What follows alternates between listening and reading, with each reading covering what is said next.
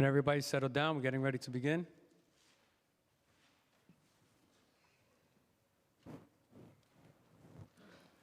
Good morning and welcome to the New York City Council hearing of the Committee on Public Safety. At this time, can everybody please silence your cell phones? If you wish to testify, please go to the back of the room to fill out a testimony slip. At this time and going forward, no one is to approach the dais. I repeat, no one is to approach the dais. Chair, we are ready to begin.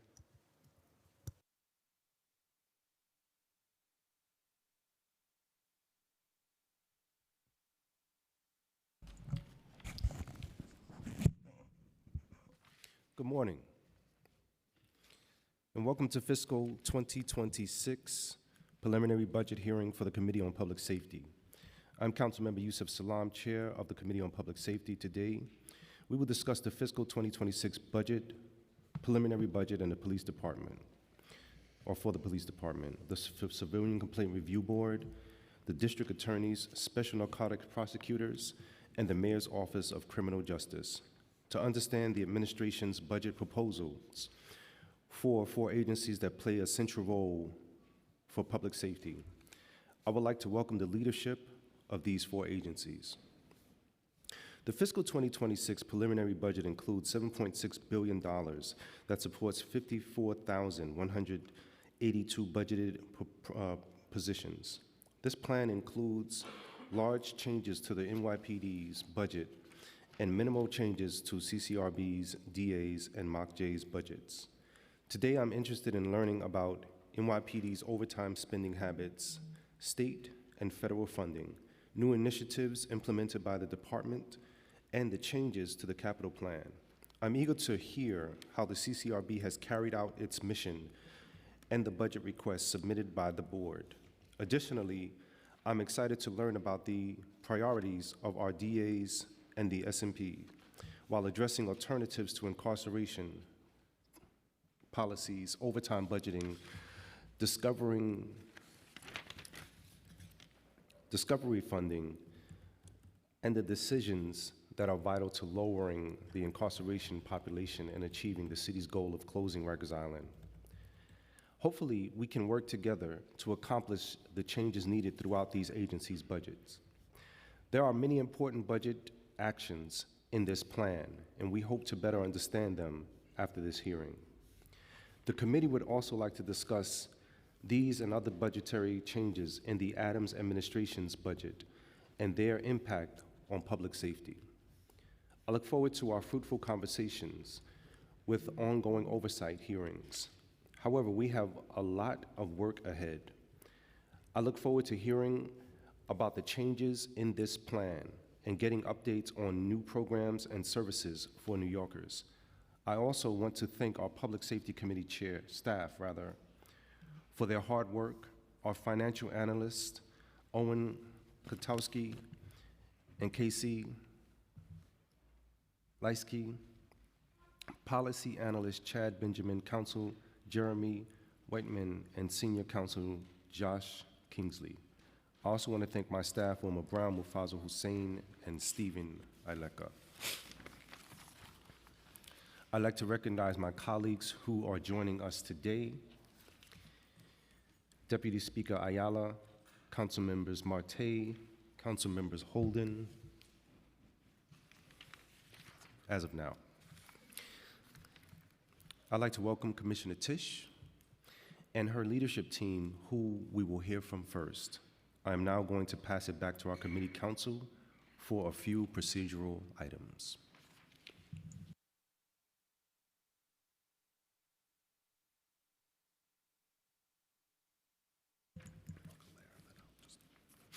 So welcome Commissioner Tisch, Jessica Tisch, Joseph Kinney, Tariq Rahman, Christine Ryan,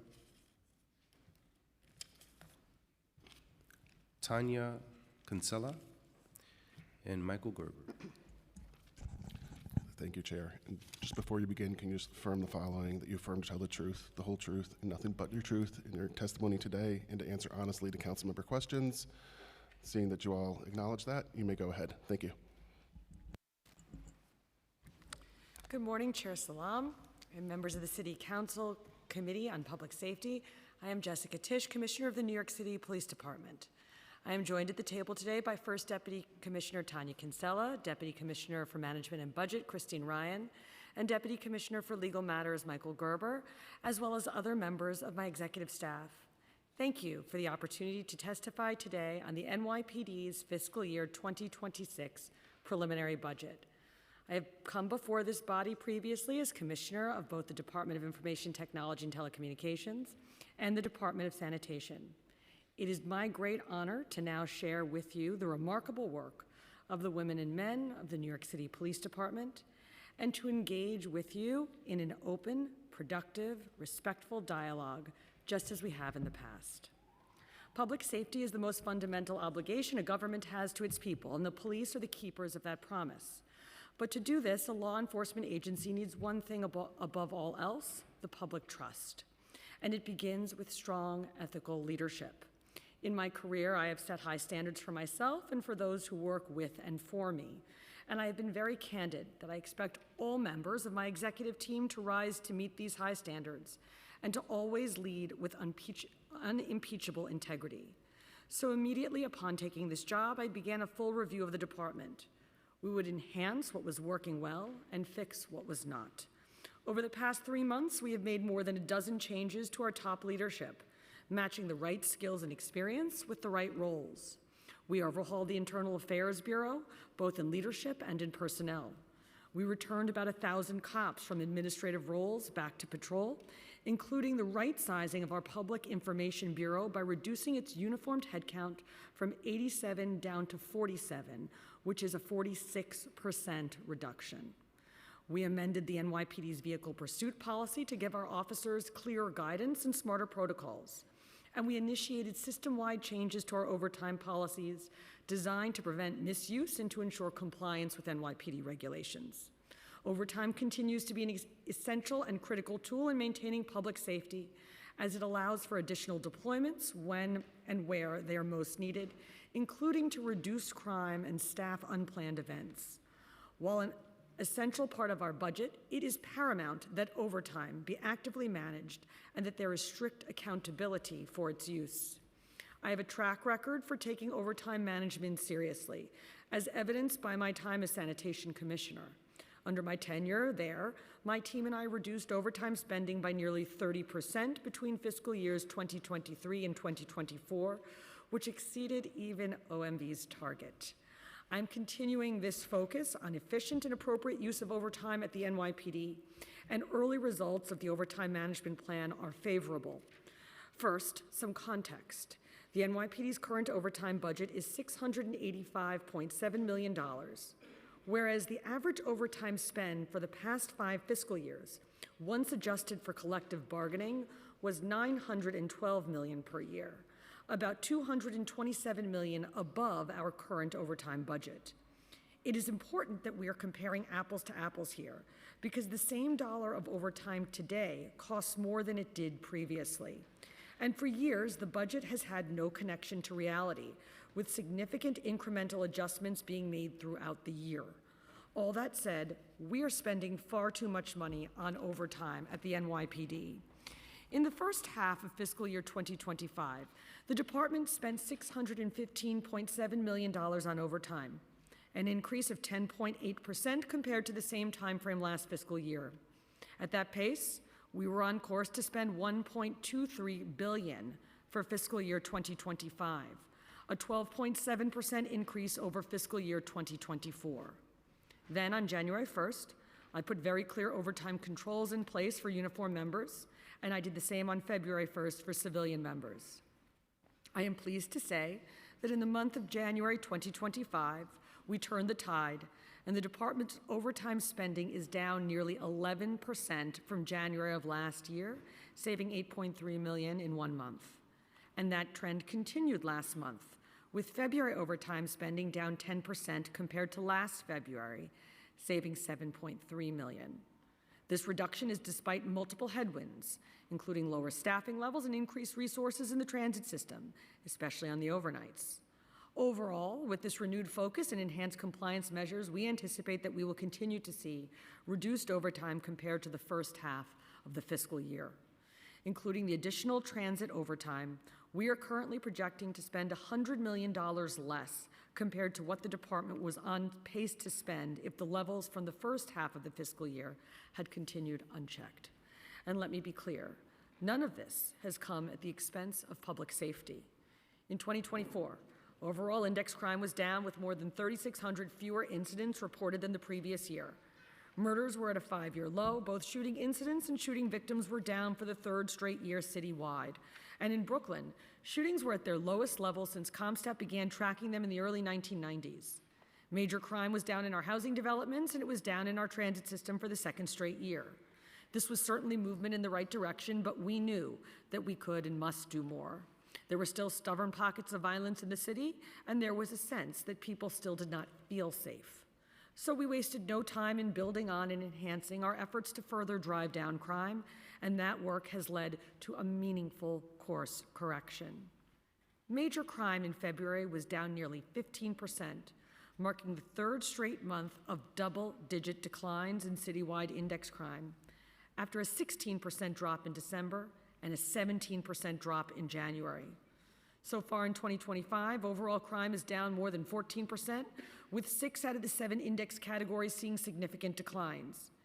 Year-to-date, crime is down across every city borough. It is down 11% in housing, and it is down 27% in our subways.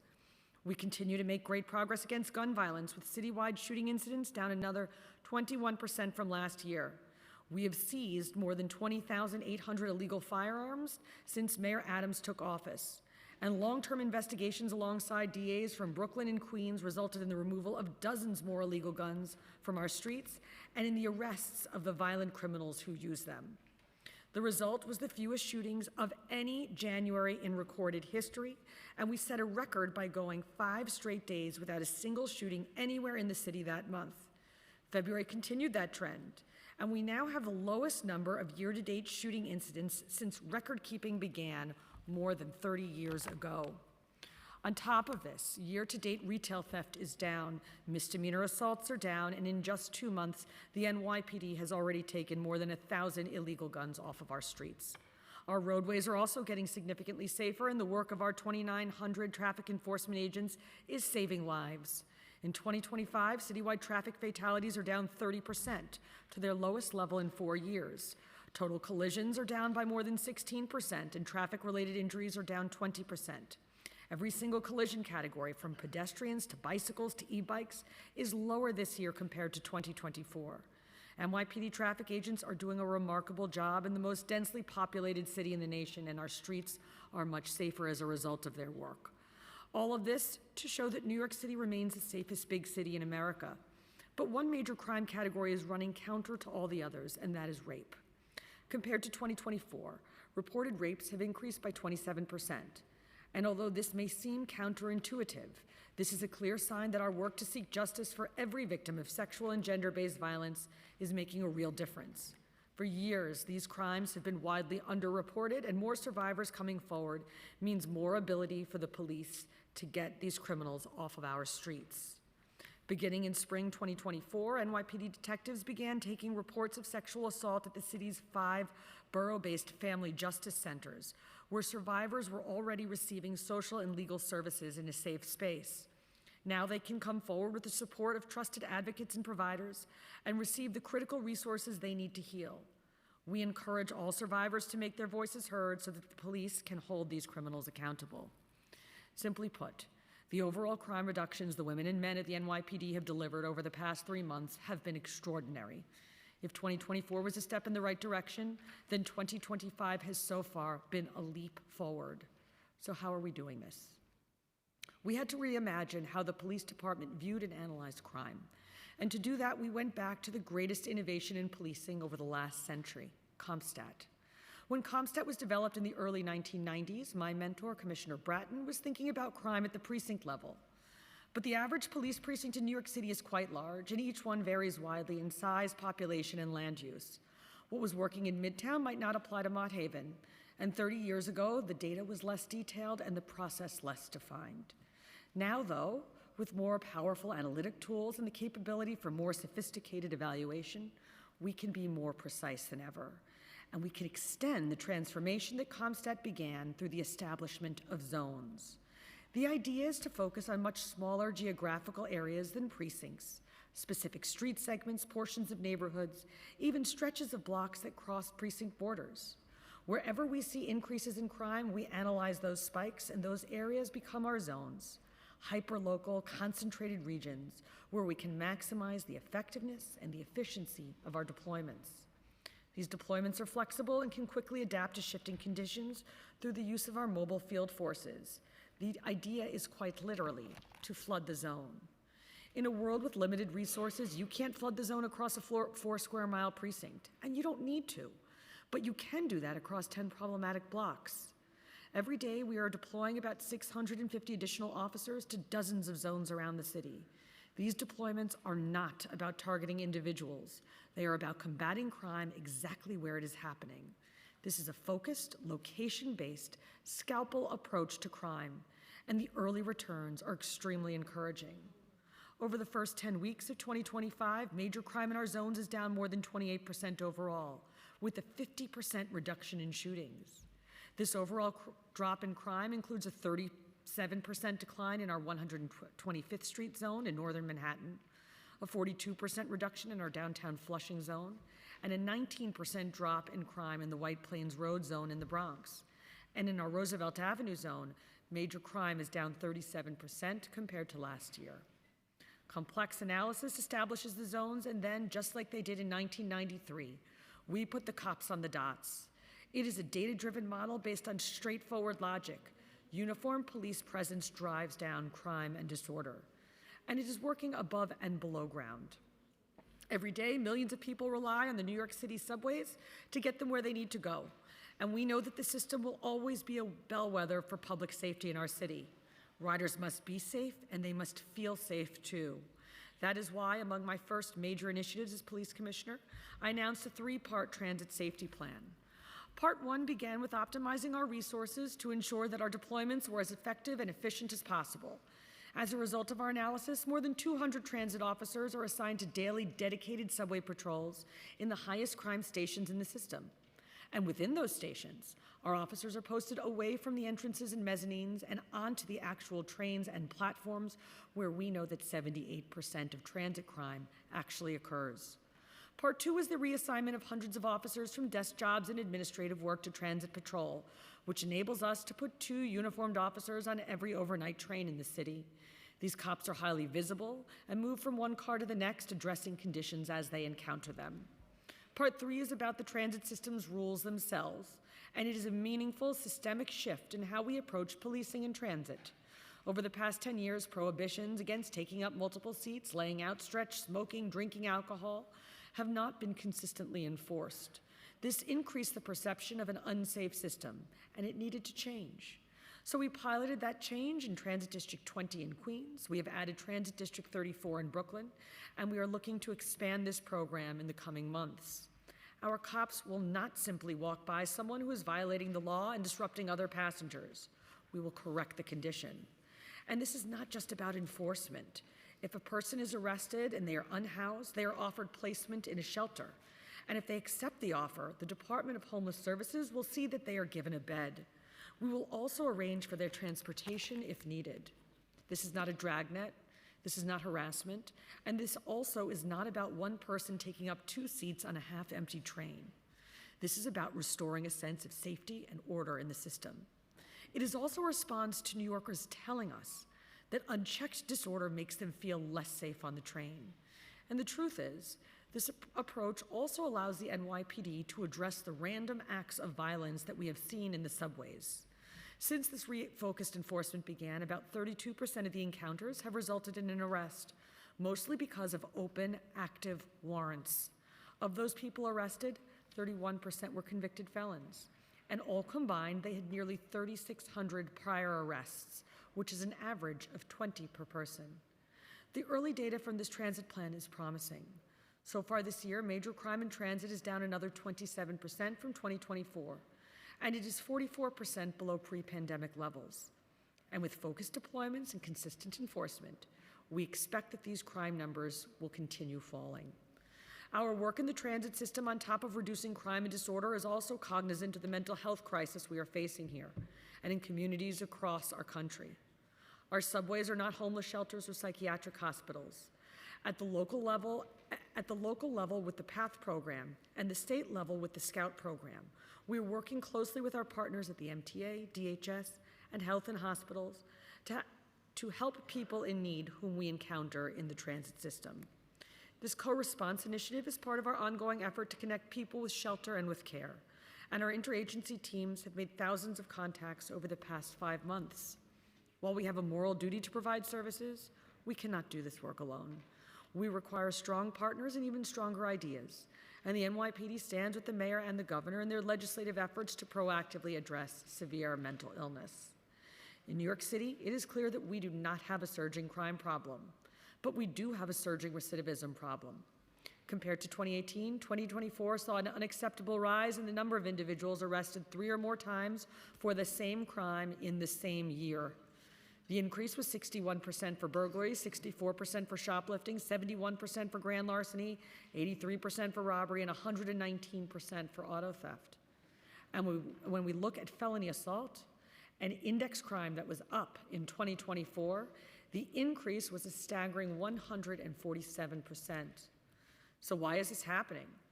Well, among the reasons are changes to New York State laws enacted in 2020 that rendered our criminal justice system a high-speed revolving door, putting violent repeat offenders back on our streets over and over again.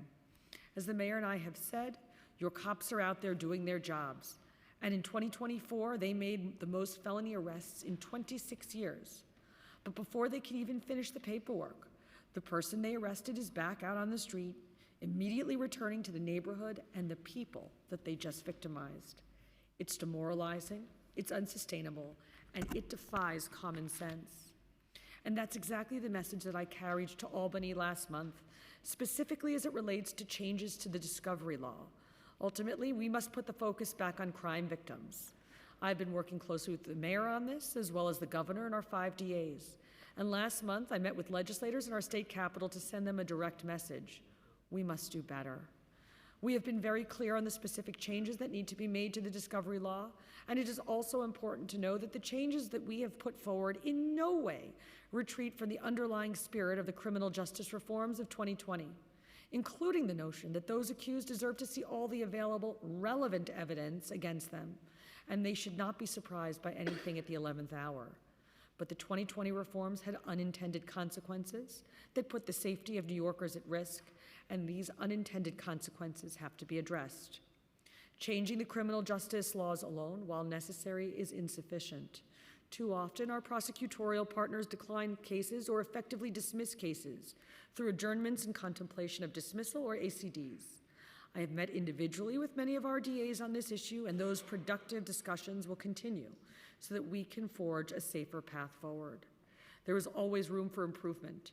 Our DAs are our most important partners, and our work together undoubtedly makes our city safer. But any blanket policy that makes the revolving door spin faster must be reevaluated, and we have seen the effect of these policies for a while now. Toothpaste and laundry detergent locked up in cages on pharmacy shelves, mom and pop stores closing because they cannot recover from shoplifting losses, people brazenly stealing from our retailers, really taking their time with it, and calmly walking out of the store without a care in the world. All of this is at least in part due to the removal of serious consequences for certain misdemeanors. I am channeling the voice of virtually every NYPD cop and everyday New Yorkers when I say, enough is enough.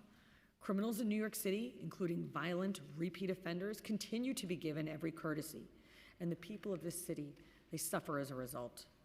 To be sure, crime and violence are major parts of the public safety equation, but when residents, businesses, and tourists are plagued by issues like out-of-control scooters and e-bikes, aggressive panhandling, unruly street vending, public urination, open-air drug use, and more, it makes them feel unsafe, and it gives the impression of chaos and disorder on our streets. To address this, the NYPD is overhauling its approach to quality of life enforcement, and our plan, which will be finalized and implemented over the coming months, begins with the creation of a quality of life division headed by a new chief of quality of life. Instead of various units scattered throughout the department, we will have dedicated precinct officers assigned to newly formed Q teams. These teams will have strong centralized leadership and be specifically trained to handle and resolve these issues. And we are also developing QStat, which will track quality of life complaints the same way that CompStat tracks crime complaints. Our QStat meetings will keep us accountable, more accurately measure our effectiveness, and recenter our approach to public safety. I want to be very straightforward about this. Quality of life enforcement is based on community complaints. It is about listening to the people in our neighborhoods who are calling 311 and pleading for someone to come and help them. Over the past 6 years, those calls nearly doubled. From 2018 to 2024, complaints about illegal parking have gone up 202%. Noise complaints are up 119%. Calls about homeless encampments are up 557%. And complaints about panhandling have increased by 2,783%. New Yorkers are clearly demanding that something be done. And make no mistake, this is not about zero-tolerance policing, which can be dangerous and counterproductive. While correcting these conditions, our officers will always have discretion, and discretion starts with engagement. Over the past 30 years, CompStat has transformed how we police with a focus on data-driven analysis and supervisory accountability. Now we are using that same model with ComplianceStat. What began last year as monthly ComplianceStat meetings will now occur every other week. At a ComplianceStat meeting, the borough leadership and commanding officers are grilled for 3 hours by senior department executives on a variety of compliance metrics. Just as COs are called to the podium at CompStat to explain what they are doing in response to crime spikes, at ComplianceStat, they have to explain body-worn camera video where we have identified deficiencies, or compliance data showing that they are falling short. Half of ComplianceStat is devoted to investigative encounters, particularly the self-initiated stops by our specialty teams. For that portion of ComplianceStat, members of the monitors team are in the room so that they can provide feedback and guidance. When it comes to compliance, we have real work to do. Through ComplianceStat, we are devoting the time, the focus, and the energy of the department to getting that work done. ComplianceStat and QSat are the latest accountability metrics in use in the NYPD, and they are the logical evolution of the CompStat revolution that began 32 years ago. Advancing and refining these models now gives us precise, real-time command of our work in 3 key areas: fighting crime, improving quality of life, and measuring our own performance. And our relentless focus on data integrity will usher in the next era of policing in New York City. Also ahead for 2025 is a new training module which will expand our department's crisis intervention training to include ICAT, integrating communications, assessment, and tactics. This evidence-based approach to de-escalation training is centered on the critical decision-making model and will teach our officers additional skills and tactics to better serve them in situations where someone is in mental distress. The NYPD responds to about 180,000 such jobs every year, and they are some of the most challenging calls for service that our officers handle. The safety of everyone involved depends on cops who are highly trained, well-resourced, and exceptionally prepared, and this enriched training can save lives. We owe this to the public, and we owe this to our cops. We began this training with our newest academy class, and it will be rolled out across the department throughout the year. The work of this department certainly makes our city safer, but we need more cops, and I will not sugarcoat it. The NYPD is in a hiring crisis. This is not a budget problem. Mayor Adams has given us all the resources that we need and greenlit every class we wanted to bring in, but the applicants are just not there. It was not that long ago when people would wait years to get the call to join the academy, and every incoming class was at capacity. Now we are practically begging people to take the exam, and when they pass, we are scrambling to get them hired as quickly as possible. So what happened? First and foremost, we are still seeing very real impact of the defund and anti-police movements, which created a public discourse that devalued our officers and their profession. A lot of the rhetoric aimed at our police is vile, and the pendulum has swung too far away from what I consider to be the most important and noble job that anyone could do, and we must swing it back. Because it's quite simple. More cops on patrol make our city safer. In 2018, the NYPD had 37,000 uniformed officers for a city of more than 8 million people. Now we have 33,000, an 11% drop in headcount over 7 years. We need to bring the headcount up, and we started with the new class of more than 1,000 recruits sworn in 2 months ago. It was the largest recruit class in nearly a decade, but these much-needed additions are just the beginning. We know that we have more work to do. Part of that work is continually evaluating our staffing policies and making changes to improve the way we recruit, hire, and train our officers. Previously, the NYPD required at least 60 college credits to enter the academy, which is a higher standard than most peer agencies who do not require any college at all. In 2023, this requirement led to the disqualification of 29% of NYPD applicants, meaning we turned away 2,275 potential officers. We could not afford to do that any longer. So, in line with similar decisions that Mayor Adams made last year to recruit more municipal workers, I made the difficult decision to reduce the credit requirement from 60 down to 24. At the same time, we have increased the college credits earned in the police academy from 36 up to 45. Along with increased academic rigor in the academy, we raised the physical standards as well. With the mayor's support, we reinstated the mile-and-a-half run as a graduation requirement, putting more focus on our officers' health and fitness. I know these changes will allow the NYPD to recruit more quality candidates to serve as police officers while increasing the physical standards and maintaining academic rigor that continue to surpass what most other police departments require. At the end of the day, I want this to be a job that our officers are proud of and their families are proud of, and one that they want to pass down to future generations. There was a time when policing was the family business, and it needs to be again. As we go about our vital work keeping New Yorkers safe, I can promise you that the NYPD is going to follow the law. Federal law, state law, city law, and the court orders that bind us. That means that we are not going to engage in civil immigration enforcement, period.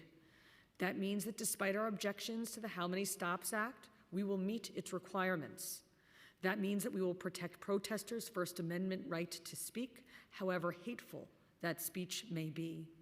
That means that we are recommitted to meeting the mandates of the Stop, Question, and Frisk monitorship through Compliance Stat, through a 14th Amendment compliance plan that was long overdue, and through the accountability and discipline that are warranted when we fall short.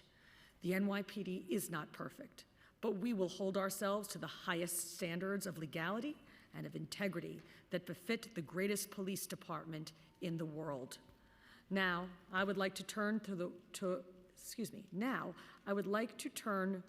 work the NYPD and City Council can do together.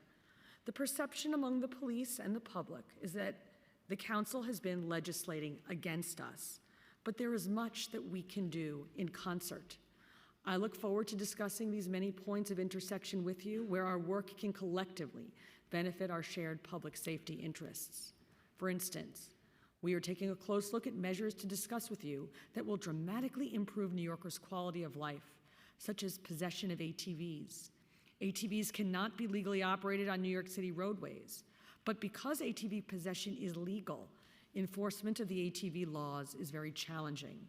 The City Council should make it a misdemeanor to possess an ATV within the confines of the city. As part of this shared work, we must move away from stances that negatively impact public safety in our city. We need to have a candid dialogue, not in anger, but in honesty, about the effect that various laws have on the department's work and on public safety. As you know, the Council has before it a bill that would ban the department's criminal group database. That database is a critical intelligence tool that helps the NYPD save lives. If you want to work with us to improve the database, by all means, let's craft a bill together. But do not eliminate the database. Doing so will hurt the department and will detract meaningfully from public safety. Whenever possible, we should be working together to enhance the safety and quality of life of every New Yorker. As leaders in city government, that is our job, and I am eager to partner with you on any policies and legislation that makes our city stronger. Now, turning to the mayor's preliminary budget and its impact on the NYPD in the coming fiscal year. In totality, the NYPD's fiscal year 2026 expense budget is $6.15 billion, the vast majority of which, or 92%, is allocated for personnel costs. The remaining 8% is dedicated to non-personnel costs, which include costs for technology that provides officers with immediate access to critical data and applications, safety equipment, our response vehicles, and facilities. We are grateful for the restoration in the November financial plan of our January and April 2025 police officer classes, as well as the additional new funding of $181 million included as part of the preliminary financial plan, which was for the following in the current fiscal year.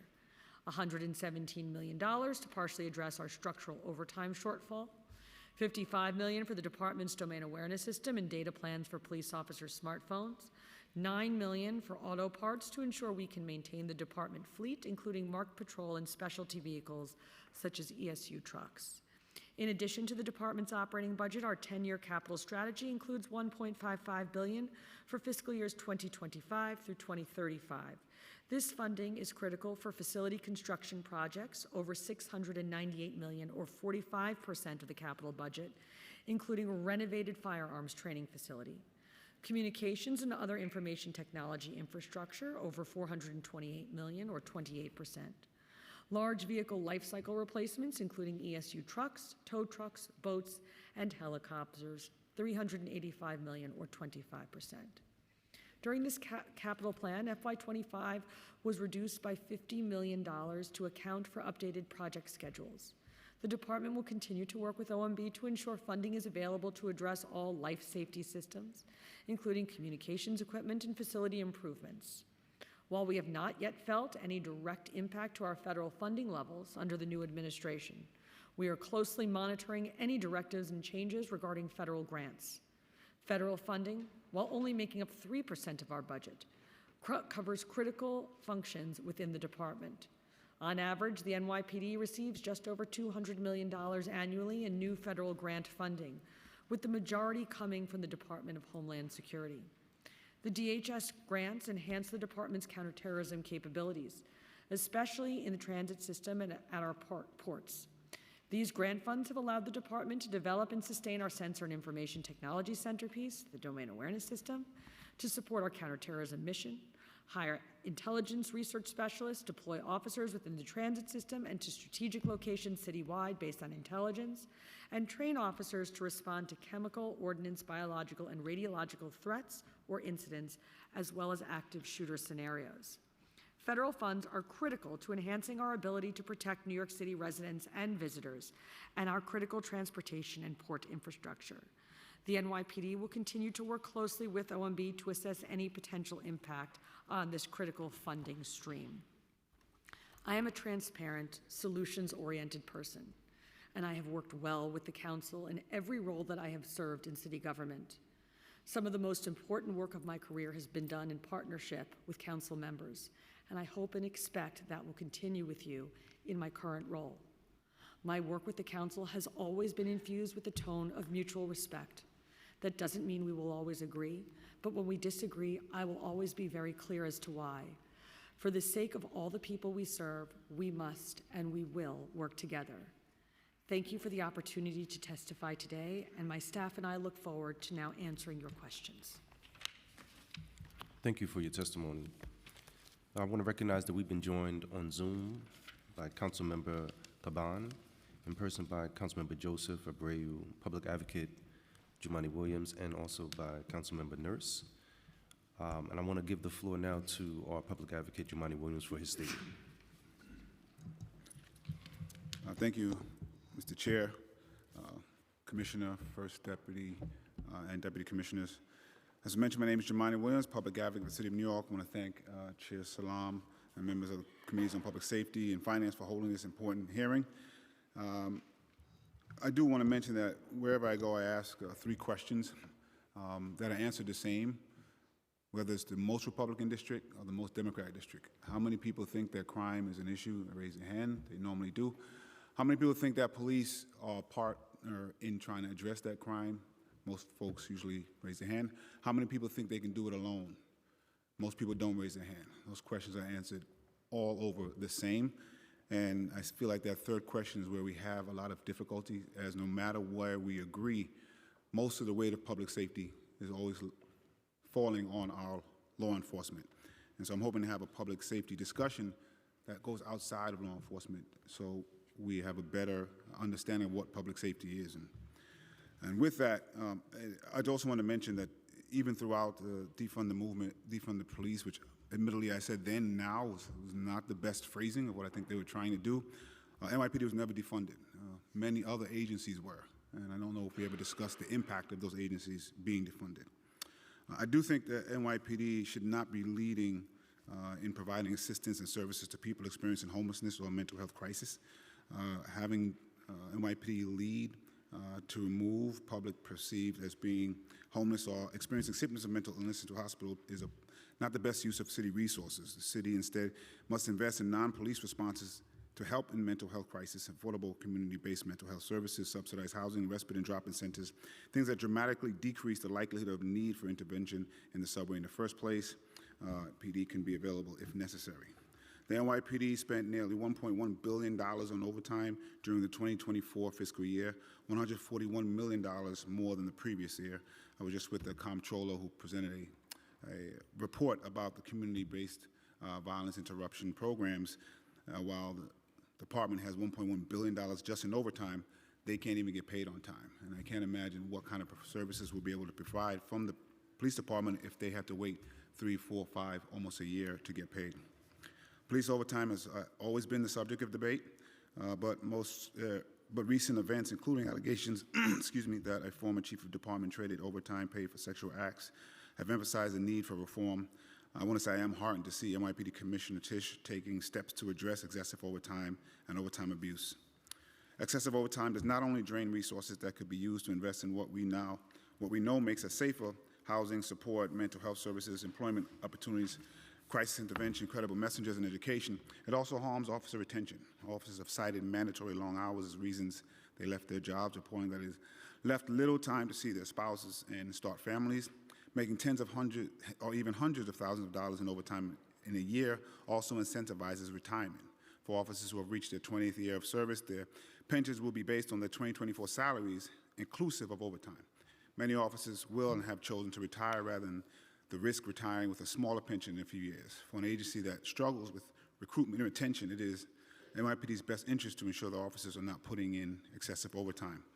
In 2024, the city paid over $205 million in police misconduct lawsuit settlements, the most since 2018. This number is not inclusive of matters that were settled with the Comptroller's Office prior to formal litigation, though more than half of the cases settled were around 20 years old, predating this administration. We continue to see cases seeking millions of dollars in damages as a result of police misconduct. In September of last year, the NYPD shot a person accused of holding a knife, pursued for fare evasion, as well as bystanders and one of their own officers, leaving one bystander in critical condition with a gunshot to the head. Two of the victims announced their intentions to sue the city for $80 million and $70 million, respectively. It bears repeating that the fare for the subway is $2.90. NYPD also injured numerous people last year in a crackdown on protests, including occupation of a building on Columbia University's campus. It is also vital to adequately, robustly fund our public defender services, while free legal defense services for anyone who needs them are mandated by federal law and local law. These organizations are consistently underfunded. It is low-income New Yorkers who ultimately face the consequences of a budget that favors district attorneys' offices, deprived of the robust legal representation that they need and deserve. A broader range of nonprofits that have city contracts to provide services to New Yorkers, including those that provide legal services, have repeatedly reported that the city makes payment far too late, or sometimes not at all. The city budget must ensure a high standard of quality legal representation for low-income New Yorkers. Just wanted to add, based on some of the things that I heard, that sound a lot like returning to some broken windows type policing.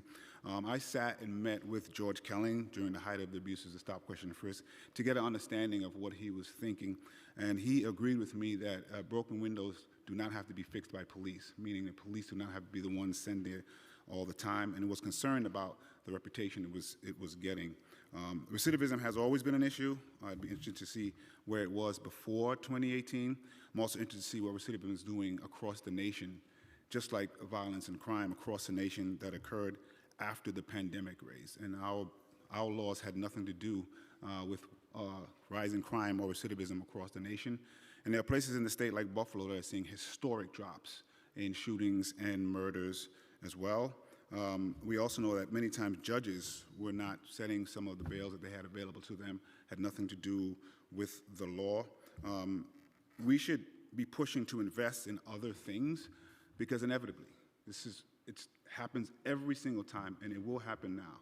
The more we put this weight on our police, there will be interactions that will be damaging, and often feel like we're setting our officers up for failure by asking them to do things that other people should be doing that is not good for them, and it is not good for community. But this is a cycle that happens. And I'm hoping at some point we can stop the cycle by agreeing where we agree, but backing that up with funding to other agencies and other organizations that can do the job that we're asking our NYPD to do.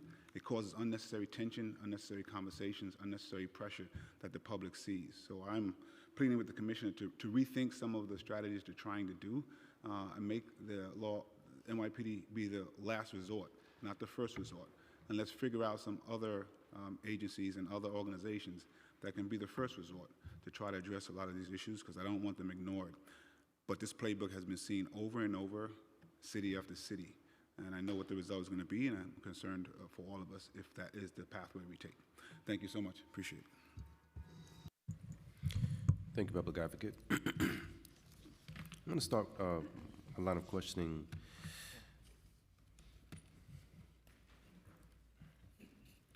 Start off by asking the budget requests that have been submitted to the administration for the NYPD. Can you summarize the requests made for fiscal 2026 and what requests were not funded in the preliminary plan that you hope will be included in the executive and adopted plans?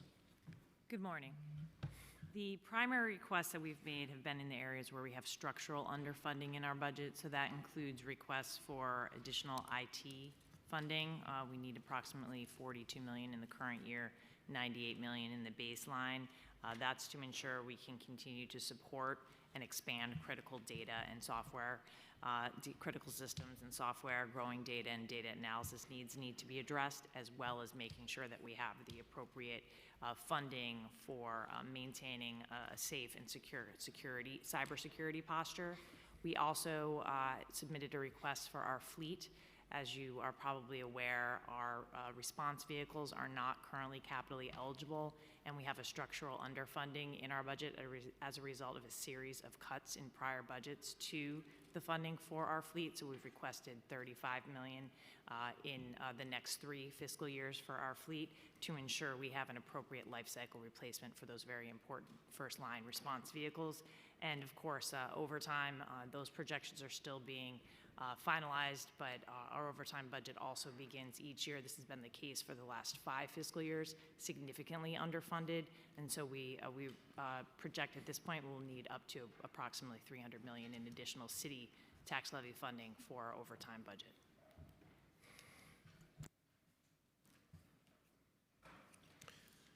And Commissioner, in the few months that you've been Commissioner, what changes have you implemented in relation to the dedication and direction of the NYPD's resources? And have you created or enhanced any units within the NYPD? And are there any units for which you have reduced funding or eliminated? And do you have any plans to create new units or eliminate any existing units during your tenure? As I mentioned in my testimony, the large push that we've been making over the past 3 months has been to return officers who are working desk jobs back to patrol, transit, and housing. This is especially important given the staffing crisis that we face at the NYPD. We are seeing a lot of retirements, which are expected. We hired massive classes about 20 years ago, and so we have lots of officers that are newly eligible for retirement, and we're working very hard to bring new recruits in to replace those officers. So the big push on the staffing side has not necessarily been to create new units, but to bolster patrol, transit, and housing. That's the bread and butter, really, of the department, and get officers back out onto the streets. We've put a lot of emphasis on rebuilding the Internal Affairs Bureau. We've also taken a good hard look at DCPI. As I've mentioned in my testimony, we have significantly reduced uniform headcount there. Those are among the changes that we have made to date.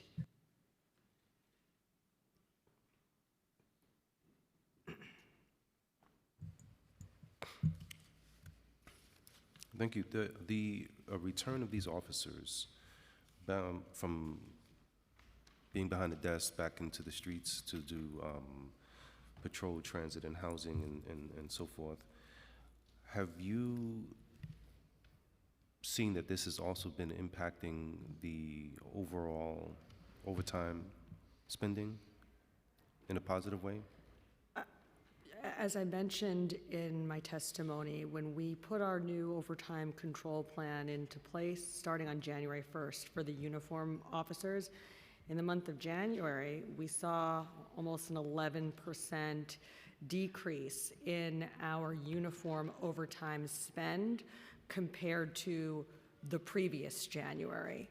And that was not just that it's an 11% decrease. We were on a trajectory to be 11% over for the month of January. So we really turned the tide there.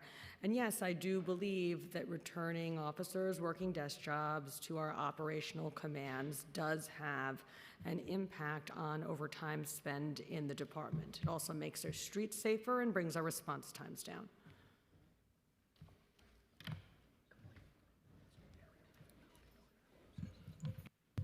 Just like to acknowledge that we've been joined by Councilmembers Ariola and Councilmember Palladino.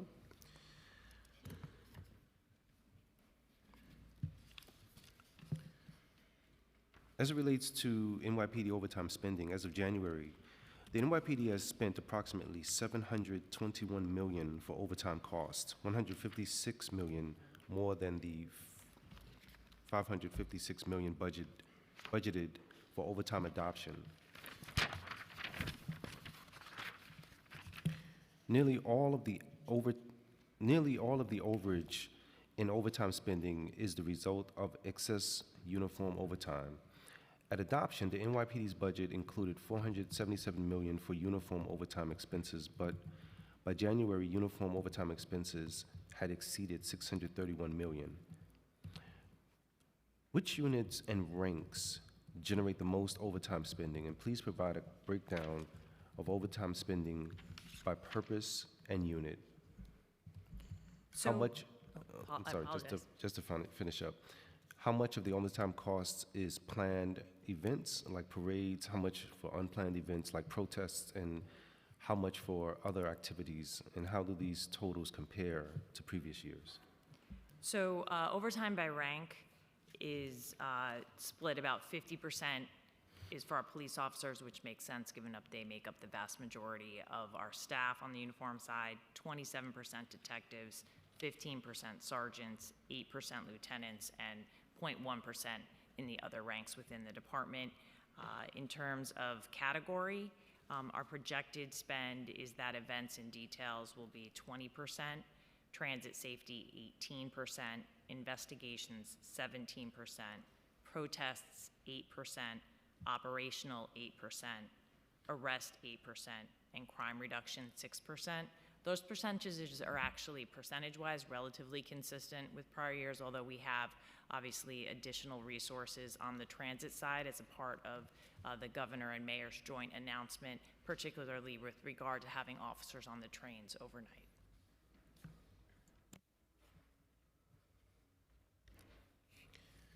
In the past, council will receive overtime reports breaking down overtime by categories and events. Will you commit to providing the council with these reports again? Yes. And the NYPD's excessive overtime expenditures have been an issue of concern for many years now. I assume that after all these years, NYPD has a good understanding of the preliminary drivers of the increase in the NYPD's overtime expenditures.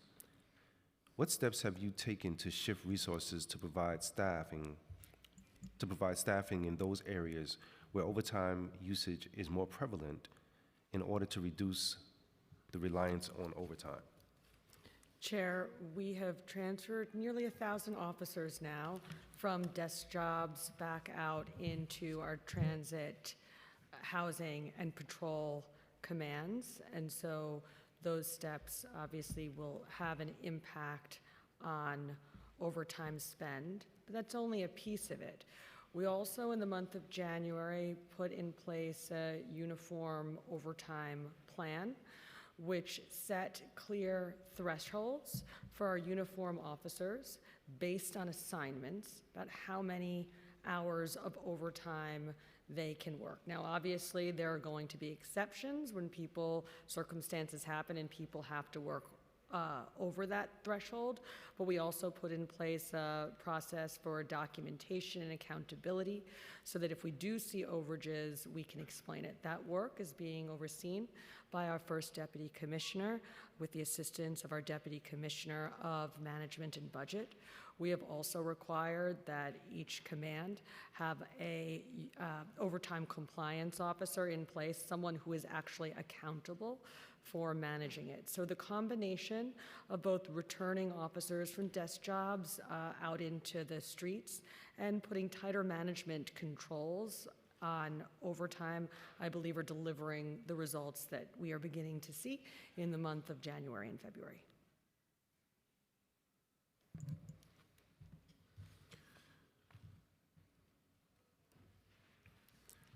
Director Jihar testified that the OMB budget hearing, that under budgeting overtime is a cost avoidance measure, and if the NYPD was budgeted $1 billion at adoption for overtime by the end of the year, costs would be even more. The Director Jihar's statement can be interpreted to mean that the NYPD's overtime spending isn't directly linked to necessity, but rather to the availability of funding. Do you agree that no matter what the NYPD's adopted overtime budget is, the department will always end up spending more than the budgeted amount? I have deep respect for the budget director. I've worked with him collaboratively and very well for many years in government, including, as I mentioned, as sanitation commissioner, where I was very proud that we came in even under his overtime targets. But I would defer to him on his methods for budgeting around overtime.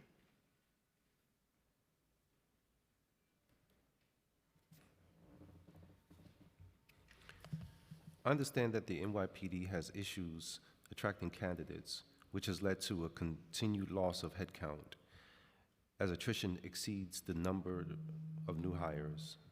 One strategy you have taken to counter this trend is to reduce the credit requirements necessary to be an NYPD officer. How many officers do you estimate will separate from service this year? You have that number? Separation for service? Hold on, I can get it.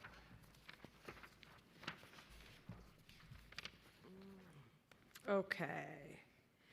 In 2025, it's actually a range. Our projected attrition is between 2,828 and 3,387. So that would be a difference of 8.35% to 10%.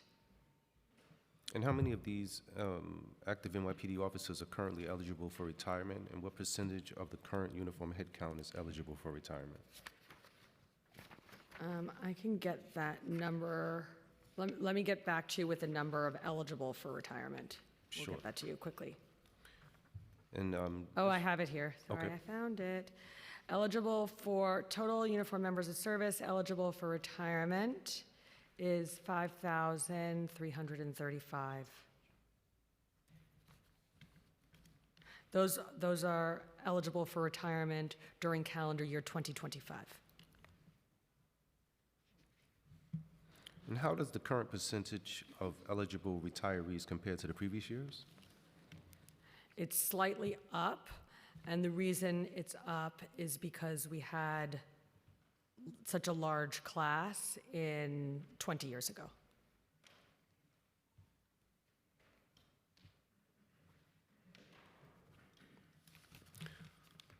Over the last few years, NYPD has around 600 officers in each cadet class. In January, the NYPD's class started with over 1,000 officers. Are you planning more classes of this size in the future?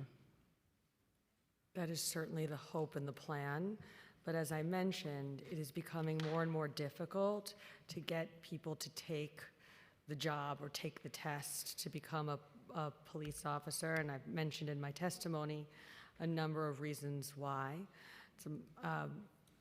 As a result of the staffing crisis, we did recently lower the college credits required to become a uniform police officer, so we are hoping and expecting that that will shake loose additional candidates so that this year we can match attrition with our hiring. But I believe that had we not made that call to reduce the college credits, we would have been unable this year to match hiring to attrition. I want to shift to quality of life, Commissioner and Summons. Commissioner Tisch, you recently announced a new quality of life division to deal with quality of life complaints. This administration has been targeting quality of life complaints over the past few years. In fiscal year 2022, the department issued approximately 67,000 quality of life summons, and in fiscal year 2024, the department issued approximately 180,000 summons. What is the budget and headcount for quality of life for the quality of life division? And what other criteria will an officer need to be selected for that division? So, over the past several years, the quality of life enforcement at the NYPD has been led by a unit called CRT, or Community Response Team, that we are proposing to create a quality of life division at the NYPD so that we can make precinct commanders and the resources that they control responsible for quality of life complaints in their precincts rather than this other solely relying on this centralized or more centralized unit to address quality of life concerns. And the rationale there is quality of life issues vary from precinct to precinct. In one command, it might be abandoned vehicles. In another command, it might be unruly vending. And no one knows the issues in the commands better than the commanding officers. The other idea there is to put some metrics and accountability around responsiveness to 311 complaints. As I mentioned in my testimony, over the past 6 years, 311 complaints to the NYPD have doubled around these issues.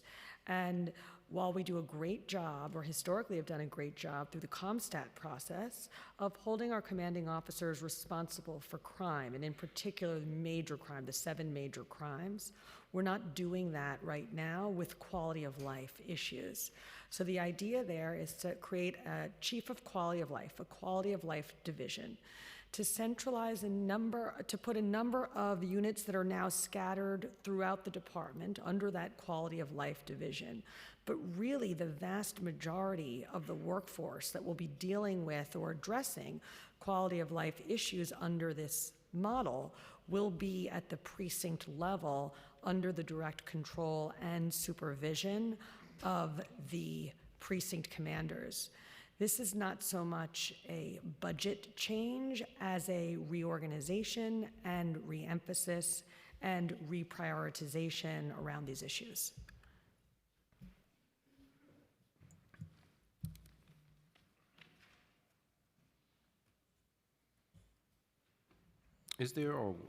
What is the specialized training that the officers selected for this will receive? That's still being worked out, but I can give you an example.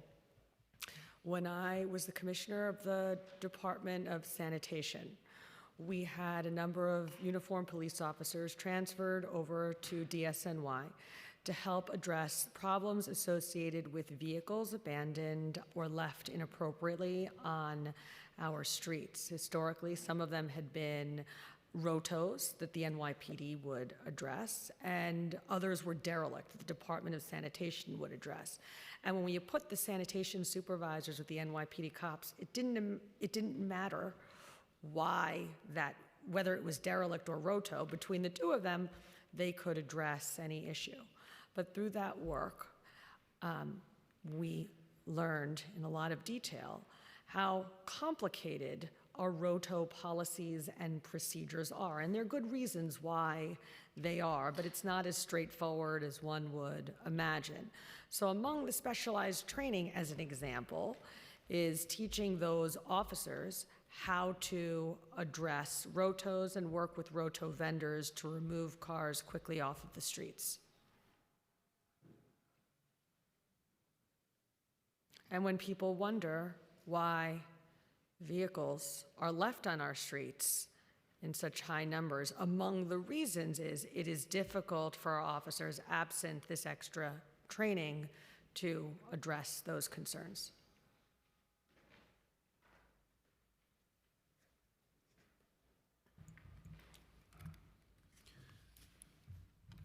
Thank you. Moving to state funding for the subway safety plan. The state fiscal 2025 enacted a budget including $777 million over the 2 years to cover overtime costs of officers on subway platforms and in subway cars. This funding was announced as a match to what the city will spend to increase deployments to the subway system. How much has the NYPD spent on increasing subway deployments over the past year?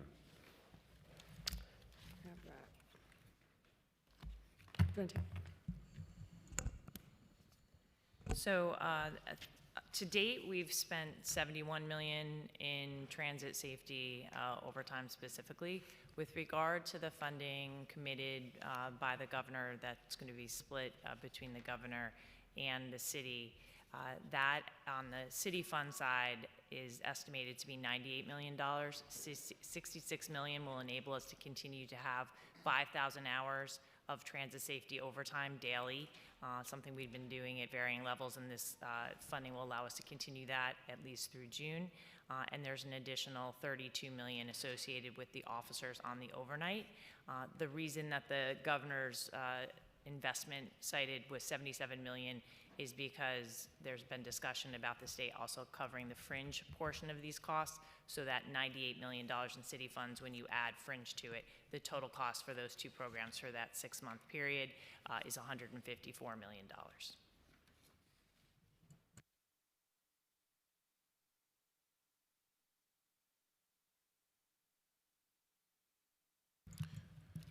It's clear that much of the NYPD's effort patrolling in the transit system involves situations in which officers must interact with people experiencing mental health crisis.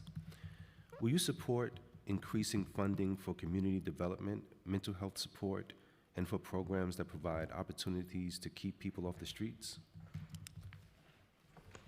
As I mentioned in my testimony, the NYPD stands with the governor and the mayor looking for solutions that meet the scale of the mental health crisis that we're seeing in New York City.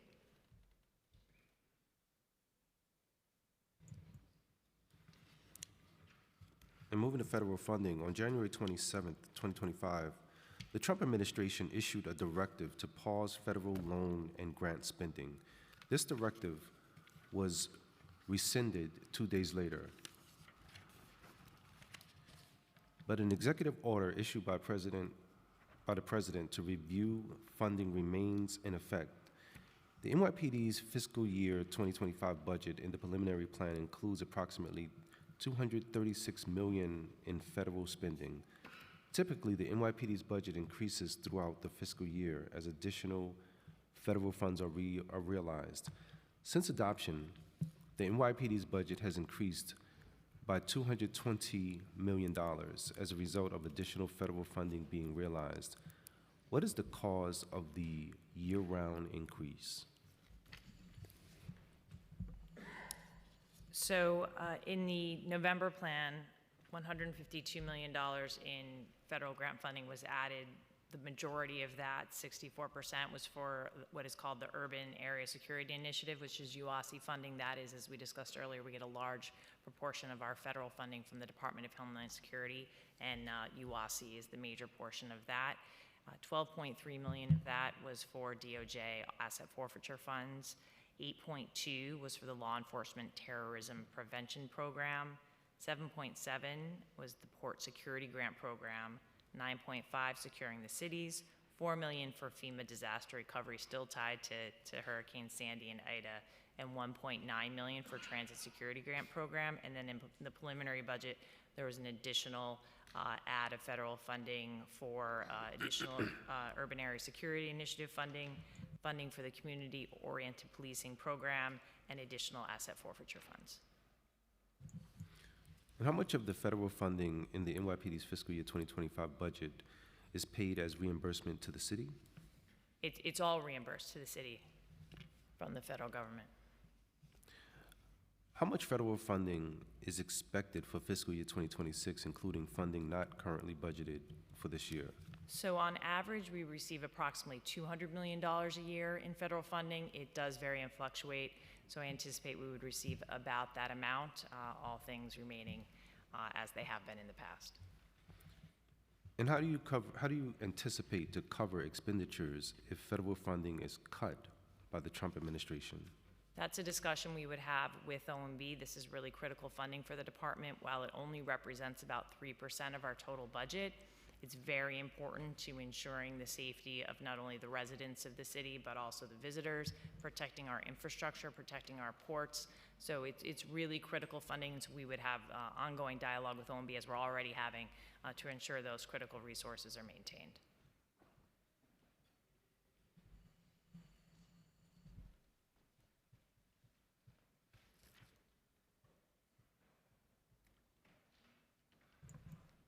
So I'm going to open it up and pass it to the other council members, starting with Councilmember Holden.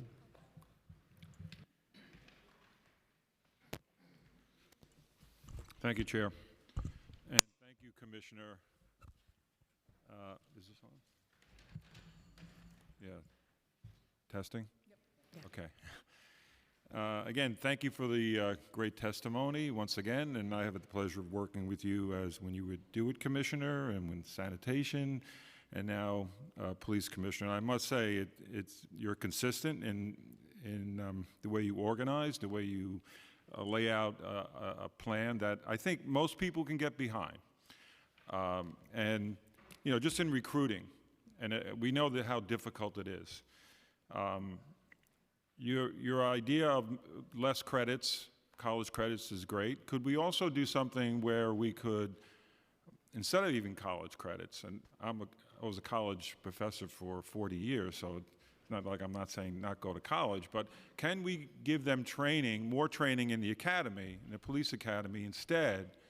And you mentioned something to that effect, but can we, instead of any college, let's say, any college credits, which may be an obstacle for some, could we give them extra training? That is definitely something that we are assessing, and meaning striking the balance between how many credits earned at the academy and how many credits are required to come in and take the job. I see what we just did in terms of increasing the academy credits and decreasing the number that are required to take the job as a first step. It doesn't mean it's the final step. I'd like to get basically a year's worth of data and see how our hiring goes before we make additional changes to eligibility. But one thing is very clear. New York City needs to hire more members of the New York City Police Department. It is an important investment for us now, but it's also an important investment in our future. Okay. Getting into quality of life, which I love, that idea, that was the intent of the NCO program originally, and then since we had a shortage of police officers, the NCOs kind of were you know, on 911 calls more often. So, for instance, a lot of my complaints in most of my precincts seem to be quality of life, parking issues. Somebody's in the driveway, somebody is parked at a hydrant, whatever, you know, a lot of commercial vehicles, which many times is frustrating on 311 because the officers don't seem to know the law on improper registration, for instance. And that's exactly what is behind the model that I'm recommending.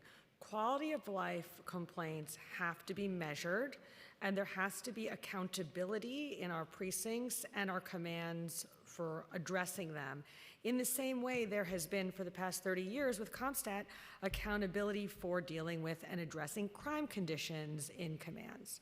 But this model is also driven by a fundamental belief that the cops who work in the commands day in and day out, they know the issues the best.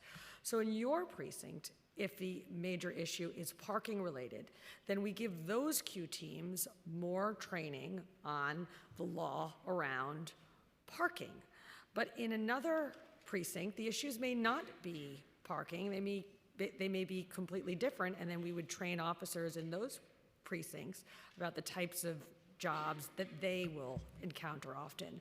But we need to have more accountability and a more localized approach to addressing quality of life issues in New York City, and that's what we're going to deliver. One thing in working with NYPD, since I came into the council, when I first came in, the 104 precinct, which has probably 90% of my district, towed only 50 cars in that particular year, and I had a bill that we passed through the council my first year on towing, that the police can tow at will for certain offenses. So we're now up to 760 last year in towing. So we went from 50 to 760, which I want to, just give a shout out to Inspector Brian O'Sullivan, CO of the Traffic Division under the Chief of Transportation. At will, you call him, you say, we got this problem, and this is parked here for a month, 2 months, 3 months, and he goes out with his team, and they do an excellent job. I just want to bring up the subways before I run out of time, and I am running out of time. When we have somebody that's committed a number of crimes in the subways, attacks, random attacks, when you know this person has serious mental illness, when they attack people at random, and you just keep rearresting the same person, what are some of the options the NYPD can do to address this, rather than, because I used to ask the previous administration, well, how do you red flag individuals, and they didn't. So 40 arrests, same individual, and we just keep going through revolving doors. I know it's the justice system, but what can the NYPD do to address this? As I mentioned, arrests in New York City, major felony arrests last year were at a 26-year high. Our cops are out there doing their job every day, and they're doing it really well. We need our lawmakers and the rest of the criminal justice system to step up and do their part and shut down the high-speed revolving door for criminals that they have created. That includes our lawmakers up in Albany. They have to look at, and in my opinion, revise certain laws that were changed in 2020, chief among them, the discovery law. But it also includes our prosecutors, who need to re-examine any blanket policy that their office has had or holds that allows repeat offenders to just walk. It also includes our judges, who from time to time do not exercise their full authority to hold someone that needs to be held. So I give a huge amount of credit to the police in addressing these repeat offenders and taking them into custody, but we need the rest of our criminal justice system to step up. And finally, I did speak to Chair, if I may just follow up on some of that. I go into my precincts, and they're built in the early 20th century, many of them, and they're way overcrowded. Now, we talked a bit about NYPD facilities. How much in the budget, can we put into revamping our precincts? Because my 104 precinct's upside down, and we did get facilities in there, but then came the pandemic. So are we putting more money into renovating? Because it's very depressing going to some of these precincts. The lighting, the conditions, just the overall, it's crowded. So approximately 45% of our capital budget is associated with facilities. Unfortunately, given the age of our facilities, many of which were built early in the last century, if not before, we do have a lot of infrastructure that needs to be addressed. For the 104 specifically, what we're looking at right now, which certainly won't fix everything, but is to do some locker room renovations and HVAC upgrades, and we're working on the bid package for that right now. All right, thank you. Thank you, Chair. Thank you. I want to pass it to Councilmember Ayala.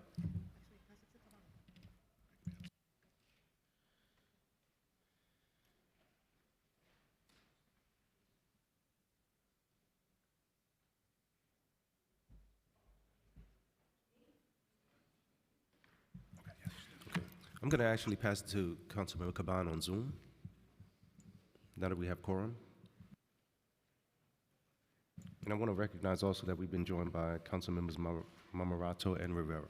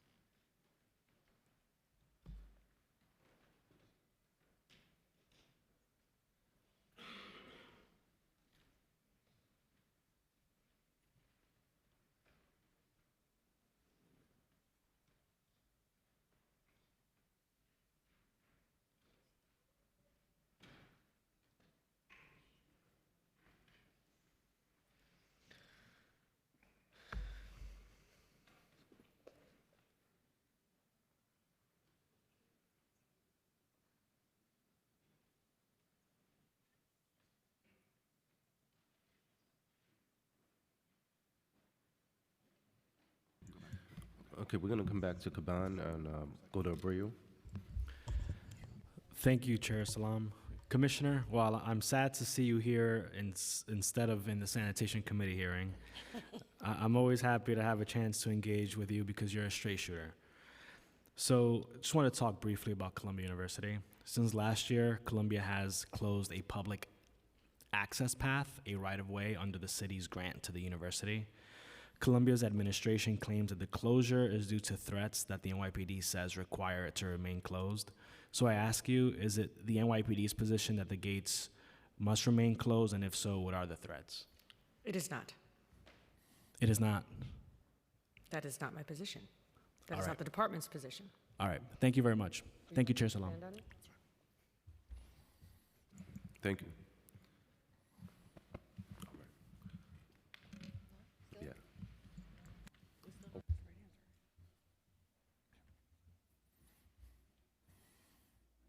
All right, going to Deputy Speaker Ayala. Okay, all right. We're just trying to make sure that we don't lose quorum before the members that are online have an opportunity to ask questions. So we're going to pivot here for a minute, and I'm going to ask a couple of questions that may seem a little bit redundant, but just to get clarity. In the preliminary budget plan, $117 million was added for NYPD uniform overtime spending. How do you properly evaluate the reduction targets when half of the projected overtime cost gets added throughout the year? I'll let our deputy commissioner answer, but we are taking an approach now where we're really looking at our spend month to month, so at the end of January, at the end of February. Do you want to? So essentially what we do is we recognize that there's a certain amount budgeted at the beginning of the year, but we look also at the historical trends month to month. There are different events that happen in different months. There's a level of seasonality within what we do. We're obviously looking at unplanned events like protests and things like that.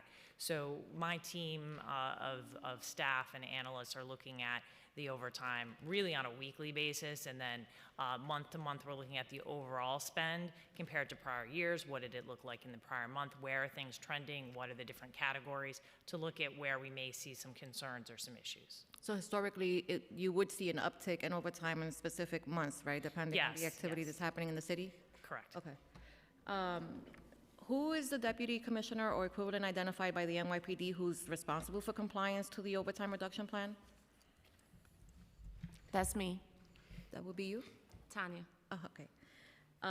And has OMB deemed any overtime expenditures to be in excessive against your planned reduction targets?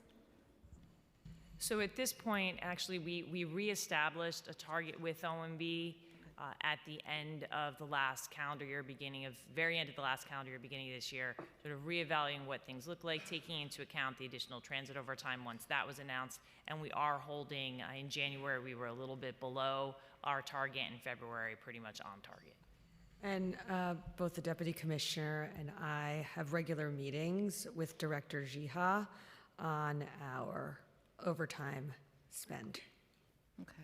I'm going to just pause really quickly so that Councilmember Caban can ask her questions, and then I'll come back. Thank you so much. Thank you, Commissioner. I'm looking forward to being able to talk to you in person soon. I want to start on just some of the pieces around discovery law. So you talked a few times in your testimony and answers about making changes to or undoing the legislation that was passed in 2019, the discovery reform. We know that's the Khalif Browder law, right? It was strengthening requirements for law enforcement to share evidence in criminal cases, which was already required in most states, by the way. Like, we were behind Texas on this. Plenty of states do this, and they do it just fine. And this law that passed at the state level obviously applies to the entire state. And the data is showing that case dismissals have only increased in New York City, not in the rest of the state. And as a result, both state legislatures and law professors have pointed out that NYPD's resistance to turning over evidence to prosecutors is more likely the cause for increased rates of case dismissals. So just to make it clear, throughout the state, the data shows that New York City is the only place where these dismissal percentages are increasing, and they're all subject to this discovery reform that exists in most states. So given these realities, why do you believe we should undo an important civil rights protection rather than hold the NYPD accountable for sharing evidence with prosecutors? So no one's suggesting, and we're certainly not suggesting, that at core, at bottom, the reform should be undone. We're talking about, frankly, tweaks to the law. And if you look at our proposal, the proposal we have with the DAs and with the governor, right, it requires all relevant evidence. All relevant evidence. Okay, so all I was relevant a evidence to be practitioner turned over. as a All relevant public evidence to be defender, turned over. And what is relevant Wait, evidence hold on. considered by, no, let me finish.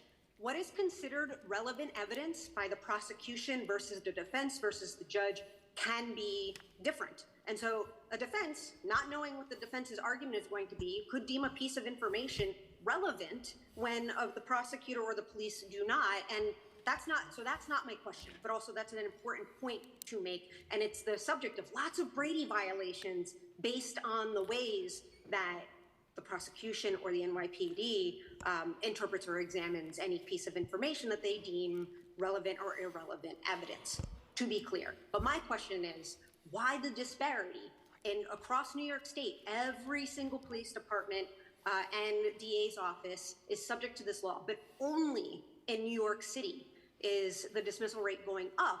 And so we have law professors and state legislators saying that it amounts to the NYPD's resistance to turning that over. So here's my second question. Are you aware of legislation introduced at the state level that would provide prosecutors with direct access to police evidence? It's actually S613, in the Assembly is 825.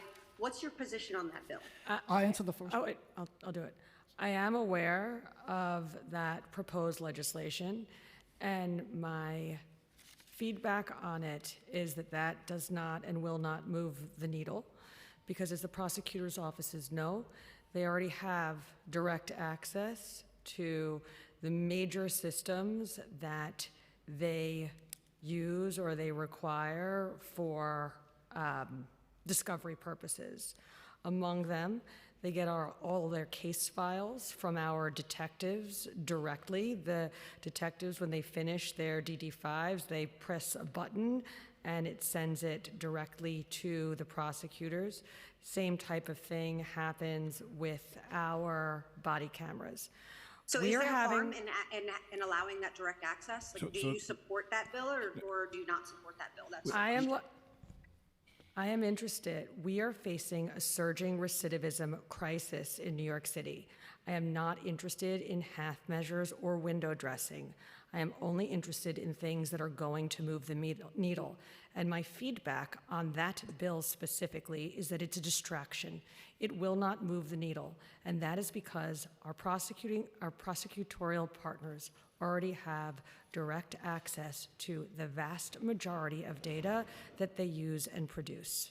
And if I may just follow up on that. Okay, So so- the way the system works now, right, is the electronic case file I gets pushed out. understand Wait, how hold the on, I'm system just answering your works. I only question. have a few It gets minutes, pushed out to the sir. DA's office already. Sir, So I only have a few minutes because I am on Zoom. to the extent And we're we're holding speaking quorum. about, to the extent we're speaking about the Chair, case can I file have some itself, help here, please? Well, let's Through let's Chair, just let him we're trying to answer respond the real quick, question. and I'll make sure that you are able to follow up. I just want to answer the first question for the disparity. It's very clear it's about volume. In 2023, the NYPD arrested almost 62,000 individuals for nonviolent felony offenses. There is no other agency in the city that even comes close. In the state. In 2023, we made 125,000 misdemeanor arrests. And for violent felony arrests, we made almost 40,000. So as far as the disparity, volume has a big issue. And I'd like to add one. It's I'd like comparable, to. though. So understand that the systems around those other jurisdictions are based on size. And yes, so I think it's misleading to say just because the numbers are higher. They have the same apparatus that you have at a smaller scale and doing their jobs. They're not experiencing these bigger dismissals. I want to move. But those on DA's to offices another- and- I want to move on to another line of questioning. So this is about CCRB. So in 2023, the Legal Aid Society identified hundreds of cases where the CCRB recommended charges and specifications for the involved officers that were essentially dismissed because the NYPD claimed that they received the cases too close to the statute of limitation. So I'm going to call that SOL, right?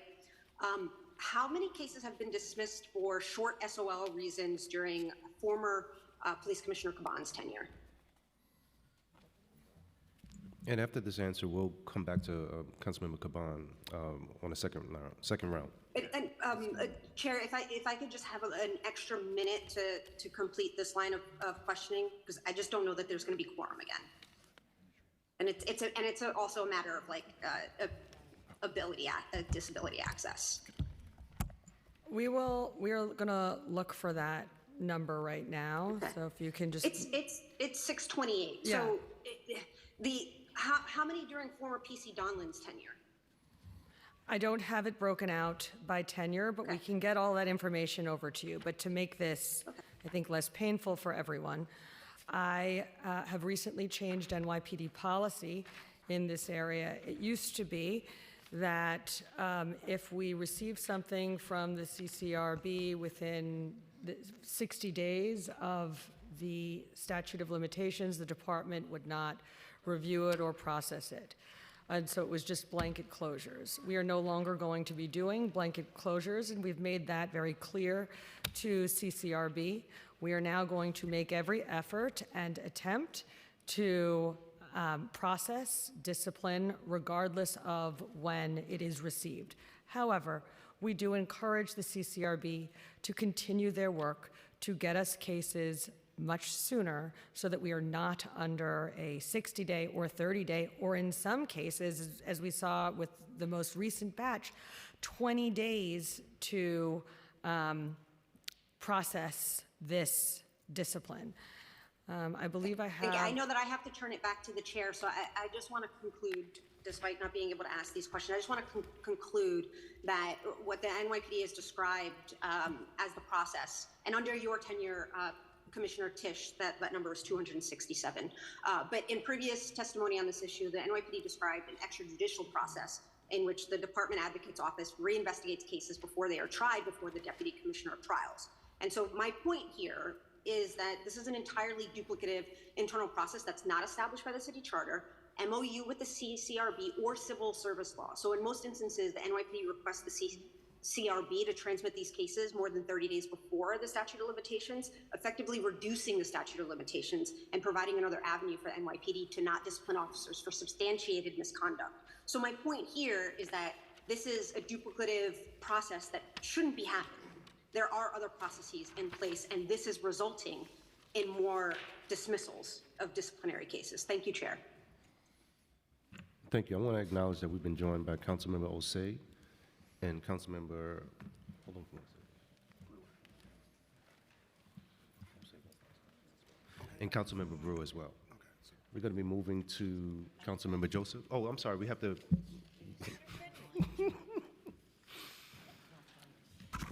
Deputy Speaker. He's just trying to get in trouble today. I might need you guys. Okay, just a second follow-up, I believe. I have two more questions on the budget. In the preliminary plan, 583 million of the 595 million fiscal year 2025 NYPD uniform overtime budget is located in the Chief of Department program area. Do you find it concerning that the Chief of Department oversees almost all of the uniform overtime spending after the scandal with the previous Chief of Department's misuse of the overtime approvals? As I mentioned, our first Deputy Commissioner is in charge of overtime management. Her partner in that is our Deputy Commissioner of Management and Budget. Okay. Did you, let me see. I don't want to ask that. We've already spoken about that. Okay. I'm not going to ask about that either. I'm trying to make sure that I'm not being duplicative here. All right, on the points of agreement. Oh, sorry. This one? Okay. No, it's fine. It's fine. You mentioned in your testimony that, I mean, we understand that we have an attrition rate, problem and hiring problem. But you mentioned that you have 5,335 officers that are eligible for retirement this year. What is your retention plan to try to get some of those officers to stay, considering that, you're having such a hard time recruiting? Each officer needs to make the right decision for themselves and their families. That is what comes first. The higher than normal level that attrition that we may see this year is driven by a number of factors. Among them, as I mentioned, 20 years ago, we did a lot of hiring at the NYPD. So a lot of officers this year are hitting their 20th year and are newly eligible for retirement. Add to that the fact that many of their pensions the value of their pensions are dictated by how much overtime they earned the prior year and how much overtime was worked last year. So I am not going to pretend like we can control who's going to retire or when, or that any policies and procedures that I put in place will affect that. Fact of the matter is, we need to do a better job managing overtime, and we can, and we will.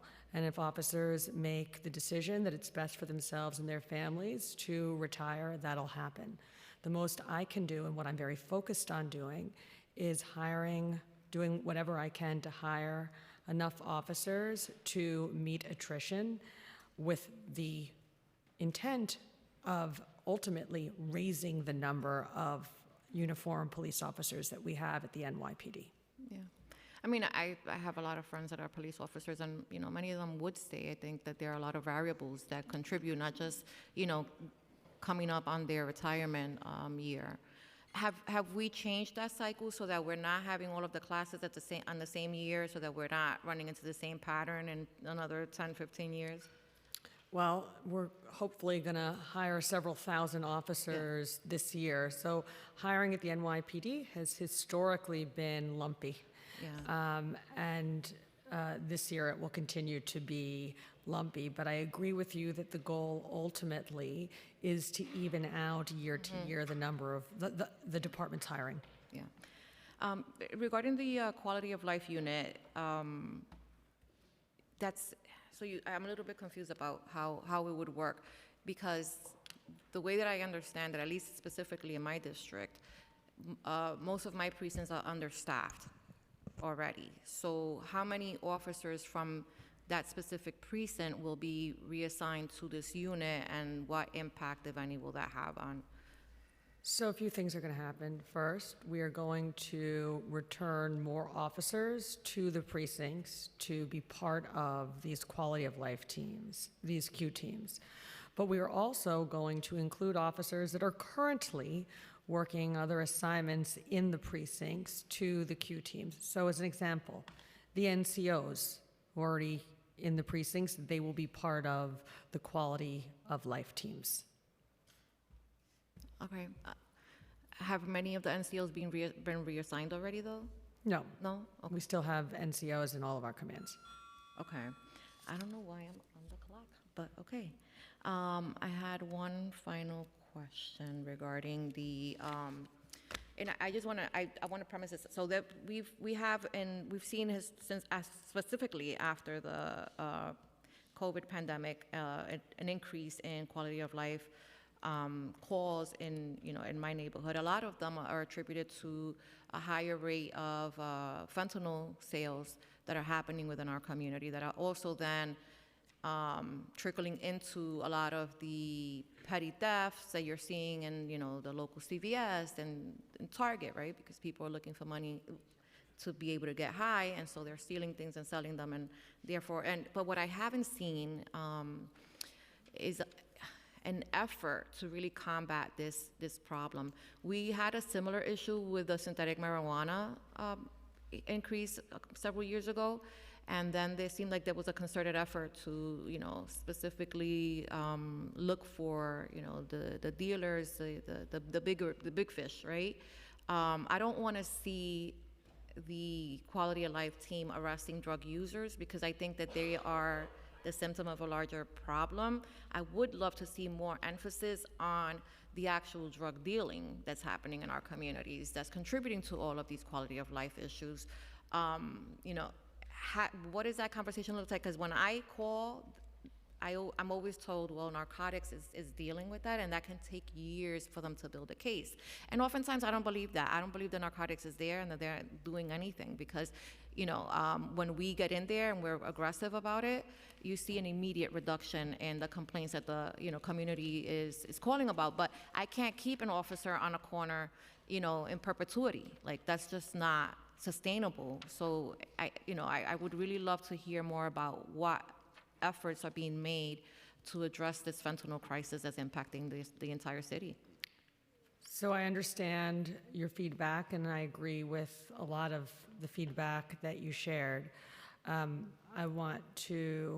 also want you to know that the NYPD, largely through the Detective Bureau, works on a huge number of long-term cases that are going after exactly what you described. So that work very much is ongoing, and I understand that it can be frustrating that those cases do take time, but when we take down those cases, it makes a big impact in the precincts where those people are operating for a long time to come. But that work has by no means subsided. Okay, I get that there is a process, right, for the bigger fish, but in the interim, what happens is that then you have 2 or 3 years where the quality of life in a specific location, like we had on 125th Street, like I see on 116th Street. I park my car there, every now and then, and I watch, and I know who the drug dealers are. It's pretty evident they're selling in the middle of the day. Anybody can see that, but yet I have to take that extra step to kind of force, police presence in those communities so that my constituents feel safe riding in and out of the subways. Yes, and as I mentioned in my testimony, focusing on specific zones where we're seeing pockets of crime or real problems, 125th Street among them. When we add additional officers to those zones, we've seen extraordinary crime reductions. And so I, by no means, in my previous answer, want to minimize the work that those officers have done in those zones. Yeah, they've been fantastic. But again, it's And because again, they've it been underscores present. why we need to continue to hire cops in New York City. Absolutely, absolutely. And I'm happy I just want to say that I am impressed with a lot of the changes that you have made, and I am really grateful because I think that part of the attrition issue is that people have lost confidence in the NYPD. And when I say in the NYPD, I don't mean the officers that are in our precincts. They've lost, they've lost trust in the commissioners, right? Because a lot of the times, when you have cases where there has been, a level of misconduct, the reprimand doesn't seem to come fast enough, right? And so we understand that the majority of the police department is made up of men and women who, just want to make the city better, who, are not, doing the wrong thing. But when officers are doing the wrong thing, we expect that there's going to be a consequence, right? That because they're police officers doesn't give them immunity to, commit what we consider to be, a crime. And so with that, I'll just ask, I know that I'm just going to put it out there. We submitted a letter to you last week regarding Lieutenant Jonathan Rivera and the Deputy Commissioner Maldonado's recommendation that he be fired. I think that this is an opportunity where, folks are looking at you, I guess, and your leadership to help, right, bring some justice to this family. And I hope that I'm not sure if you've seen the letter, but that you consider it. When I see that video of that interaction, I'm heartbroken. There was a lot of things that went wrong, and I hope that there is also an effort as a consequence to that to provide more training on how to conduct, a traffic stop, because I don't know that people understand when you're stopped by if you've ever been stopped before. Have any of you ever been stopped? Anybody no? Okay.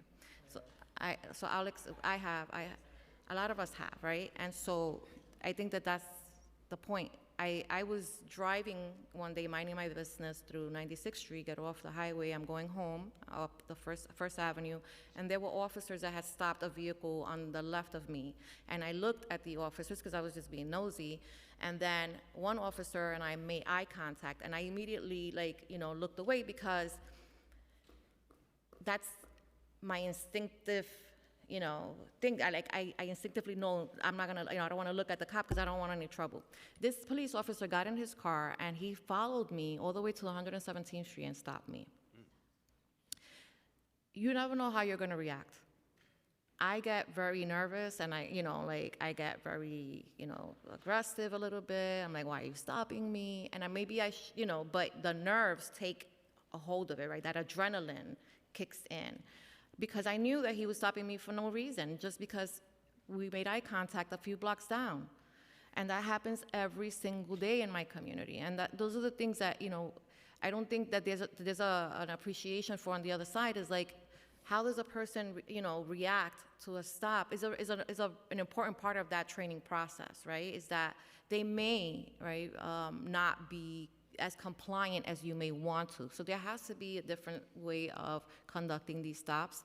And I really would appreciate just, maybe at some point having a larger conversation with you offline about some of our experiences, because I think that we just want to be heard, right? Like the rest of New York City, we want to be heard, and we want to address some, injustices that exist in the current way that we do things, while also ensuring that police officers are safe. Thank you. I will look forward to that conversation. I'll just briefly note, as I said in my testimony, I did a review, similar data to the monitor, of our disciplinary system as or how we discipline officers as it relates to unconstitutional stops or things associated with stops. So, for example, failure to activate a body camera, failure to fill out a stop report. And while I believe that retraining is an important piece of the disciplinary process for things that are unintentional, one-off mistake, it is certainly not appropriate for repeated conduct or for intentional misconduct. Yeah. And what I saw was that too often, or virtually all the time for those types of things, the only discipline that we were meting out was retraining. And that makes our disciplinary system both not fair and Yes. not credible. And so, under the leadership of our Deputy Commissioner for Legal Matters, we are overhauling that. And this is not like a several-month process to overhaul it. I put out a memo virtually that day that says this practice ends now. We called in our supervisors in our commands that are most problematic, and our general counsel instructed them on how the disciplinary system or the disciplinary paradigm was changing as it relates to stops. We are further beating that into the culture of the department through the use of compliance stat, which is a process that is like mostly devoted to reviewing stops and body camera footage of stops and stop reports and holding precinct commanders accountable. There needs to be accountability in the New York City Police Department for this type of thing, and unless and until there is, it will continue. But I believe that the vast majority of cops, they want to do the right thing, and that the New York City Police Department has made a tremendous amount of progress in this area. The main thing that is outstanding right now is putting our money where our mouth is as it relates to discipline, and that is exactly what we are doing. And I believe in your leadership, and I believe that you're, an ethical individual. Everybody speaks very highly of you and your leadership style, and I think that that is important, because in this case, this officer, specifically, is costing the city and I want to be very clear. I'm not commenting. No, I don't want you to comment. My comments were not about that specific Understood. case. I'm just. What I'm saying is that not only this officer, but officers that are being charged with misconduct, that are being upheld, are costing the city millions and millions of dollars in lawsuits, and that's a problem. That's a problem. But I thank you for your time. Thank you. We're going to pass it to Councilmember Joseph, and afterwards we'll have a 5-minute break. Thank you, Commissioner. Good to see you. Good to see you. You said a couple of things in your intro that this council is not adversarial at all. That's the perception. That the council, I'm sorry? That we're against NYPD. We're not. It's based off of experience, lived experience, as Council Member Deputy Speaker spoke about. So it's always the us against you. It's not. I think it's a perception that you guys also put out there as well. Some of your officers personally have attacked us, and so we will continue to push back. But we're also here this morning. I have a couple of questions around, last year we had a conversation around NYPD Assistant School Safety Agent. I want to follow up on that conversation. What is the budget and the actual head count for school safety agent and assistant school safety agent positions? Do you have plan to hire more school safety agents? Do you want to go through the numbers? So the authorized headcount for city-funded school safety agents is 4,015. Right now, we have 3,612, so there's 403 vacancies.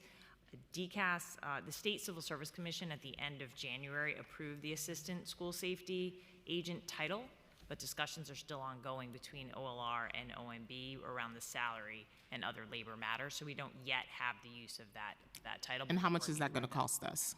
We need to know what the salary is determined and the benefits and any differentials before we can establish the budget. Does the training differ for assistant agents from school agents? What's the difference in training?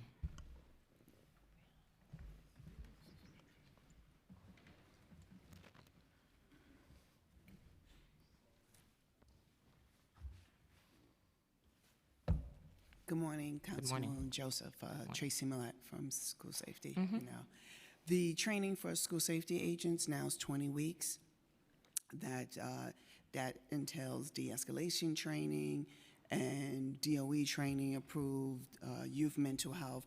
So we're looking at, for the assistant school safety agent, it would be a modification of that, not yet drawn out, preliminary drawn out to include the de-escalation, but nothing extensive in terms of the physical fitness and given weeks to what that would entail. And how many you plan on hiring? That is still being discussed. I don't think Still that's being been edged discussed. out. Are these positions funded through intra-city funding from DOE to NYPD as the rest of the school safety division budget? Yes, that would be the intent. And how are you guys using, I'm going to lead to something. My students would rather see investments in restorative justice coordinators.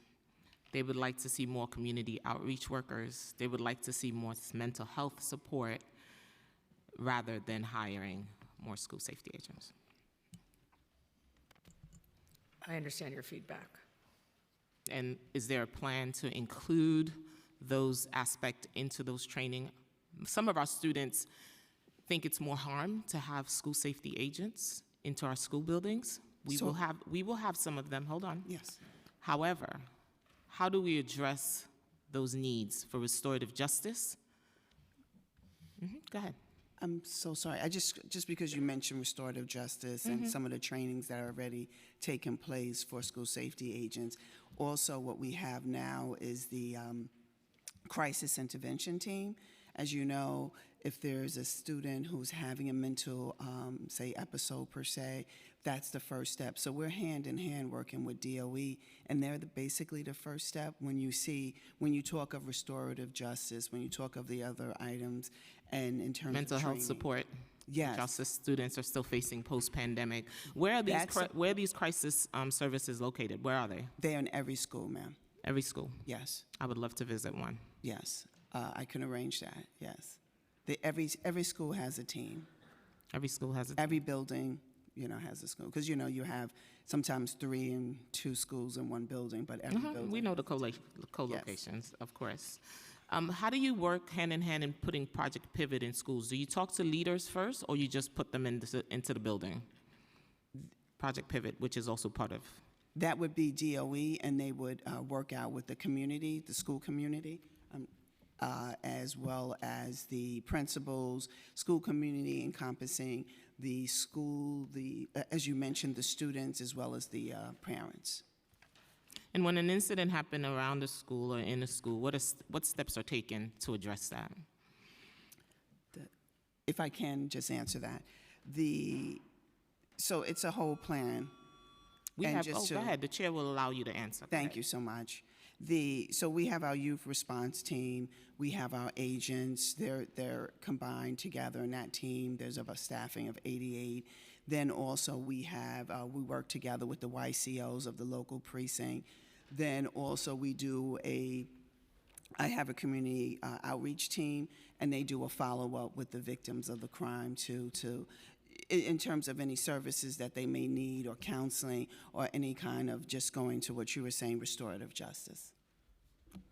In the YCOs, how many incidents so far you've had around the school since the start of the school year? My crimes in general, I'm down 12%, but in terms of, let's just take an example, in Brooklyn, around South Shore, we're working hand in hand with the 6-9 precinct to deal with the situations that may arise, crime situations that arise in that school around the South Shore, as well as Clara Barton area. Clara Barton, we've got a lot of calls about Clara Barton. What implementation are in place to make sure students are feeling safe when they walk into the building? So there's a plan, as you know, every borough, we have our COs as well as myself. So myself, I'm working with Chief McAvoy. We've created a plan that involves the 7-1 precinct as well as my borough there, including I have a school safety task force. What that entails is along the corridors where we see the kids, they're basically they compile up at the local stores, and we're moving them around. Our intel, just from our intelligence division, is giving us if there's anything, any area regarding any shootings or, say, potential fights or kids who are making threats. So we're following up on those as well with the local precinct as well as the YCA. As you create these plans for young people, are you including young people in these conversations? We are including the DOE. We are including definitely our school safety agents. As you know, they have a great rapport with the students. We're including them as well as far as they are aware of the situations. We do a debrief after every incident. We go in, we speak to the school staff as well as the students' representation. And how many YCOs are within the NYPD? I will defer to the commissioner. Or do you want to? Excuse me.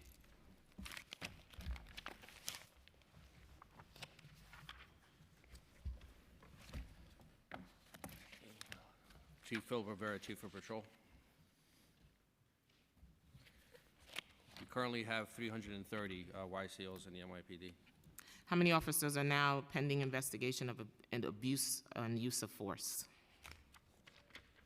Of the YCOs? I don't have that information right now. You'll get back to the committee with that? Yes, ma'am. How many young people have YCOs arrested or given summons in the current last year? I don't have their activity in front You'll of me. get back to the committee with that? I'll be writing a follow-up letter. What are the majorities of the charges filed or summon types given to these youth? What type of summons are given to young people? I'll follow up with that. And I'll be writing. Thank you, Chair. You're welcome. We'll now have, before we do our break, I want to make sure that we acknowledge that we've been joined by Councilmember Stevens as well. And we'll have a 5-minute break and come back and reconvene. No, it's not in there. I have that information, but it wasn't in there. No, you were right.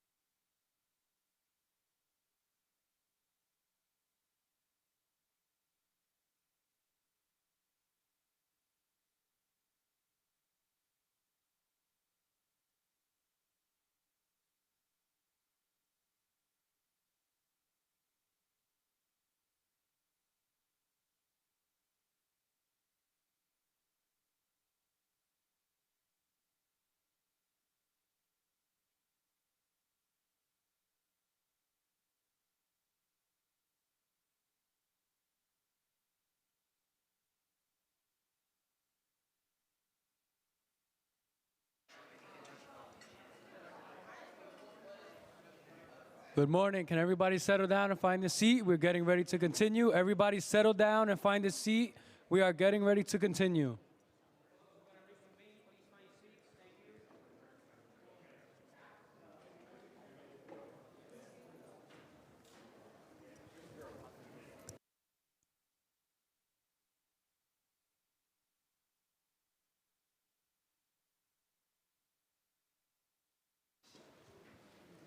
Everybody find a seat. Everybody find a seat, please.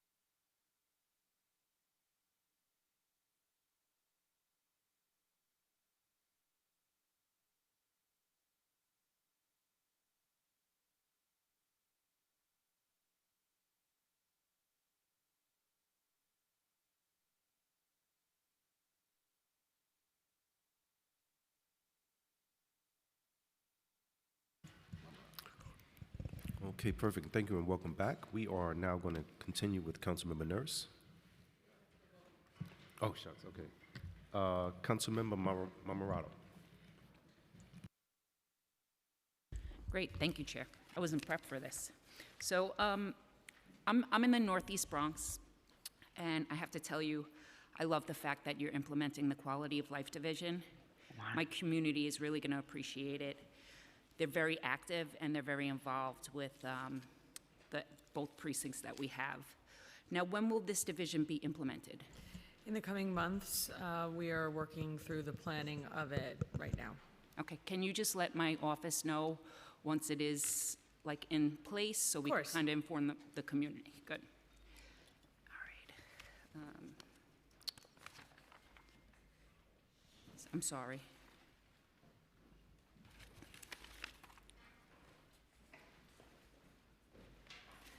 So with capital plans, we have a big project in Rodman's Neck, and that's in my district. I just wanted to know where we are with that.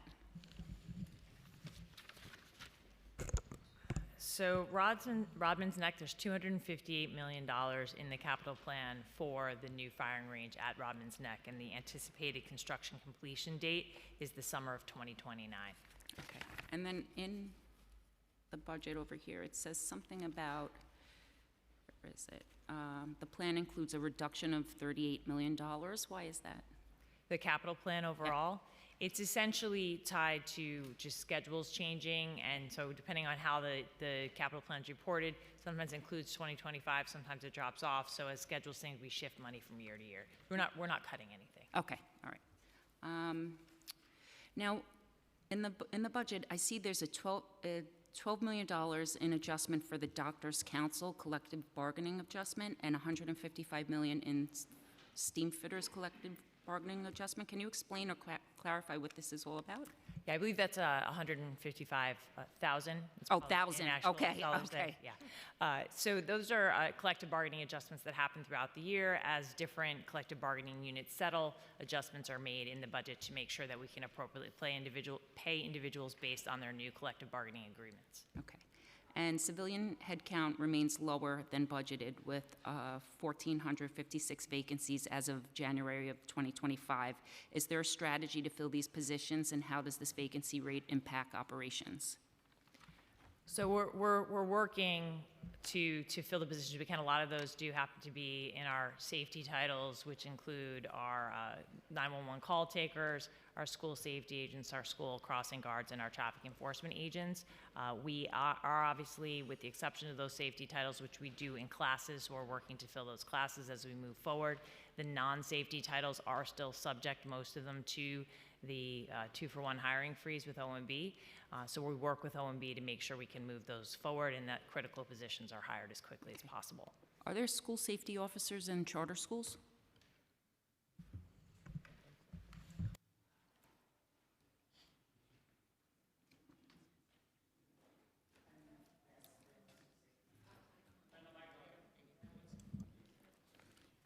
Hi, good morning again, Tracy Millett. Yes, there are some, in some charter schools, there are school safety agents. Okay, good, thank you. And I've met with Commissioner Foster, and I have to tell you, it is such a great thing to see how the kids of District 13 have such an amazing relationships with our officers and our precincts, both at the 4-5 and the 4-9. And our district office actually funds a lot of the events. And I just was wondering, do you guys have money set aside to also like do additional events throughout the community for the youth programming? So with youth programming, it's a combination of some of the funding within the city. We also do receive resources through the Police Foundation, which helps support those programs. Okay, very good. Now we're going to come to the tough questions. What do you need from us as far as our budgetary concerns?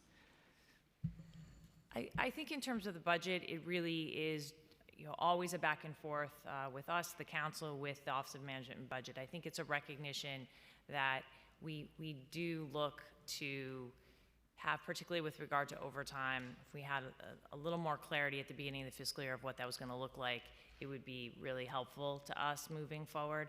We do have these new measures in place, and we're seeing the results of that, and so to be able to really do that specific to a more realistic budget at the beginning of the year would be very helpful. And of course, there are the 1 year at a time funding of other items, as I discussed earlier. It's helpful to also recognize those in the baseline of the budget if possible. Okay, thank you. Thank you. We're going to be moving to Councilmember Palladino. Thank you, Chair. First, I'd like to start off by saying thank you very much to you, Commissioner, and for your extremely detailed and well laid out plan that you put before us today. You know, I want to go to a paragraph, if I may, and I'd like to reiterate what you said because I agree with it 100%. We need to have a candid dialogue, not in anger, but in honesty, about the effect that various laws on this department's work and on public safety. As you know, the council has before a bill that would ban the department's criminal database. That database is critical to improve the intelligence tool and to help the NYPD save lives. If you want to work with us to improve the department, then by all means, we have to work together. Which brings me to my thoughts about what we could do to help you as a legislative body. As you outlined when you spoke before, and I took some notes, you know, the responsibility of the condition that our city and our state is in does indeed lie upon the elected officials. So while we could sit here and wonder why all we like about certain things, it's because we decriminalized a great number of things. We have handcuffed you. We also know that the overtime that your cops are putting in is indeed necessary because we have cut your service, your members down to how many now? How many actual police officers in the New York City Department? On the streets right now, it's Yes. approximately 33,000. That doesn't include who we're training in our academy. Correct. So I have 32 here, right.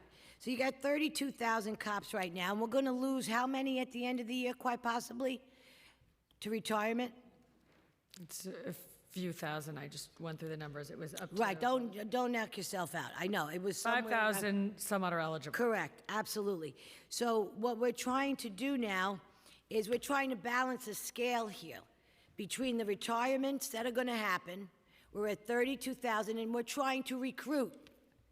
So we got to try to recruit what we're going to lose, or we're going to be down around 28,000 cops. So we're in a pickle here, and we got to try to make this worth anybody's lives, because that's what they do. They risk their lives to become a police officer. So all I could say is, when we want to do something here in this body and make ourselves useful, we need to come together and figure things out where things start to make sense. Am I right? Yes. Okay. And then no, because we're not doing that. What we do is we yell and we scream. And then we talk about, you know, how much money is being spent. Well, let me tell you something. This is the best spent taxpayer dollar anybody could ever do. Because public safety, without it, we have nothing. And that's where our city is at right now. All the wondering whys and how comes doesn't matter much, does it? If we cannot allow our officers to do their jobs. New York City needs our New York City police officers. That is correct. And we need, as a body here, to work together to try to put together laws that help you to do your jobs better, correct? Indeed. Thank you. Thank you.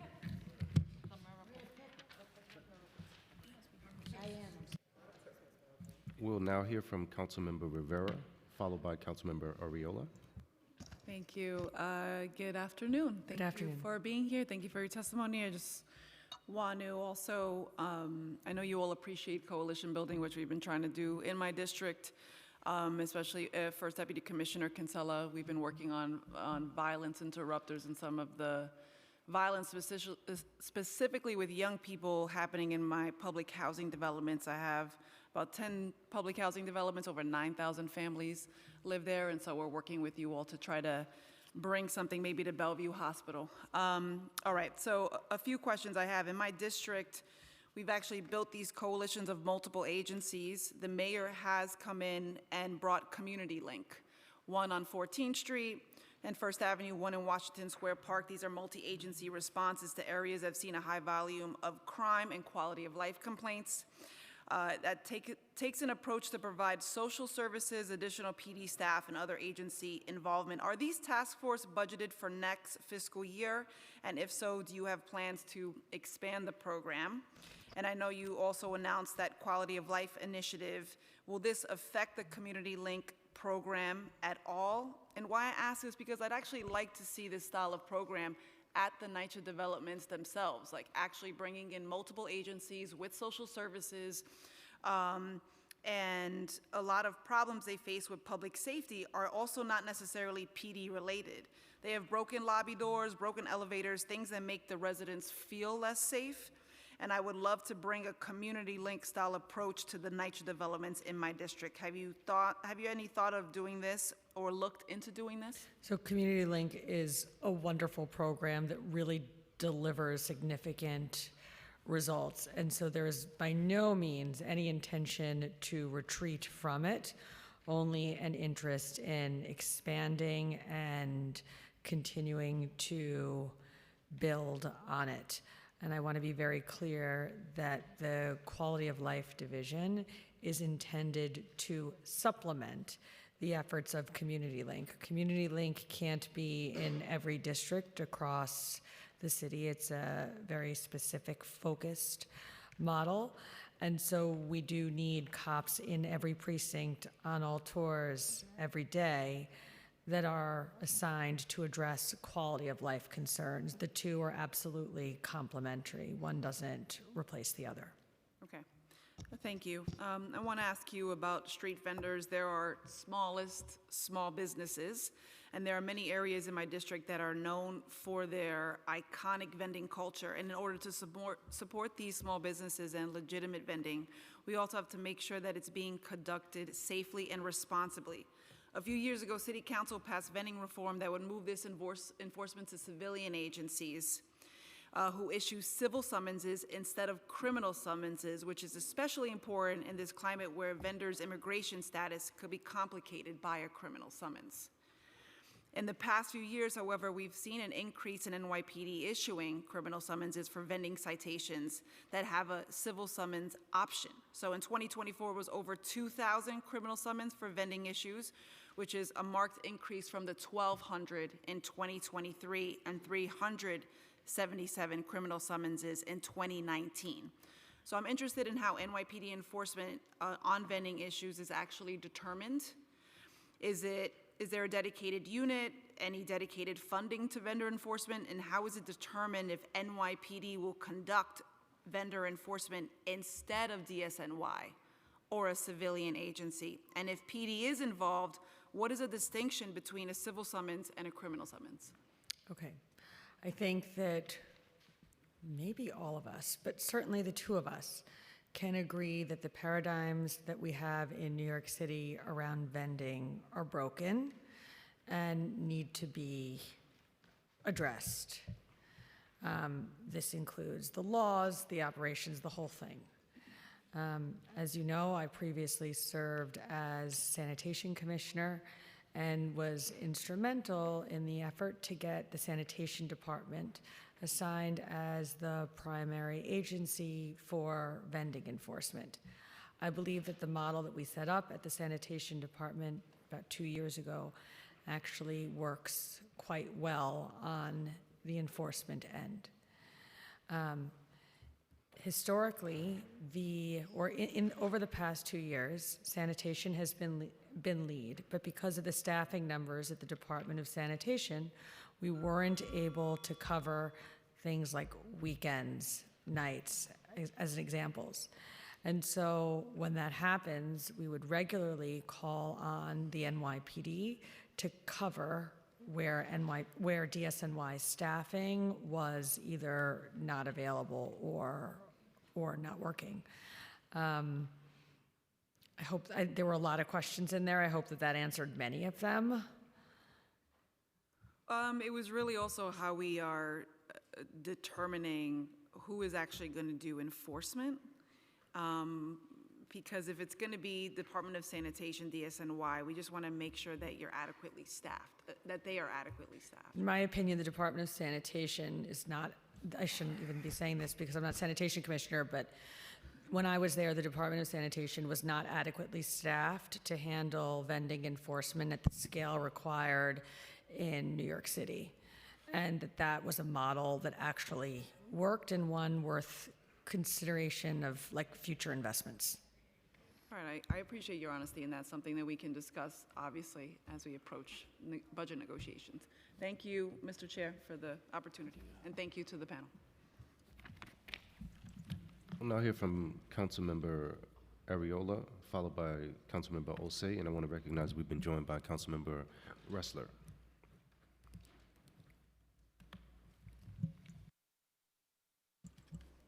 Thank you, Chair. Commissioner, I want to thank you on so many levels. First, for your comprehensive testimony. We don't always get that.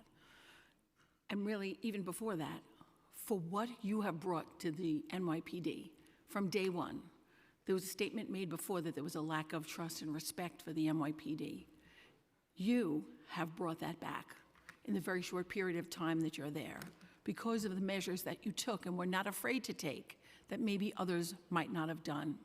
So I commend you on your strength and your vision, your knowledge, and how you are leading the NYPD from the front. Thank you. I agree with you that a lot of the problems that we're seeing are because we have officers that are being demoralized. And I also agree with you on the incentives that you have put forth, because we do need more cops to come in and take our tests. Look, there's been a significant decrease in men and women applying to become officers. So why is that? It's because they now lack qualified immunity. So everything, if they do anything, it can be personally held against them. They can be personally sued. My colleague spoke about the gang database. Part of that bill has a line in it that says if an NYPD officer or member goes to that gang database, they will be held personally liable. Who would want to become an officer knowing that they could be personally liable for their financial stability, their home, their family, and possibly their freedom? So that's a problem. When you go up to Albany and speak with the legislators about discovery laws and turnstile justice and all of the things that we've been asking to be amended, what is their answer to you? My sense from my trip to Albany is that our message around recidivism has finally reached the halls of our state capitol. There seems to be widespread acknowledgement that in New York City, we are facing a surging recidivism problem and that something needs to be done. Now, what that something is yet to be seen, and I'm certainly going to be keeping an eye on it. But I have been very clear in putting forward revisions to the discovery law that in no way retreat from the spirit of the initial reforms, but close significant loopholes, some of which have been weaponized by the defense bar, that have rendered our criminal justice system a high-speed revolving door for violent criminals and recidivists. And so I want to see those very specific changes that we have put forward, along with all 5 DAs in New York City, the mayor, the governor. There is a real coalition and real consensus among New York City leaders in the criminal justice system about what has to be done here. I agree, and let's just stay on discovery laws, because I also heard another colleague say that the discovery laws work. They don't work because of the NYPD and their resistance to complying. Now, any district attorney that I have spoken with has the same opinion of those discovery laws, and they also want them changed because it is hindering them. Yes, and I'd like to make one point on the discovery laws. There was a whole discussion before on the question of whether we need to produce things that are relevant or related. Related being a much bigger universe of materials than relevant. What if I said to the city council, you need to produce any document in the council's possession related to the How Many Stops Act? That would mean that you would have to go through every notebook, every staffer has, the burden is so extraordinary when you use a word like related as opposed to relevant as to be totally unachievable. And so what we are looking for, I believe, are common sense corrections that, again, do not retreat from the spirit of the reforms, but allow both the police and the prosecutors to make good faith efforts to meet the actual burden. I agree 100%. And also I'd like to address the fact that it was stated that because we have a larger amount of arrests, it shouldn't equate to being able to process the discovery laws and get that information out. And Chief LaPetrie made it clear how many more arrests we have here in New York City than they would in a small town in Buffalo. That's right. The volume and scale here is extraordinary. Correct.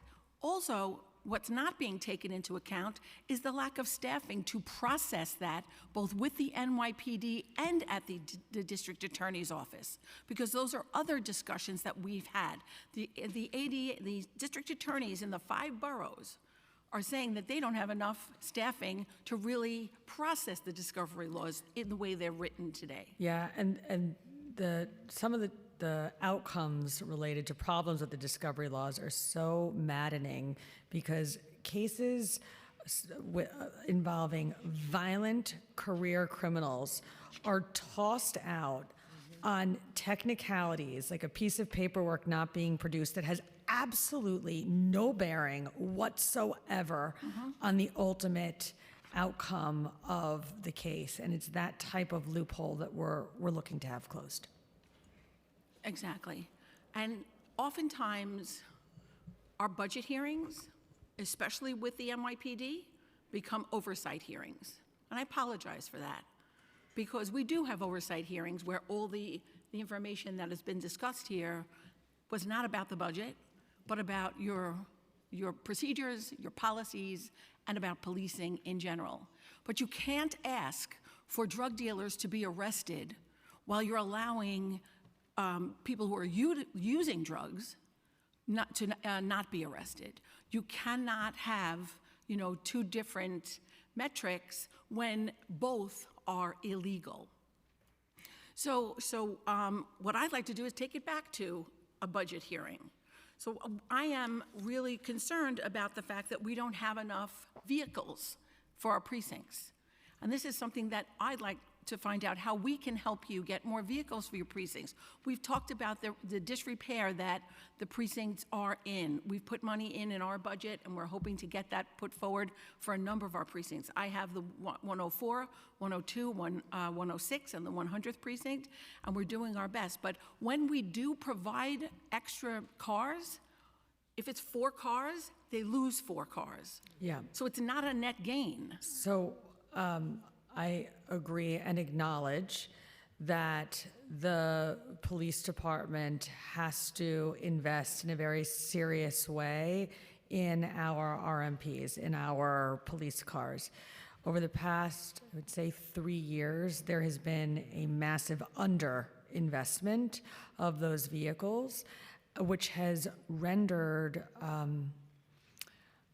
an intolerable percentage of our vehicle fleet above its useful life.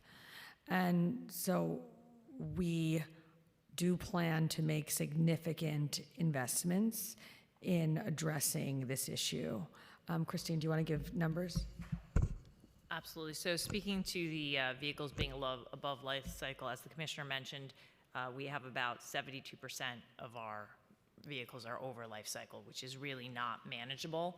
That's why we have included in our executive budget request to OMB the request for funding of $35 million, $36 million in the budget, so that we can start to replace the vehicles and get to a more manageable life cycle replacement schedule. It's a high priority. Just in wrapping up, Chair, and thank you for the consideration. It's amazing that you've been able to reduce the overtime, the percentage that you have. Kudos to you, because every time we hear anything on the radio or here or on television, it's we need, cops to be on the trains. We need them to be, in this area. We need to be in that area. And you only have X amount of bodies. And you've done a great job of taking people from their desks and putting them out on the streets. You've taken NCOs and putting them on the streets to make arrests. You've done everything you possibly can, but you cannot change the number of people that you have on your staffing. Well, we can't change that in the short term. We do hope to change it in the long term. We've got to hire. What I'm saying is overtime has to be expected. Yes. Because the need is there, the call for it is there, and the desire from the community at large in the 5 boroughs to have more police on the streets is there. So you're in what's called a catch-22, but we definitely appreciate the creative, critical thinking that you've brought to this department in the short months that you're here. Thank you very much. Thank you so much, Commissioner, and your entire team, who represents you wonderfully, even when you're not sitting there and they're not being treated politely. Thank you. Thank you. We'll now hear from Councilmember Osei. Thank you, Chair, and thank you to the panel in front of me. I want to ask a question about events that took place in our city from this past Sunday with Mahmoud Khalil, a recent graduate of Columbia University, as well as an American Green Card holder who was arrested by ICE in partnership with the Department of Homeland Security. I know that the mayor released a statement alongside the NYPD saying that back in January that they will not be cooperating with ICE on arrests. The mayor's statements recently have hinted towards more of a cooperative relationship with ICE as of recent. Did the NYPD have any role in the arrest and detention of Mr. Khalil? We did not, and I would appreciate the opportunity to once again restate the NYPD's policy as it relates to immigration enforcement. The New York City Police Department will always follow all laws, and we will not participate in civil immigration enforcement, period. We will go after criminals regardless of their immigration status, including through work on our federal, state, and local task forces. And did the federal government give any heads up to the NYPD about this apprehension? Not that I'm aware of. I want to ask what is the NYPD's current involvement on college campuses in the city? I'll start, and then maybe Michael will add. We actually spend a lot of time in the area, in the vicinity of college campuses of late. because of the events that are going on there. We do not go into college campuses generally unless we are requested by the property owners, unless there is a safety situation, a public safety situation that we have to address, as we recently did at Milstein Hall, at Barnard, when there was a bomb threat there. We had to go clear the hall. Thank you for that response. President Trump tweeted that he will, quote, find, apprehend, and deport, end quote, students who have certain views from college campuses. I know that you stated out the NYPD's policy in terms of, not getting involved in any federal immigration enforcement. However, I think we've seen from this current president that some things do happen, even though they are, not kosher or a different approach to how a president moves. If ICE is asking NYPD for their cooperation and to go against what is in your current guidance, is the NYPD and their officers emboldened and empowered to say no and refuse to cooperate? Yes, New York City Police Department will not engage in civil immigration enforcement, period. And I put out a memo, an operations order, to the entire department in early January, I believe, that made that point very clear and gave our officers operational guidance on just what to do in those circumstances. Okay, thank you so much. Thank you. Thank you. We'll now hear from Councilmember Stevens, followed by Councilmember Ressler. Good afternoon. How's everyone doing? Thank you. It's been a long day. I'll make it as quickly as I can, but I actually wasn't going to bring up the database. I was actually, because I had real questions, but I just want to go on record for saying that it's interesting that it's so much pushback against it. And I think that when we talk about collaboration meaning listening from both sides. Since we've had this hearing, I've had death threats, I've had articles written about me, and trying to make it seem like I'm trying to do something other than say that this tool is not working and it is hurting the Black community, and it's also hurting the relationship with NYPD and communities like mine that I live in and I've been in. And so this conversation, as if I'm trying to do anything other than the right thing, is very problematic for me, because I'm not here to be your enemy. I'm the person who actually have been fighting for the last 3 years to get more cops in the 4-4 because they're struggling with actually getting to the quality of life things, because we have high shooting rates. That's what my district looks like. I've sat there and I've seen, since I was 16-year-old, have lost friends to gun violence. So I take offense that people are not trying to make it seem like I am your enemy. I'm not. And it's unacceptable. So I was not bringing it up. And it's saying that it saves lives, but it's also, what is the cost that you're willing to have this database? It is breaking a relationship with my community. They're not gonna listen. And so maybe stop trying to make it seem like we're your enemy and understand that we're in this together. And that's what community policing is about. So you might have an idea of what it's working. I'm telling you it's not. Because what is the cost? And that's what we need to be evaluating, and that's where the conversation should be. And that's why I'm offended. I want to do right by my community and my people. That's why I was elected. And no one is ever going to shut me up around that. But I'm going to go here. I need to understand, for every block, I know that was an initiative that was rolled out. Where is that at and how's that going? I know it started in District 14, because that is another district that is plagued by gun violence and poverty and all the things. And so I would like to know, what are we doing around that? Because that is an initiative that would help change the community relationship and would do the things that we're trying to do. So let's start there.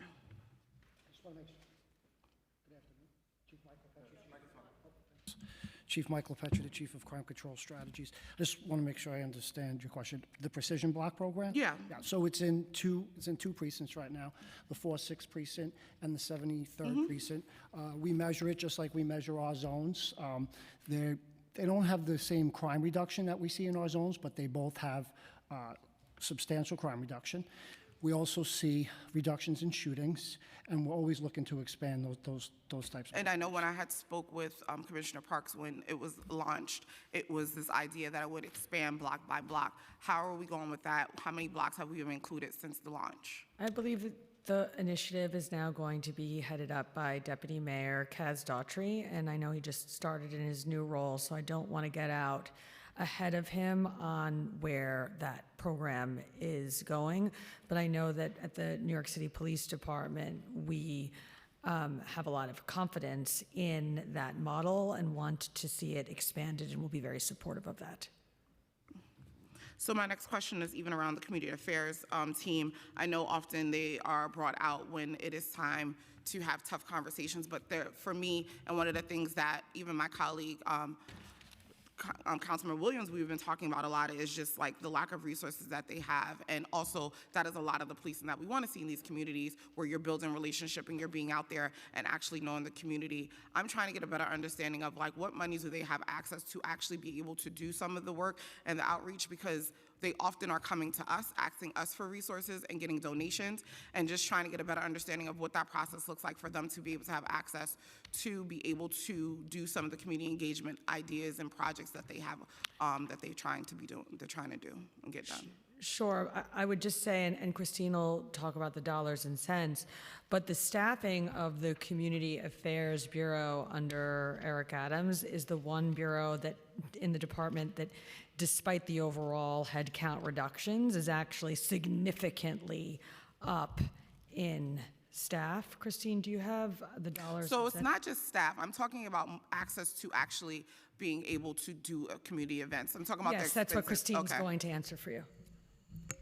So within the NYPD's budget, the portion of community affairs budget that would go to non-personnel costs is a little over $1 million.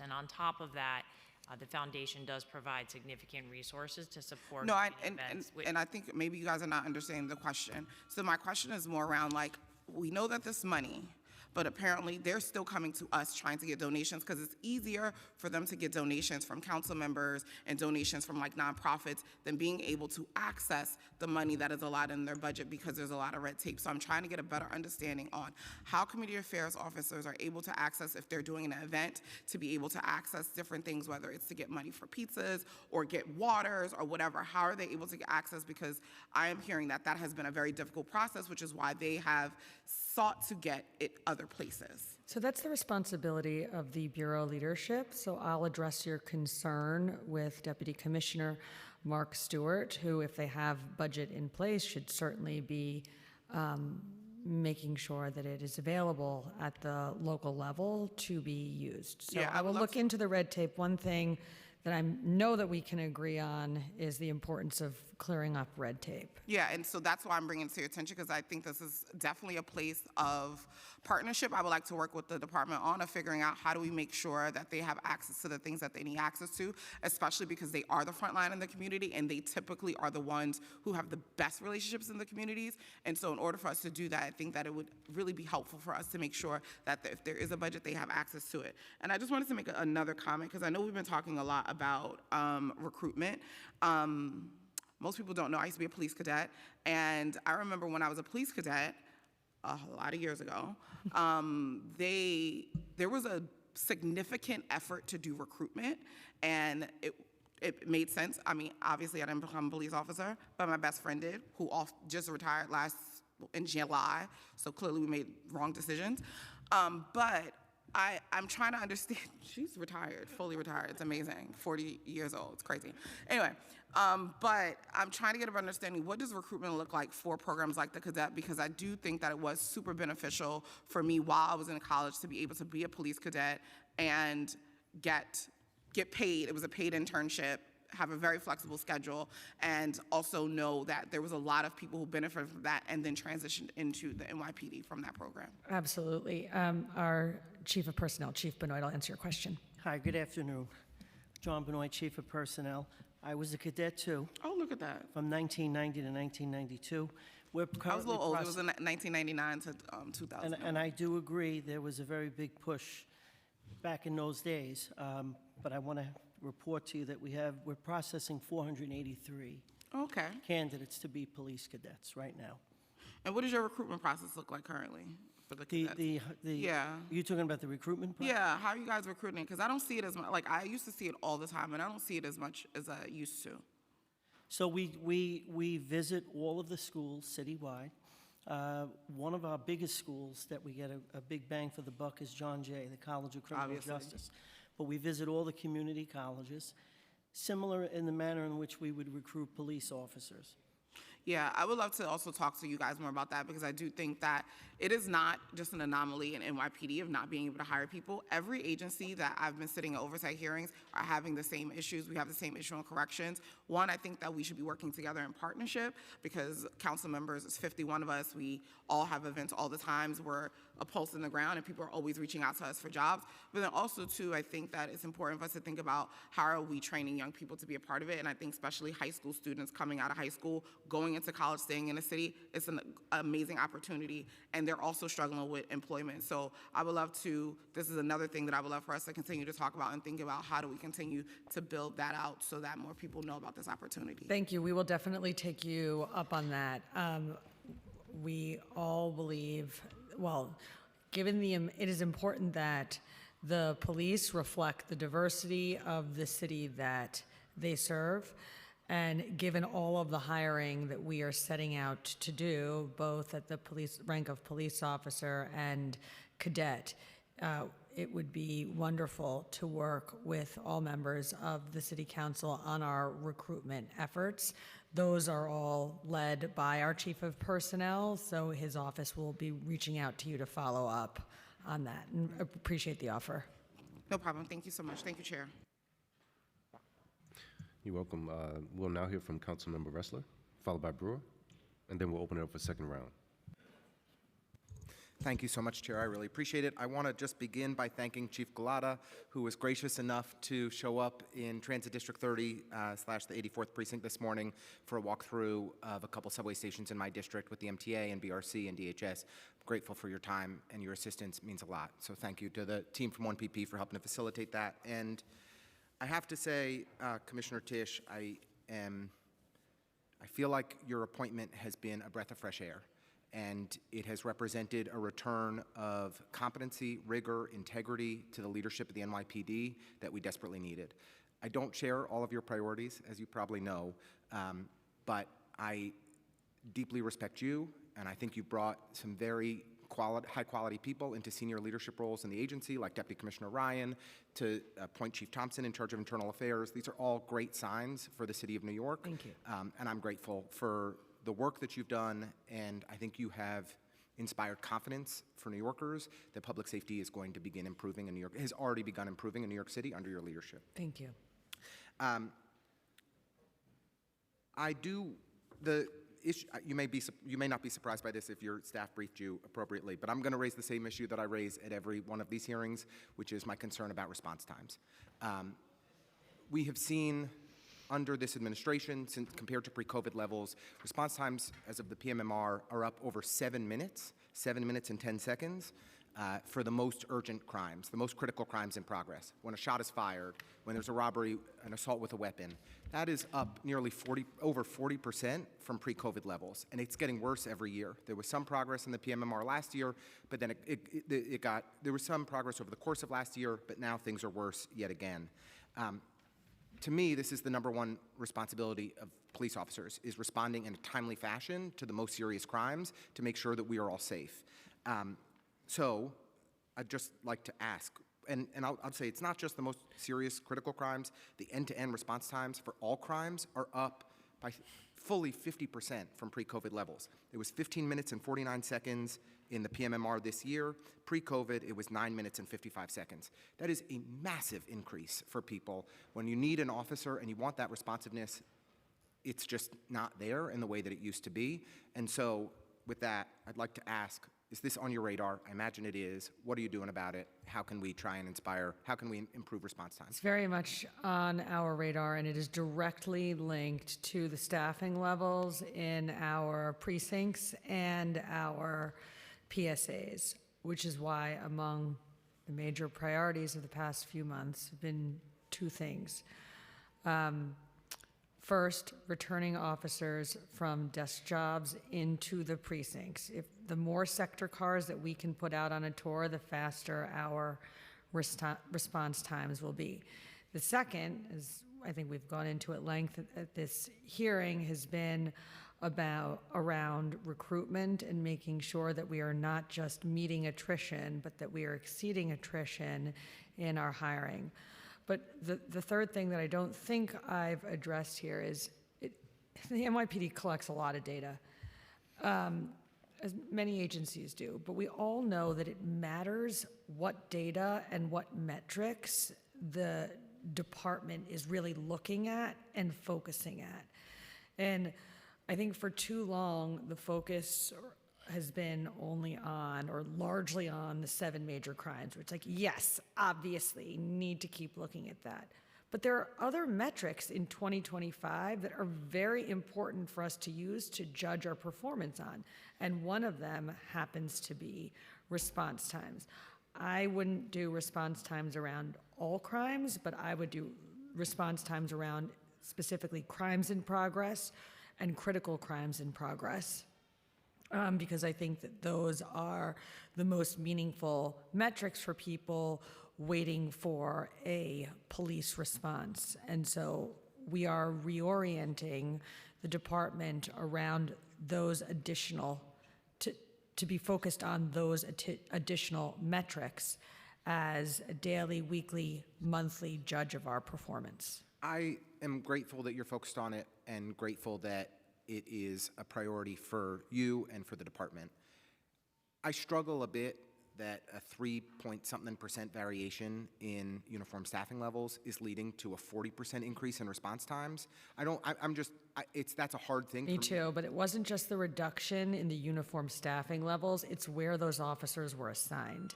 And not enough priority was placed on our patrol commands. And so we had officers working in specialized units, and those specialized units, their staffing was up 300% or something wild. Right.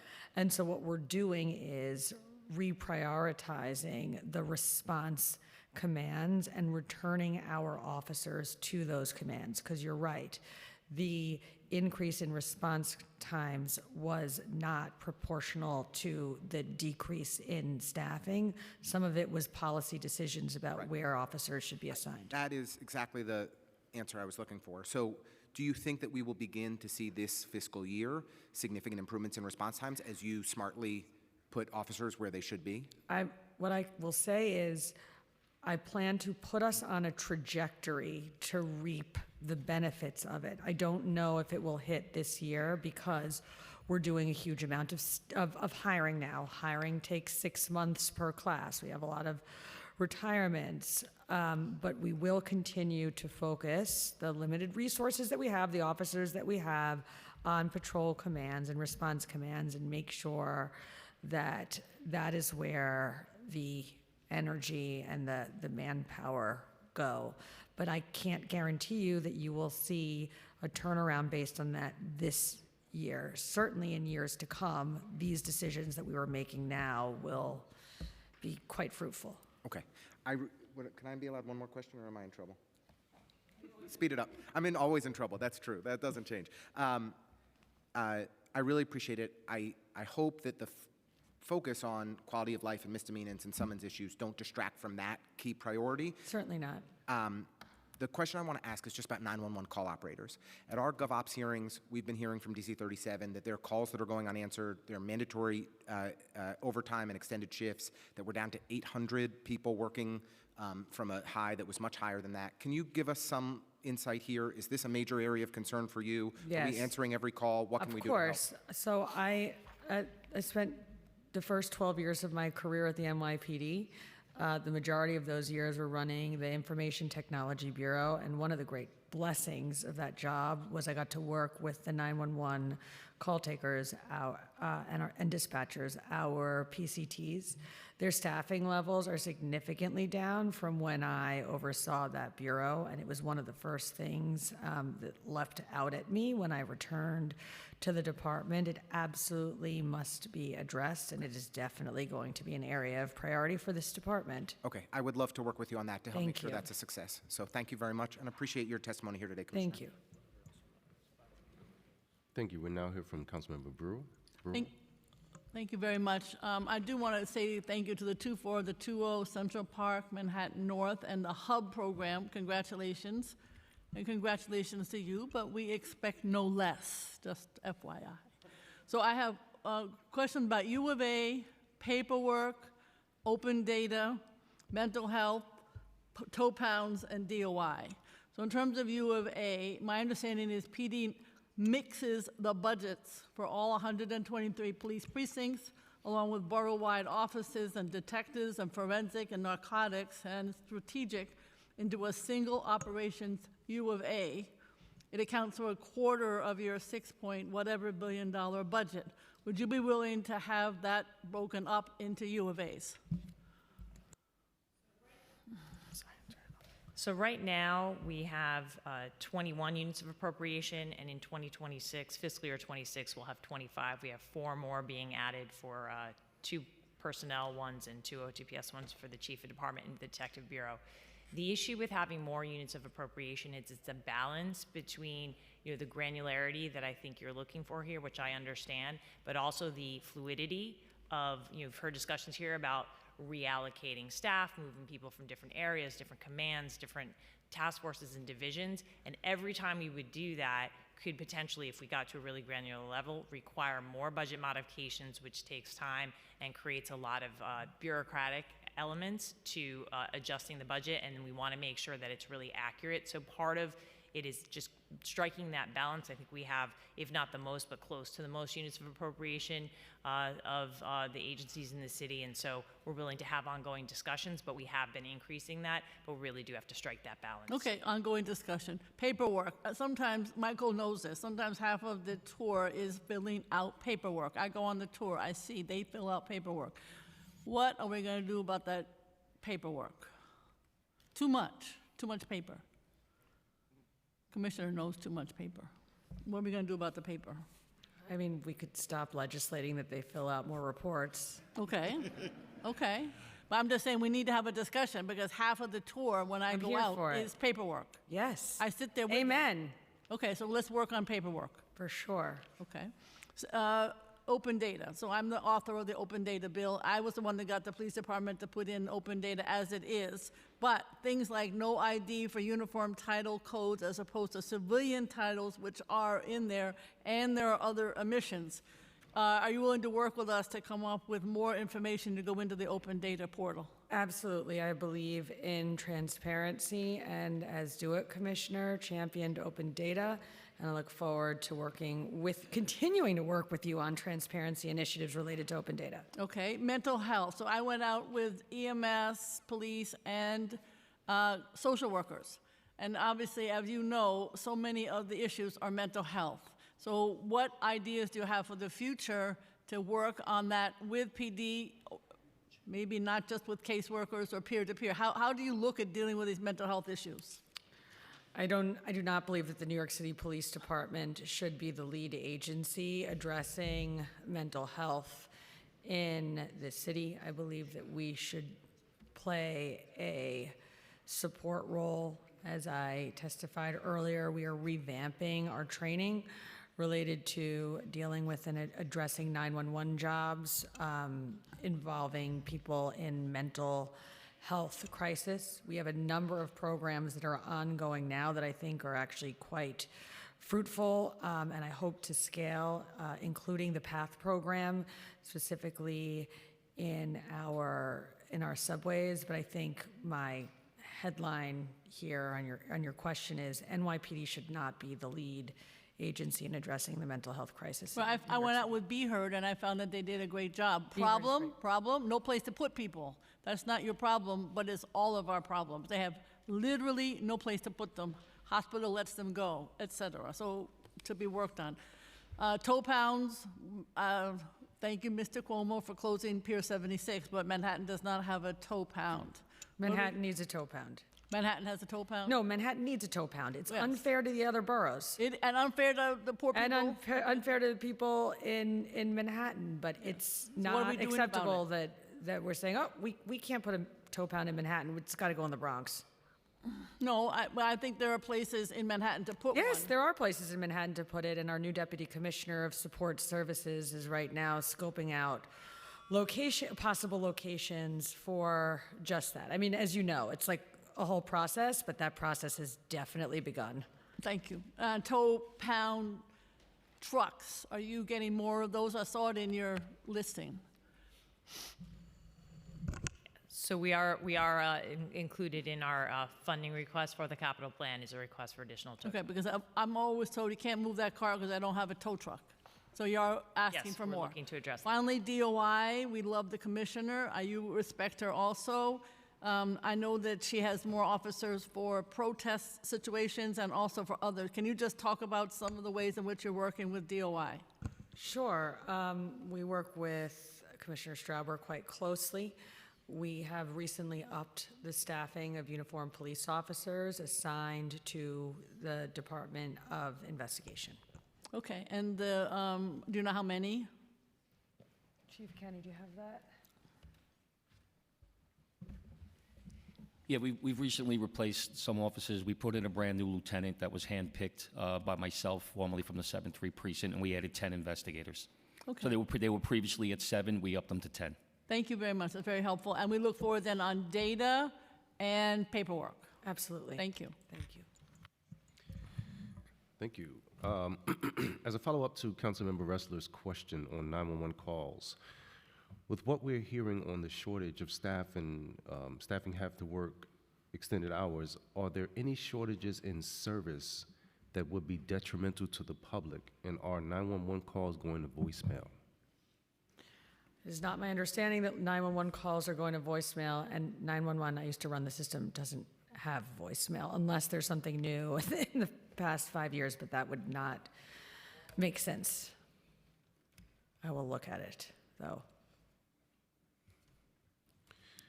And we heard from a representative of the local 5911 that there is a severe shortage of 911 operators. People calling 911 were being redirected to an audio recording because no live operator was available. What is the actual and budgeted headcount for 911 technicians, and what is their attrition rate, and how does this compare to other areas in the department? Okay. So for PCT, excuse me, just got to get to the right page here. What's that? Hold on, I have it right here. Okay. Do you have this what? Sorry, so for the police communication technicians, the authorized headcount is 1672. Right now, we're at 1456. So we're about 216 below, but there have been reductions over time to that. So the first priority is obviously to get us our headcount to our authorized headcount level, and then once we're there, once we've stabilized there, to see if we need to restore any pegs that have occurred in terms of the overall headcount there. Do you know on average how many or how long someone waits on hold when they call 911? I do not have that information, but we can get that to you. But I think it's not how long they're on hold, how long they wait for someone to answer the call.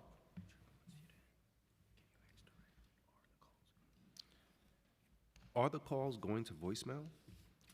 Not to my knowledge. As I said, when I ran the 911 system for the city of New York, both at the NYPD and DeWitt, there was certainly not a voicemail system, but given the feedback, I will look into what the current state is.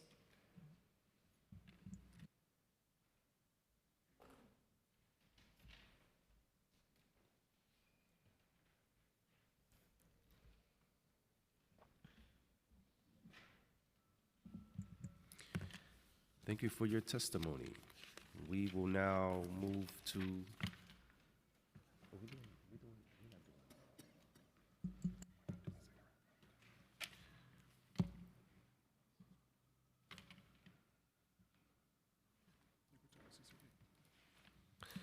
Great, thanks. We will hear next from the interim chair, Mohammed Khalid, and the executive director, Jonathan Darch, from the Civilian Complaint Review Board. I'll now turn it over for your testimony.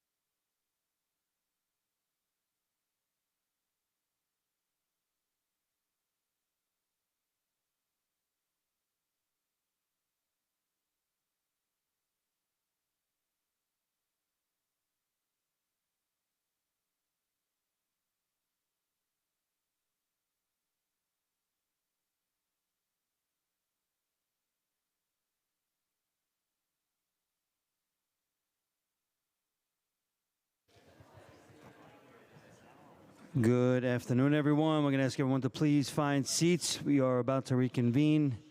Once again, do not approach the dais at any point. And we ask everyone to please silence electronic devices at this time. Thank you.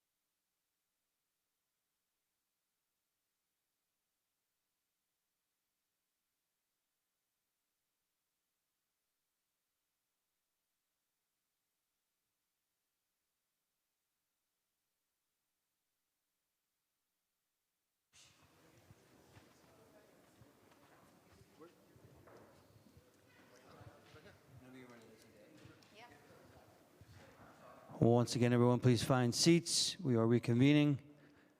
Silence all electronic devices. Thank you.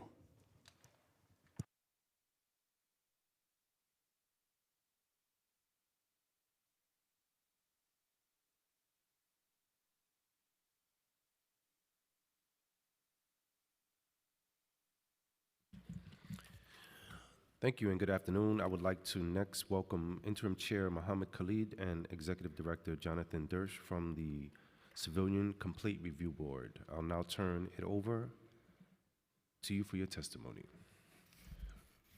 Gentlemen, 1 second. Can you just affirm to tell the truth, the whole truth, and nothing but the truth in your testimony before this committee and to answer honestly to council member questions? Just raise your hand, just affirm the following. Okay, thank you both.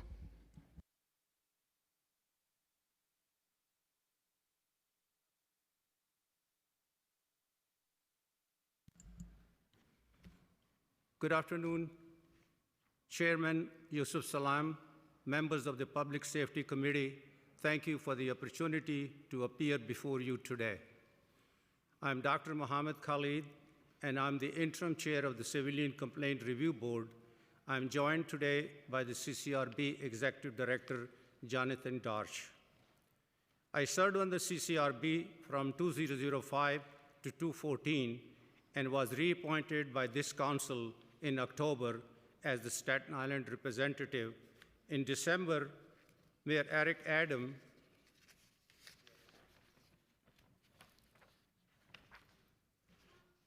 appointed me as the interim chair. I'm here today to emphasize the critical importance of the CCRB to public safety in New York City and to address factors that underscore the agency's need for adequate funding. These factors include historic rise in complaints of the alleged misconduct, expansion of this agency jurisdiction, and the responsibility to maintain high-quality investigation. CCRB provides civilians with the means to address police misconduct. We believe that public safety relies on the independent and robust system in which those in power are held accountable for their action. Through thorough and impartial investigation, the CCRB amplifies New Yorkers' voices and ensures accountability is accessible to all. In 2024, the CCRB received our highest level of complaints in 12 years.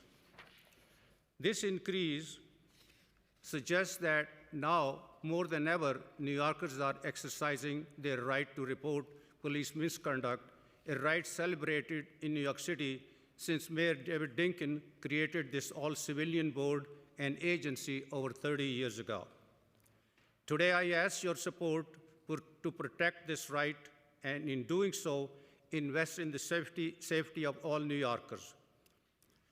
To function as a truly independent police oversight agency, the CCRB needs $44.5 million and 397 personnel. This is about $17 million and 150 positions more than allocated in the last year adopted budget. This amount represents just over 0.7% of the budget of the agency we are tasked with overseeing. For comparison, the NYPD proposed budget is $5.8 billion, with 35,000 uniformed officers. If our request is granted in full, the agency will have investigators for one every 28 members of the NYPD. In 2024, the CCRB received 5,709 complaints with our jurisdiction, the highest number in the past 12 years. This agency placed a significant strain on our already limited resources, hindering our ability to keep pace with the investigation. In December 2023, the CCRB announced we would suspend investigating certain allegations within our jurisdiction. As last resort to preserve the quality of investigation, as a result, the agency closed 22.5% of all complaints without investigation in 2024. Despite constraint in resources, the CCRB remains committed to serving New Yorkers through thorough and impartial inquiries into the alleged abuses of power. However, we cannot resume these suspended investigations without sufficient funding. This council has been instrumental in enacting meaningful changes in the CCRB jurisdiction. For example, in 2018, this council passed the Right to Know Act, and in 2019, 74% of New Yorkers voted for a proposition granting the CCRB authority to investigate truthful statements made to the CCRB. In 2021, the council expanded the CCRB jurisdiction to include allegations of racial profiling and bias-based policing. These changes improve accountability and ensure police misconduct is comprehensively addressed. But they also necessitate more resources. Allegations from the new areas of jurisdiction accounted for more than 13% of the allegations received in 2024. Over the years, CCRB responsibilities have grown significantly, while budget and staffing level have not kept pace. The solution here is not to suspend these investigations, but to invest in the CCRB to ensure comprehensive civilian oversight. As I mentioned, I previously served on the CCRB from 2005 to 2014. I was fortunate to rejoin the agency in 2024, and upon my return, I quickly began to appreciate the increased quality of investigation and work of this agency. CCRB investigations were meticulous when I left, but I remain impressed by the advancement in technology and the enhanced training provided to the investigators. For example, the use of body-worn camera footage has greatly improved the accuracy and scope of investigation. The rate at which complaints are closed as officer unidentified has decreased by 10 percentage points compared to the 10 years average before the use of BWC. Additionally, the percentage of complaint closed as unable to determine in 2024 was nearly 20 points lower than the average for the decade prior to the rollout of BWC. However, while this technology increased efficiency, it also created additional workload. In 2024, CCRB collected 7,530 hours of BWC footage. BWC footage includes audio and video of incidents that require meticulous and time-consuming review. To maintain the quality and timelessness of the investigation, we need additional staffing to fully leverage these technological advancements.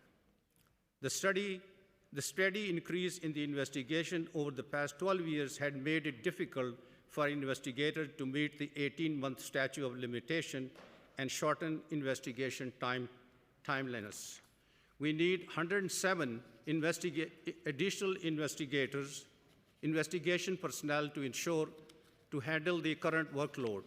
It's not enough to keep hiring new investigators. We need to retain the investigators we have. Last year, the promotion of qualified investigators from level 1 to level 2 was delayed, and now the promotion of our 4 level 2 investigators to level 3 are also delayed.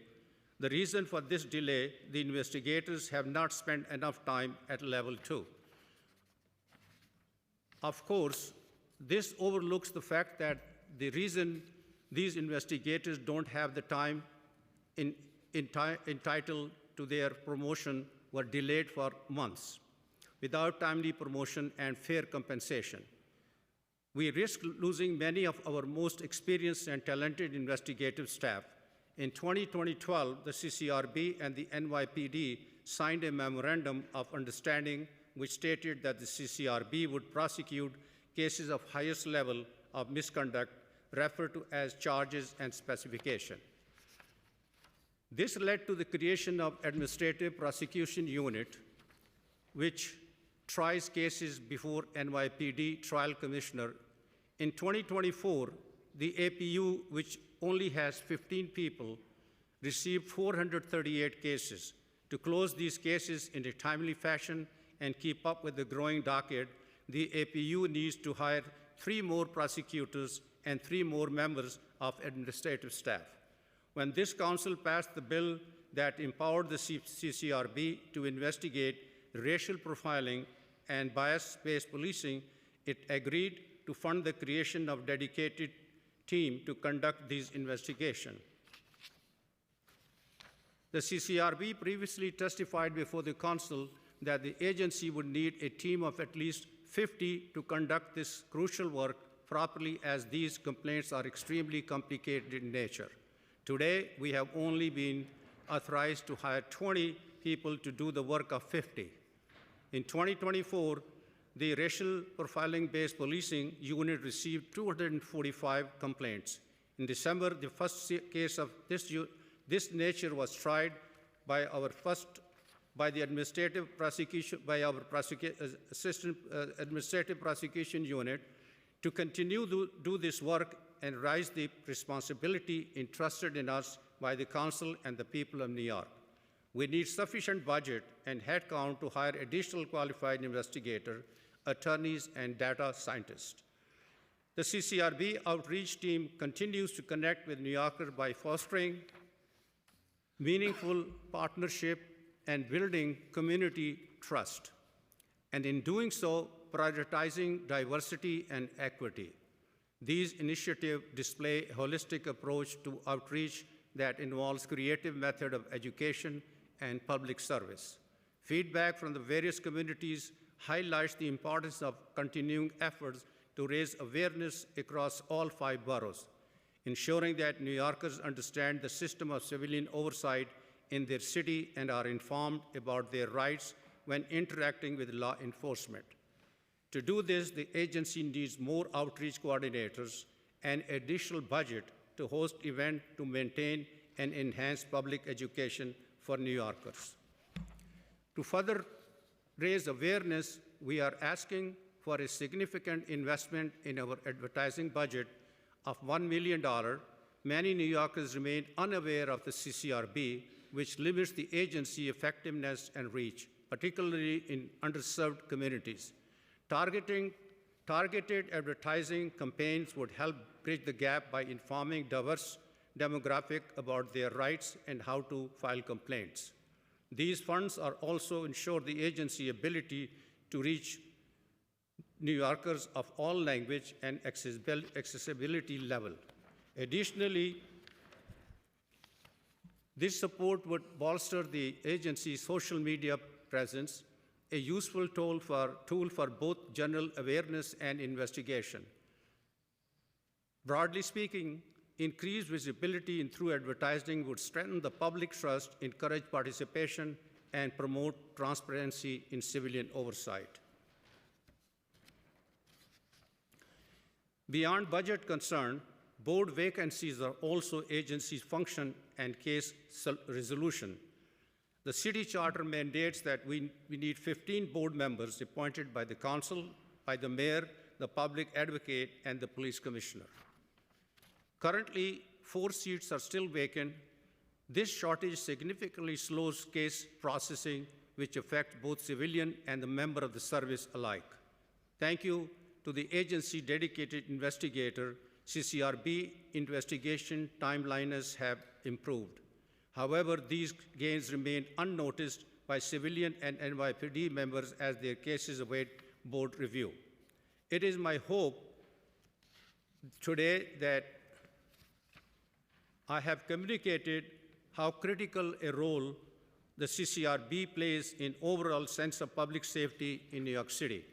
As I have stated, the agency ability to fulfill our charter mandated responsibility have been significantly strained due to a historic rise in complaints, expanding jurisdiction, and enhanced investigative quality.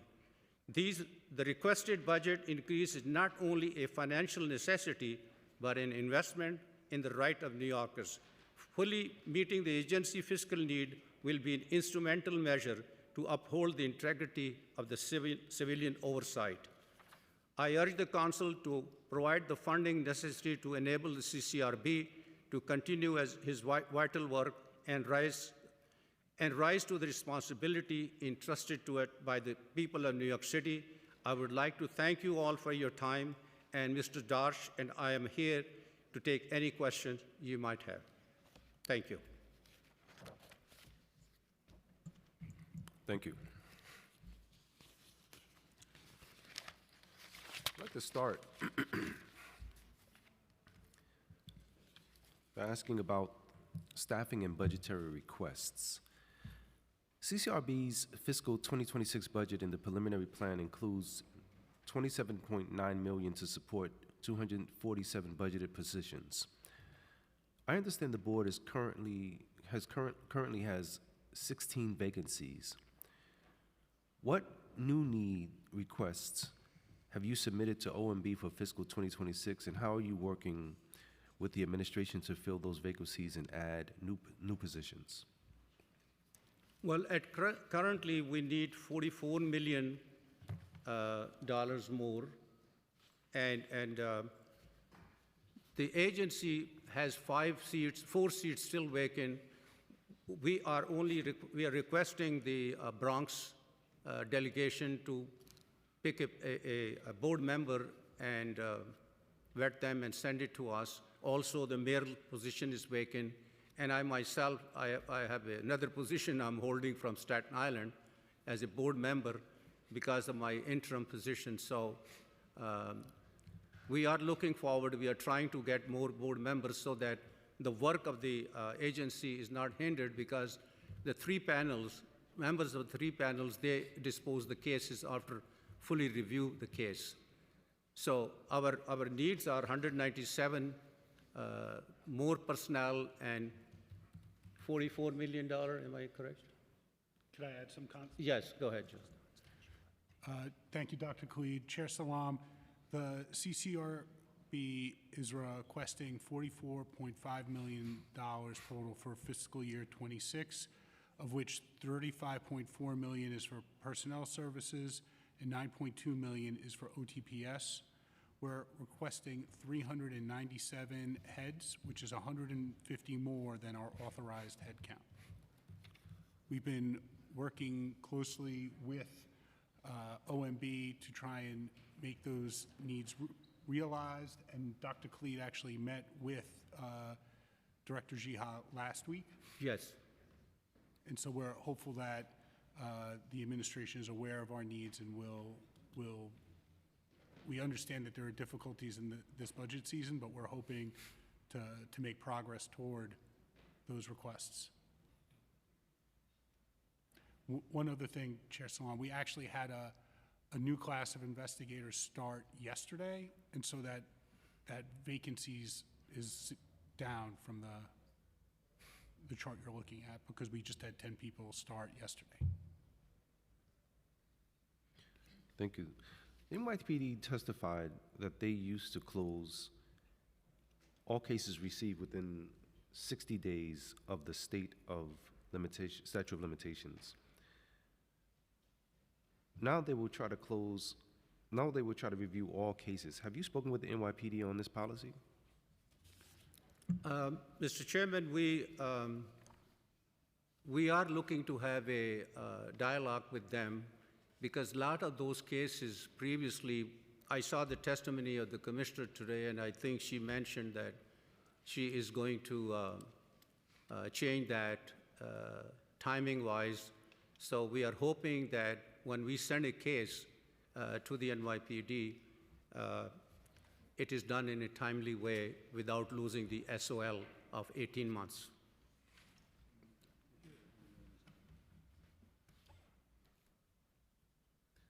Going back to staffing, what is the CCRB's current attrition rate, and do you expect this to increase?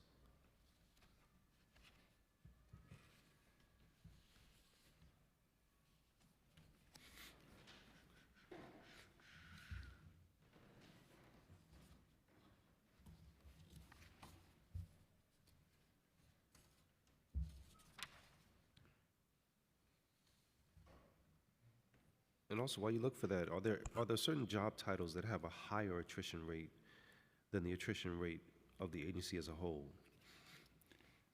Generally speaking, our attrition rate is mostly impacted in the investigator position.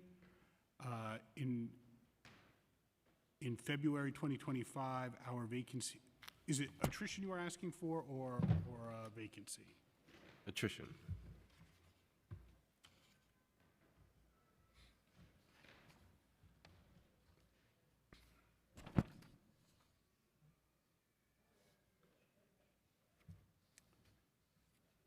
It's a very good question, Chair Salam, but I'm going to have to get back to you on that. Sure, no problem. When do you plan to hire the next class of investigators, and how large will that class be? Yeah, go ahead. So there were 10 investigators hired who came on board yesterday, and we haven't gotten clarity from OMB about when our next class can start, but we're hoping that would be at least 8 investigators sometime in April or May. Do you know how many investigators are currently in line for promotion, and is the CCRB waiting for OMB to approve, OMB's approval for these promotions? Yeah, go ahead. So at this point, there are 5 investigators whose promotions from level 2 to level 3 are pending at OMB.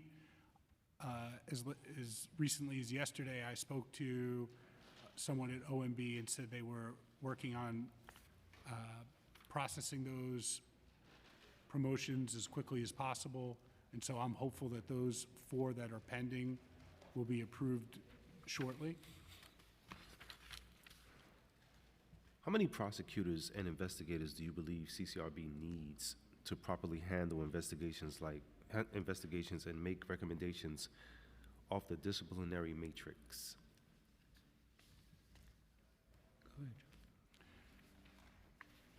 So the disciplinary matrix doesn't really impact the number of investigators we need because we have to investigate the complaints that we receive.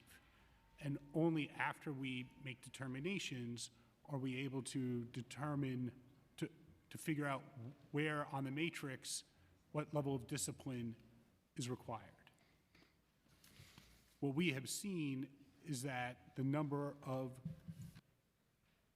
members of service against who the board substantiates misconduct and receive charges has gone way up since the imposition of the disciplinary matrix. And so we believe we need 20 prosecutors to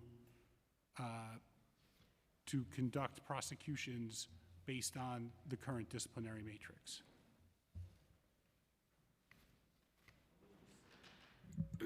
How much does CCRB rely on overtime to meet the personnel needs of the board in order to close cases in a timely manner? And how much is currently budgeted for overtime in fiscal year 2025? How much has been spent so far as well?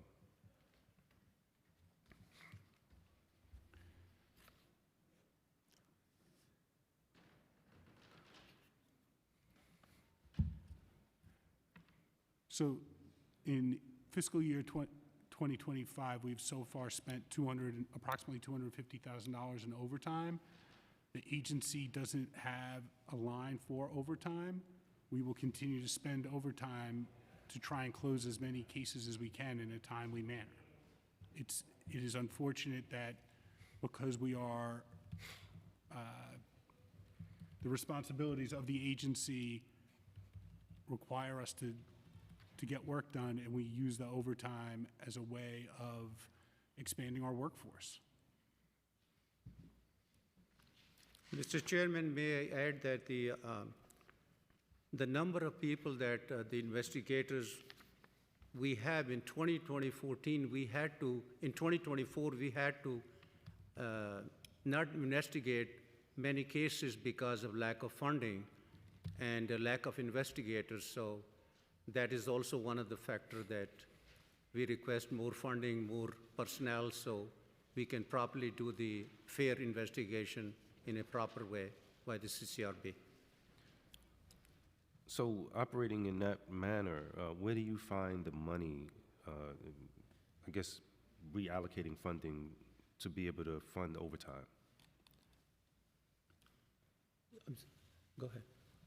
In the differences between the vacancy rate and our actual headcount, the accruals allow us to pay for the overtime.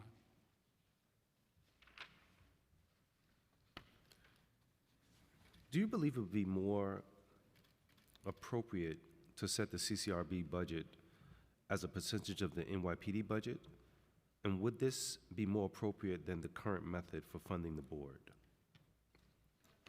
Mr. Chairman, you can see that if this budget is given to us, we will have one investigator for 128 police officers to investigate. So you can see the comparison of our budget. Of course, there are 34,000 police officers, but in order to do that, we certainly would request more personnel to continue with the with proper and fair investigation.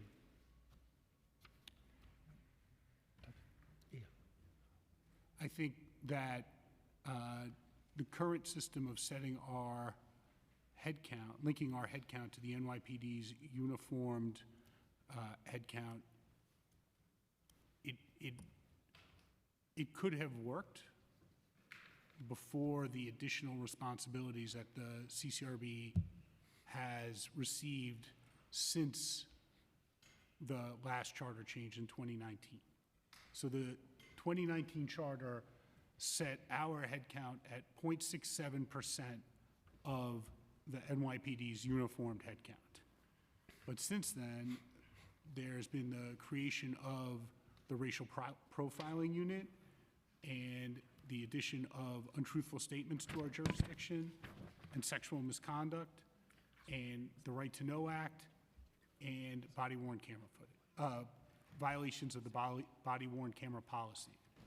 So while it is arguable whether or not the 0.67% of headcount was something that was workable in 2019, when you factor in all of those additional responsibilities, I don't think that formula, the current formula, is enough to fully fund the CCRB. If you look at the request that we are making, it is not even 1% of the NYPD's annual budget. I think it comes close to 0.7%.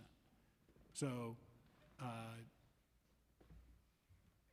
you know, if we think we need the money at 0.7%, but if you set it at 1%, we would be able to hire more investigators, hire more prosecutors, and do our investigations with the same level of thoroughness,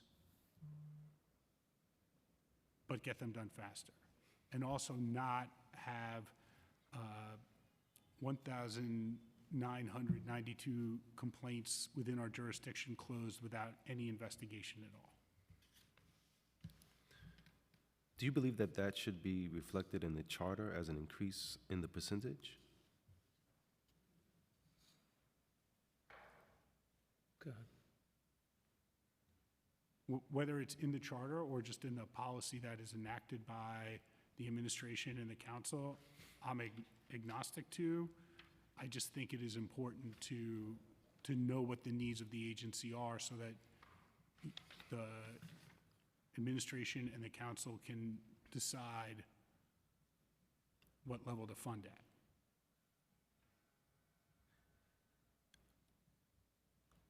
Last budget hearing, we heard that the starting salary for investigators is $46,000. Is that still the starting salary, or has there been an increase or COLA since we last discussed this? So a level 1 investigator makes $47,601 a year.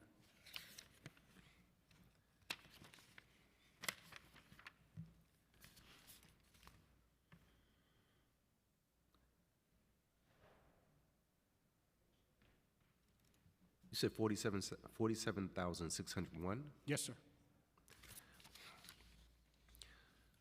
What is the salary range for each investigator, and when do investigators receive longevity increases? How long, on average, does an investigator work at the CCRB before being promoted to the next level? Go ahead. So after a year, after a year, all investigators get paid at the incumbent rate, which increases their salary to $54,741. I'm sorry, that's actually incorrect. It's 2 years before you become an incumbent. We try to promote our investigators who have met the qualifications to get promoted after a year. A level 2 investigator would get $56,928. A level 2 investigator, after they get to their second year, becomes an incumbent, and their salary is $65,467 a year. The promotion from level 2 to level 3 takes a little bit more time, generally a year and a half as a level 2 investigator before you can become a level 3 investigator, sometimes shorter, sometimes longer. It depends on the investigator and how they're doing. A level 3 investigator is almost always an incumbent. An incumbent level 3 investigator gets $77,936 per year. That's their salary. Would you support linking your investigator salaries to other agency investigator salaries? You know, for instance, the NYPD associate investigator salary is $66,000 to $85,000. Average salary of the CCRB is $73,000. I'm sorry, the average salary of $73,000. CCRB salaries are $48,000 to $80,000 on average. $66,000.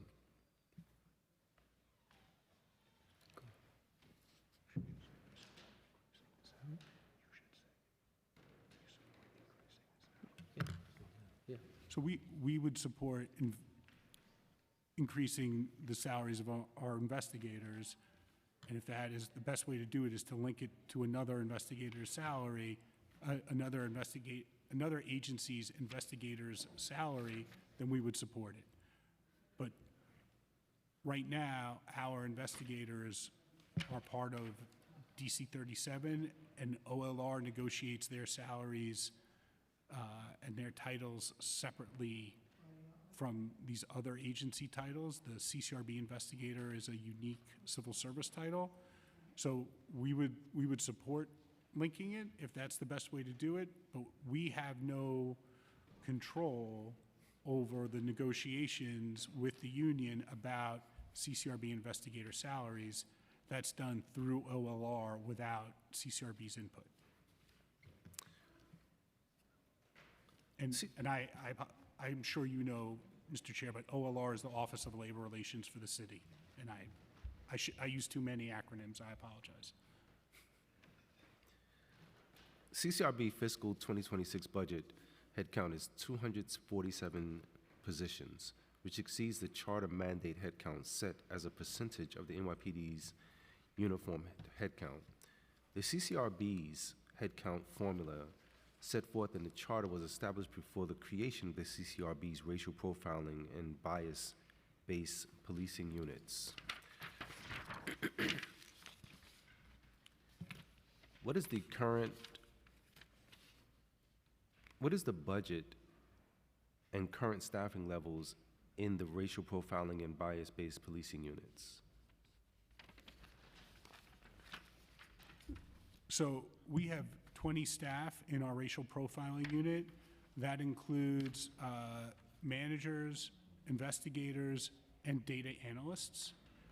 One of the unique things about racial profiling investigations is how we use data from the subject officers of the complaints and the similarly situated officers in their cohort to determine if there is evidence of profiling once certain factors are met.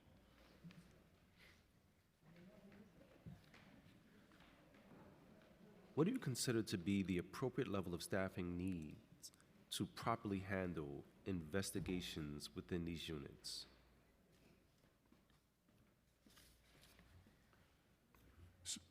So we need 100 more investigators. That would be 60 for general investigations and 40 more for the racial profiling unit.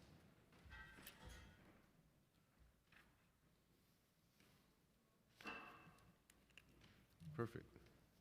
Now I'm going to pass it to Councilmember Brewer for her questions.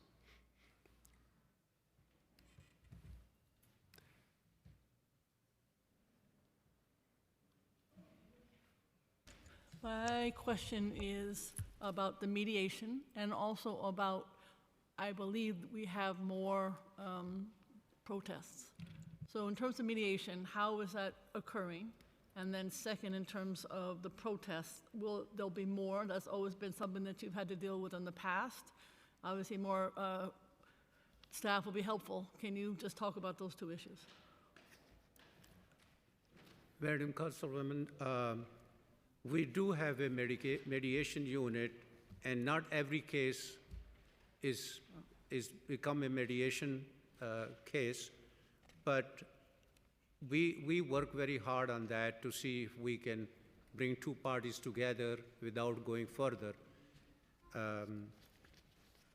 As far as the protest, I guess that period was, John, was a little before that I joined. So, Dr. Khalid, the protests that occurred after October 7th of 2023 have resulted in approximately 45 complaints some on campus and some off campus. It is a far cry from the level of complaints resulting from protests in 2020. George Floyd, yeah. And we've been monitoring them. We, as late as yesterday, we had known there was protest activity and police arrests, but so far we've received no complaints from what happened last week. Interesting. Okay, because I know there was something in the Daily News today. Maybe you'll hear about it. My question then, just back to mediation, what's the percentage, or is there one, as to how many are mediation and how many not? Is that a useful tool? So mediation is a useful tool. I will pull the statistic for you and get it to you. It is a small number for the total number of complaints that we investigate, because we think it's important that it be voluntary on the part of both the civilian and the member of service, so that people are coming in with the right state of mind to engage in the mediation process. One of the things that we have changed in how mediation works is we now take statements from the civilian, full statements, before we send the case to mediation. So if the case is not successfully mediated, we can continue with the investigation. And we have really been watching how long cases stay in the mediation unit, and our current director of the mediation unit, Caroline Hanna, has done a really, really good job of making sure cases don't languish in the mediation unit, because what can happen is you are trying to mediate a case, it doesn't work out, and then it is old and you can't investigate it. Got it. And so the steps we've taken now may have slightly reduced the numbers of successful mediations, but they allow the unsuccessful mediations to be properly investigated. Got it. Okay. And then just finally, just so you know, I testified at the Speaker's charter revision last night in support of 1% or whatever for you to be tied to an agency, and also like IBO is.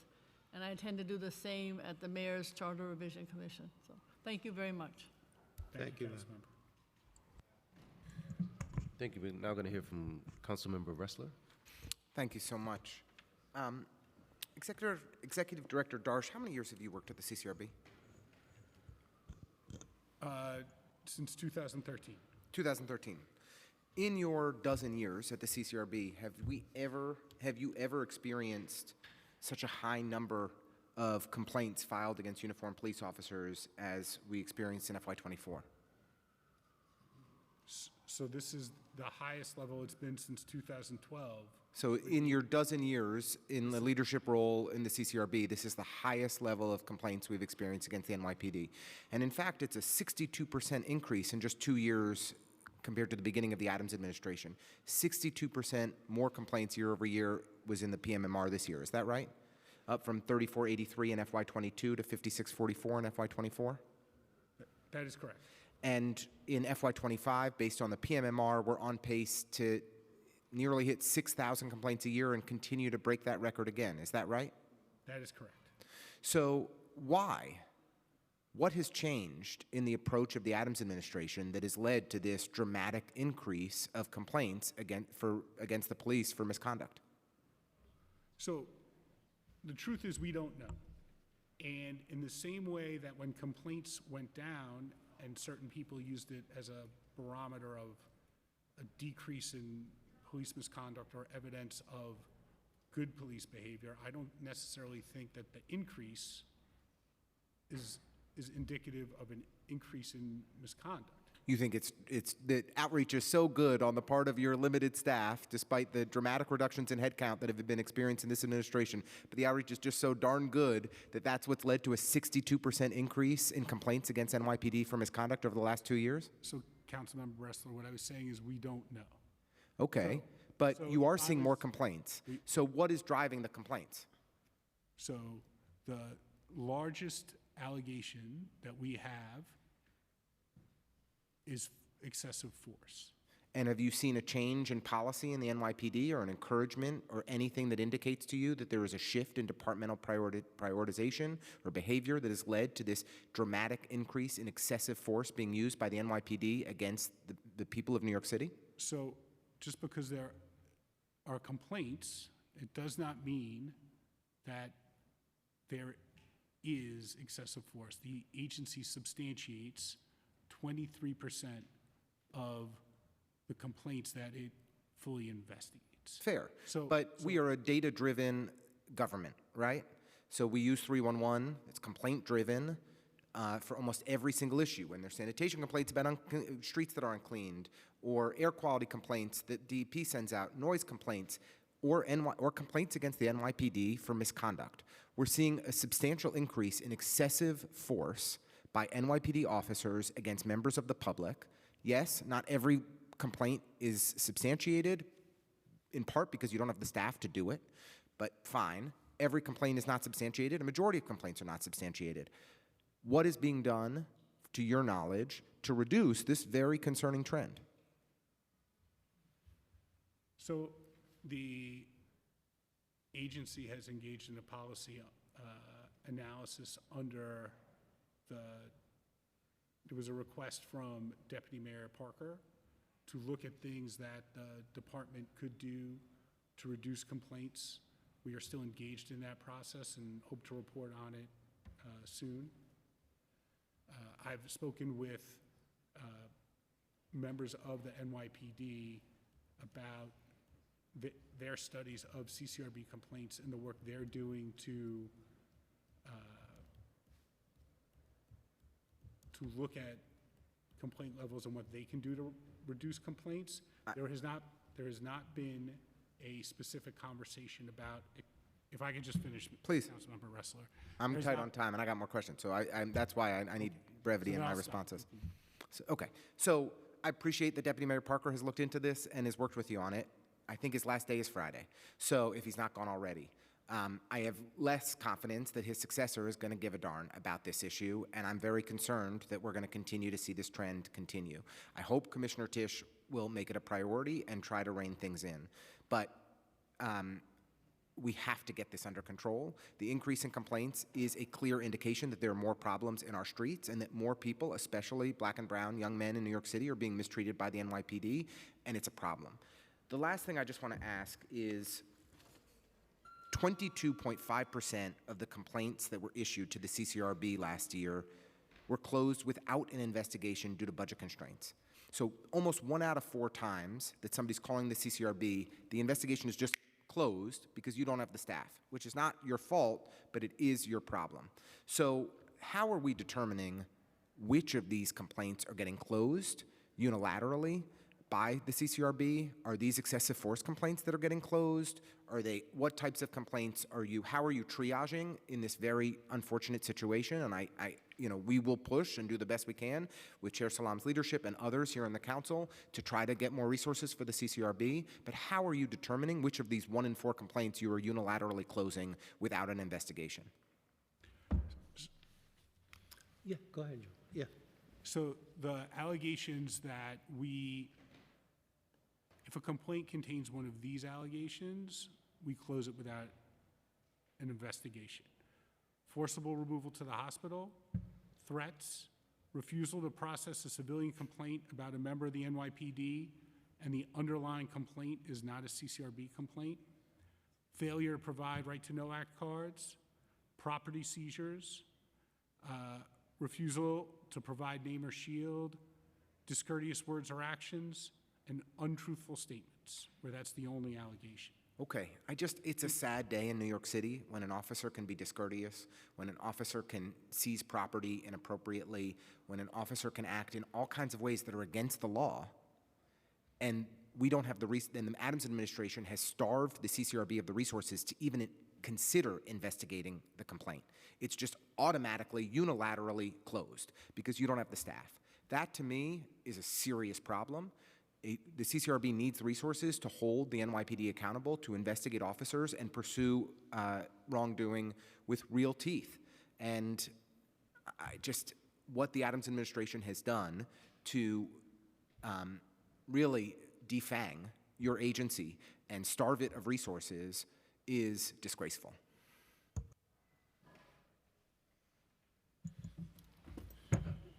Thank you. I just have a follow-up. CCRB spoke of how their investigations benefit from having access to police body-worn camera footage. However, there have been long-standing issues with delays in the NYPD providing the CCRB with evidence to support investigations. Can you discuss any recent changes to the process by which the NYPD provides the CCRB with evidence, including any updates on efforts to provide the CCRB with direct access to body-worn camera footage? Mr. Chairman, the body-worn camera is, since it was rolled out, I think it's the most effective tool for us as a CCRB, though it also have consumed a lot of hours, audio, video, listening and watching. But it's a great tool for the CCRB to make a good decision, a proper decision, impartial decision. So we appreciate the council has enacted this few years ago, and we'll continue doing that, which is necessary for the public trust and for the public to make sure that they are treated properly. John, you want to add something to? Thank you, Dr. Khalid. So when body-worn cameras were first introduced by the NYPD, there were very large backlogs in providing us with body-worn camera footage. Since there was a change in how NYPD handled evidence production to the CCRB, and they put NYPD Legal and Deputy Commissioner Gerber and his team, they made them responsible for it, and the agency works very well with them to get body-worn camera footage efficiently from the department. In 2023 and in 2024, it took 8 days for a body-worn camera footage request to be responded to. So that is a significant improvement over the days where it would take, tens, if not more than 100 days sometimes, for body-worn camera footage to be turned over to the CCRB. Additionally, in December of 2023, the department and the agency signed a memorandum of understanding where cases that were under FID investigation, the evidence that was collected by the Force Investigations Division would be provided to the CCRB within 90 days of the incident on a rolling basis. And that has significantly improved how we have access to not just body-worn camera footage in serious force cases, but all evidence, NYPD paperwork in serious force cases. So it's a substantial change and a real improvement. One of the things you asked about was direct access. We do not have direct access. We think it would make our investigations more efficient, and we also think it would increase the public perception that our investigations are fair and accurate, that we were able to directly access the body-worn camera footage without relying on what is produced by the NYPD.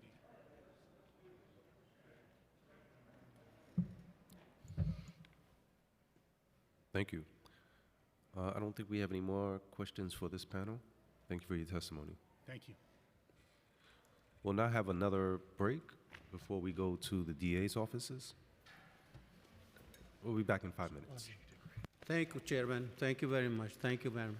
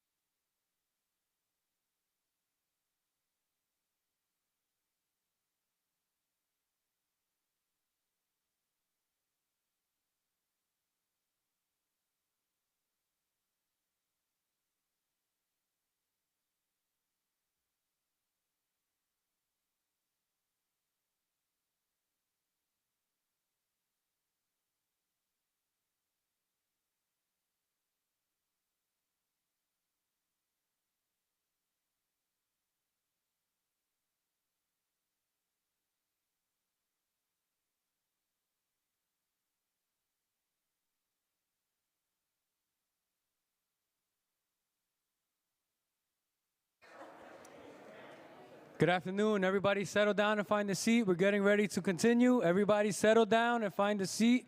We are getting ready to continue.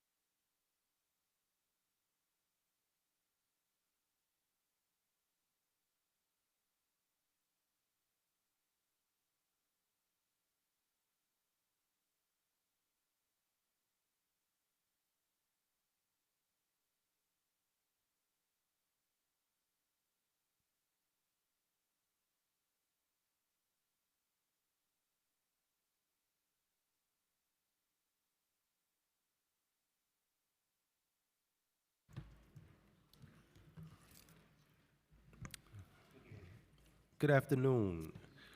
We will now hear from the DA's office and the Special Narcotics Unit. We have with us Alvin Bragg, Darcel Clark, DA Melinda Katz, Michael McMahon, District Attorney Michael McMahon, DA Eric Gonzalez, and from the Special Narcotics Prosecutor Bridget G. Brennan. Thank you all. Before you begin, can you just affirm the following, that you affirm to tell the truth and the whole truth, answer honestly to council member questions? Seeing you acknowledge that, you may begin. In terms of order, you choose as you may. Good afternoon, Chairman Salam and members of the Public Safety Committee. Thank you for this opportunity to speak with you today. I am District Attorney Darcel Clark. My testimony can be summed up in 10 words or less, that I'm fighting for the soul of the Bronx. Those who have never tried a criminal case, never had a victim or grieving mother cry on their shoulder, or heard thank you from someone recently released from prison at an employment resource fair you organized for them, should not be telling me how to do my job.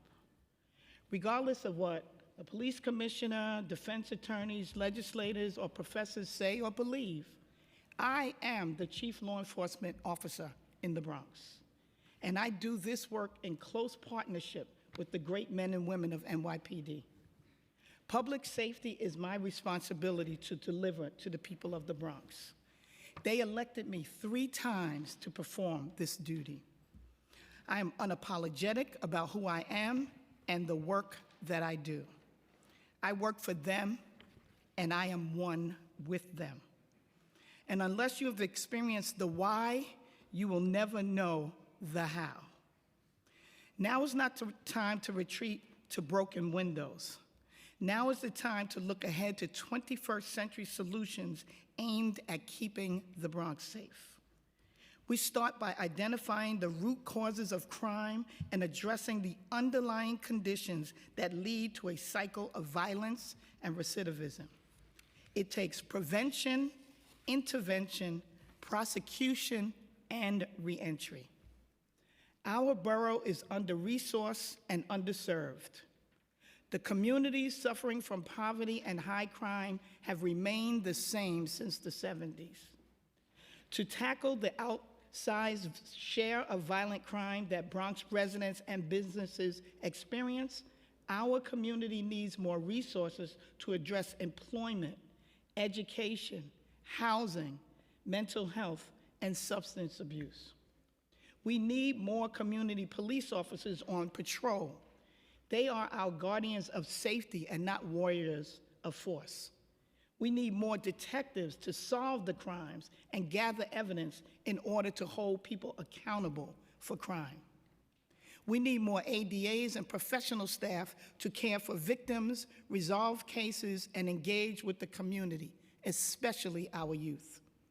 And we need the infrastructure, services, and systems in place that support people and bolster public safety.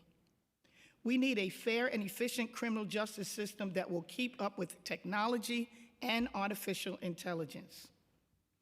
A year has passed since I spoke here, and I pleaded for investment in the Bronx. 2024 proved to be another year of hell and hope for our communities. First, let's talk about the hell. 123 people, human lives were taken. That was 31% of New York City's murders occurred in the Bronx. More than a third of the city's shooting incidents took place in the Bronx. Gun violence among youths increased. In 2024, Bronx youth accounted for 42% of the city's young shooting victims, and our kids accounted for 41% of the youth arrested in shootings. Compare those stats to 30% of people ages 16 to 24 out of school and not working, the highest high school dropout rate in the city. The lack of education and opportunities combined with a disturbing amount of youth violence breeds intergenerational trauma that takes years to repair. Do you see the correlation? This is why I don't sleep at night. There have been initiatives announced for a holistic approach to neighborhoods suffering from poverty and crime, but I don't see the resources or capital investment in the Bronx. Increasingly, cases are dismissed because of burdens of discovery. Now is the time to move forward and support minor changes to the discovery laws that are clearly not working as they were intended, or has unintended consequences, I should say. Some cases are dismissed for technical reasons related to discovery, some because of triages. We have to prioritize those cases that most impact public safety. Felonies, violent felonies in particular, will take priority over misdemeanors. But as a result, we have victims who do not receive justice, and defendants are not held accountable or given an opportunity to address their needs. We can do better. We must do better. Now the hope. Last year, I asked for a hospital-based rape crisis center, and I am glad to report that the State Department of Health and New York City Health and Hospitals are moving forward to establishing one. I also asked for a community justice center for the Bronx. We now have a location and a partner in the Center for Justice Innovation. The South Bronx Community Justice Center, and I want to thank Councilmember Diana Ayala here because it's in her district. The South Bronx Justice Center will serve 200 young people per year through an array of programs and services supporting the neighborhoods of Mott Haven, Melrose, and Morrisania. and I'm supporting CCI and Mark J's request for $2 million for this center. We strengthen our reentry programs by providing employment fairs. We held meetings with my Youth Advisory Council on violence prevention and other topics, and the Youth Council is planning this year's Bronx Youth Summit.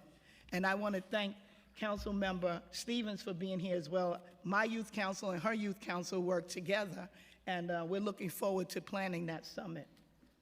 Looking ahead, I'm asking for funding for additional ADAs and professional staff because we're embarking on new initiatives. We are creating a Youth Justice Bureau to move more effectively, to more effectively address youth violence and centralize all matters pertaining to youth justice. The Bureau will be staffed with prosecutors and other professionals specifically trained to consider whether diversion programming or alternative dispositions are appropriate in the court's youth part.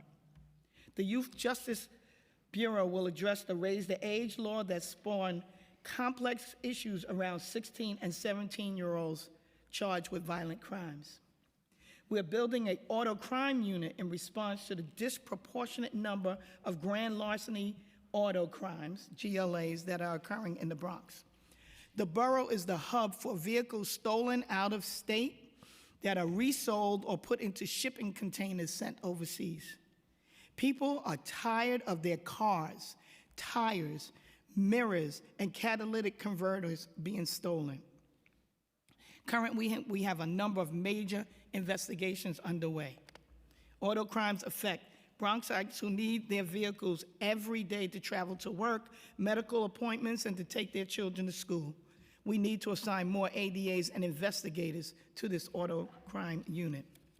In 2024, the Crime Victims Assistance Bureau provided targeted support for over 7,500 new clients and delivered nearly 57,000 follow-up services to new and existing clients. Our diverse team of general advocates, liaisons, special coordinators, and therapists assisted crime victims and witnesses with advocacy, crisis intervention, and comprehensive support throughout the criminal justice process. We are asking for $1.1 million toward additional therapists to address the shortage of therapists and the significant disparity in access to mental health services for crime victims in the Bronx.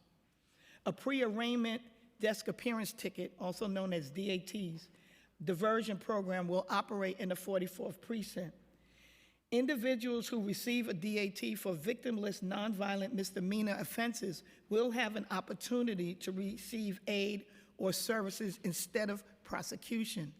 ADAs and paralegals will work directly in the precincts.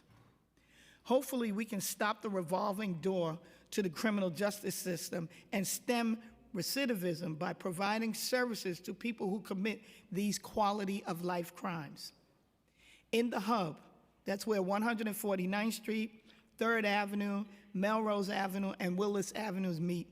There is a community with dozens of mom and pop shops and chain stores. But simultaneously, there are pockets of brazen drug dealing and desperate people overdosing on the street. And again, Councilmember Ayala, I know I don't have to tell you about this. The drug problem in the hub is historic. Multiple mayors have vowed to clean it up. It is inundated with clinics, but lacks coordinated public resources. Law enforcement plays an important role, but this perennial problem of substance abuse is a public health issue.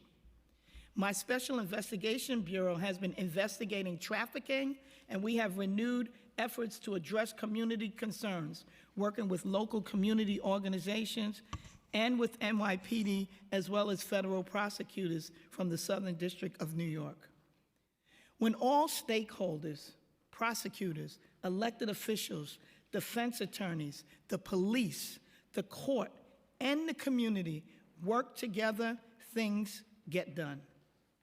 I want to thank my extraordinary legal and professional staff who show up every day and go above and beyond, dedicated, and they are committed to pursuing justice with integrity, which is our mission. And I salute the 1.4 million residents of the Bronx whose resilience and resolve inspire me to work for a safer Bronx through fair justice. That's my roadmap and blueprint to pursuing justice with integrity. Let me reiterate that every stance I take comes from my desire to protect my community, everyone in my community. We are not soft on crime, nor are we locking up everyone and throwing away the key. We hold people accountable within the law and with fairness. I will always stand for crime victims.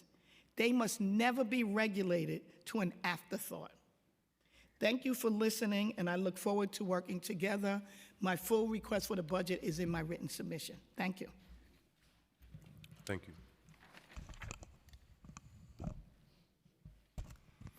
Good afternoon. Thank you, Chairman Salam, Deputy Speaker Ayala, Council Members Brewer and Stevens and Palladino and Holden. Thank you for staying this afternoon and joining us for this very important session of testimony from the district attorneys and the special narcotics prosecutor. My name is Michael McMahon, and I'm privileged and serve the people of Staten Island as their district attorney. It's also a great honor for me to sit here to come back to this chamber again, where I served for 8 years, sitting on that side of the room on the committees representing the people of Staten Island. I was a proud member of the City Council. And I'm equally proud to be a member of this dais. And before I begin with my testimony, just to say, it is an honor and privilege to serve with these great district attorneys, Clark and Gonzalez and Katz and Bragg, and our special narcotics prosecutor, Bridget Brennan. And I'm here to say that it's, to me, every time we speak, it's an amazing conversation, because the conversation isn't about how can we get more convictions, or I got a murder conviction yesterday, or we're starting a trial on a shooting tomorrow, or how can I get drug dealers locked up. The question and discussion is always, how can we use the power of the platforms that we have as the chief law enforcement officers of our boroughs to have a more positive impact in our communities, to reduce crime, to put ourselves out of business, to make our streets safer and make our justice system fairer for everyone. And so I want my former colleagues from the City Council to know that we are not here as prosecutors looking to prosecute. We are here as prosecutors looking not to prosecute and to keep the people of New York City, and for me, Staten Island, safe. As Staten Island's chief law enforcement officer, I'm incredibly proud of all the work that we have done in my office, together with our partners in the New York City Police Department, neighboring law enforcement agencies, our community, and local non-for-profits, and those who call our beloved Staten Island home, to make our borough a safer place. If I haven't mentioned it yet, I'm from Staten Island. Did I bring that up? While there remains much work to be done to fully restore public safety, everyone here today should be encouraged by the nearly double-digit decrease in reported crime on Staten Island last year, including in 6 of the 7 major index crime categories. And while Staten Island proudly remains the safest community of 500,000 residents in the country, now is not the time for a victory lap. Staten Island continues to face significant public safety challenges, frustrating law enforcement professionals and causing crime victims and hard-working Staten Islanders pain and suffering. We know that retail theft, school and transportation safety, and rampant recidivism remain massive public safety issues for Staten Islanders and families across New York City, and we are committed to doing everything in our power to turn the tide and help restore both public safety, confidence in that public safety, and peace of mind to our residents. However, in order to do that, we need the administration and this council's help. During my testimony before you last year and the year before that, I warned the council that Staten Island was facing a dire shortage of uniformed police officers and detectives patrolling and keeping our borough safe.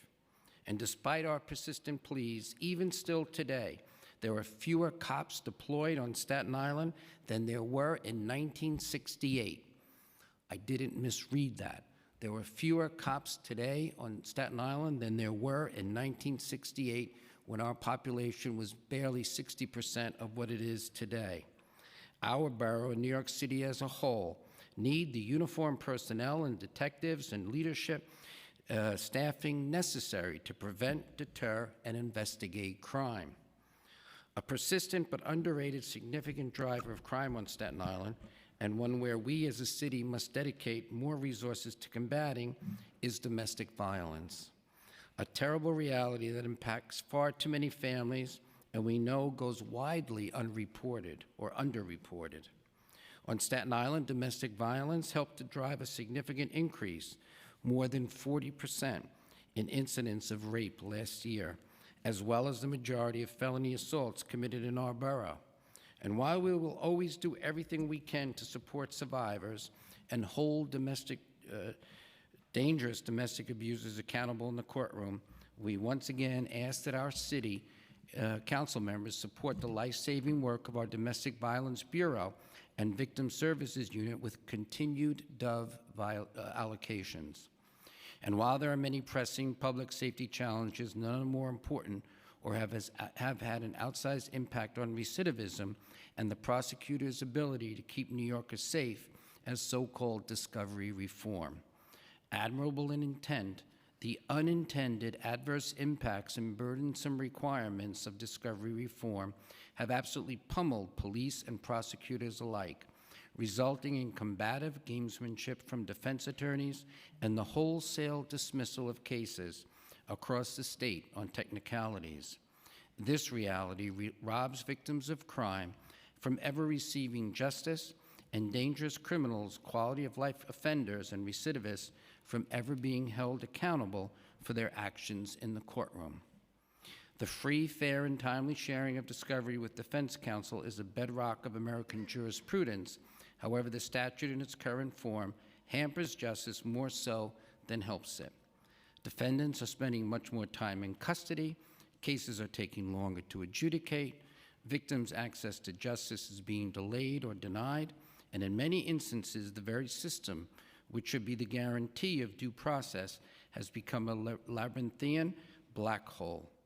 We are seeing thousands of cases across the state being dismissed or charges dramatically reduced. This is the direct cause of the rampant and revolving door of recidivism we all know and loathe today. To be sure, ameliorating the undue burdens and unintended consequences of the 2019 Discovery Statute is the top legislative priority of my office and my colleagues here today this year with the state legislature. But we need all of you to join us in the fight. I hope you will help us effect modest changes, not a rollback, very modest changes, while keeping the original statute in place. Despite significant amendments included in last year's state budget, rampant retail theft, the proliferation of illegal smoke shops, and opportunistic scammers and squatters remain massive public safety challenges on Staten Island and indeed across New York City. The aforementioned offenses are not victimless crimes. Desperately needed revenue streams are being pilfered, precious private property is vandalized, and hundreds of millions of dollars are being stolen from our residents and local retailers. I urge this council to think carefully about these quality of life and public safety issues, and to invest not only in additional law enforcement personnel, but public awareness and prevention campaigns to combat these blights on our communities. I would be remiss if I did not mention the overdose crisis that continues to rage, claiming the lives of well over 80 of our neighbors in 2024 and over 150 in 2023, an immeasurable loss to our community. The exact toll of deaths from this crisis in 2024 is still unknown as we get the lab reports from OCME, but we believe the total number of fatalities will show a hopeful decrease from recent years. The loss of life caused by this crisis is still far too high. The presence of fentanyl and related analog drugs continue to stoke this five-alarm fire, appearing in most all fatal overdoses on Staten Island. We remain concerned with the growth of xylazine, a dangerous animal tranquilizer which is mixed with fentanyl, heroin, and cocaine, and does not respond to naloxone. This substance deserves the attention of the council as it is the latest development in our years-long struggle in this fight against the overdose crisis. It is for these reasons and more that my office remains dedicated to addressing underlying conditions of crime, while encouraging supportive programming that builds families up. However, for far too long, the Richmond County District Attorney's Office has done this critical work with one arm tied behind its back. Staten Island now remains the only borough without a community justice center. As D.A. Clark has mentioned, she's moved hers along. And while we graciously received $5 million in capital funding last year towards this essential project, capital funding is needed to correct this inequity and bring this dream to fruition. We have a site, we have a building, we need your help to make it reality. And lastly, I continue to forcefully advocate for this body's support of a mental health support and diversion center on Staten Island and the screening of those arrested at police precincts. As a 21st century prosecutor, I fully understand the fundamental and intrinsic link between mental illness, trauma, chronic homelessness, extreme poverty, substance abuse, and crime. Simply put, we cannot expect to prosecute our way out of all of society's ills. We know that. You know that. These potentially life-saving initiatives would assess a defendant's underlying needs immediately and give law enforcement and their assigned counsel the tools to place them on a road to recovery, thereby lessening the chances for recidivism and strengthening public safety as a whole. As my office continues to work tirelessly to combat these challenges, our success depends entirely on us working together to make our city as safe as possible. We have remained vigilant and consistent in our dedication to the rule of law, the protection of victims of crime, as well as the rights of the accused, and the overall improvement of public safety on Staten Island. But I must reiterate in the strongest possible terms, we need your help. With that said, I will just highlight briefly the things that we've submitted in our testimony more thoroughly for consideration in the budget. We would like to create an intimate partner sexual assault unit within our Domestic Violence Bureau to address the rise in rape cases and the traumatic impact of these cases. As I said last year, only one category of crime had increased on Staten Island, that was rape, and we'd like to create a unit that is sensitive and skilled in preventing, handling those cases, prosecuting when appropriate, and helping the victims. Cybercrime, as you know, scams have become a big issue, and we'd like to create a unit in our team to devote to work on that as well. Just today, I received a text from someone who was scammed out of $200,000, and there's so many New Yorkers who need help in this regard. We'd like to create a hate crimes unit within our office, as we know that hate crimes are up dramatically across the city. We need help dealing with FOIL requests, and we need help with dealing with the increase in ERPO, or Extreme Risk Protection Orders, one of the key tools in our toolbox to deal with illegal firearms in our city. I mentioned the Community Justice Center, $30 million in capital funds for that, and we need your help with that as well. We, again, are the only borough without a community justice center, and we'd like to rectify that for the people of Staten Island. We know that it's a methodology that works, and not only in supporting the community, but in preventing crime. And again, that's why we're all here today. I thank you for your attention and indulgence if I went a little bit over, but we look forward to taking your questions. Thank you.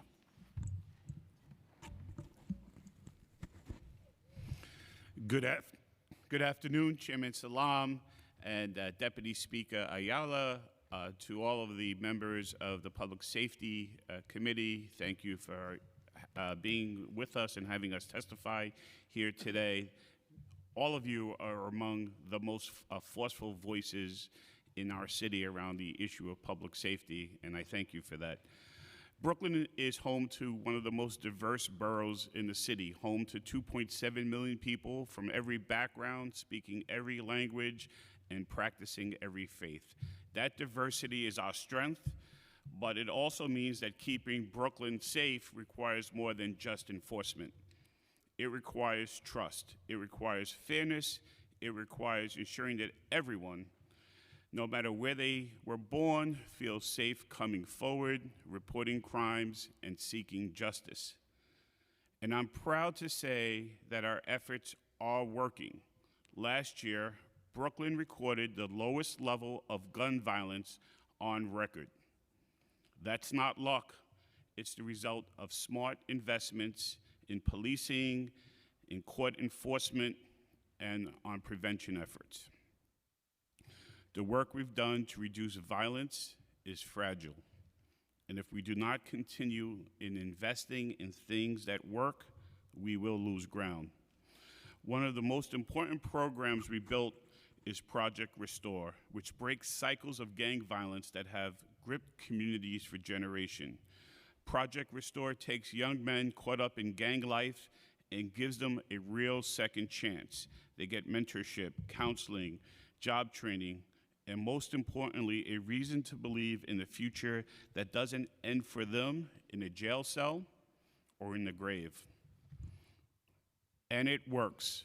Violence has dropped, and we've seen Project Restore participants go to college, hold steady jobs, and stay out of trouble. We're making the difference between safety that lasts and another generation lost. That's why I'm asking you to baseline funding for Project Restore so that when a young person is ready to leave a gang and gang life behind, we are ready and willing to be able to help them. Supporting the vulnerable is vital to lasting public safety, and that's why I also want to express my support for the Crisis to Care agenda championed by the Council's Progressive Caucus, which would provide vitally needed support to those who need it most.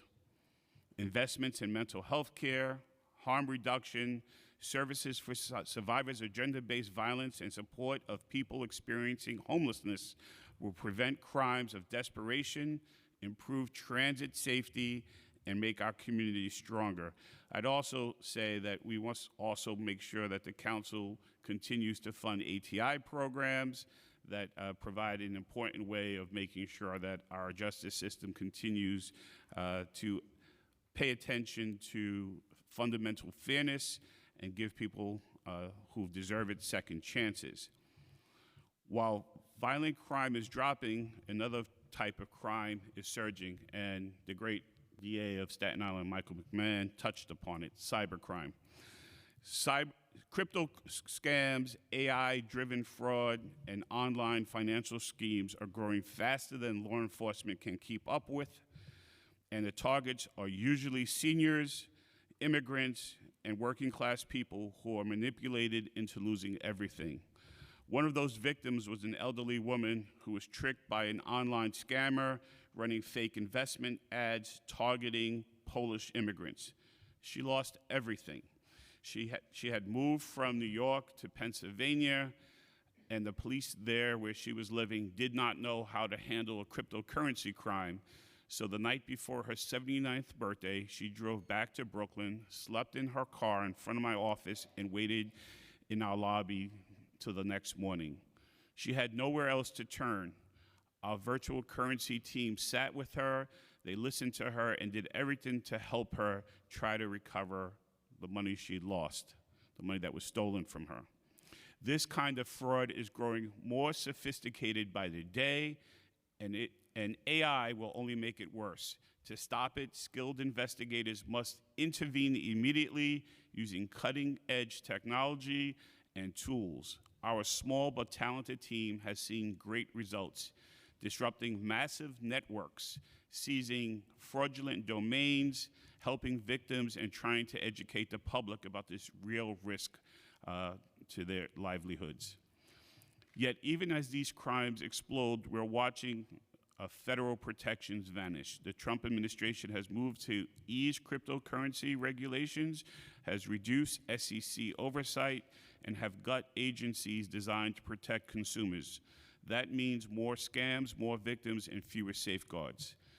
So while Washington steps back, we here in New York City must step forward.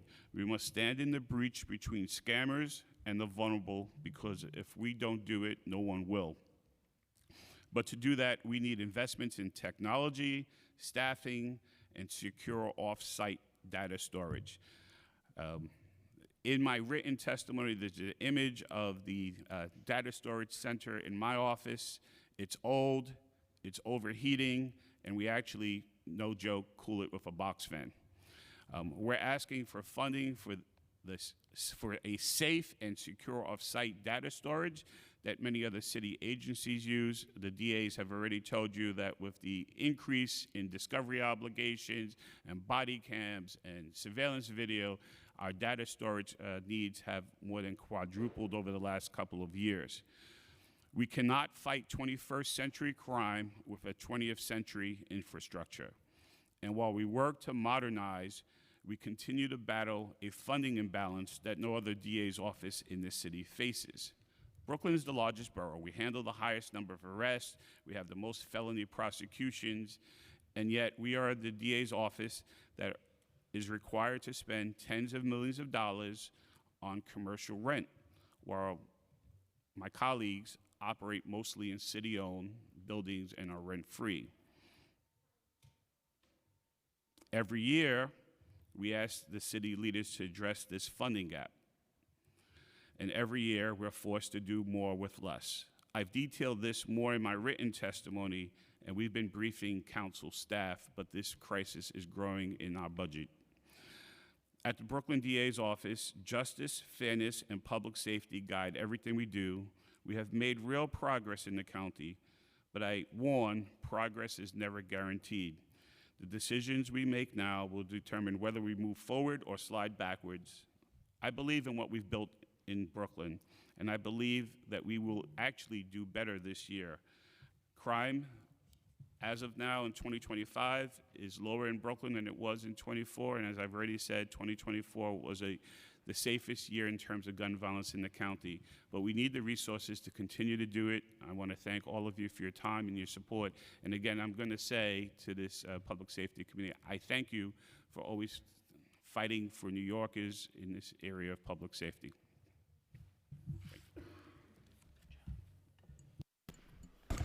Good afternoon. I want to thank also Salam, Deputy Chair Ayala,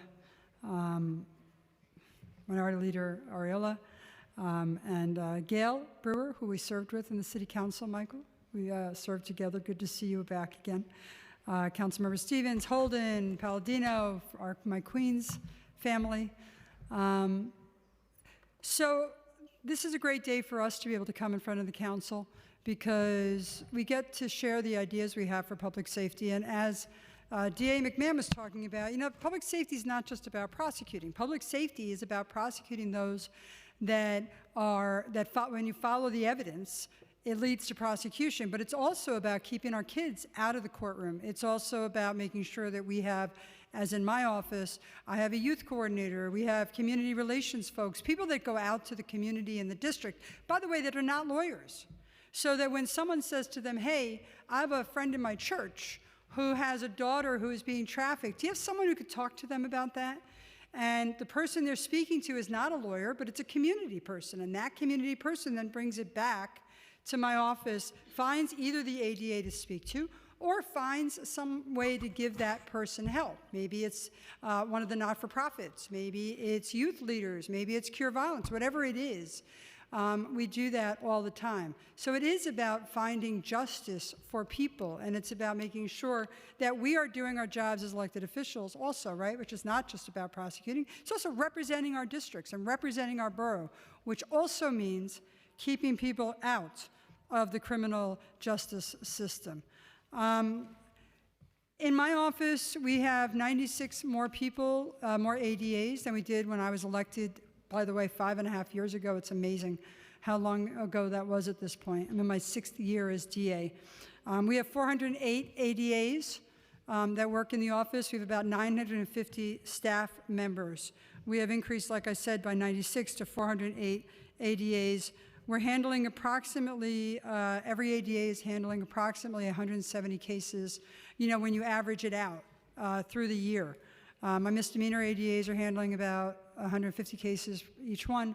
My felony ADAs, depending on the bureau that they are in, handling, half to a quarter of that, which is still a lot of cases that we are handling on a daily basis with the funding, which I thank you for, by the way, every year that the city gives us. In that, though, we have about $2 million in federal funding that comes down the pike every year. We don't know the status of that, and we assume we're getting it still, but we don't know. So I wanted to just throw that out there as one of the questions that happen in the budget.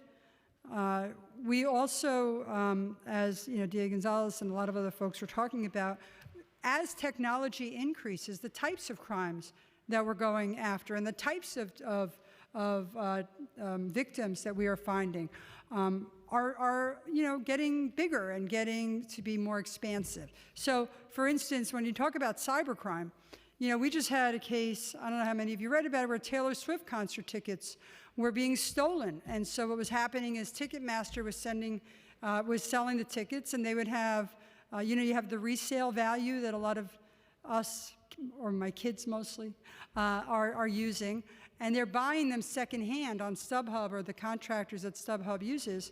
And what they were doing was intercepting the tickets. So you'd buy a ticket, you have to download the ticket. In that download, you were never getting that. It was going to someone else, a third party, who is then downloading it and selling it. Those folks made $650,000 on these types of crimes, in this particular crimes. Some of the Taylor Swift concerts tickets were going for like $5,000. And it is so easy to fall for it. And part of what we do, and part of what I do as the DA, is make sure that there's a comfort level in the community where people know that they should be comfortable coming to us, even if they fall for something like that, because it's so easy to fall for. So it is part of the reason that I come here today with my only increase asked being for a computer forensic lab. It's $2.4 million about to make a computer forensic lab and then to staff it. And that would mean downloading and being able to ourselves be able to investigate, because we're investigating it now, but we have to rely on outside sources a lot of times to do the downloads and to go into the computers just because of time and effort and quantity that it has. And so when we ask for that money to do that, it's because I don't want to take money from my retail theft policy that we are working on. If we put money there, it has to come from somewhere. So a crime lab would be amazing, and a forensic lab, so that we can get those scammers that are on the internet, that are scamming our parents and our grandparents and our kids and some of us. And it's important that the technology that the DAs have keep up with the way things are going in life these days. We are also paying rent, just so you know. We have we are scattered. I have 5 offices within a few blocks of each other in Queens County. 2 of them are private. 3 of them are city. I say that only because the DA's office of Queens County has come before the council for, 20, 30 years, not me, but the one previously, and asked for a standalone building for the DA's office. There's a lot that happens while we corroborate with each other and collaborate with each other, and we talk to each other, and it helps our cases as we move through. Just to put everything in perspective, Queens has had 52,000 people who were arrested in '24. With that was about 47,000 arraignments that happened. We conducted in our borough. As Commissioner Tisch was talking about, the crime levels are going down for the overall crime index. That happens as a partnership with the district attorney's offices and the work that we do. We had 64 homicides last year. To put in perspective, in I think it was 71, we had 342 homicides in Queens County, just so you know. And the other things that we work on every single day that, again, need the funding, but we have it right now, but won't when we do our crime lab, is the ghost gun investigations that we do. I created a crime strategies unit several years ago.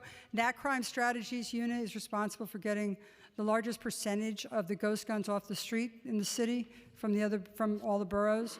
And it's something that we chose to prioritize and chose to work on very closely so that we can get these ghost guns off the street. And I say that because ghost guns are untraceable.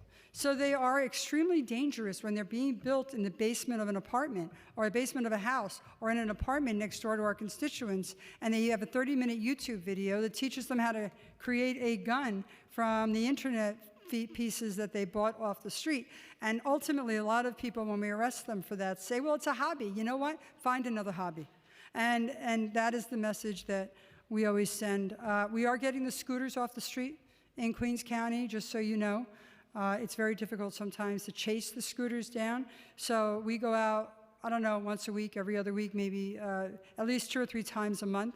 With the NYPD, we've taken about 1,000 scooters off the street that are unlicensed, unregistered, and uninsured. Very important that we have some sort of accountability on these scooters that that you can't identify.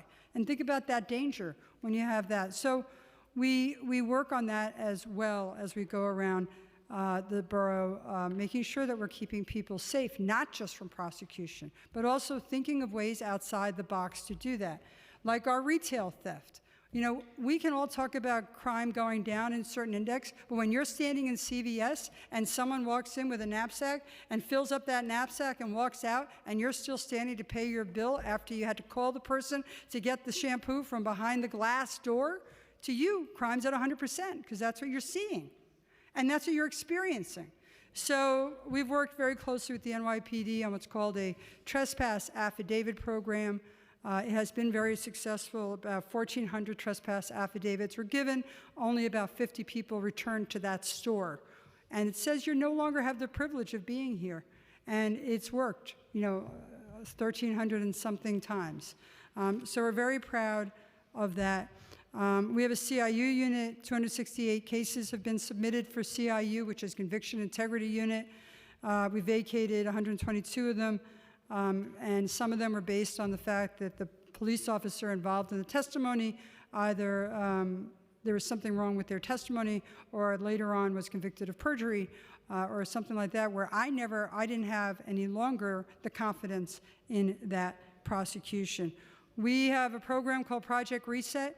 Just so you know, every single DAT that goes through our office is vetted for mental health and for drug rehabilitation to make sure that we can't find a way for that individual not to come back to our office, because that is ultimately the goal of it. We've had about 750 people who successfully finished that program, which means that before they even got to arraignment, we figured out how to divert them so that we get them the help they need so they don't come back. It is something I think that most of us are involved in trying to figure out how to get help for people so that we don't have this continuous recidivism in the city of New York. I'm very proud of the work that my office has done. Like I said, this is our 6th year here. I'm also proud of the work that we've done together, my local legislators, with the assembly members and senators, but local council members. We work very closely together, and my phone is always ringing at 11, 12 o'clock at night with issues that they are seeing on the ground, as I'm sure that everybody here has with their local DA. But we thank you for the work that we've done together, and thank you for the opportunity to come out here, state our case for any new funding, but also figure out together how we keep people out of the system as well. Thank you. Was I the fastest?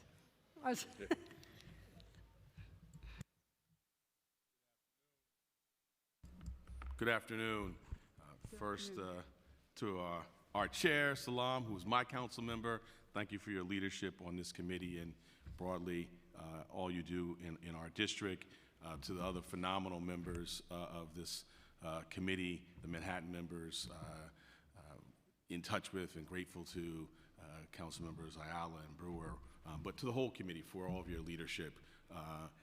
I come not as a former member, as DAs Katz and McMahon, but as a former council staffer, so profound respect for the work of this body. And really want to start with thanks. Thanks for the opportunity to speak today, but thanks so much for the prior support.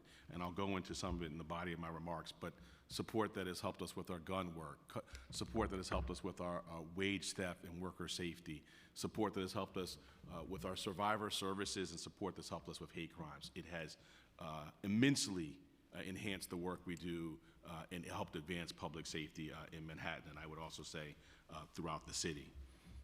The twin goals of the Manhattan District Attorney's Office are delivering safety and fairness, and we know that we cannot have one without the other. We are achieving these goals with a targeted strategy focusing on the drivers of violence and investing in preventative measures, all of which together keep our communities safe today and in the long term. We are proud of the downward trend of serious crime over the past 2 years, including a 45% decline in shootings in Manhattan over the past 3 years.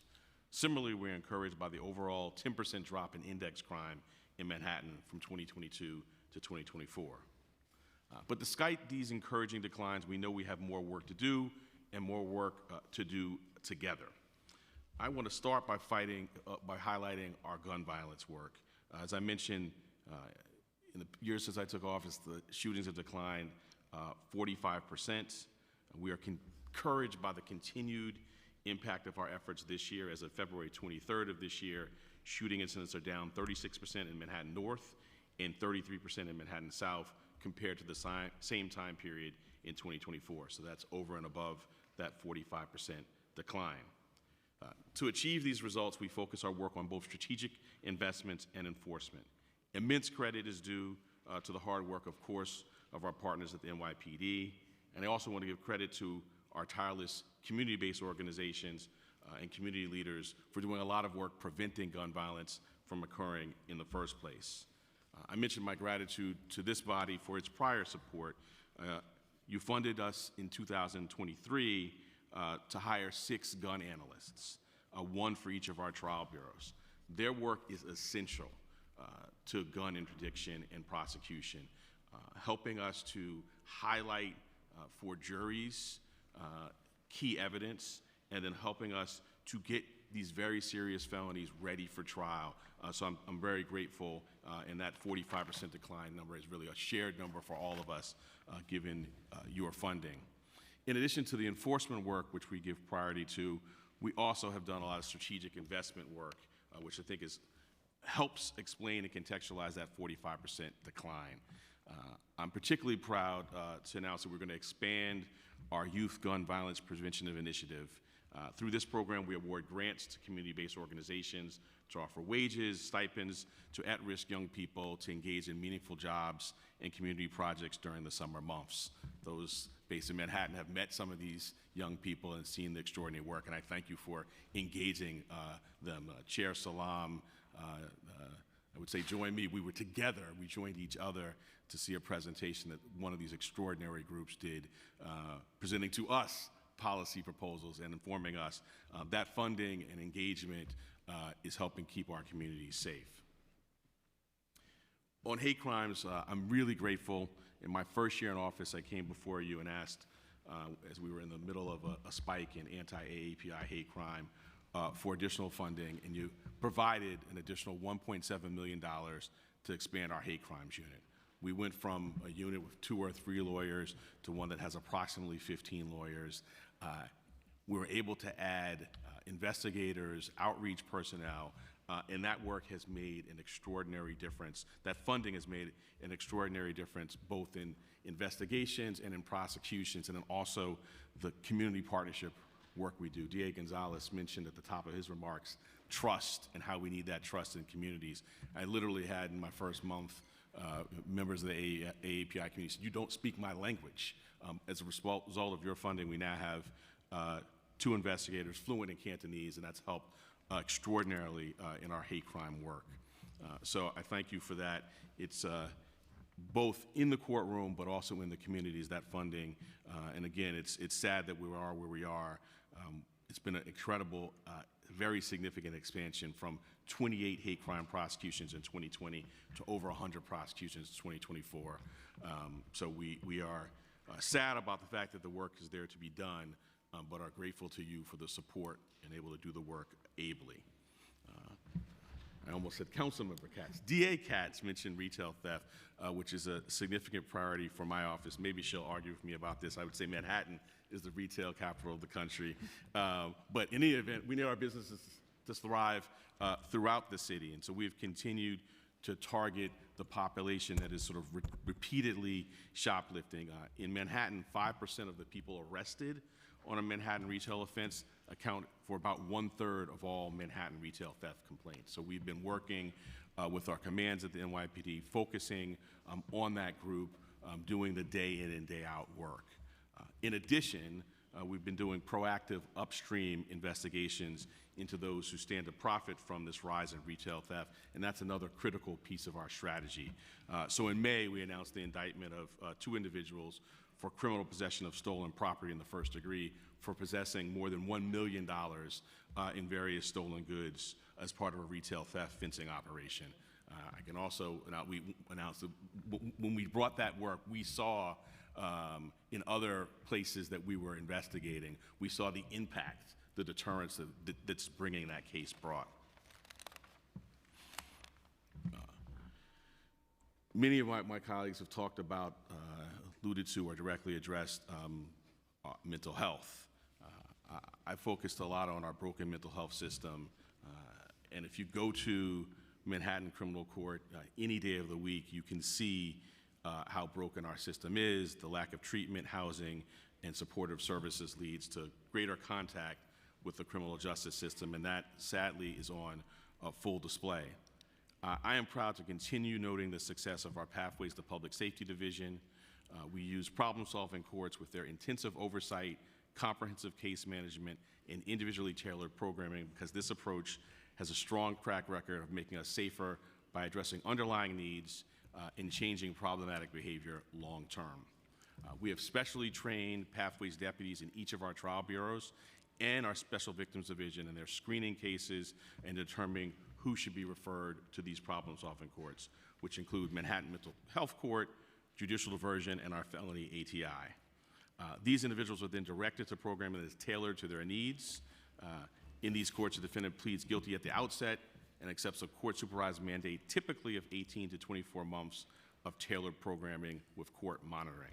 And one very important factor that distinguishes the work of these courts from perhaps from more traditional, less intensive diversion programs is that every participant, when they graduate, has stable housing and a source of income, either a job or disability benefits.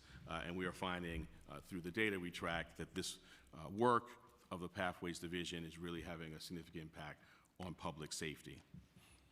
I noted earlier kind of community partnerships, and several of my colleagues, all of my colleagues perhaps, talked about the work that we do in connection with our communities. We have in Manhattan really a very good template for hubs that we have done, first starting in Chair Salam's district. I know he knows our Barbara Askins, the head of the 125th Street Business Improvement District, but really coming together with local leaders, city agencies, and coordinating delivery of services and figuring out which tool to pull out of the toolkit to address a particular issue. So focusing on a range of public safety issues, including retail theft, substance use, the mental health crisis, and more. This hub model deploys teams to conduct regular walkthroughs to observe issues in real time and speak with local community members and businesses on the ground.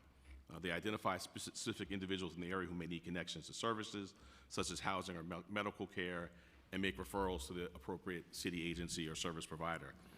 So for that, I thank you as well, because you're obviously funding all of those city agencies, whether it's Department of Buildings, which is taking down illegal scaffolding, Department of Health and Department of Homeless Services that's going out and connecting with individuals, and obviously my office and the NYPD.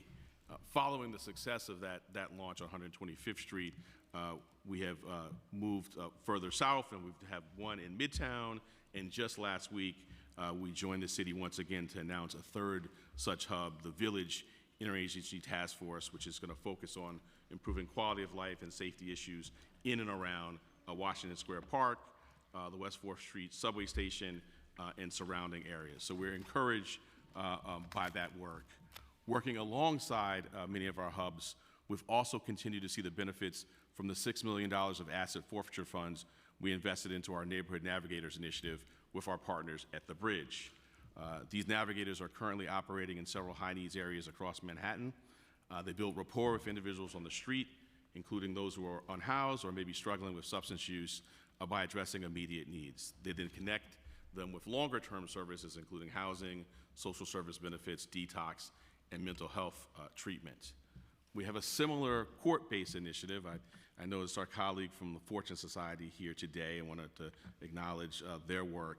A $3 million investment doing very similar work, but based in our arraignment parts. Right in our courthouses, court-based navigators bring their own lived experience to the same type of relationship building work, approaching individuals, offering them services, and perhaps most transformational, going straight from the arraignment part in Fortune vehicle to transitional housing to stabilize people and advance public safety. We know this is reducing recidivism.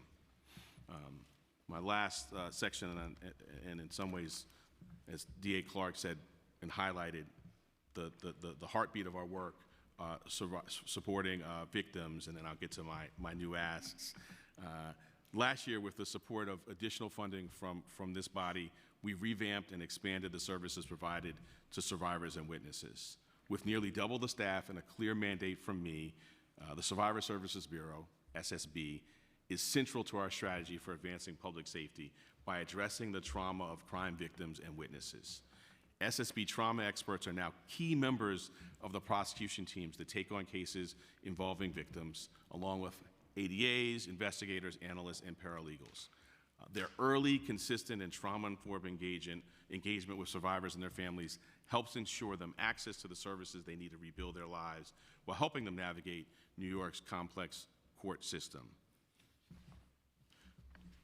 So I'm grateful for all the prior support. Like my colleagues, I do have new asks, and they're based really in personnel, some additional personnel that would be extraordinarily helpful in three ways. So though my office is seeing historically low rates of attrition for our office, we are still feeling the effects of the significant attrition that occurred prior to and during the early days of COVID. As a result, a sort of very specific issue has emerged in our office. We're now lacking sufficient mid-level assistant district attorneys. These are the attorneys that are handling quite serious cases. Takes time to develop expertise and depth in the work that we do. And obviously there are financial strains and people depart, but particularly during COVID, we had the sort of mid-levels, and so that area is one area where we are coming to ask that gap be addressed. More detail is in our written submission. The second, and DAs McMahon and Clark mentioned the discovery challenges. We are in Albany, advocating for changes to the statute. The sheer volume of discoverable material that we must produce also produces kind of personnel challenges, and we have an ask in our written materials to the council to help us with positions to expand the headcount of professional staff to focus on our ability to fulfill our discovery obligations as early and as quickly in the life of a case as possible. We make that request, and that need will persist even if there's a change in Albany in the law. We just need more personnel to deal with the volume of discoverable material. And finally, we're asking for additional funding. I highlighted the Pathways of Public Safety Division work. We're asking for additional funding, which is set forth in the written materials to continue that good work. Thank you so much for your time. I appreciate it. Thank you very much. I'm Bridget Brennan. I'm the city's special narcotics prosecutor. I'm very pleased to be with you today. I've worked with some of you on your local issues, and our office is always available for you. I know that I am the last speaker, and it's been a long afternoon and a long day for you. So I'm going to try to summarize my remarks, but I would urge you to read the testimony which we have produced for you. It's in a nice plastic envelope, and it's got lots of interesting graphs and more information, detailed information. So we're here to give you an outlook on what it is we're facing and what it is your communities are facing. We have a few asks, and I want to give you a little bit of explanation as well, because narcotics trafficking, of course, involves a global picture. The localities are at the end of a very long trail when it comes to most narcotics, including specifically fentanyl, which is primarily produced in Mexico, and also cocaine, which is grown in Colombia. So let me be as quick as I can, because I know you all have questions to ask, and I'd like to get to those as well. So our office, under the direction of the 5 DAs, has been a leader in efforts to rein in the opioid epidemic that's claimed far too many lives. From the teenagers that we see buying pills over Instagram or Snapchat, to elderly citizens and all ages in between. I don't know if you are aware, but the highest rate of overdose deaths in our city is among those aged 55 and older. It's shocking. And we try to adjust through the years to all the challenges that we face. We have prosecuted drug traffickers and distributors throughout the city, and at the same time, we expand our treatment opportunities for defendants. And the most powerful reflection of our targeted enforcement strategies is encapsulated in a chart on page 4 in our submitted testimony. And it tracks the indictments and incarcerations stemming from cases brought to our office, and it shows a decrease of more than 90% in indictments and incarcerations since both peaked in the 1990s. So I think that tells you more than anything else about the focus of our office and our approach. We have citywide jurisdiction over all 5 boroughs, and we are tagged with looking at the big cases with citywide impact, as well as local problems as directed by the 5 DAs.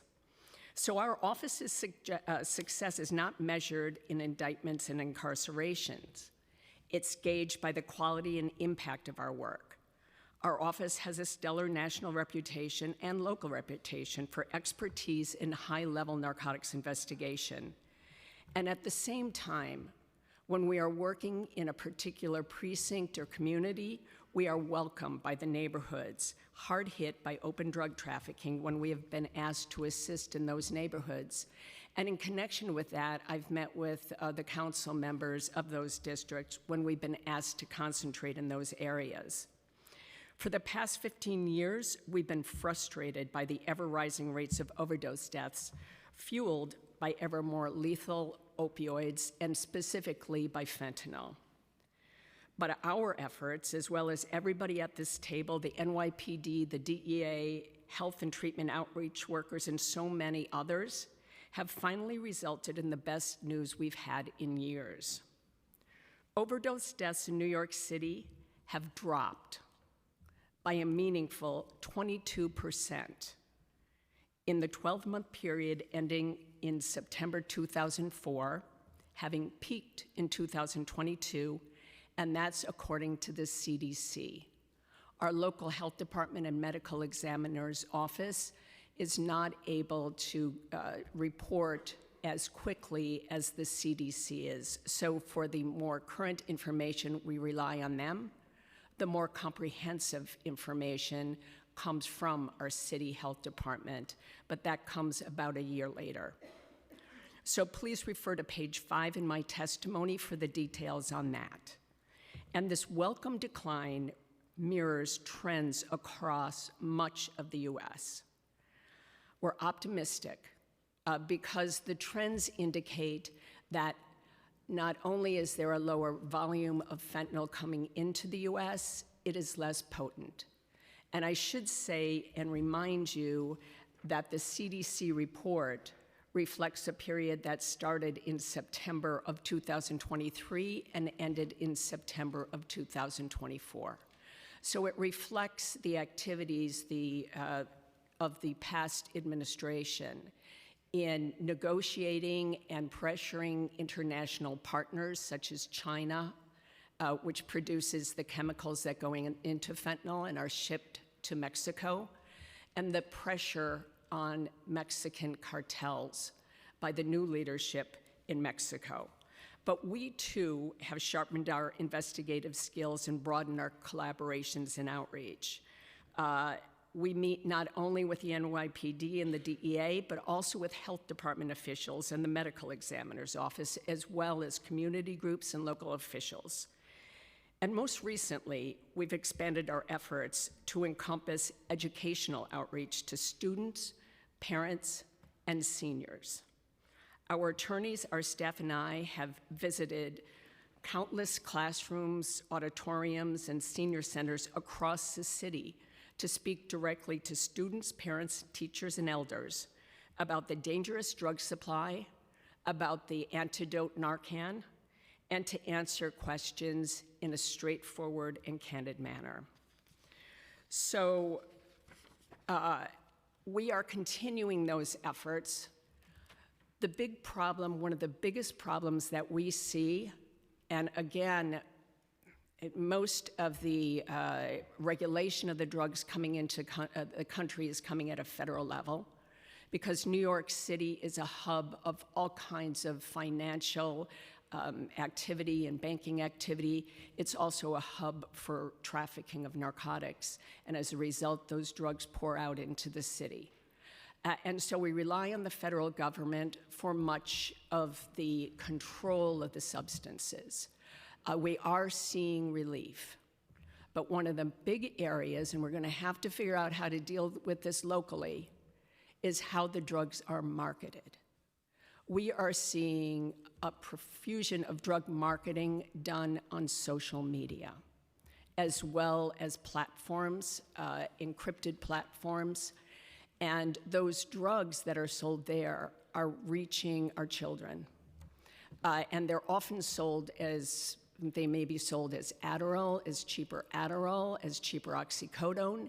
And that's why we also go to talk to the seniors, because seniors often have many medications that they are buying, and they're looking for cheap purchases. You may have seen that the federal prosecutors did a big case this past year involving offshore spots that were delivering prescriptions that purported to be from Canadian pharmacies and contained fentanyl. And so we are enhancing our outreach efforts as well as our prosecution efforts. We're looking very closely at pill press operations, and as a matter of fact, we'll be talking about one publicly tomorrow that was running out of actually a location in the Chair's district. And it involved a couple of pill presses that could pump out 4,000 to 6,000 pills in an hour. And they were pumping out fentanyl pills and methamphetamine pills. So so you can't just control the supply coming in, you have to be able to control the distribution. And our federal government has fallen short on that. The social media platforms are not regulated in a meaningful way. We're going to have to come up with some local strategies, perhaps with civil suits, or some other strategies, besides taking out the pill presses. I think that's always a good idea. But we're going to have to come out with other strategies that we can do in order to limit this, as well as continuing our education and outreach efforts, and continuing to support, in my office, all the efforts of the DA's offices. They're all working very hard in this area. So I do have a few asks. I'm going to skip right to that now.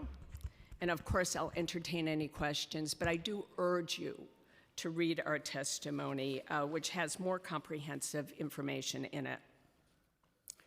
So, we've accomplished a lot over the past year. It's really gratifying to us to finally see some of the overdose deaths coming down. And our staff does have enormous workloads, just like the other DAs. We continue to operate with significantly reduced headcount when compared to the pre-COVID years, and that adds to the responsibility of our existing staff members. And we continue to have these staff shortages. We work hard on recruitment, and we talk to the DAs about how we might be able to shore up some of our shortages. But when they're facing short staffs themselves, it's very difficult for them to staff us. So we work diligently on recruitment and retention, and we are enjoying some success. So for 2026, we're asking for the council's support for 2 funding requests. We're renewing our request to support our Alternative to Incarceration program, ATI, which was expanded in 2020, along to incorporate the Manhattan Felony Alternatives to Incarceration. For a while, Manhattan took us under their wing and allowed our defendants to participate in the program they were funding. But we still collaborate with them and with the Center for Justice initiatives to assist individuals who were not previously served by pre-existing programs. So we're requesting additional funds for that, $218,841 for that program for FY 2006.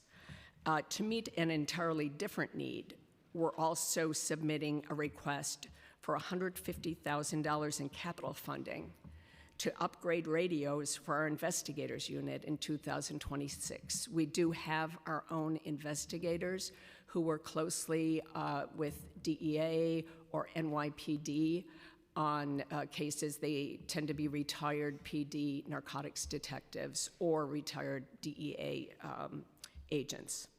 So in closing, I appreciate the close relationship my office has with the council. Over the past years, I've met with many members and many of your constituents to learn about specific community concerns and how to address them. And I remain available to any of you at any time if you have a particular problem you want to talk about or generally speak about the problems that we're facing. Thank you so much for your support, and thanks to the DAs for all their support through the years. Thank you. We will actually be hearing from Councilmember Ressler first. He has a question before he has to go. Chair, that is incredibly gracious of you, and I really appreciate it. Thank you very much. Let me just say hello to all the district attorneys. Great to see you all. Take a moment to thank District Attorney Bragg in particular for your clarity and courage in taking on President Trump and holding this administration accountable, and for the good work that you've been doing. I also just want to thank my district attorney for doing a superb job. You all have really hard jobs, and District Attorney Gonzalez, really you balance being fair and pursuing justice and improving safety in our borough in the ways that, in exactly the ways that I would hope. And I really appreciate the work that you and your team do. I just want to call out something that you bring up on page 3 of your testimony. Brooklyn District Attorney, the Kings County District Attorney's Office spends $24.36 million per year annually in rent. Yes. And so, according to the testimony here, Queens spends $6.42 million in rent, so Brooklyn spends 4 times more than Queens in rent. New York County spends $3.7 million in rent, so we spend about 7 times as much as New York County in rent. The Bronx spends $2 million in rent, so we spend 12 times more than the Bronx in rent. And Richmond County spends $0.19 million, so we spend 128 times more annually in rent in Brooklyn than we do in Staten Island. There is no separate line item in your budget for rent, correct? That's correct. So if we take the $24 million out of your budget from rent, there's $124 million left over. Is that accurate? Yes. So that is the same as the Bronx. And I'm not trying to take a penny away from District Attorney Clark. No, I would never, ever, ever do that. You better not. I would never do that. Althea and I are on the same team. But we're twice the population. We have twice as many people, literally more than twice as many people as the Bronx, and we have the same operating budget when you take rent out of the equation as the Bronx. And in fact, if you look at Manhattan, and everyone knows we're the most populous borough, we have the most arrests, 72,000 arrests last year, is that right? 78,000. 78, excuse me. We get 46% less funding per felony arrest than Manhattan, is that right? Yes. So, and our head count is 122 DAs, 122 ADAs lower than Manhattan, is that right? Yes. So, Our budgeted head count. budgeted headcount, excuse me. So this is totally unfair. It deeply undermines safety and fairness in our borough. When you ask OMB, you know, and for the record, for the background, District Attorney's Office moved into the office space you have as a way of advancing the commercial office space market in downtown Brooklyn, right? This was an economic development strategy? Yes, in 1998. In 1998, 27 odd years ago. And we still need that help in the downtown Brooklyn office market, unfortunately. But when we ask OMB for a separate line item so that this funding that we have to put into rent is not taking away from the costs and the expenses of operating your office, what do they say? Well, in addition to that, the other space, city-owned space that the DA's office had access to kind of drive down some of the costs, the municipal building and others had been sold. And so not only are we paying this tremendous rent and it's hurting really the operating budget of the office because we're not receiving additional funding for that, we have also not been able to have enough space to do that. We're caught in this issue where we need to actually get more space because we've been limited to the space that had been provided. You don't have the money to pay for the space, and you don't have the money to expand your headcount, despite the obvious need and the clear unfairness and the inequity in funding compared to each of the other boroughs. Yeah, and I think that where you really start to see that is in the amount of dollars available per felony prosecutions. The county not only handles the most number of arrests, but the most number of felony indictments, including the most violent felony indictments in the city and the state. And so it's been a hardship. Historically, the Brooklyn DA's office pays the least in terms of starting salaries and in many other ways because this is how we try to negotiate the difference. This is 16, 17% of your total budget. If that was freed up, what would you do to advance safety in our borough? Well, our head count needs to go up. It's all laid out in our written testimony. We would obviously continue to fund these initiatives in our office that deal around issues of public safety. The operational side of the office would work much better. The budget crisis that we're in is something that I've testified about year after year, but the rent as the contract is renewed goes up, and so we start to see a higher differential. I think years ago there was about $10 million that separated Brooklyn from Manhattan. Today, after you take away the funding for the rent, that number is closer to $40 million. There must be a separate line item for rent. It's the only fair way to approach this issue. I don't understand why 1/6 of your budget should go toward rent instead of advancing fairness and safety in our borough. And I hope that the council can rally hard in partnership with you, and the Brooklyn delegation can work hard in partnership with you to push OMB and the mayor to do the right thing. I appreciate that very much, Councilmember Ressler. Even as you've mentioned, our head count, our budgeted head count is less than the Bronx, our budgeted head count. Thank you, and thank you, Chair Salam, for the opportunity. I really appreciate it. Thank you, and you're welcome.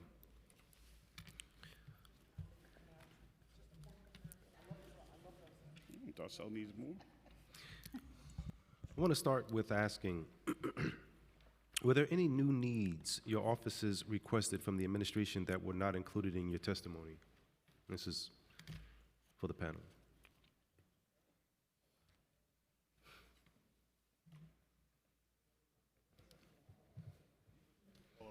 Oh, all of it? I had so many requests. I didn't want to take up the time asking for every single thing.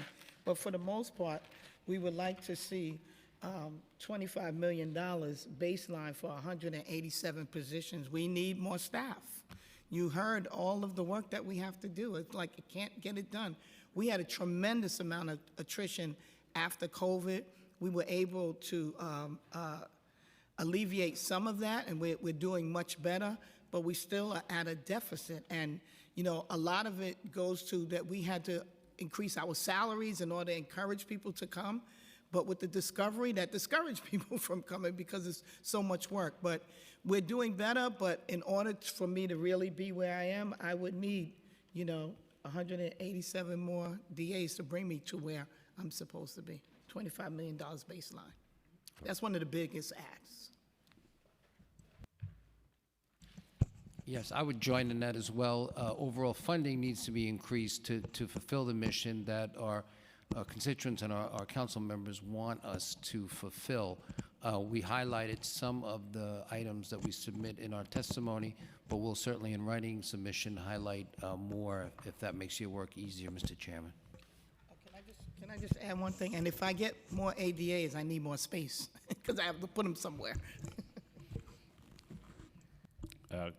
Chairman, we desperately, need the funding that Councilmember Ressler mentioned regarding our rent.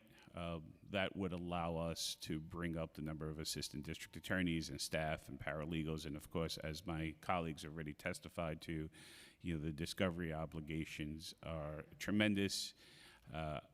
We estimate, after speaking to our staff, that ADAs spend about 80% of their day just doing discovery work. That does not include the time that they spend in court. That does not include speaking to victims and survivors of crime, going to crime scenes, preparing cases for hearings and trial. So there's a desperate need to do that. I understand that money is tight. If we got everything we asked for in our budget, we would still not be the most highly funded district attorney's office in the city. Thank you. I agree.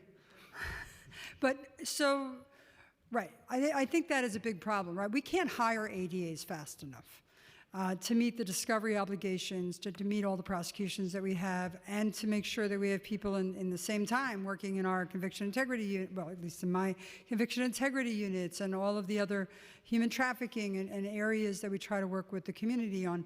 We can't hire ADAs fast enough, and then if we do, we need space.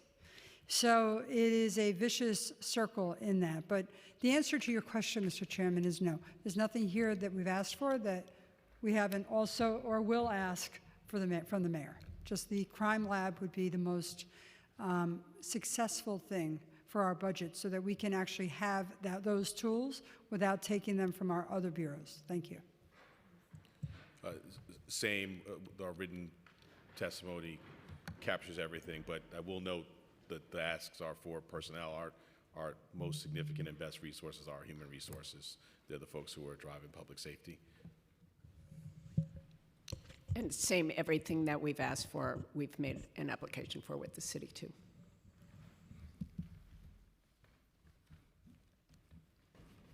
I mean, I think this may be obvious, but just to get it on record, how would these increase in funding increase the efficiency of the justice system? I think that's a really important issue.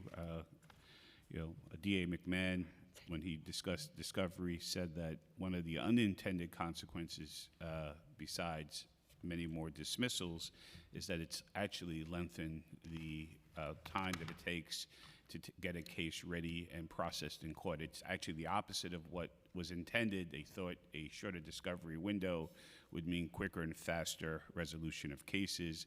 But what we've seen is that on average, cases last about 6 months longer. But those cases, we never really dug our way out of the COVID backlog. And so I took a lot of pride that in Brooklyn, pretrial detention, even on the most serious crimes, we got people to trial around a year and a half. Unfortunately, I cannot say that's what's happening today. In many of our homicide cases, I'm looking at cases that are 3 and 4 years old. It's unacceptable. It's unfair to the detainee who has not been convicted, but it's also unfair to victims and families and survivors of these crimes that they cannot get their day in court. Getting those staff numbers up so that ADAs can move those cases forward in fair and efficient ways is critically important. And of course, all of the other work that DA Katz talked about, our conviction review unit remains the national standard of how to do this work.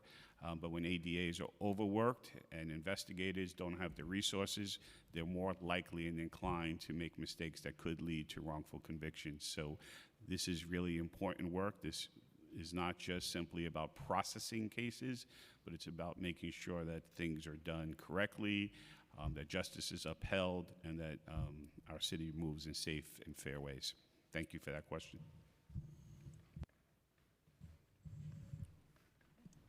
Yes, I mean, I would agree with DA Cass, but also, it's also to have enough people to really look at the humanity in the work that we're doing. It's not necessarily towards conviction, but it's toward making just sure that the right thing is done, whatever that is. And every case is its own, and we want to do that. We want to make sure that we have enough people. Like I told you, the increase in youth crime in and of itself, and the victims of crime, the survivors, that takes special attention, and we need more people to be able to do that. We're losing a generation of young people in the Bronx right now because we don't have enough staff to really pay attention or to be specialized in areas that can really deal with that population and what is driving the crime in our communities. So with respect to efficiency, two of our requests, I think, go directly to that. One for the personnel in our complaint room, the 12 new paralegals. I mean, so I think this is probably true of all of our complaint rooms, but in Manhattan, it's like 19 hours a day, 365 days a year. We're asking for 12 paralegals. That additional staff is going to help with arrest or arraignment time. Will go directly to sort of the efficiency, really at the, one of the most, critical times in the life cycle of a case. One of the other asks is for discovery specialists, which will, help us do the diligence that we want to do and that we're required to do, and to move cases swiftly. So the requests are tailored, those two in particular.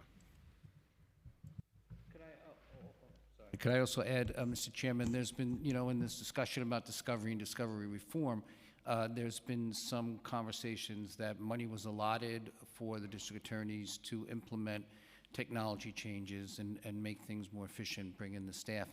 We've all spent our money. I mean, we've used those resources. We have broadened our capacity. We have,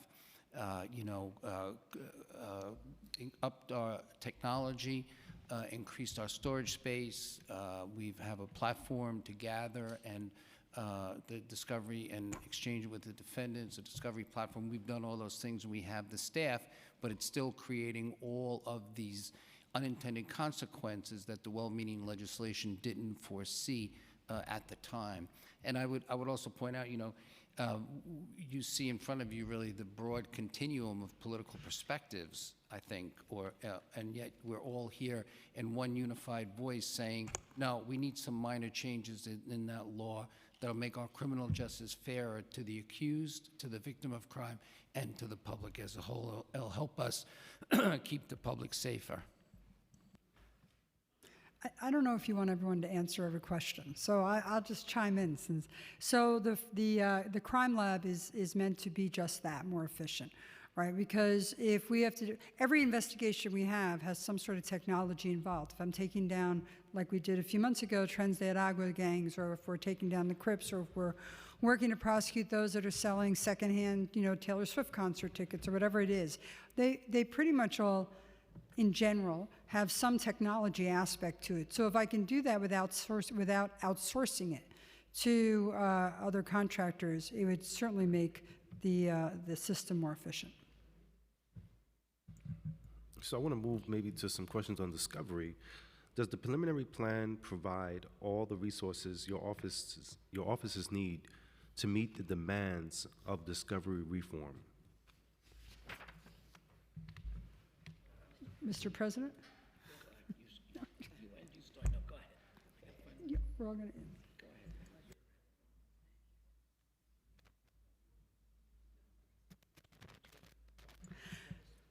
The discovery reforms that are in the legislature right now lead to more efficient offices and more efficient cases as we move forward. It allows for us to prosecute the cases, work with the bench, and make sure that the changes that we are asking for leads to our cases being moved forward. That's what we are trying to do. So, for instance, if every time there is a discovery issue, even if it's a technical issue that is left out of discovery, and our cases are dismissed, that leads to our ADAs and our investigators and our support staff putting a lot of time and effort into those cases that ultimately might be dismissed for a technicality, like in one of my cases, for instance, a pepper spray wasn't secured by a police officer in a case that had nothing to do with the case we were prosecuting. That was not turned over. That case was dismissed. In another case, we had a transfer ticket for someone who was in jail, and that was not also turned over, and our case was dismissed. So at the end of the day, the less we have of these technical sort of dismissals that provide for 30/30, I think the more efficient the system is. Mr. President of RDASNY, would you like to add anything? Yeah, we all need, and I think everyone's testified that we need more funding to meet our the burdens of gathering the information and processing it and then turning it over. There's no question about that. We need more assistance. They're overburdened. The paralegals are overburdened, and even in terms of storage, cloud storage, if you will, we need more resources there across the board. But the issues sort of run parallel that we talk about when it comes to discovery, because yes, we have that operational need to be able to do things, but the reforms that we're presenting to Albany now, the mild adjustments, are simply to say, even when we do all that, if there's a technical miss or something that doesn't affect the outcome of the case or the rights of the accused, that cases shouldn't be dismissed because of that. There are other remedies that the court should consider. So that's there. What we need to meet our obligations, yes, we do need more resources, Mr. Chairman, across the board. We need more paralegals. We need more technical support. But that is not what we're talking about when we go to Albany. I would just add, with the resources, definitely, like, when all these issues came up, it's like, oh, it's a resource thing, we'll just give you more money. We receive more money, we're using it, we still have the issue. So DA McMahon is right. We need to change in the law to change it, because all the money in the world, all the staffing and everything doesn't stop a dismissal of a case when it's based on a technicality. So that's where the difference is.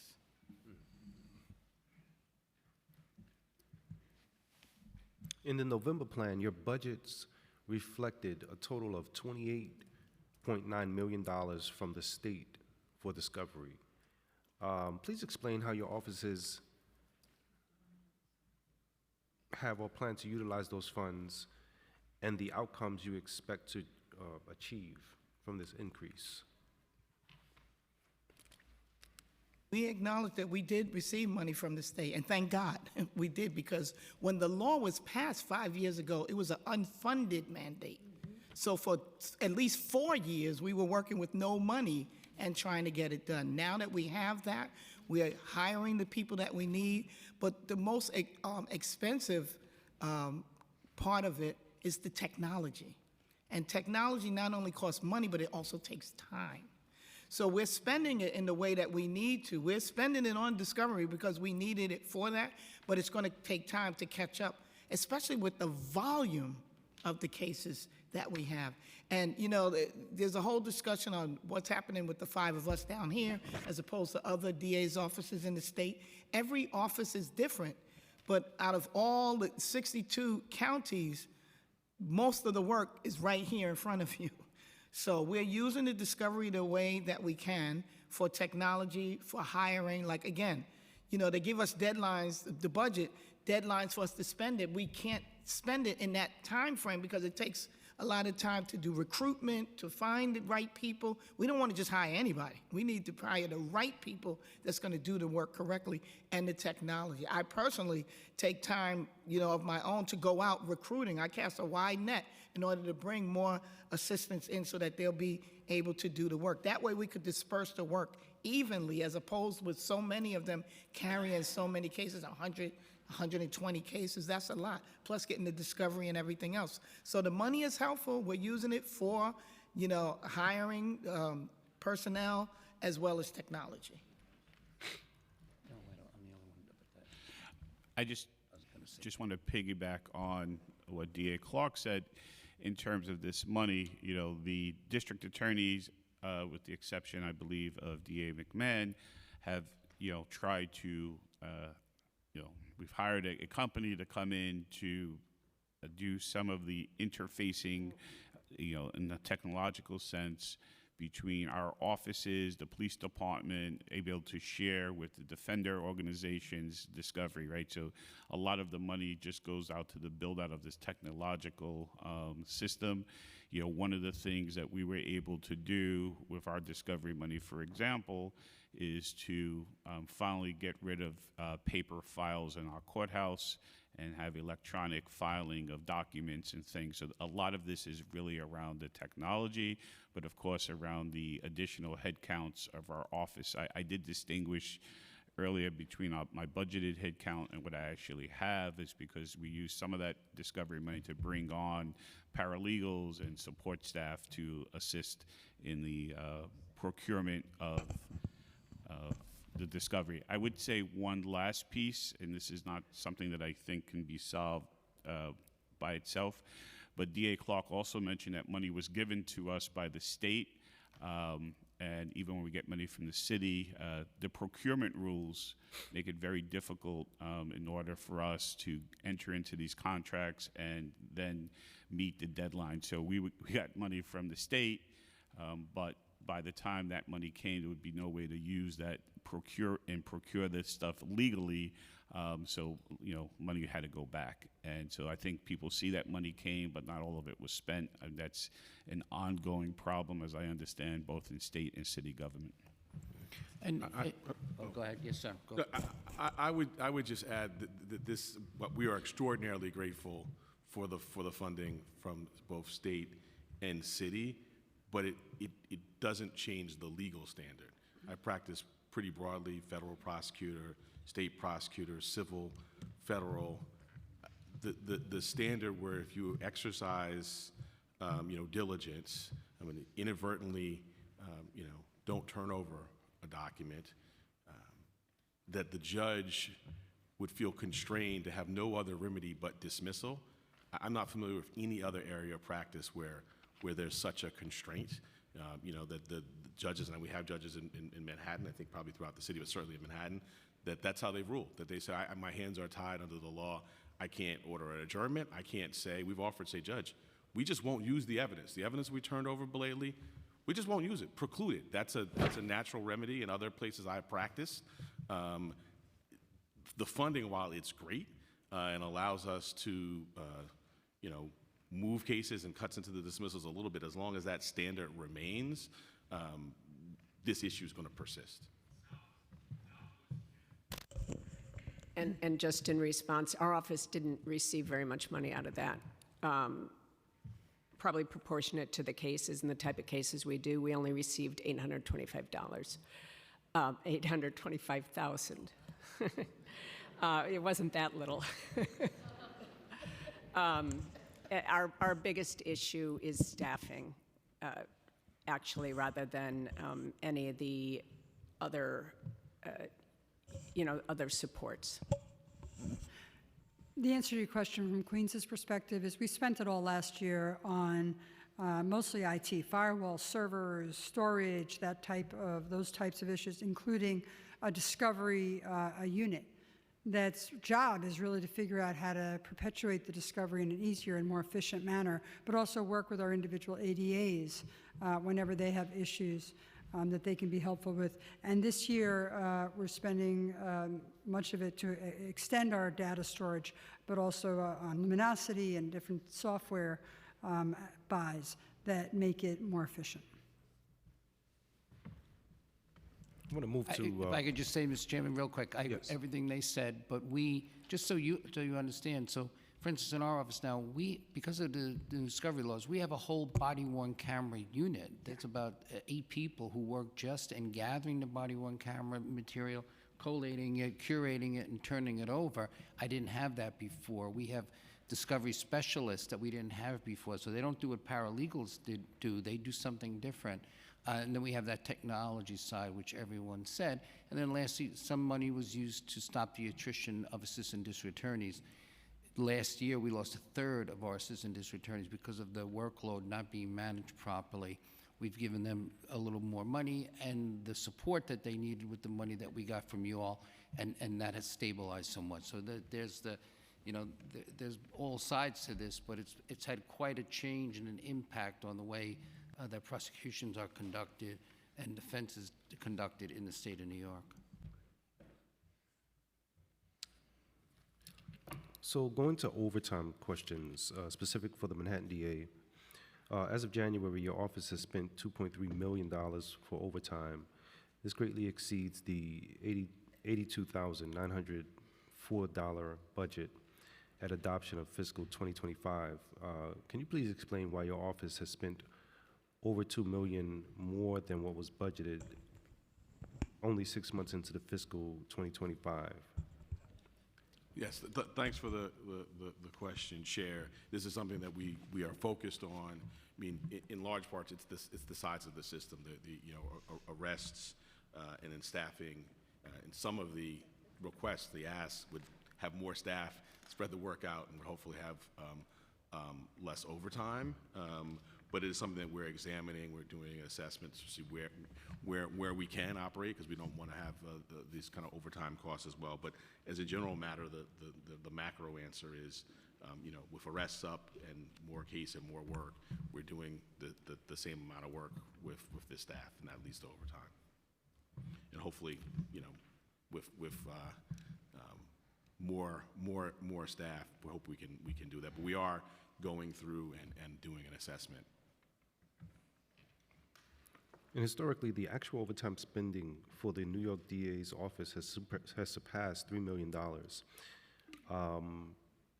So I'm just wondering also, just to, in terms of the $82,904 allocation, why was it that at the adoption?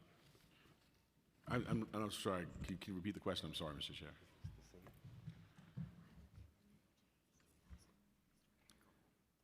Okay, gotcha. So the question is, why only budget 82,000 when historically we've gone over that number?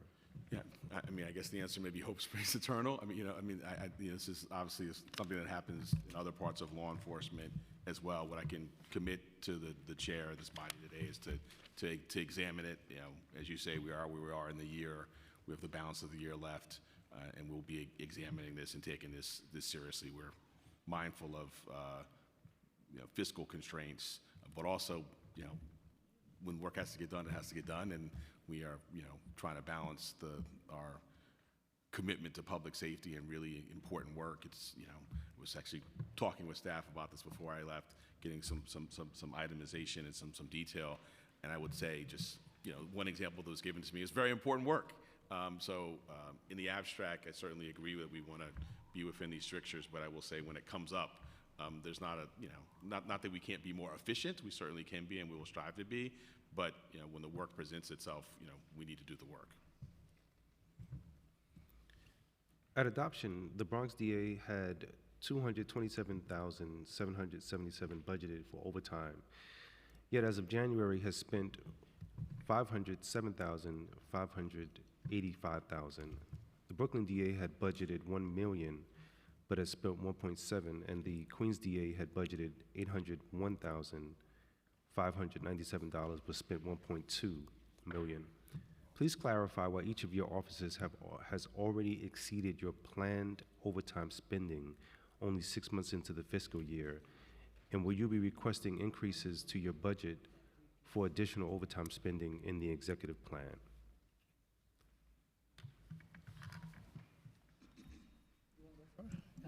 No.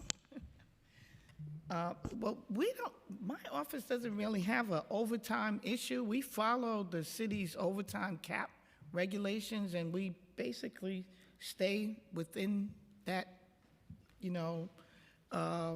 guidelines in order to try to get the work done. I know that we have some issues with unions, and, they negotiate certain things, certain time should be overtime, certain times they can't stay, and we have to find other ways to do it. Sometimes we give them compensatory days as opposed to overtime. It's a mixture, but overall, if there's something that has to be overtime, we get a waiver from OMB. That's the city's guidelines, and that's what we tend to do in my office.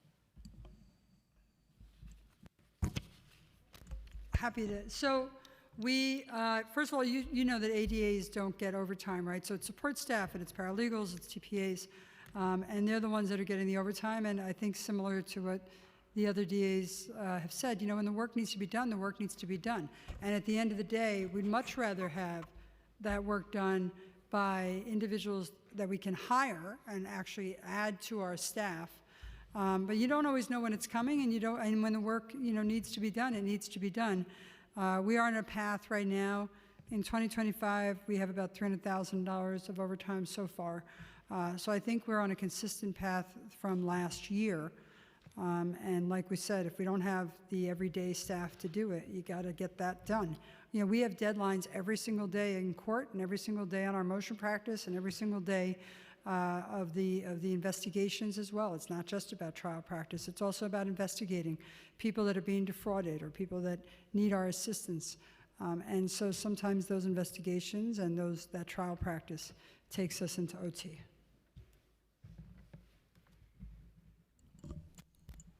In terms of the overtime in our office, it's the largest segment of that is going to be, as DA Katz said, it's not going to ADAs. ADAs don't get overtime.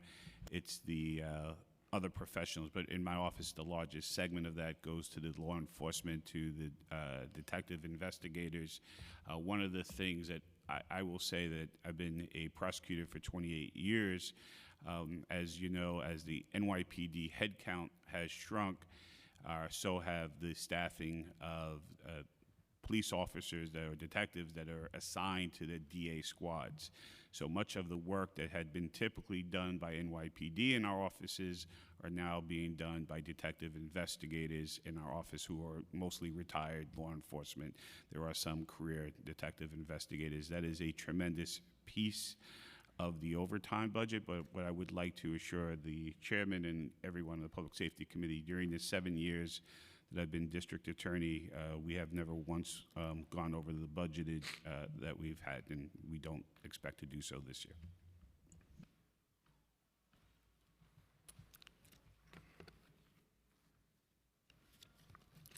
I want to ask questions on the closing of Rikers Island. One of the critical steps towards finally closing Rikers Island is reducing the population of the city's jail system. The significant delays in the processing of cases has been one of the primary impediments in the effort to lowering the population of the city's jails. What efforts is your office making to limit case delays and guarantee speedy trials? And this is as a follow-up with that, what resources does the DA need, do the DAs need to improve the efficiency of the trial systems, and are there any other efforts your office is making that would help to reduce the population on Rikers Island?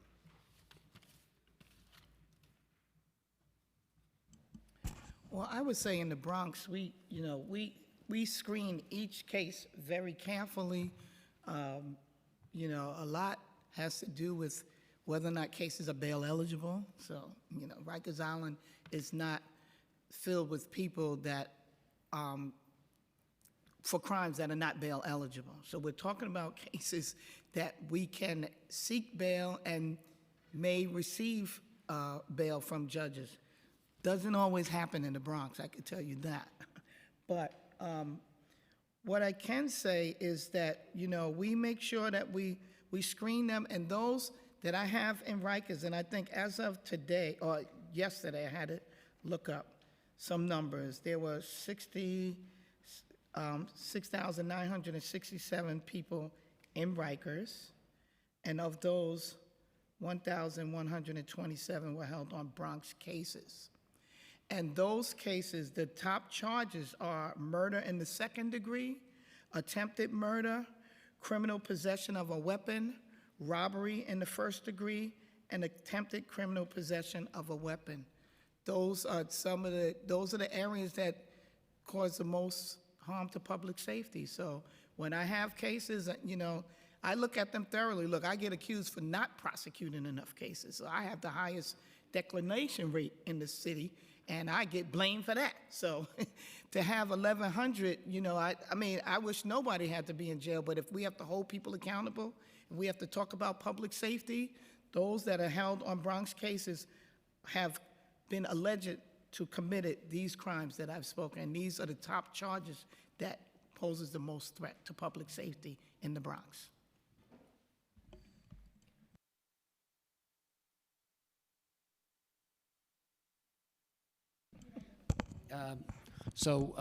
Not to sound like a broken record, but we mentioned that discovery is certainly part of a reason for a case delay or that we've seen over the last 2 years, I would say in particular.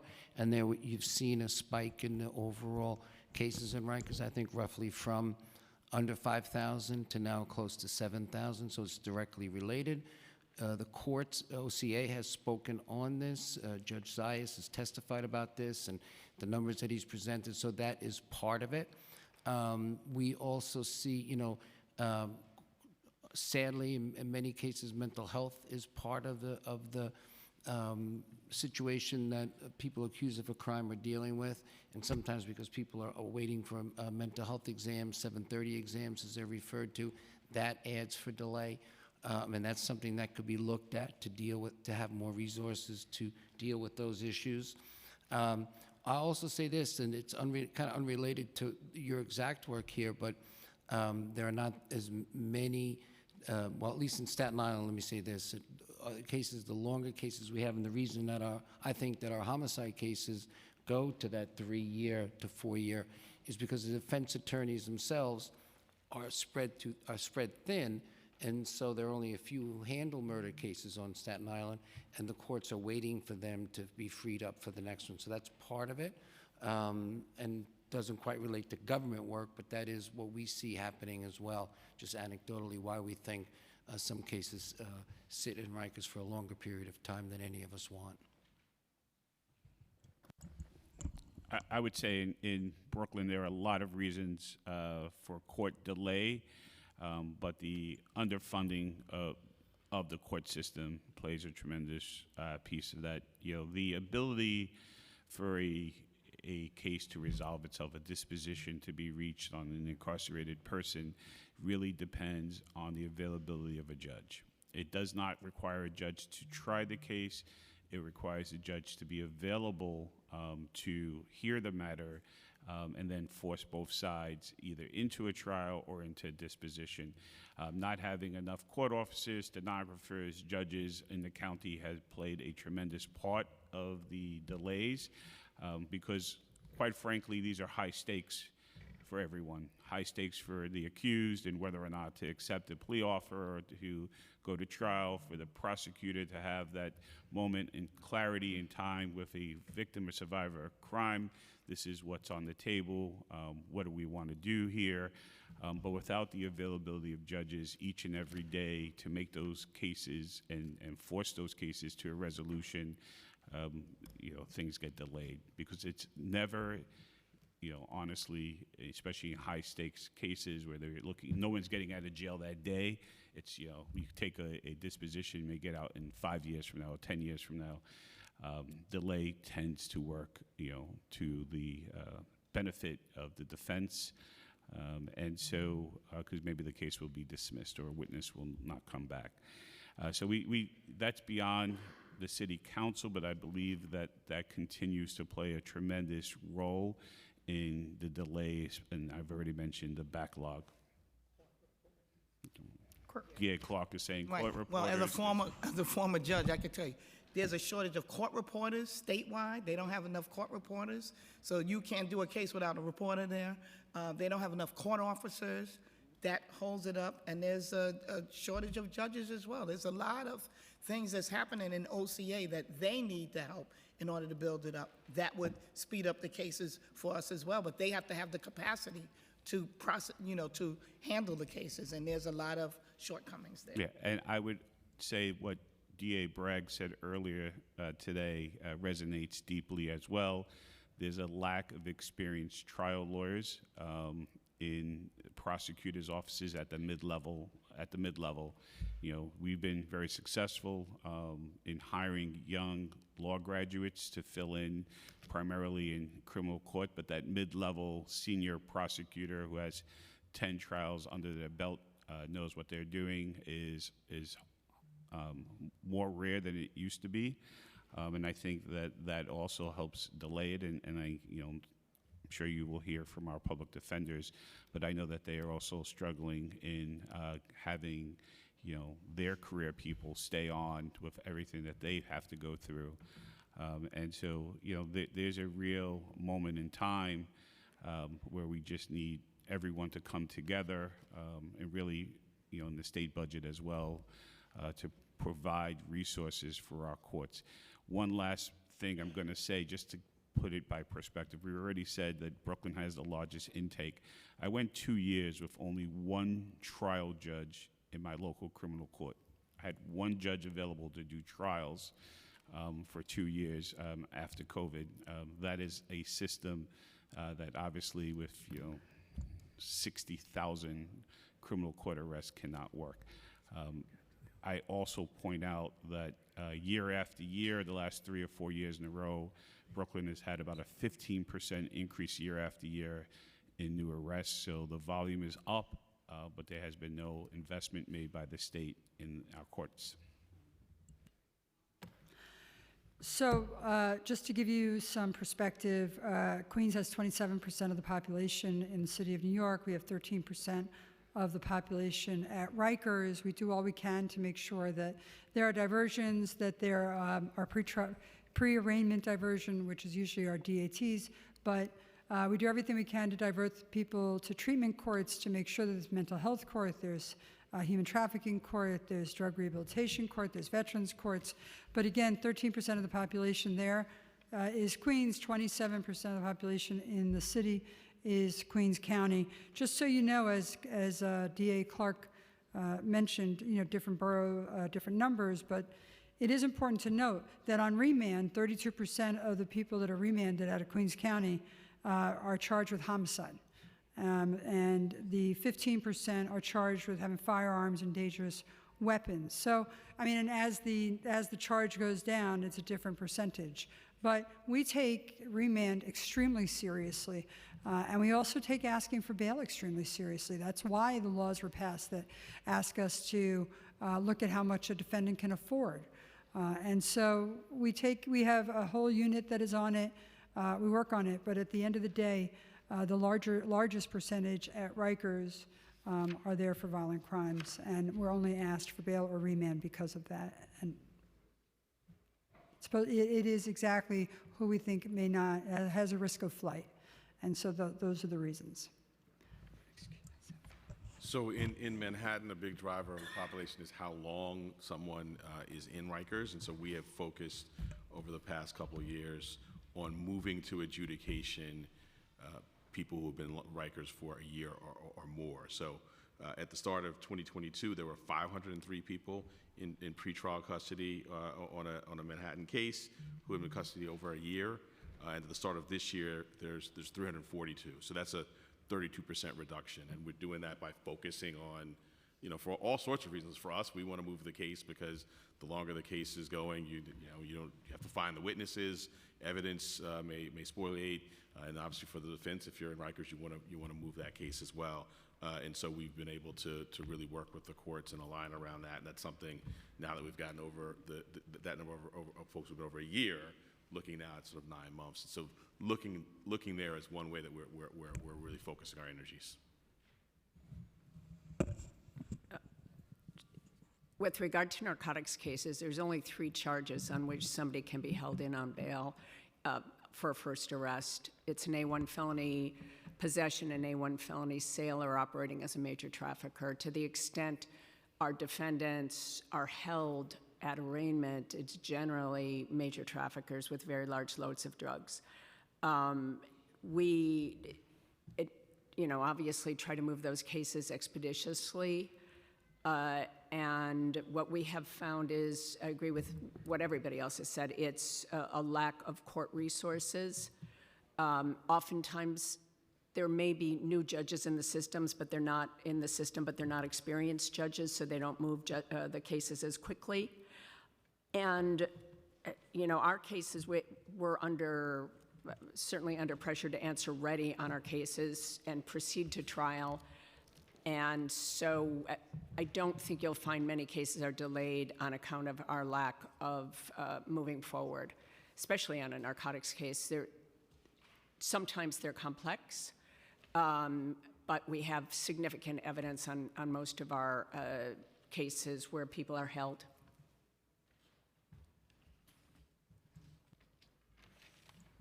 And to DA Gonzalez, can you talk about the pilot program for case processing that you are working with that you're working on with Judge Zayas?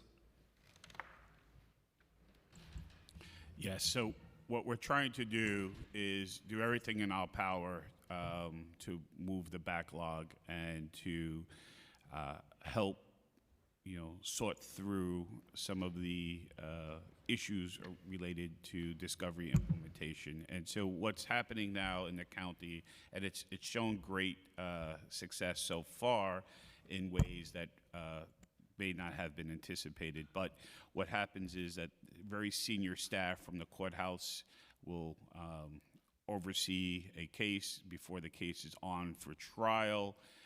They will meet with the assigned assistant DA as well as an executive from my office, so not just a supervisor, but someone who has executive authority in the office to help resolve cases and to deal with whatever discovery snafus may be involved in the case.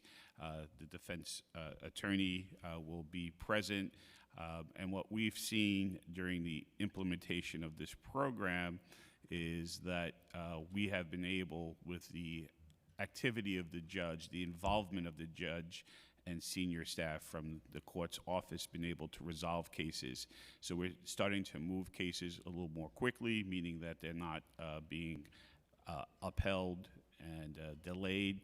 It's shown a lot of promise. It really does speak to what I was referring to earlier. We need court staff in order to expedite things in the courthouse. It's really about the availability of the court.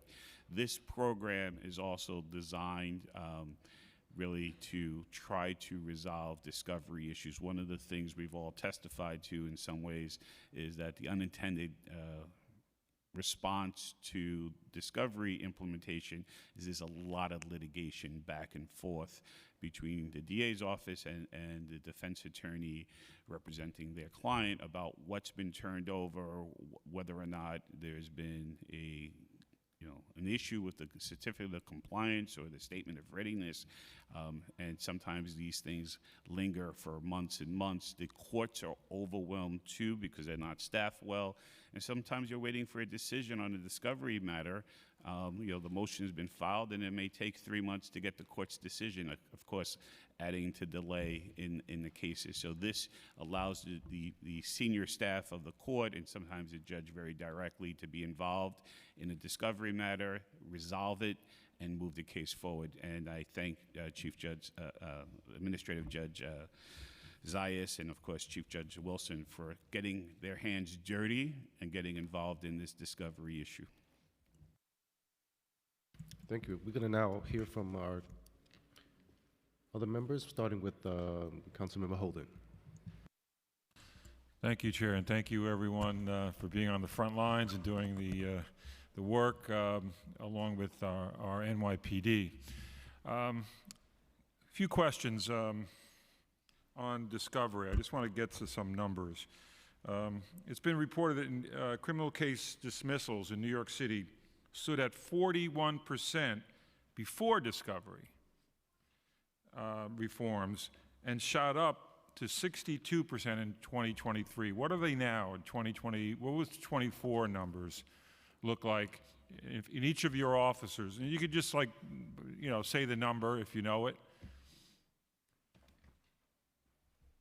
And are they dismissed because of discovery?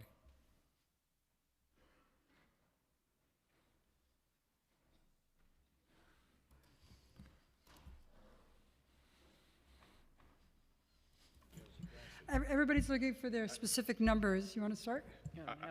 I happen to have a fact sheet that we've been using up in Albany. It's citywide numbers. I don't know if that's helpful. Well, you don't know Manhattan?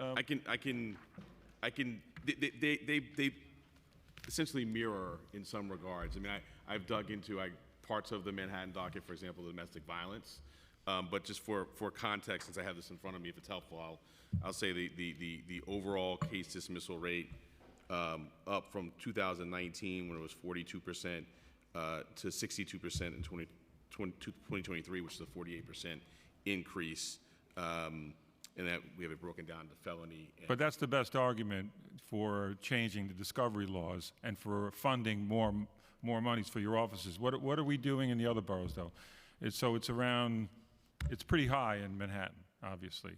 Yeah, our numbers are, and I will endeavor to pull out the Manhattan numbers, but we are seeing significant dismissals. I am,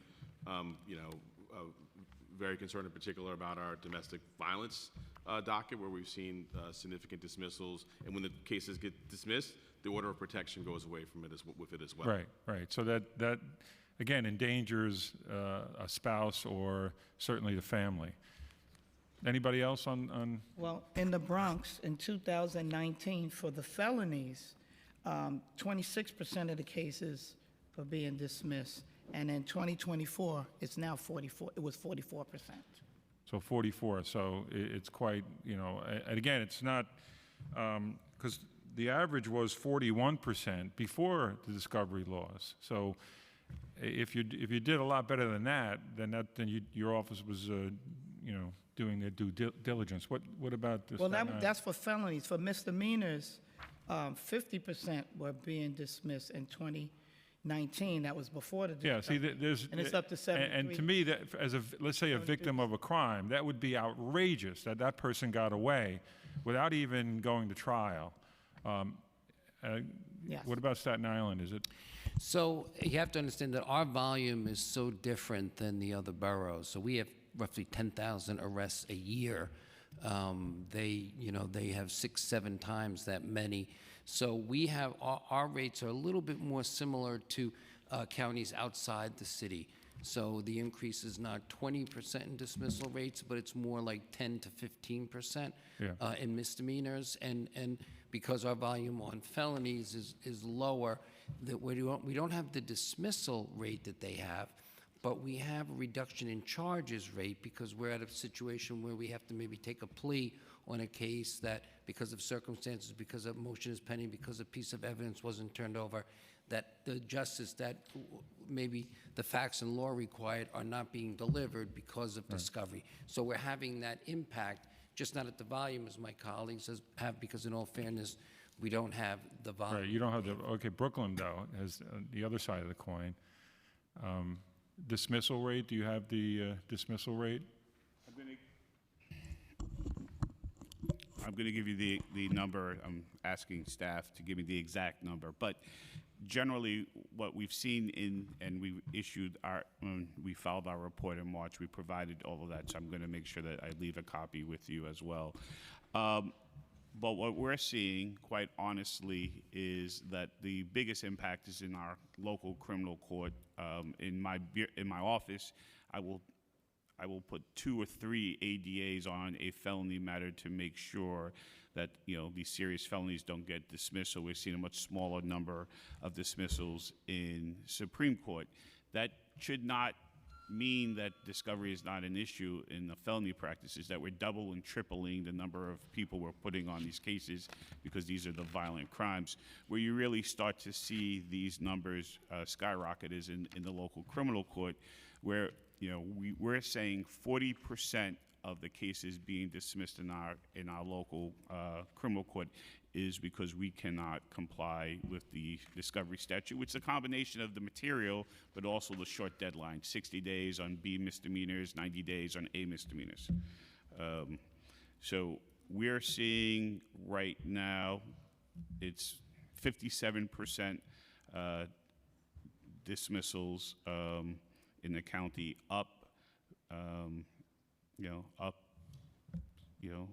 from other years. So justice is not being served. Well, I think certainly the victims. If something is dismissed and it's a felony, or it's a serious crime, even a misdemeanor could be serious, and if they're being dismissed, the victims are the biggest losers here, but the public, again, if we're not funding your offices correctly, and the state comes up with these discovery laws and bail reform and raise the age and all these things that kind of push up crime and but then lower the standards of justice.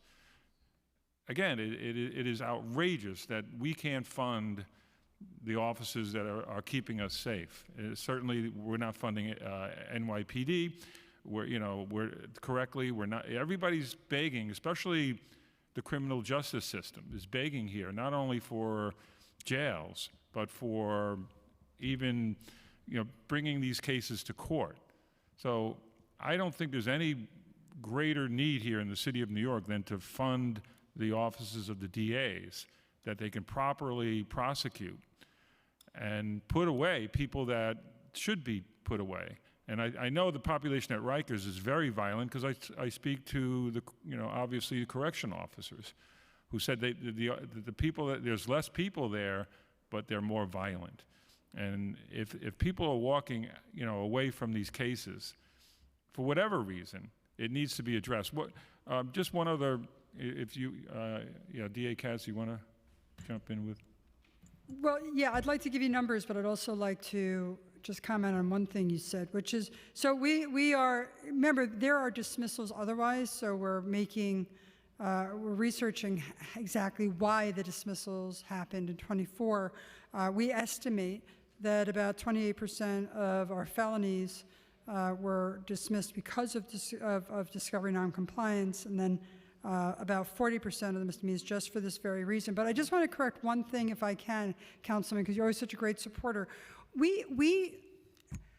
It's not always about the due diligence, because we will use every single tool we have, use due diligence, in good faith, rely on precedents of the courts that we are practicing in, and still can get our cases dismissed. But it's not always just about that. It's also about the amount of vetting that happens, right? So none of us want to really dismiss, want to make sure that I think, well, at least I'll speak for myself.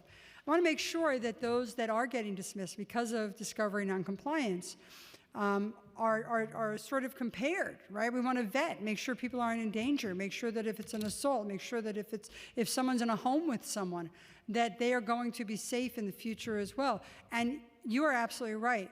The danger that comes from a dismissal is that our orders of protections die with the dismissal of the case. So if you have a person who's being assaulted in their own home, that dies with the case. If we have witnesses that are involved in gang prosecutions, those orders of protections die with the case. And so you're right, it is imperative that those numbers get lower. Yeah, so again, I just thank you, Chair, for the time, but if we go from 41% as an average for New York City before discovery reform, and then we go into the 60s, that's a huge problem. That is and again, for whatever reason, they're being dismissed on a technicality many times, which is outrageous, where the judges, do this. By the way, just one other question. Is there any way to appeal a dismissal? No, the answer is no to that, right? If your case is dismissed on a technicality, it doesn't really affect the case, essentially. Some of you have testified. Again, could you go to another court and say, this is ridiculous. This person is a danger to everyone? We have very limited ways on a strict, legal ruling. If it's a legal ruling, we have a way of going to court. But typically, and I know this may sound weird, but in criminal court, the local criminal courts, we're limited to, and I think this is just from my experience, you're limited to 3 appeals a year. So you get a number. So you have to use it wisely. Right. In criminal court, you can't. In Supreme Court, obviously the rules are different. So just like a challenge in baseball, you only get if you get 3 challenges a year. A year or a game. So that seems ridiculous. So what you wind up challenging is not any factual individual case. Typically, it's a ruling that may impact the legal precedent. Right. Thank you, Chair. Now hear from Councilmember Stevens.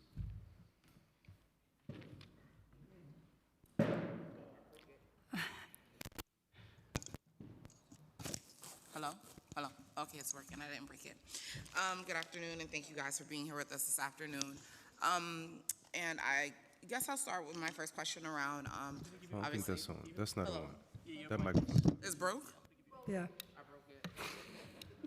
I'm not paying for it. Sorry. Well, thank you guys for all being here today. And I guess I'll start my question specifically with the Bronx, because that's where I'm from. As y'all can see, Bronx versus the world.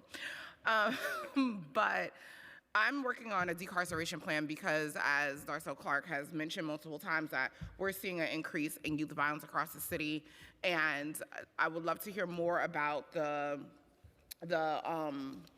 what was it you call it? Youth Justice Yeah, Bureau. the Youth Justice Bureau that you're thinking about doing. And I guess my first question is to ask about how many ADAs would you need for this, and what are some of the specialties that you're looking for to have in this department, and what would be unique about this department in particular? All right, in the written submission is a lot more, but I'll summarize it.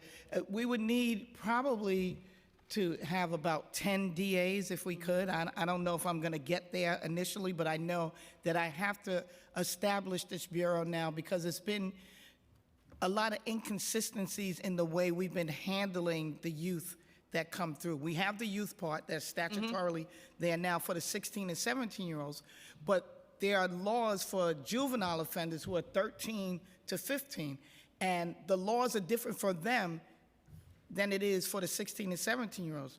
And the way that it's interpreted in the law, the 16 and 17-year-olds right now are getting more protection than the 13, 14, and 15-year-olds because automatically I get to keep them if I want, based on certain designated felonies. But with the 16 and 17-year-olds, I have to make my case in order to retain the case in that youth part. Mostly everything goes to family court. And I don't have a real problem with raise the age. I have some issues with it.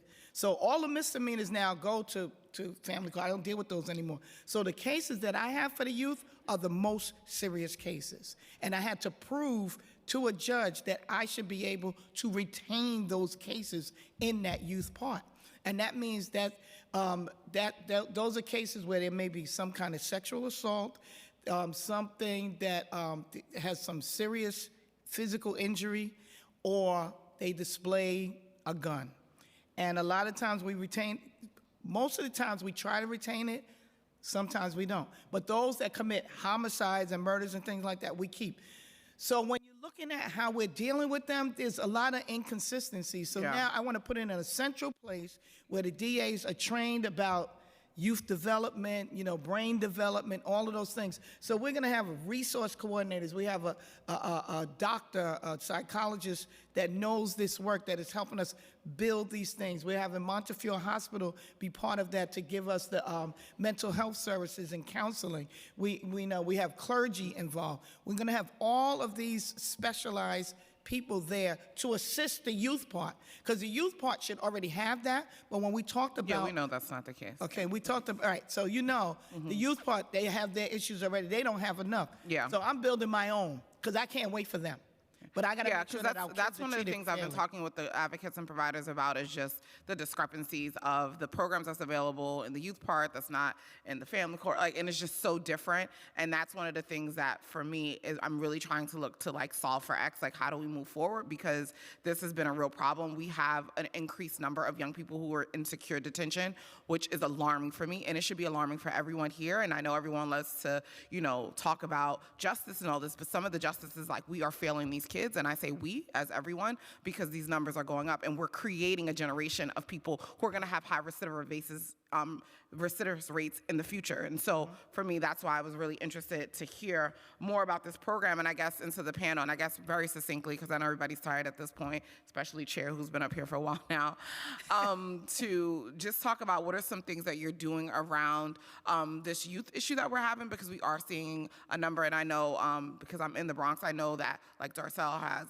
DA Clark has youth advisory board, and like she said, we work really closely with them and all the things. And so I'm also just trying to see what other folks are doing around like the youth part as well, because this is, to me, it is a crisis that no one is kind of talking about. And I know like we're fighting for all these other things, but this is something that's near and dear to my heart, and wanted just to hear a little bit what you guys are doing. So in Brooklyn, I'll start. We have a designated group in my office to what DA Clark is trying to create in Bronx County. Brooklyn has a designated group of lawyers who only handle incidents involving youth. We had created in 2015 a young adult court that was before the youth part, and so there's been a history of being able to deal with juveniles and young offenders in a different way.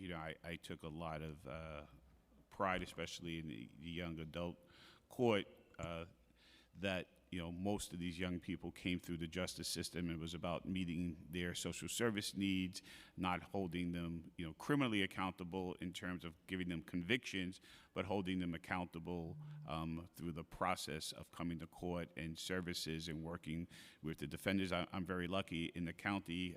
Brooklyn has a lot of services. I have two great public defender organizations, Brooklyn Defender Services and Legal Aid, who will also coordinate with their clients to get services, and we were very successful. In our youth part, that thinking, what cases we retain and what cases we send to family court, we're also very lucky there because we have a good judge, a great judge, Judge Walker, who spends a lot of time thinking about that job as a family court judge, making tough decisions when we ask to keep cases in Supreme, whether or not the best interest of our community is served by sending that case to family court.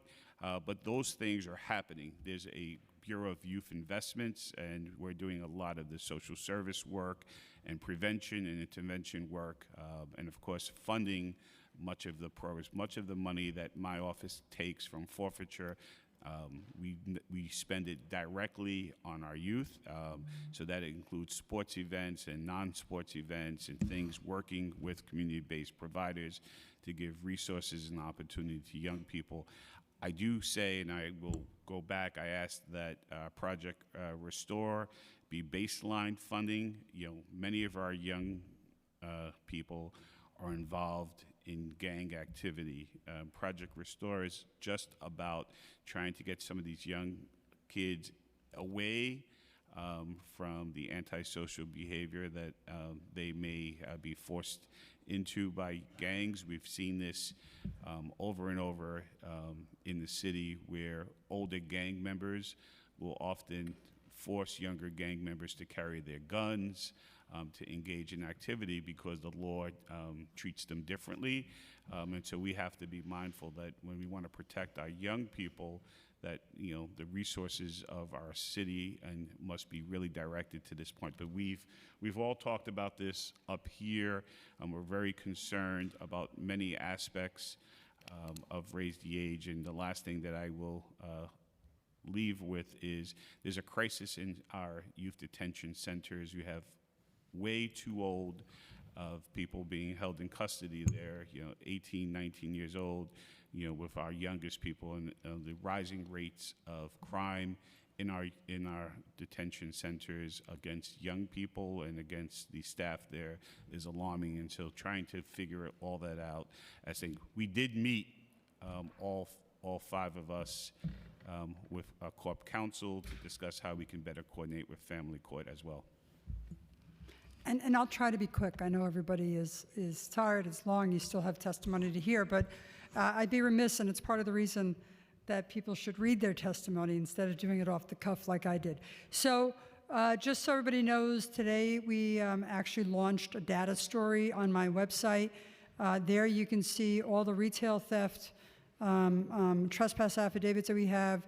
You can also see the ghost gun takedowns that we have. It's all interactive on the website.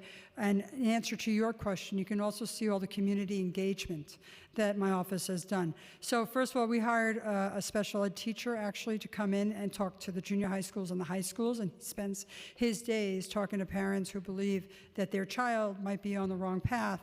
And we try to help, right? We try to go into the schools. We go into the schools with a program that actually was created by by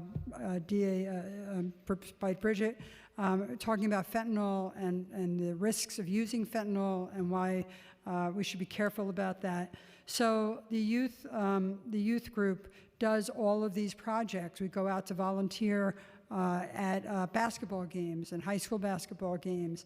But we go into the schools, into the junior high schools, into the high schools, and we talk about what our office has to offer. The third thing, besides the data and besides the community, is that we do an RFP. So we did a $2.75 million RFP to go out to youth programs throughout the borough of Queens County. It goes through the process. It actually funds a lot of the not-for-profits that work with our youth. But at the end of the day, I think the best thing about my job is to be able to keep people out of the courtroom. And so being in the community, making sure that the first time our kids see us is not when we're in the courtroom, to make sure the first time our kids see us is when we're in the community. So there's that trust that builds, as the DAs all have said in different ways. And so we made it a real effort. I mean, I can talk about the adolescent unit that we have as well, like DA Gonzalez talked about, which is we have a special unit that deals with our young people, 13, 14, 15, 16, and 17 years old. And they have that expertise that they have developed through the years to try and steer people away that are already in the system. But I consider my job well spent when I steer them away before they get in the system. So I'll just add a little bit. I think DA Katz said it well. We're talking about, I don't want people to see me for the first time down here. We have a Harlem office and a Washington Heights office, which are very active, in addition to sort of the pure community partnership work that we're doing. This is for sort of everyone. We're also strategically engaging with crisis management and cure violence around areas where we know we need to diffuse things, and those partnerships have been really, shouldn't call them partnerships. Our respect for their independent work has been very important. You know, my office under my predecessor started the Saturday Night Lights program. We continue to, who's that? Well, I have to explain it. I hate it. Everybody knows it. I hate it. I have my own issues. I'm a real youth developer. I have serious issues with it, but I understand the purpose. Right. Understood. And then I mentioned and I just want to sort of just close by saluting Councilmembers Brewer and Salam, because a lot of what we're doing is in partnership with the members who are doing so much as well, so partnering. So I mentioned the chair and I were with the youth group. All of the anti-gun grants we did, they reported back. So we were together, and it's just great to be with him out with these great, beautiful young people presenting on these substantive projects. I'm thinking about an event that Councilmember Brewer does every year in the summer. It's a big block party, and there's youth games, and it's important for me to be there engaging. So just want to salute them. I know the Bronx is great too. No, you pick up your borough. You go right ahead. In Manhattan, just privileged to work, specifically to point out the council members, because the work we're doing, I'm very excited about it. I can itemize more of it, but I think what I'm most excited about is those partnerships and doing it together. If I could just kind of wrap it up, and everything that my colleagues have said, we've, in Staten Island as well, we're doing a lot of these things. I have an education coordinator who goes into the schools. We have a youth advisory committee. We're meeting with the youth where they are. But to be honest with you, Councilwoman, the kids are not all right. Even in Staten Island, I say always even Staten Island because our crime rates are normally lower, but I've had a 15-year-old slain in a schoolyard by gunfire. I had a 15-year-old stabbed by a 14-year-old on a bus coming home from school, stabbed to death. So this goes on, and it's raging across our city. And for me, what's missing is meaningful outcomes after people have contact with the criminal justice system. Because what's happening with a lot of the raised age cases, as you know, they go to family court, they're dealt with by the Corporation Council. There are not the resources that are supposed to be there. The state legislature never delivered on its $800 million promise for resources to go with that legislation when they passed it. That's good to know. I didn't know that. Yeah, Thank you. there were two pieces to that. They passed raised the age, but there was also a funding component. I think it was $850 million, right? And they If you guys can give me that number, because I would love to make sure we advocate for that. Because one of the things that for me is like I'm really trying to, like, I'm the chair of Children and Youth Services, and I'm wrapping it up, and it wasn't my fault, so don't yell at me. But really just thinking about how do we meet the kids where we're at, and not just, I'm talking about preventative, right? Like I'm trying to make sure that they're not coming to you guys and to family court and all the things. And I think it's to me, it's a holistic approach. And so I'll just offer up, like, I'm here, I'm working, and really want to involve not just NYPD and providers, but also you guys to come be part of this conversation of how do we really tackle this issue. And I mean, just hearing that the state, had funding that they were supposed to allocate and did it, I think that's a place we could all work together and really rally behind to get the money that's deserved to go with the legislation that passed. Because with meaningful outcomes, if someone does come into contact with the system, we want to make sure that they find the programming and the support that they need to not have the same repeat, but also to have some accountability there, just to make sure, okay, if you're going to go to a counseling program, make sure that that's being done, to have follow-through, to make sure that that one contact is the only contact. Yeah. That's something that we can do, what we do across the board. I do it with people, young people suffer from addiction illness. I give them we dismiss those cases if they go for a 30-day program, and at the end, they get a certificate from me. That's, I think, is missing in a lot of the raise the age cases, at least as far as I see it.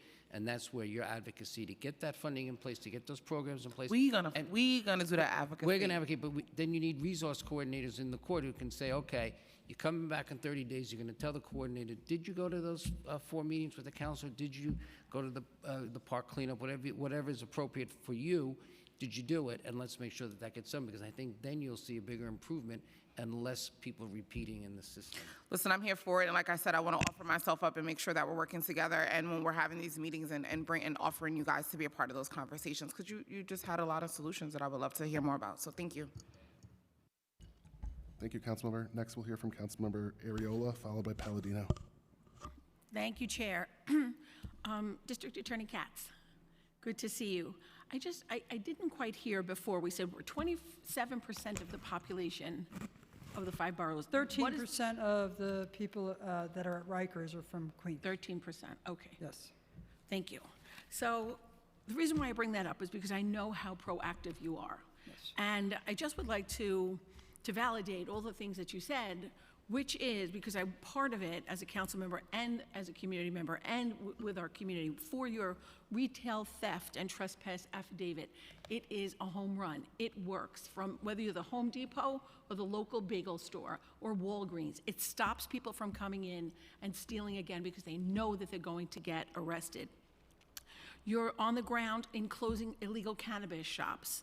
You are on the ground taking unlicensed, unregistered vehicles off our streets.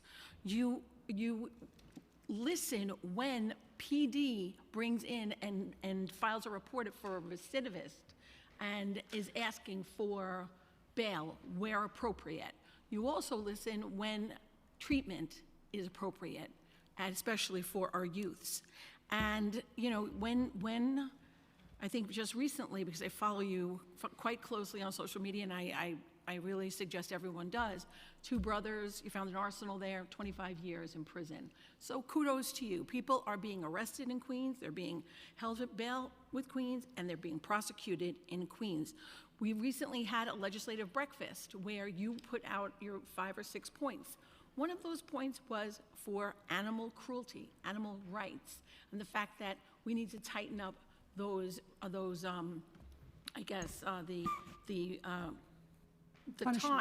punishment, thank you for the word, the punishment for people who are abusing animals. And then we spoke about veterans. So these I have two sets of questions. So I just want to say that I'm very lucky to have you, and we are very lucky to have you as our DA, because you're already addressing the issues that need to be addressed. And so for the other DAs, I just would like to know, do you have veterans treatment courts?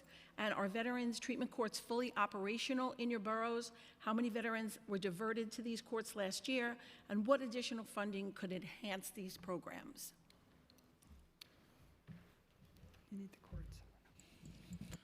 So Brooklyn does in fact have a veterans court both in the Supreme Court practice and in criminal court. In fact, the veterans court was initiated in Kings County. One of the things that I think more outreach through possibly the VAs, hospitals, and others to allow people to come into our veterans court.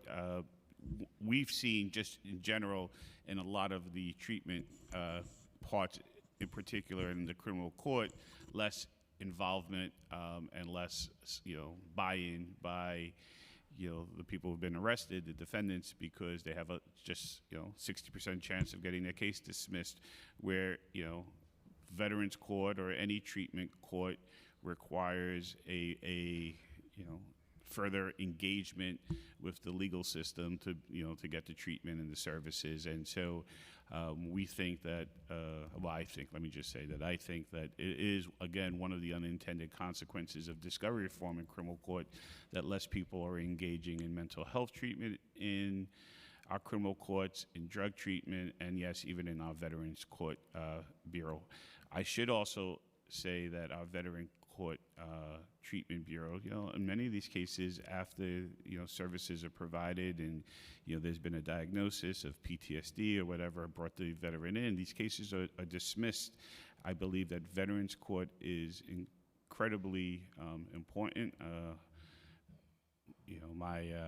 The person who raised me, the person I considered to be my father, my stepfather, was a proud Marine, fought in the war, came back, and I think that these services are not a gift, but are owed to our veterans, and I would just want to thank the court for, and for all the funding that we get to provide these services. Be real quick. Just in terms of numbers, so we started the court in 2017. We've had 66 participants in the program. It was much more robust, but DA Gonzalez is absolutely right. It is another unintended consequence of cases getting dismissed at the get-go or during the process for technical violations, and you're losing the meaningful outcomes even in those cases, which is something that I speak to a lot. Instead, 40% of our cases go to alternative to incarceration. That means that those people did something wrong. It was against the norms of society, but they shouldn't go to jail for it, but they should get some sort of direction and help so that they don't recidivate, right? And that is not being done, and Veterans Treatment Court is a perfect example of that. Drug Treatment Court, our whole program, that is all true. So I just wanted to underscore that as well. And we have our veterans in our treatment court as well. I'd have to get back to you with the numbers that we have. It's not a lot, but it's an avenue for them to get mental health treatment and otherwise. Unfortunately, we have so many, and the treatment court has very strict rules as to which cases can go in there. So I've advocated for another problem-solving court in the Bronx, for another judge to be able to take the overflow that's part of the treatment court, but others that don't fit in treatment court, but they deserve some type of treatment or alternatives to incarceration. And just last week, OCA has told us that we will be receiving another problem-solving court in the Bronx. So that's another place where we can deal with our veterans. I also have an employee resource group of veterans. One of the members is here, one of my executives for operation. And they not only work within the office with our staff, but work within the community as well and assist in the work that we do in the community. So we have a part in Manhattan. It's much smaller than our other problem-solving courts. I would love to expand it like DA Gonzalez. I have a lot of military in my family, and I've seen the effects of service and the phenomenal service they've done for the country. Like DA Clark, we have a group, perhaps maybe a little more informal, but vibrant group of veterans in the Manhattan DA's office. And so I would love to build upon the work and expand the treatment court. And I think we have folks in the office that would be very interested in that. I certainly appreciate that. And honestly, on the animal abuse issue, we all know that we do have to expand the, the consequences, because oftentimes the link between animal abuse becomes violent crimes towards humans. So thank you for that. And District Attorney Katz, I just want you to know that your DV program will be funded again this year for $72,500, and your forensic lab, Bob, Vicky, and myself will bring that to the delegation. Thank you very much. Thank you. And just so everybody knows about the animals, so it's in the agricultural law. And so the highest form of accountability is really 2 years. So you could torture animals, you could, torture your cat or dog, and then have not the accountability that I think you really should have in our courts. And so we've been working with the council members on those issues as well in the community. So thank you. And I could just add to that, so as part of the State DA's Association, which I'm honored to be the president of now, but we advocate for increasing the penalties for those heinous crimes every year. So when you're talking to your state legislators, please bring it up with them as well, because that is controlled by state law. Thank you so much. Thank you. Thank you. We'll now hear from Councilmember Palladino. Good afternoon, and thank you, everybody, for staying. 3 cheers for Queens, because it looks like we're the only ones here, okay? I mean, and let me... No, sorry, Gail. Okay, don't take offense. One, okay. But I do want to make a point. And the point is, you guys are so important. And the fact that you are on at this hour of the day is really too bad, because this is an extremely important part of our public safety and our criminal justice. It's twofold. And the fact that there are no council members here to listen to exactly what goes on in your offices so that we can bring it back to our constituents. The council members can understand how desperate you are and how much you need, justifiably so. When we sit here and we ask questions, or our constituents ask questions, they don't understand the nuts and the bolts of what goes into this. They do not understand the weeds that you are tangled in. This is a deep swamp you are in, and you are trying desperately to keep your heads above water while the state government has really tied you up with these discovery laws. We can make this meeting really short, and that's by saying, do away with the discovery laws. They have tied you up. If you don't dot your I's or cross your T's, they walk, you're screwed. The people of New York are screwed. Now, we could do this with, the right frame of mind, in the right sort of way, but this is a very good example, once again, about how laws are passed without thinking about what's coming down the road. As the old saying goes, the cart before the horse. So now we've got young kids who need care and understanding. We have, these other preteens, if you want to call them that, from 16 to 18. We've got our adults. You guys have got a very short list here of what you want. I mean, D.A. Katz, we work together. I love her. She does everything possible. And the idea that all you want is, when you think about it, is your forensic lab for a lousy $2,379,000. When you think of the budget that we're about to pass, it's going to be upwards of $116 billion. And we cannot give you the tools that you need to do your job right. I sat here, I listened to everybody speak, so I don't have many questions because you guys have really, covered the gamut. And I thank you, D.A. Clark from the Bronx. Man, oh man, you nailed it. You absolutely nailed it. And I just want to say, this catch and release, okay? We've seen very bad repercussions from this catch and release program, and especially when it comes to the island of Manhattan and the DA in Manhattan. And Lincoln Ressler, my colleague, he made it a little political here today, and I really didn't want to take that route. But you know what? it is what it is, and the justice system, sadly, seems to have come under a little bit of the political realm. You guys are not political. You guys are here to do your job. And you know what? The city owes it to you, and the state owes it to you, so that you could do your job. And it's frustrating, as Bob said, that you're sitting here before us in an empty room at 5 o'clock in the afternoon with nobody else here to listen to the pittance that you need from the city in order to get you guys going. Your ADAs, you need so much, and yet you need so little. And you know what, DA Katz, I want to see you get that building, because I've been to Queens Boulevard, and let me tell you something, that's no party. All right, between the parking, and you got to go here for that and that for that. It's incredible. But the work that comes out of Queens, kudos to you. And thank you for everything you do for us, my office, all of us here in Queens. We thank you. And I know how hard the rest of you work, and I have to say thank you, thank you, thank you. I just hope we can make your life just a little bit easier.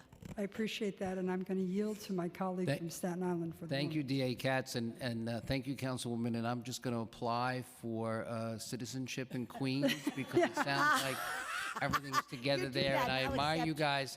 Having sat on that side, I appreciate you being here and delving into this testimony with us. With due deference and respect, I thank you for your remarks, but if I could just state for the record, we are not looking to get rid of the discovery law. No, I know you're not. I am. Oh, you are.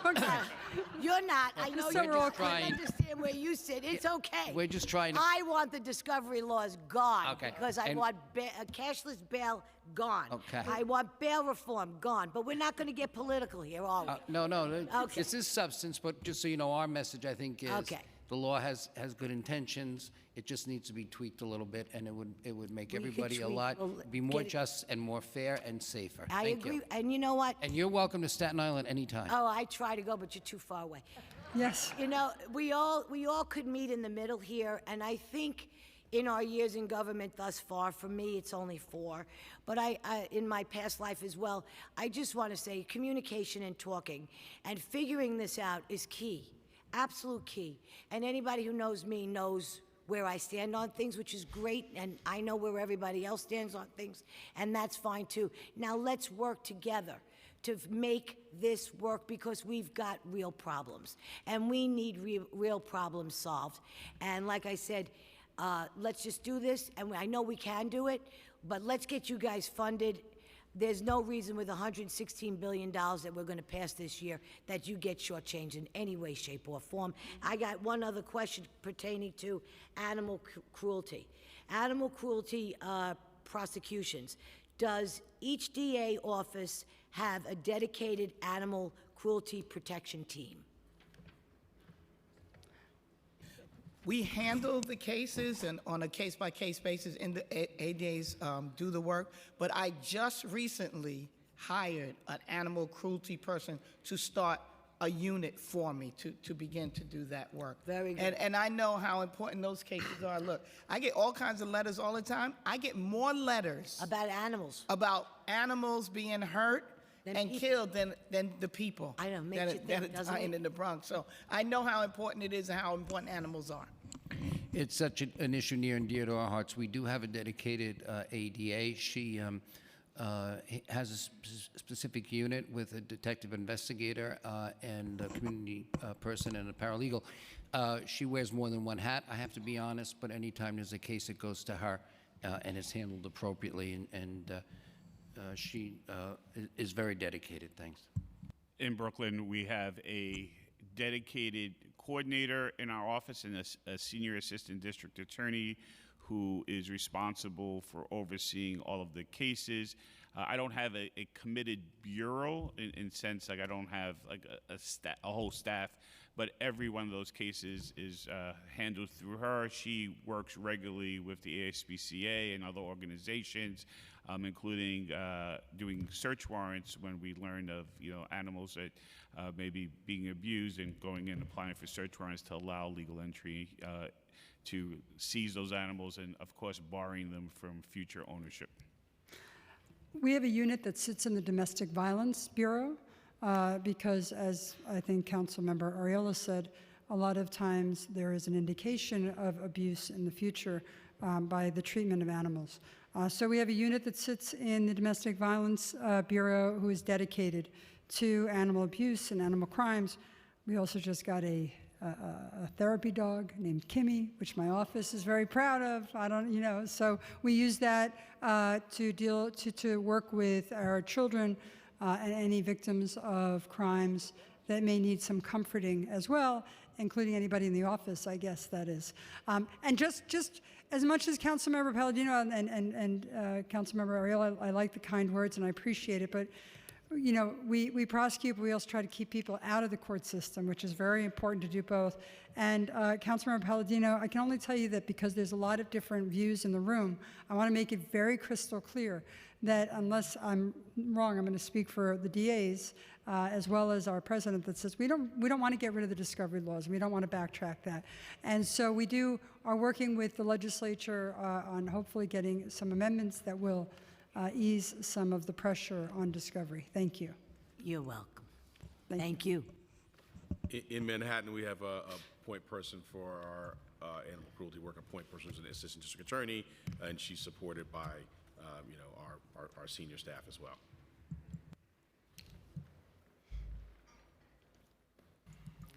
Perfect. And we will now hear from Councilmember Brewer. Oh, thank you very much. I just want to let you know Manhattan is in the house. I want to make that clear. And second, I'm the one that's really got the Veterans Court in Manhattan off the ground many years ago. I think somebody knows that. And my husband's a vet, so those are my bona fides, just so we're clear. I have a question for Manhattan and our wonderful DA. So the hub, the Fortune Society, and the bridge are all doing great jobs. My concern budget-wise is when the individuals whom they are working with are identified, supported in some way, is there enough opportunities for follow-up? Is there housing? Is there a place for them to go that gets to psychiatric assistance and so on? Because when I go out with Be Heard, I went out in Queens, I snuck to Queens, and I went out with the Be Heard group. And they really do not have places to put people after they are addressed in by the EMS and by social workers. So that's my question, follow-up. No, thank you, Councilmember Brewer. For the navigators, so for Fortune and Bridge, they are procurements funded out of our asset forfeiture funds, and I think you'll hear from Fortune later. I'm sure more funding would be welcome, but it is a funded initiative, and it is going very well when we look at the touch points, the metrics that we're looking at, connections, whether it's connections to other providers, hygiene kits, food, and particularly, and Fortune can address this when they testify, housing.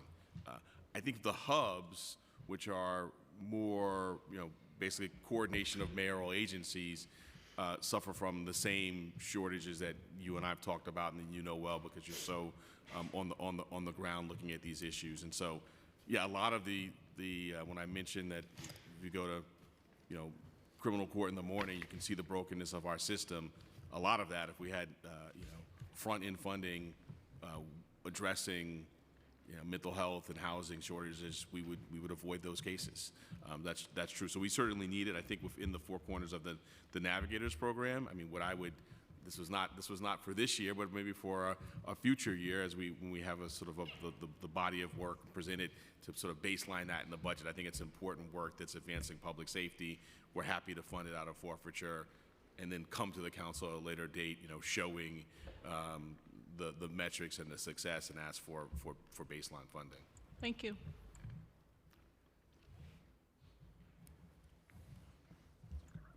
Thank you. There are no more questions for you all. Definitely appreciate your testimony and your answers to the questions. We'll now be moving to Mark J. We appreciate your time. Thank you, Chair.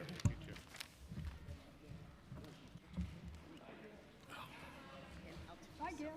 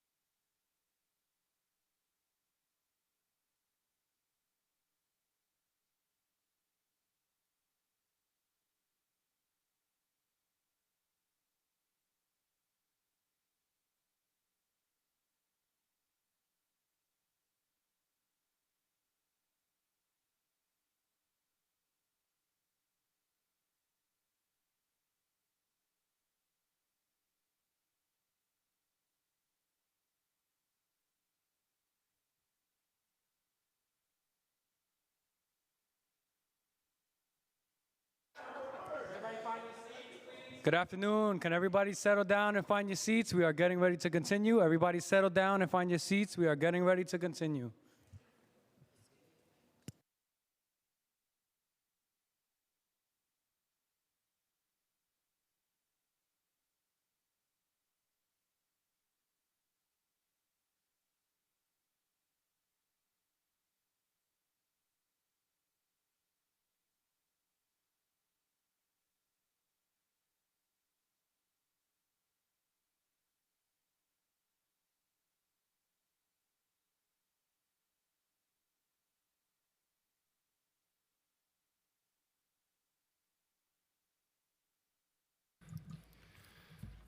Okay, next we'll hear from the Mayor's Office of Criminal Justice, and afterwards we will hear from the public.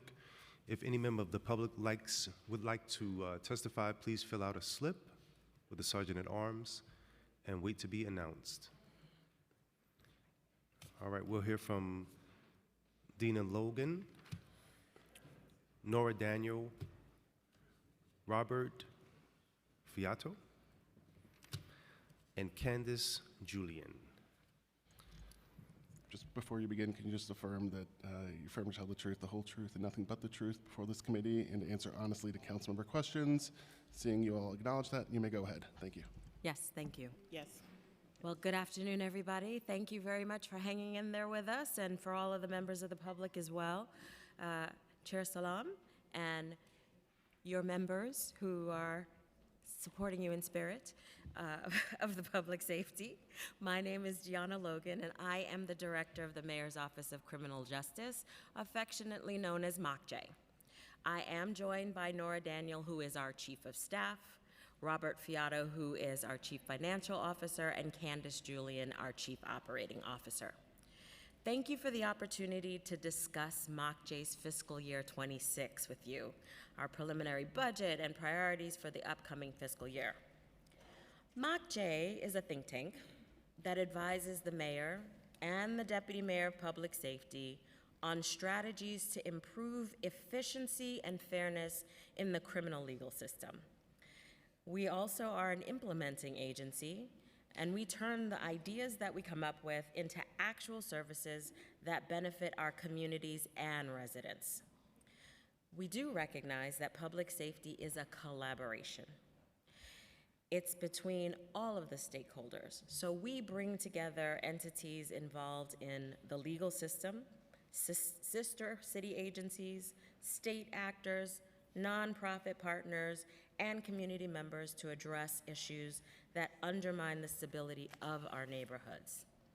For fiscal year 26, MOCJ's preliminary budget allocates approximately $787 million towards our services that include everything you heard here earlier: reentry pathways, transitional housing, alternatives to incarceration, pretrial services, indigent defense services, the Office for Special Enforcement, which you haven't heard about, and our Office for the Prevention of Hate Crimes. Reentry is a critical component of the criminal justice continuum.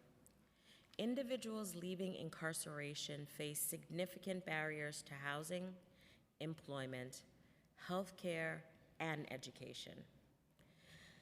That's what makes our community-based reentry programs essential to long-term success and overall city safety. MOCJ invests $26 million a year in reentry programs, including discharge planning on Rikers Island, job training, and holistic wraparound services. We use the word investing. That's because reentry programs are supporting individuals' successful return to our community. Stronger communities means safer communities for all New Yorkers. MOCJ's interventions not only reduce recidivism, but we emphasize accountability and the root causes of negative behavior. We invest $32 million annually in alternatives to incarceration programs, known as ATIs, across the 5 boroughs. These ATI programs provide services that include connection to mental health supports, substance misuse treatment to more than 5,000 New Yorkers each year, helping safely reduce incarceration rates, which ultimately saves taxpayer dollars. Affording individuals the ability to remain in their community while receiving the services they need to succeed helps improve outcomes for justice-involved individuals and their families. In 2016, MOCJ launched the Supervised Release Program as a pre-trial option in New York City. This program provides judges with the option of a structured supervision model that boosts courts' attendance while simultaneously addressing participants' needs.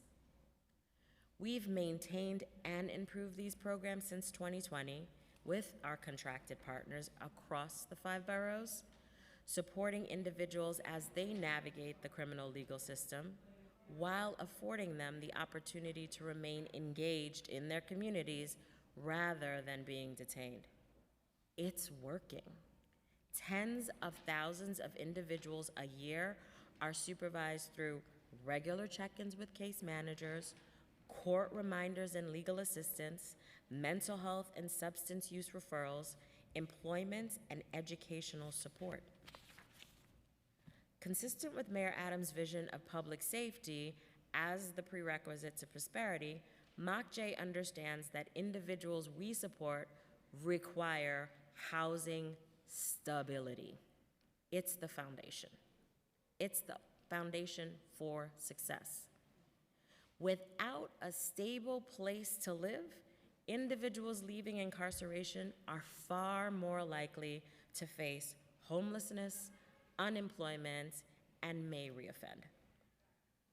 MOCJ is committed to ensuring that these individuals have access to stable housing options. Our transitional housing initiative is one of the city's most significant investments in reentry support in recent years. Building on the success of our COVID-19 emergency housing, we evolved that housing model for supports into a sustainable model of transitional housing to meet people where they are and provide a direct pathway to permanent, can we say that again? Permanent housing. Here we see return on our investment. Transitional housing doesn't just provide individuals a bed, it provides the foundation for stability, safety, and success.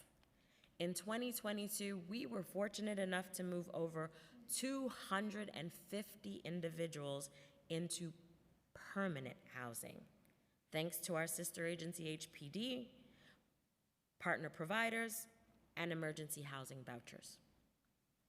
In support of housing for all New Yorkers, MOCJ's Office of Special Enforcement plays a critical role in helping achieve Mayor Adams' goal of maintaining affordable housing options. The office fully implemented Local Law 18 in 2022, yay, City Council, the short-term rental registration law, preventing illegal short-term rentals that destabilize neighborhoods and undermines the city's housing supply. The Office of Special Enforcement conducts its work in conjunction with the Department of Buildings and the Fire Department to maintain the integrity of the city's rental market, ensuring that housing remains safe, habitable, and available for New Yorkers. MOCJ's Office for the Prevention of Hate Crimes performs critical work to address and prevent bias-related incidents. New York City is a leader on these efforts in our state and across our nation. Hate crimes and bias incidents threaten the mosaic and cohesion of our communities. We work closely with the NYPD, local organizations, national consortiums of cities, and impacted communities to provide education, support, and interventions following hate crimes and bias incidents. We also fund community-based anti-hate initiatives through Partners Against the Hate, also referred to as PATH programs. It includes programs focused on the needs of women and girls, education, and youth engagement. Working with the Mayor's Office of Community Affairs, we fund the Breaking Bread Building Bonds program, an initiative Mayor Adams began as borough president, bringing together individuals from diverse backgrounds to foster dialogue and understanding over a simple meal that's shared and ultimately creates a safer, more unified city. MOCJ is proud of our history of innovation, and we continue that undaunted. For example, we created an intensive case management model to address individuals with higher needs mandated to supervise release programs by the courts. Earlier you heard DA Gonzalez talk to you about his Project Restore. Well, that's a partnership. Project Restore Bed-Stuy invested in and graduated a cohort of 30 wonderful young men from a collaborative focused deterrence model, providing off-ramps from gun and gang violence. The partners included the Brooklyn District Attorney's Office, Columbia University Center for Justice, Bridge Street Development Corporation, and community organization Both Sides of the Violence. This is one of the most promising models for disrupting cycles of violence. We must never compromise an individual's right to quality representation when accused of a crime, regardless of ability to pay, which is why MOCJ, tasked with administering the city's indigent defense portfolio, works closely with the New York State Office of Indigent Legal Services, also known as ILS, to effectively administer funding to providers. We also manage the city's conflict council, known as the Assigned Counsel Plan. As part of our transition to our own agency, MOCJ reorganized its personnel resources to create a dedicated team of professionals in our legal division focused on the contracts, the invoicing, and the payments for this large portfolio of indigent defense. Collaborating with our contracts and fiscal teams, fiscal year 25 contracts were registered timely, and we are now on track for timely registration in fiscal year 26. As I alluded to, the new fiscal year marks a significant milestone for MOCJ, the finalization of its own agency code. Woo for us. This code facilitated the establishment of our key administrative functions, including the critical build-out of dedicated human resources and IT teams to support all of the innovative work that our members do. It's allowing us to continue providing resources for the long term to our nonprofit partners, as well as the most vulnerable New Yorkers. Perhaps most importantly, it just makes us more efficient by expanding our technological capabilities. It ensures our policies and initiatives are guided by empirical evidence and real-time analysis. Our work from re-entry services to community safety initiatives is grounded in the belief that healthy neighborhoods are the foundation of a safe city. And our collaboration with stakeholders throughout the criminal legal system is helping us to identify the barriers, tailor solutions, and ensure a holistic public safety strategy. MOCJ and the mayor remain committed to investing in people as a pathway to public safety. With a front row seat to how those investments are providing return, I'm confident MOCJ is well positioned to further enhance its impact in the years ahead, benefiting all New Yorkers. Thank you for the opportunity to present this testimony and for your continued partnership in advancing justice and safety. I welcome your questions. Look forward to discussing how we can further our shared goals. Thank you for your testimony. Just have a few questions regarding the plan. The preliminary plan includes an increase of $135,000 in fiscal year 25 and a baseline increase of $270,000 in the out years to hire a fiscal manager, a senior fiscal analyst, and a contract manager at MOCJ. Will these positions help alleviate the contract delays that MOCJ is currently experiencing, and what recruitment strategies are being implemented to hire and fill these positions? Thank you very much for the question, Chair. Yes, the new positions that we have listed are ones that are to assist in the efficiency, and I would turn to our Chief Operating Officer to talk about the specifics of the individuals, and then our Chief Financial Officer to explain further. Thank you for the question.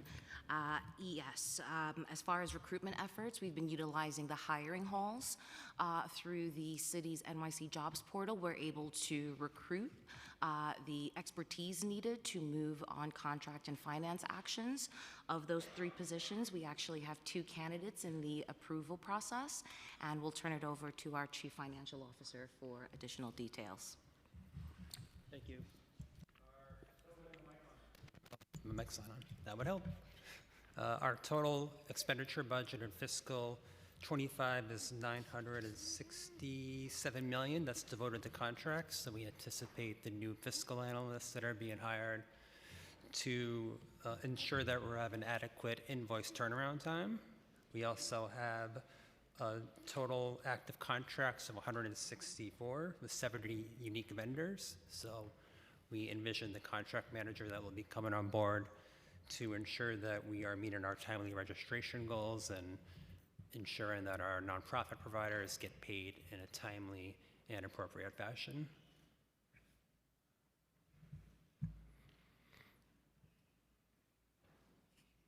The plan includes an additional $87,500 in fiscal year 25, and then a baseline increase of $175,000 starting in fiscal year 26 from funds transferred from POD to MOCJ for a Deputy Director of Policy and Justice Operations.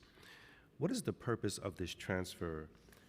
What will be the responsibilities of this position?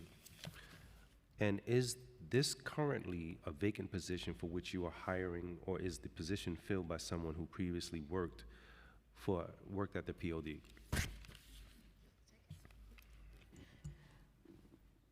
The position is a backfill for us.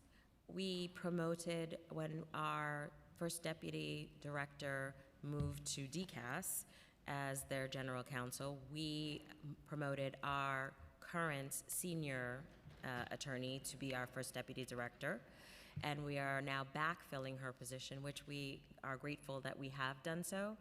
The role for this position will be very dedicated to policy work that we are doing as it relates to all of the initiatives that support the overall efficiency of the criminal justice system, case processing very specifically, which you heard a lot about earlier today, where we look very specifically at the log jams that we're seeing with our stakeholders and come up with the solutions on how to move them. And sometimes that's really as simple as figuring out how to make sure that a Sally Port door is being opened timely.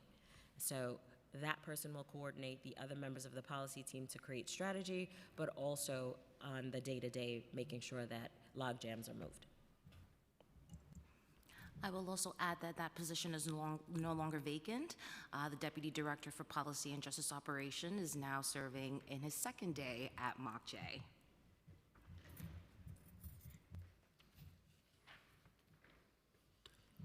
Moving to headcount and staffing. In the preliminary plan, MOCJ's headcount decreased from 119 in fiscal year 25 to 57 positions in fiscal year 26. Please explain why there is such a large decrease in budgeted headcount.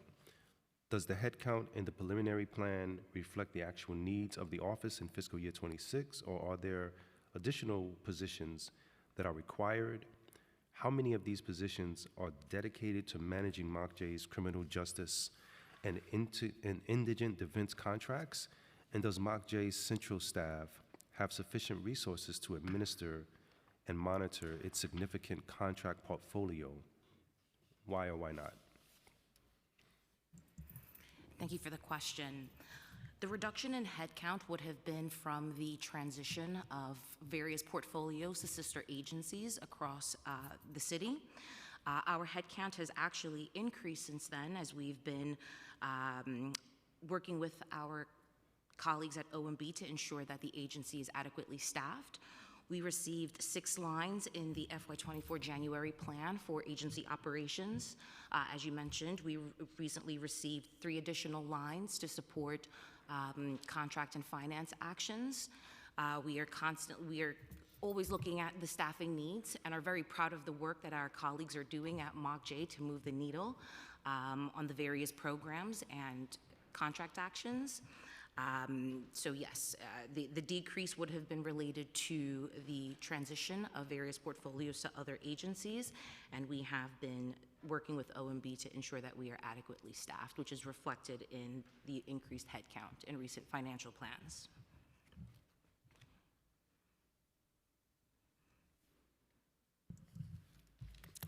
I want to move to closing Rikers Island.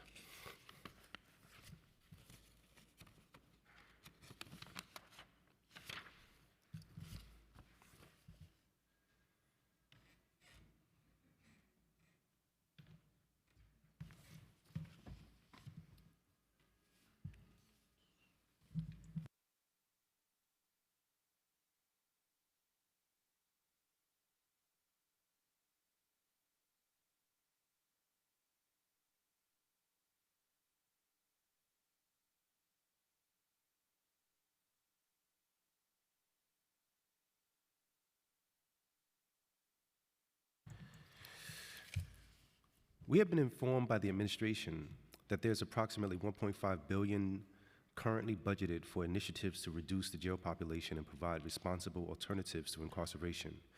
Can you confirm that the budget includes this funding? And what programs and services does the administration currently fund to meet the goals of responsibly reducing the jail population? So I will, thank you for the question. I will let our Chief Financial Officer keep the numbers so I don't get everything twisted. But in terms of the programming and the initiatives, I will also give our Chief of Staff time to discuss them, but we are ensuring that we are looking at reentry services. What we're trying to do is make sure that as a whole, the criminal legal system is functioning efficiently. We're making sure that there are less people going in and more people coming out. That's the straight math. So for supervised release, what are the programs, what are the services that the courts, that the DAs, that the defenders all agree they need in order to have individuals that can safely navigate their cases in community, stay in community? For individuals that are currently on Rikers, we continue to work with the Population Review Team, with CJI, to continue to look at individuals. All of the DAs are very responsive. We are able to call, we are able to have conversations about individuals and cases for them to look at again. And as we're talking about making sure that people just don't go back, so giving them either alternatives to incarceration or the ability to reenter community where they have foundation so that they are not coming back into the system. So just to reiterate what Director Logan was mentioning, we do run supervised release through MOCJ. We work with 5 providers to fund that program. And last year, there were about 28,000 cases that came through supervised release. In addition to that, we have alternatives to incarceration, whose goal is to really work with people and provide the services that they need so that they are less likely to return to the criminal justice system. So through that program, over the lifetime of the alternatives to incarceration, the most recent contract, it's been averaged about 6,600 people a year, and last year was around 8,000, so we've seen some increase in the use of ATIs. And we also work with 10 reentry providers to do discharge planning on island, as Director Logan mentioned in testimony, and also to provide in-community services for reentry, and that has about 4,000 people a year in that programming. We also have transitional housing that seeks to connect people to a safe place to land when they're leaving jail or prison, which is also has an impact on how people, ensuring that people are less likely to come back into the system. And just to be clear, the transitional housing program is not just a bed, as I said, it's foundation, but it also is very proactive. So our director for transitional housing worked with other stakeholders to change hearts and minds and created an initiative that was Open Minds, Open Doors, making sure that we're addressing the stigma and the misconceptions about individuals coming back to community so that landlords and brokers and your neighbor who has a two-family house would be making their units available for individuals who are coming back who need, as I will quote Yolanda Johnson-Peterkin, second, third, fourth, and fifth chances in order to become functioning and reintegrated with their community members.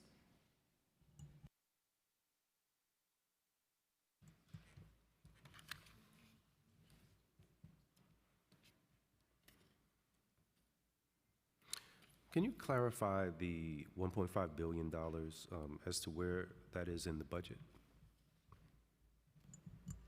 I'm sorry, could you repeat the question, Chair? Just wanted clarification on where the $1.5 billion was in the budget. 1.5 billion is primarily within the DOC capital plan, not within MOCJ's budget.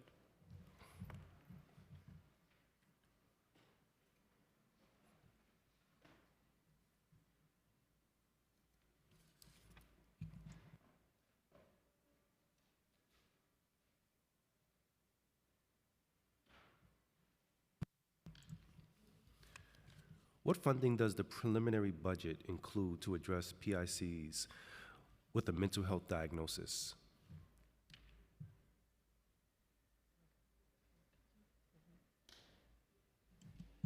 So the funding for people in custody who have mental health diagnoses, that comes through the correctional health system, correctional health services. So that funding is within their budget.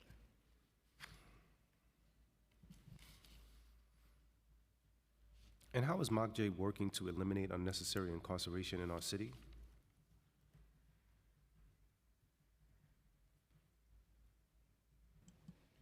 So as we were talking about, all of our work is designed around creating a justice system that's smaller, safer, and fairer, and that still maintains public safety for all New Yorkers. And so in order to do that, we run programs that either divert people away from jail or prison or seek to reduce the likelihood of someone returning. So that's within supervised release, which diverts people away, could divert people away from incarceration as they await their case disposition, and then alternatives to incarceration, which diverts people away from jail or prison as the accountability measure when their case is resolved. Are there any tools that MOCJ currently has that can be leveraged to increase the ATIs and lower the population at Rikers Island? So we're committed to continuing to work with all of our partners to make sure that ATIs are used to their fullest extent. It's definitely something that we are continuing to work on. We have been working with our research and our research innovation team to develop both quality assurance measures and also better data to really dig in to see where the gaps are that we need to fill in order to make sure that the ATIs are being used to their fullest extent. Has your office met with the Lippman Commission to discuss how MOCJ can assist in expanding ATIs? We have actually spoken to different members of the Lippman Commission about multiple areas of not only the ATIs, but addressing the larger seriously mental ill population. We continue to have those conversations and find common grounds as to where we can do better, where we can talk to our partners to do better, and where there may be options for new ideas of things to start doing. And what assistance is MOCJ able to provide with regards to upcoming Lippman Commission recommendations for lowering the population at Rikers? When we look at lowering the population of Rikers, again, we're talking about the programming, but we're also talking about how we can move the needle of individuals who are staying in in custody for longer periods of time with delay. So when we are looking at what tools we have, one of the things that we've talked to various members of the DA's offices as well as to other stakeholder partners is to think about how we, in line with what the courts are doing, can get the information to DAs and to defenders sooner. So where in the flow of individuals coming through the criminal legal system can we give better assessment tools? Where can we give better screening tools so that people have more information sooner and can make more concrete decisions sooner? One of the things that our research innovation team has looked at is very specifically the timeline for adjournments and understanding that reducing the time to adjournment by even just 1 day could actually save 67 beds in Rikers. And so looking at it not only holistically at the individuals and what the services that are needed to be provided, but looking very concrete using the empirical data to look at what is actually happening within the system and what the system can do to better address the case processing needs, address the needs of the individuals, are the tools that we bring to the table with all of our stakeholders.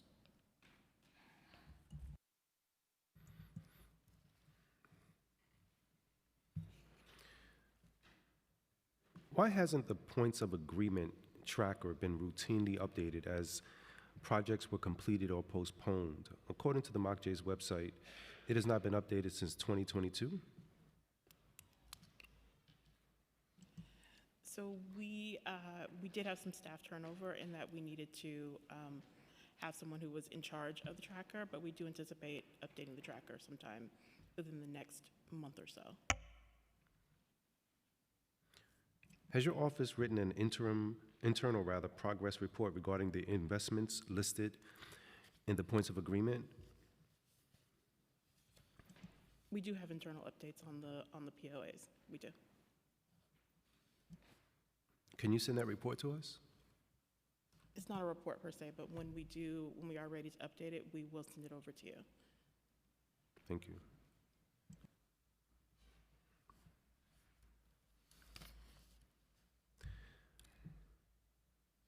Has the NYC Jail Population Review Program in Brooklyn and Manhattan been expanded citywide?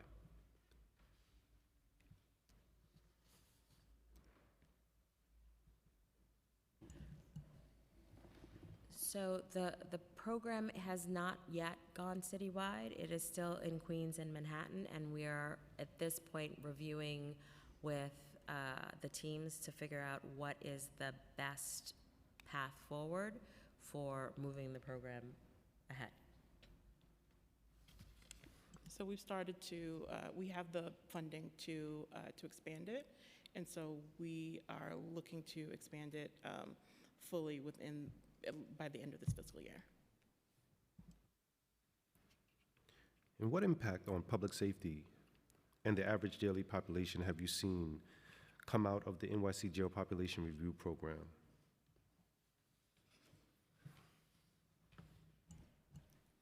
Thank you. I'm going to start and then I'm going to let Ms. Daniel go ahead. The impact for us in terms of public safety has been a very clear, granular level understanding of the individuals that are coming into the system. And having that new data was something that we did not originally have. We have been able to start creating the solutions for the services and the things that needed to be enhanced. So for example, I mentioned our intensive case management program. What our data folks had seen was that there were a core group of individuals who were not responding to the supervised release model that had been in operation for quite some time. And based on that information, we were able to realize the specific steps that we needed to add. We needed to reduce case sizes for the individuals that we saw that were coming in that were presenting with this persistent pattern. So we needed more senior case managers who had more experience because these individuals had higher needs. We needed to make sure that we were providing them with more supports to come to court because their nervous system responded in ways that the average New Yorker may not. If I say to you and to Ms. Daniel and to myself, we have to be at City Council for a 3 p.m. hearing, then we make sure that we get here at 3 p.m. What we saw with these individuals that were being not so successful in supervised release was that their nervous system responded to that as a fight or flight.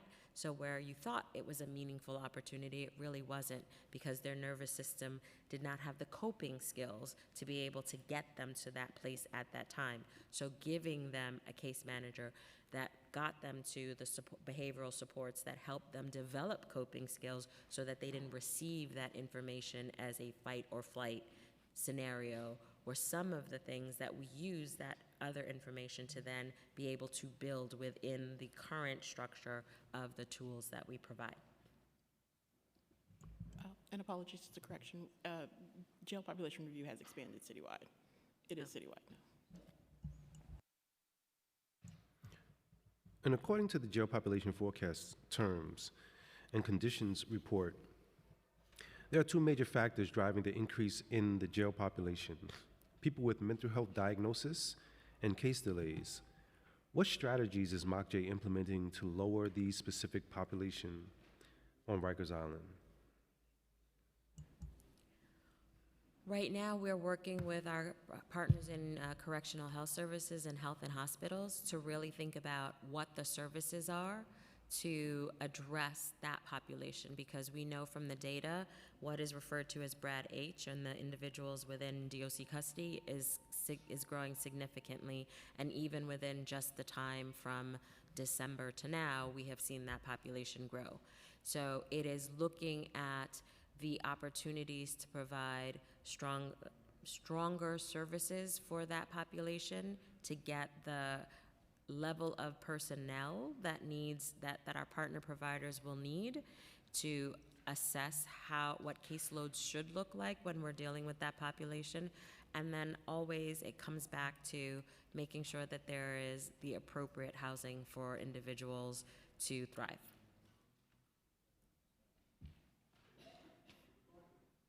Regarding alternatives to incarceration, exactly how much funding is budgeted for ATIs and other diversion programs in this plan?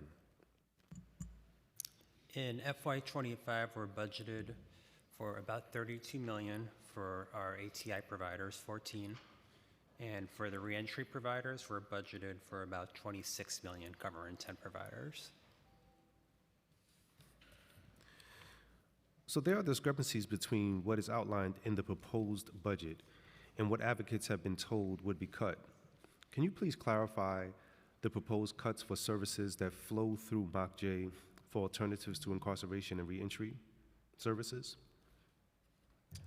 Our FY26 PEG in the Alternative to Incarceration program is $8.9 million, and our FY26 PEG in the reentry program is $8 million. And we're continuing to work with our partners at OMB and our vendors that we work with every day to assess the impact of these cuts as we enter into fiscal 26.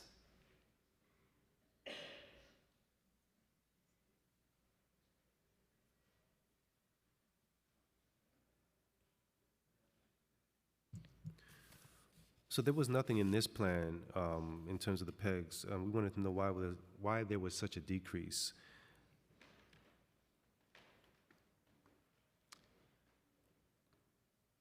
The only PEGs that we have in effect right now for ATI and reentry are for next year, $8.9 million for ATI and $8 million for reentry. The fiscal 25 PEGs were restored. Okay.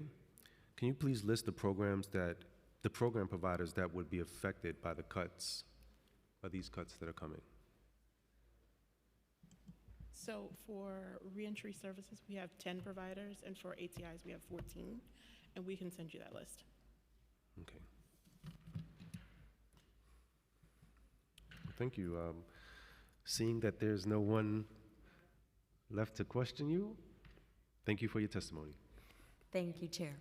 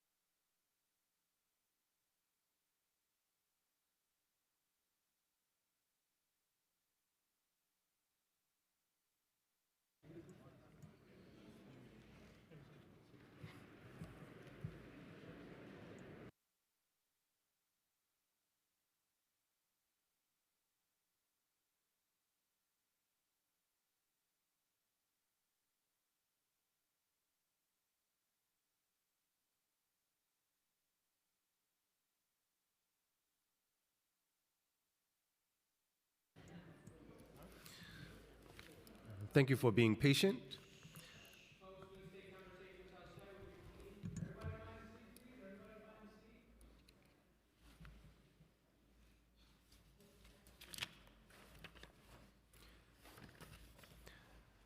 I now open the hearing for public testimony. I remind members of the public that this is a government proceeding and that decorum shall be observed at all times. As such, members of the public shall remain silent at all times. The witness table is reserved for people who wish to testify. No video recording or photography is allowed from the witness table. Furthermore, members of the public may not present audio or video recording as testimony, but they may submit transcripts of such recordings to the Sergeant at Arms for inclusion in the hearing record. If you wish to speak at today's hearing, please fill out an appearance card with the Sergeant at Arms and wait to be recognized. When recognized, you will have 2 minutes to speak on today's hearing topic. We spoke about the budget. If you have a written statement or additional written testimony you wish to submit for the record, please provide a copy of that to the Sergeant at Arms. You may also email written testimony to testimony@council.nyc.gov within 72 hours of the close of this hearing. Audio and video recordings will not be accepted. For in-person panelists, please come up to the table once your name has been called. I will now call the first in-person panel.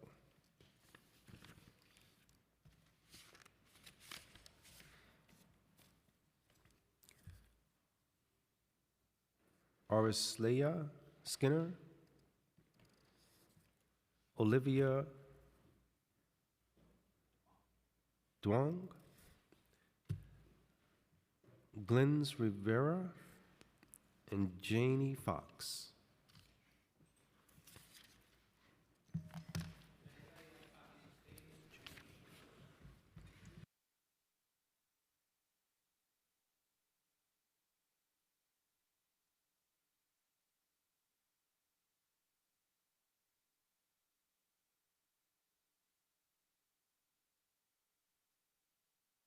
You may begin at any order you would like. Good evening, everyone. Chairman Yusuf Salam and distinguished members of the committee. I am Glennis Rivera, Second Vice President of Local 372, New York City Board of Education employee, District Council 37, ASME. It is an honor of the Local 372 to present this testimony on behalf of the Level 1 and Level 2 school crossing guards that are represented under the leadership of our President, Sean D. Francois I. Local 372 respectfully requests the city to restore the school crossing guards vacancy positions that were cut off from the previous budget. City funding to support the promotion of a citywide public awareness campaign to stop the violence against school crossing guards, and permanent reforms to school crossing guards, pay practices conforming the same that to the DOE support staff titles. Local 372 has long testified the need to hire additional school crossing guards is vital in order to keep our children safe from danger of reckless drivers, and to ensure that our crossing guards members are not stretched thin by the continuous decline of staff. Student pedestrians often face major safety traffic hazards every day caused by double and triple parked cars and buses. Stops sited in close proximity to school buildings, and school crossing guards are often the first line of defense in ensuring the safety of these students. These workers have risked their own health, safety, and lives to perform vital services to the community. And as the member of the crossing guards continue to decline, thousands of children cross main intersections without any supervision, putting our children's safety in jeopardy. The need for increased protection for our student pedestrians and members of our community make it essential that the City of New York allocate funding for the additional hiring of the school crossing guards. In 2023, Mayor Adams authorized the elimination of almost 500 open crossing guards positions, completely eliminating the hiring of additional school crossing guards. And just last year, in March, an 8-year-old boy lost his life due to the driver's recklessness. Just 5 blocks from school, by eliminating these open positions and not hiring additional school crossing guards, sends a dangerous message. The safety of New York school children, it's not the city's priority. I see that you're reading your testimony. In the interest of time, if you have that to submit to us, that would be great. That way it'll be a part of the record. Will do. Thank you. Thank you, I appreciate it. Good afternoon, Chair Salam and distinguished members of the Public Safety Committee. My name is Arisleda Skinner. I am the president of Local 5911 of DC 37, representing the New York City's 911 operators. My understanding is that the NYPD Commissioner Tisch today stated that the 911 calls aren't going into a voicemail. In correction of her statement, our 911 callers are going into recording. I wanted to play a recording, which I will submit, of today, March 11, during her testimony by a civilian who called 911 for her mother-in-law whose sugar level was up 500 and was disoriented and unable to speak to a live 911 operator, to only get EMS respond until 10 minutes after. I want you to know that a fire can double its size within 30 seconds, transforming a small flame into a raging inferno in minutes. However, when you call 911, you might end up going straight into a voice recording. When someone stops breathing, cardiac arrest can follow within moments. The brain can only survive for 3 to 4 minutes without oxygen. Moreover, time response for the NYPD is crucial when a person is under attack or in danger. A reliable 911 system is essential for the safety and well-being of our city. Chairman, unfortunately, over the past few months and as recently as today, calls to 911 have been directed to a voice recording due to shortage of operators and an increase in sick call-outs caused by burnouts and fear of not being able to go home after every shift. After their shifts are due, excessive mandatory overtime is required of every 911 operator. It is important to emphasize that 911 operators are the one group that cannot afford to be short-staffed, as they're responsible for dispatching or connecting emergency responses such as EMS, FD, and NYPD. When individuals are in distress, it is our operators who answer those calls. Calm a mother who's losing a child, talk to someone off a ledge, and comfort those who are having difficulty breathing until an emergency response arrives in person.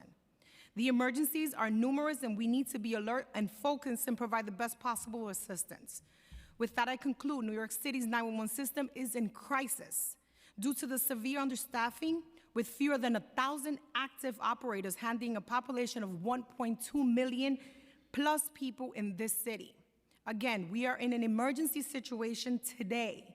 The number of unanswered calls, mandatory overtime, high absenteeism, resignation rates among operators impacting the well-being of job performance on our operators and the safety of New York City.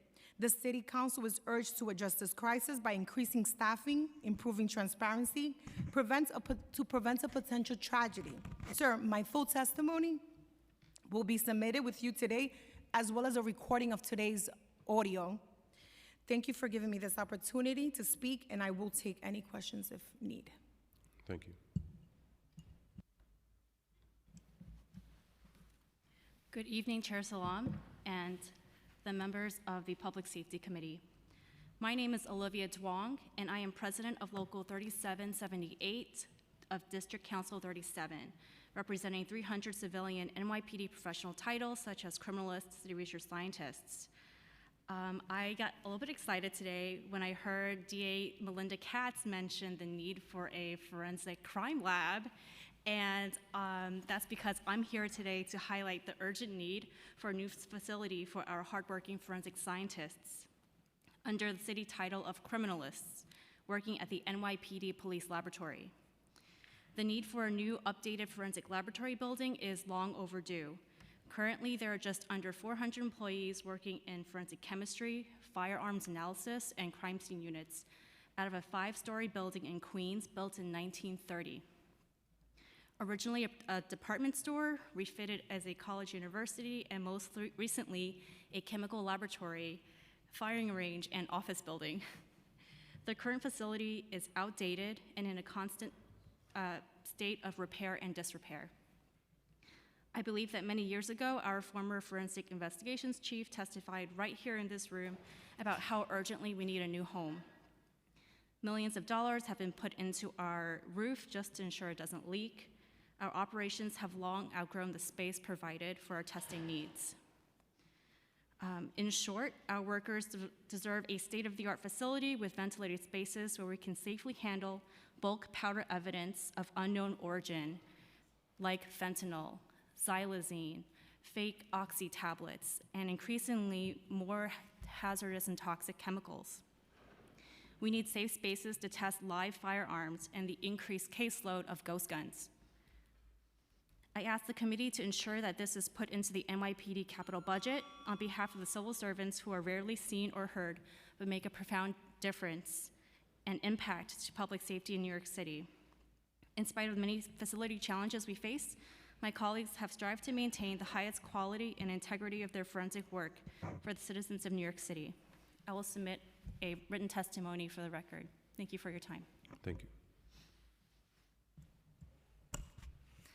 Good evening. Thank you for the opportunity to speak. My name is Jane Fox. I am the chair of the Legal Aid Society Attorneys Chapter at the Association of Legal Advocates and Attorneys. We are United Auto Workers, Local 2325. UAW 2325 represents over 3,400 active and retired legal services workers at over 30 nonprofit organizations in the New York City metro area and beyond. UAW 2325 members are attorneys, paralegals, social workers, investigators, and support staff.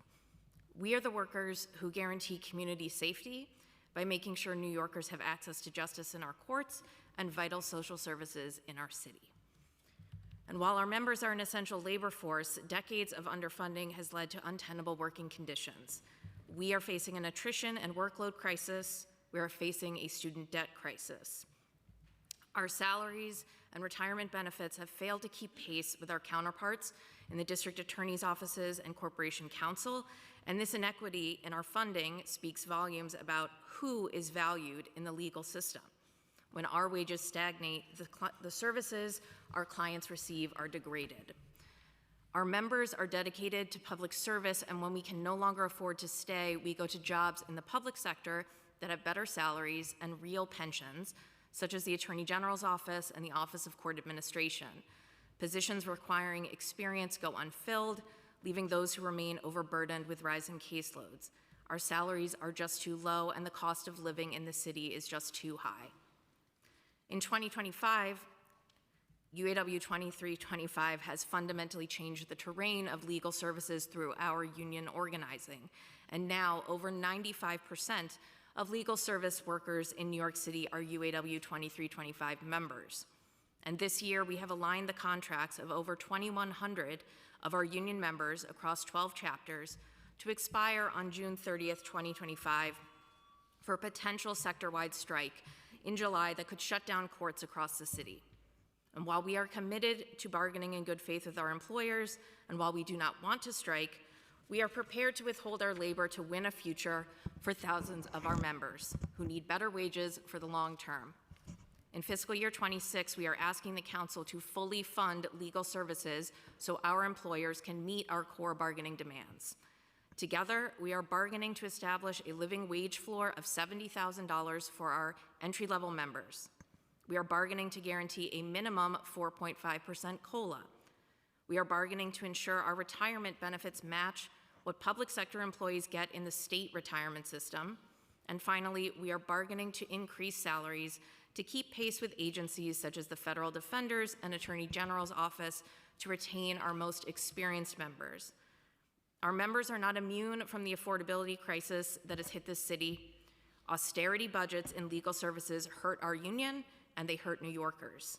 If you can submit the remainder of your testimony just so have- that it can be Sure, included in. one final statement, which is that settling fair contracts centered on these demands will provide stability to our members and ensure working-class New Yorkers get the absolute best legal representation because they deserve nothing less.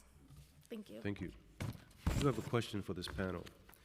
How many hours of overtime are 911 operators working? 16 hours.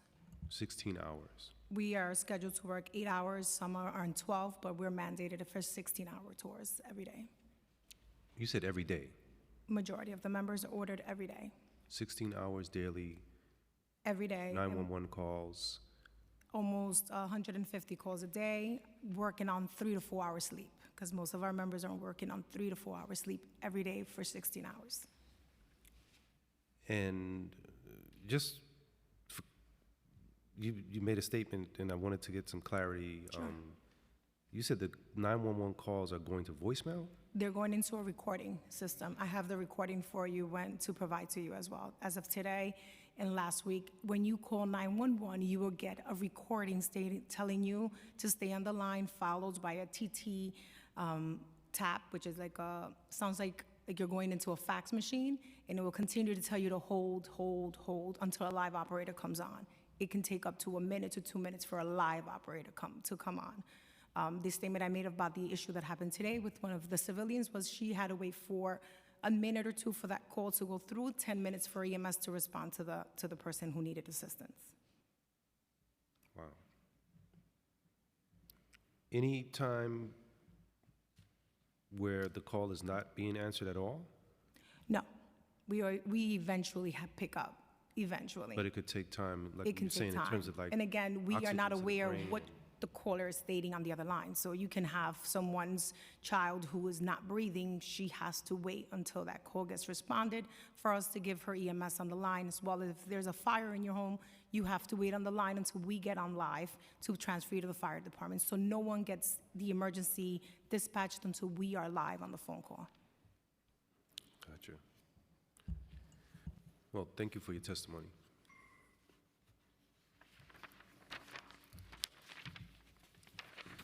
I'd now like to call to the witness table Tina Luongo, Lisa Schreiberdorf, Anthony Martone, Juval Scott,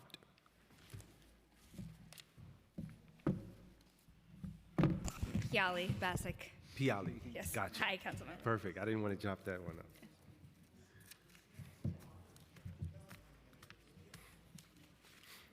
So just to remind you, you have about 2 minutes to speak. Once you hear the audible chime, try to wrap in the interest of time. We have a lot of people that are signed up. Thanks. You can start in any order you like. Oh, just press the button. Okay. I was saying that I wish we had the 5 minutes, but I'll be brief. My name is Piali Basic. I'm with the Neighborhood Defender Services of Harlem.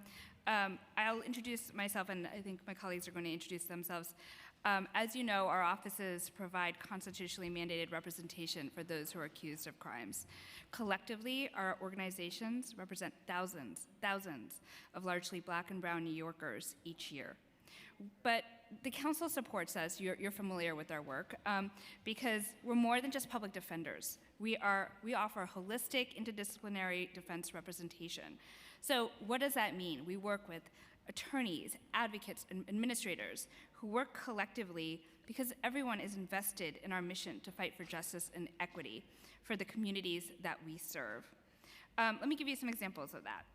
It looks like a social worker who sits for hours with a young client who's facing arraignments, making sure they are released and able to go home. It involves investigators who are being trained to keep up with the ever-changing landscape of technology, which is vital to ensure that we have access to critical discovery to get cases resolved quickly. And most importantly, I think so critically, it involves advocates who are accompanying clients to sometimes life-saving mental health, substance abuse treatment.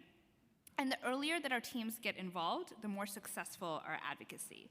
But we want to discuss why we need increasing funding. And for the greatest impact that funding has had in the last few years is that it's impacted our inability to offer competitive salaries, which my colleagues will discuss.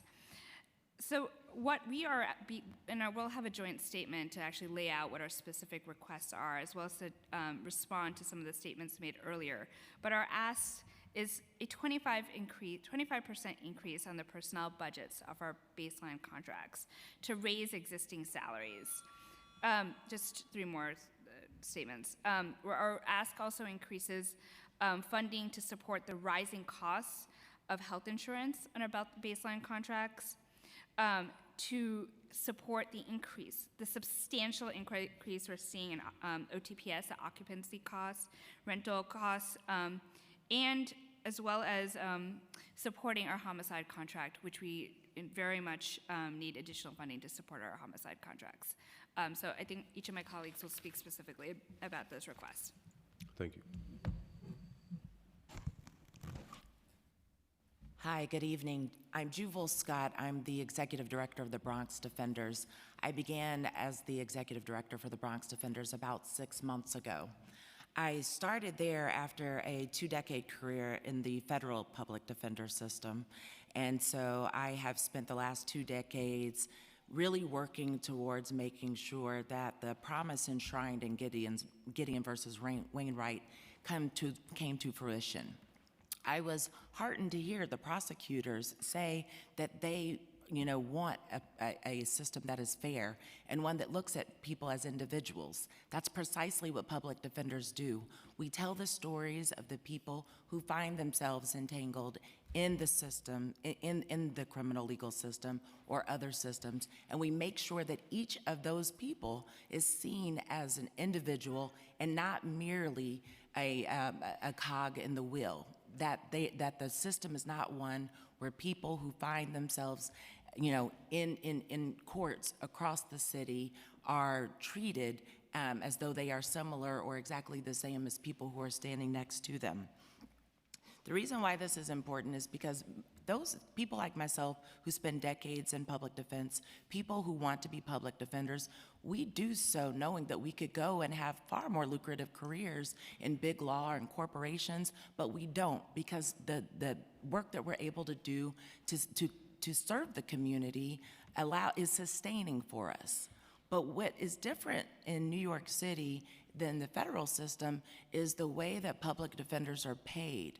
And I think it boils down in some ways to the fact that public defenders, even in this process here, are not even seen in the role that, as important as they are. We are constitutionally mandated service.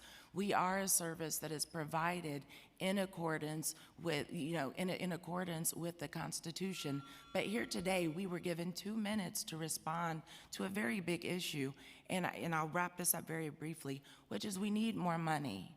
Public defenders are sustaining large rates of burnout because we live in one of the world's most expensive cities, but the pay has not kept pace. And it's very different. There are public defenders right here in the city, in the federal defender system, who make more money. And it's in part because the federal government has decided that they will not allow public defenders to be paid less than their counterparts on the other side of the aisle. That public defenders in the federal system will make at least as much as the prosecutors that they have cases against.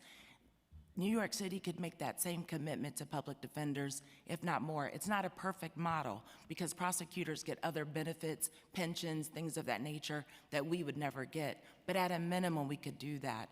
It would stem a burnout. It would allow us to stem the tide of attrition that happens in public defender offices, and it would allow us to serve the community and the clients that rely on our services.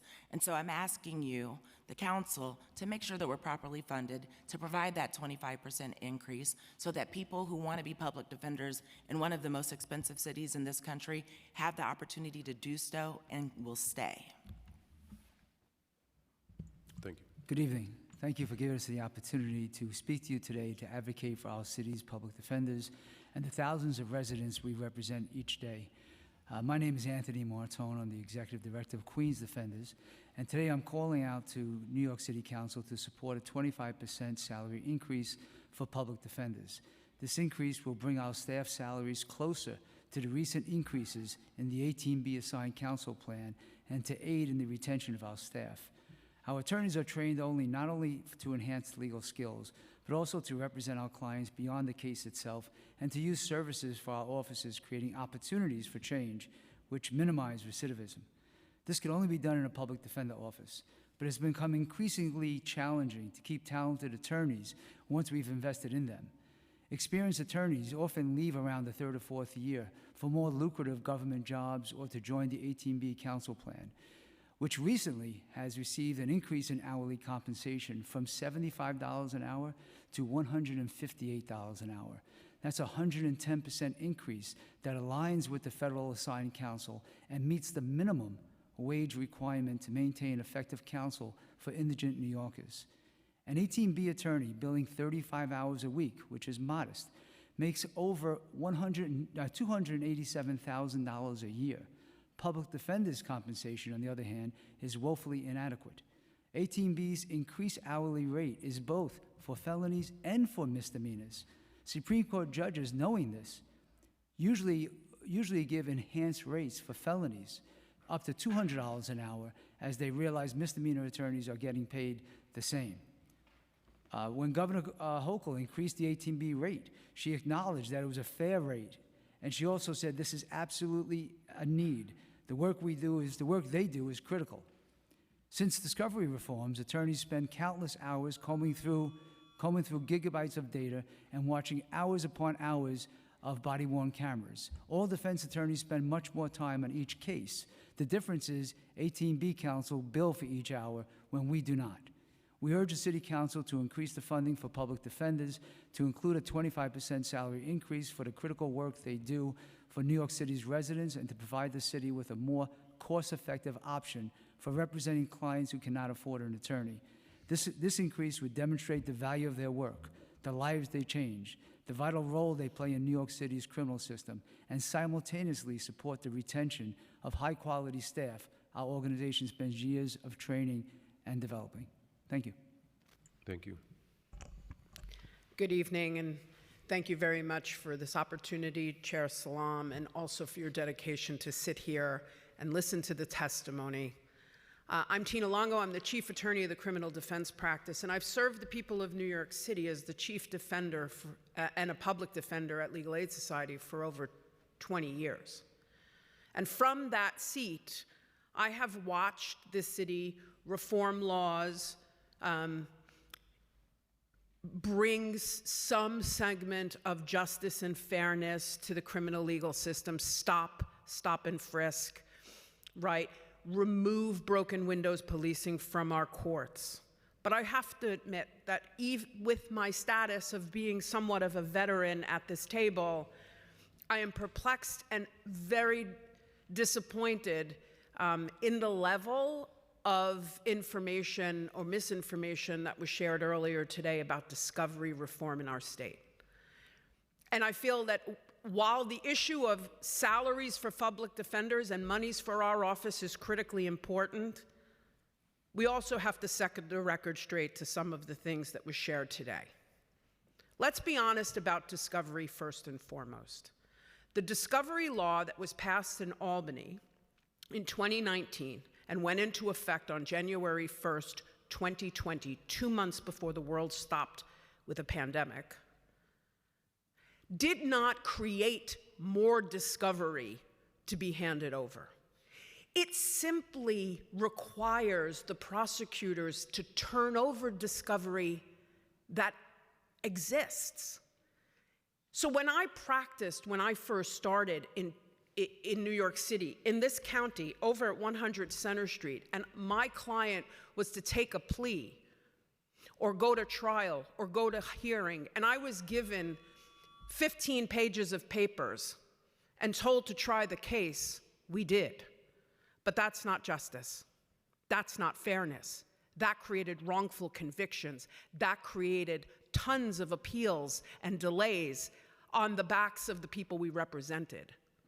The fact is that, yes, discovery reform created the obligation of prosecutors to turn over more. And we actually agree with the prosecutors on a few points here that I think are important. Technology and staffing is critical, which is why 3 years ago, all the defender chiefs and all the prosecutors wrote the mayor and told the governor what was needed was funding. And that funding just started to flow only a couple of years ago. And I want to set the record straight.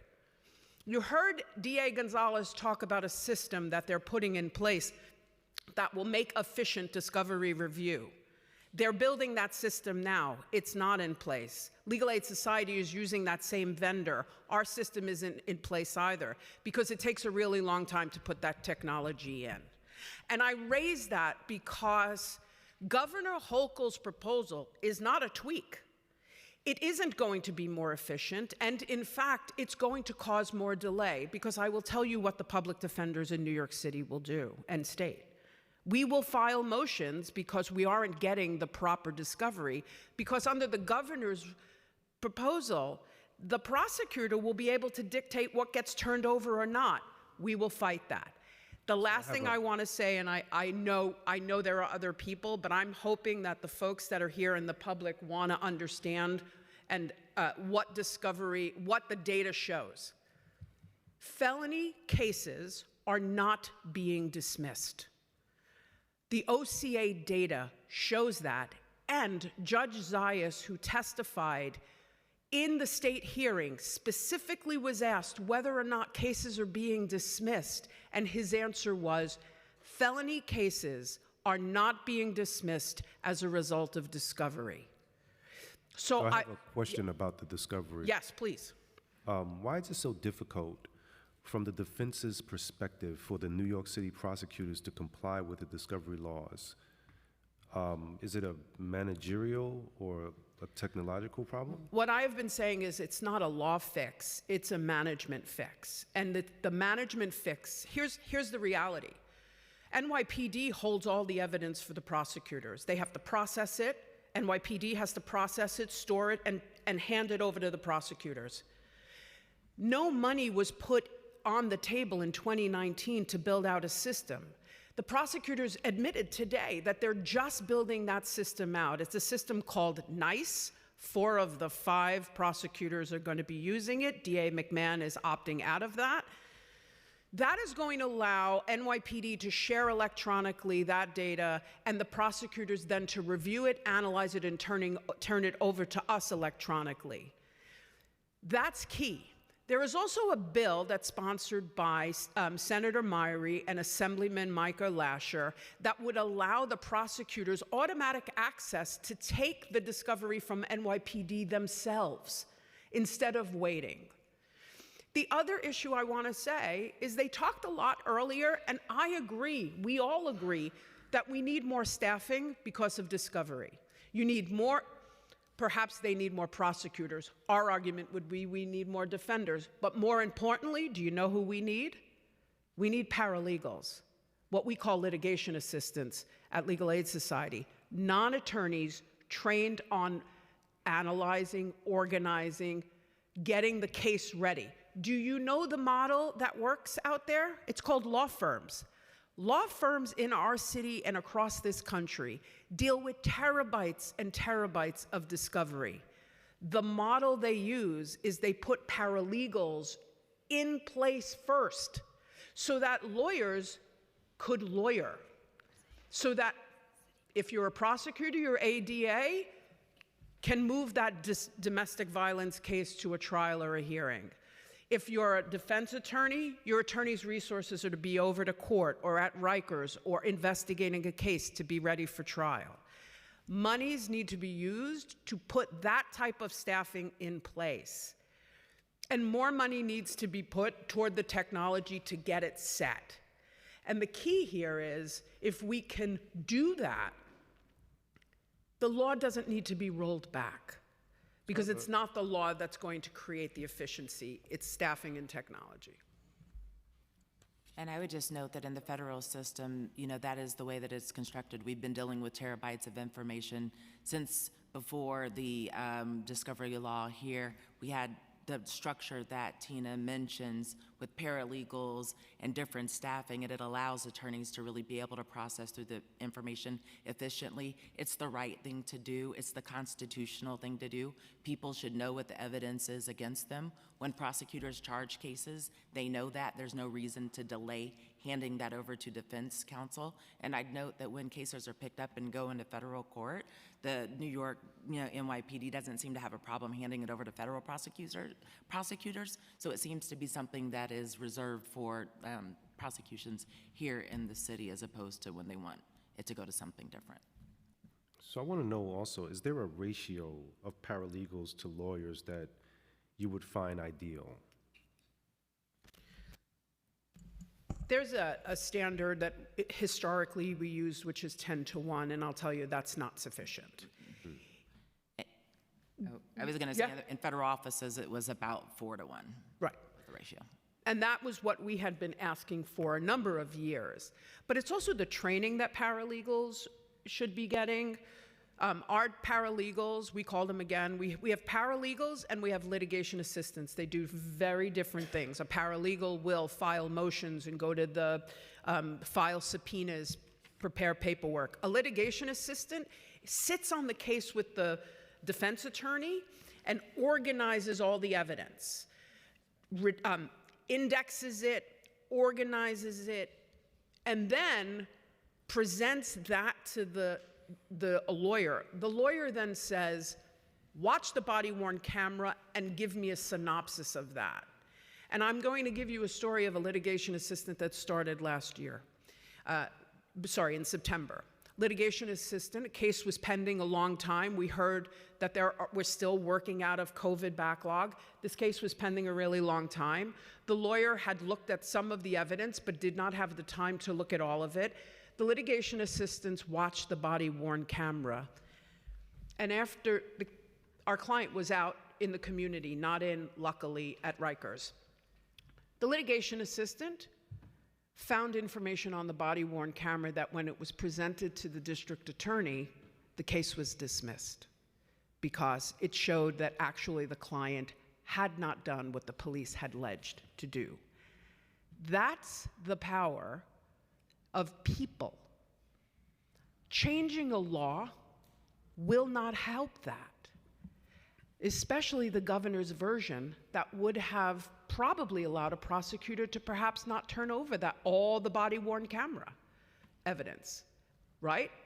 Because they could, in essence, choose. So the other issue that I think is really a solution that we need to lean on, and I'm going to credit DA Gonzalez for talking about it, and that is the pilot in Brooklyn that OCA, Judge Zayas, has actually implemented. And what I heard DA Gonzalez to say, and I agree with him, is that the pilot is working. Placing a judge and senior members of OCA to negotiate and convene a meeting that talks about DAs, would you turn over? Defense, what do you still need? How much more time do you need? Okay, we're gonna set it down for trial, is working. And so that should be our goal. Our goal that has not rolled out yet in the other 4 boroughs. It's in process. But that's a solution that doesn't require a law to be rolled back. It actually will move things and are moving things quickly. So funding, people, and the OCA having a judge call conferences, which again happen, I think, in the federal system all the time. Mirroring our system to more efficient systems across the country and in the federal system is the answer we should all be leaning on. And I just have a last question for this panel. Can you please give us your perspective on this DA, on this? DAs have claimed larger dismissal rates on misdemeanor cases based on technicalities. Is this what you see as the defense bar? Yeah, well, I think what the prosecutors are doing in anticipation of an argument to remove the law is that everything that gets dismissed, they're just blaming on dismissals as far as discovery. If a complaining witness doesn't come forward within that same 90 days on an A misdemeanor or 60 days on a B misdemeanor, and they don't have a supporting deposition, that case gets dismissed. That happened all the time prior to discovery laws and after the discovery laws. But what the DAs are doing, you can manipulate numbers to anything you want them to say. They're just clustering them into dismissals and attributing them to discovery dismissals. Now, did they give discovery in those cases? No, because they knew they weren't getting a supporting deposition. So they'll put down that no discovery, couldn't get the discovery over, so the case is dismissed. It could be insufficiency, and they'll say they didn't turn over discovery, therefore the case gets dismissed on discovery issues. And I think it's calculated differently with felonies and misdemeanors. Pretty much all misdemeanors, they just attribute to lack of discovery. Because the felony dismissals aren't happening, they really can't do that. And there's studies in OCA and other studies that you can look at that shows quite clearly that dismissals are actually down in some counties. And the reason why they're down, because it's not because of the discovery. I was on trial, in the middle of a trial. I got 3 discovery during trial. I made 3 challenges to the certificate of compliance. It did not get dismissed, even though it was happening in the middle of a trial. The judge said, take overnight, take a look at it. I'm not dismissing the case. That's a fallacy, thinking that felonies are getting dismissed because of discovery. And it's outrageous that I sat here for some of this today, that there are actually government officials saying that people who are accused of a crime should not get the discovery, which could then lead to unlawful convictions. And we know that's been a fact. That's been proven. Lack of discovery leads to unlawful convictions. Why would someone have to sit in jail for 20, 30 years and then say, oh, we should have turned that over? It's outrageous to even go near that. I'd also just add that I think we have to be careful and steer clear of naming a prosecutor's inability to meet their constitutional obligation a technicality. It's not a technicality. And so I think we have to be really careful when we frame it that way. They have an obligation to the public. They have an obligation to the accused. And so they have to meet that obligation. When they don't, there is a process, there are laws, there are things that happen on the other side of that. That's not a technicality, it's the rule of law.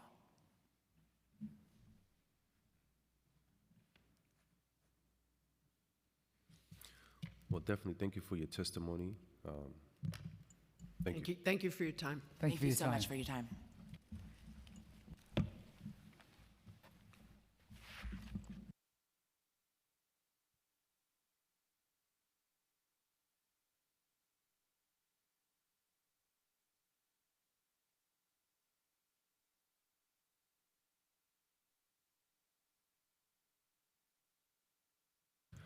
We'll take a 5-minute break before the next panel is called up.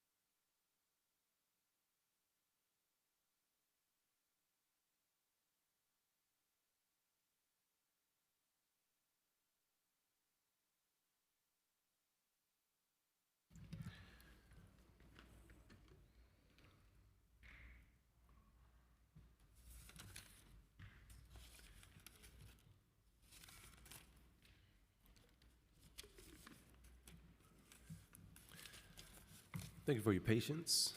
I'd like to call up the next panel. When you hear your name, come up to the witness table to speak. You'll have 2 minutes to speak. When recognized, about the topic of today's hearing, the budget.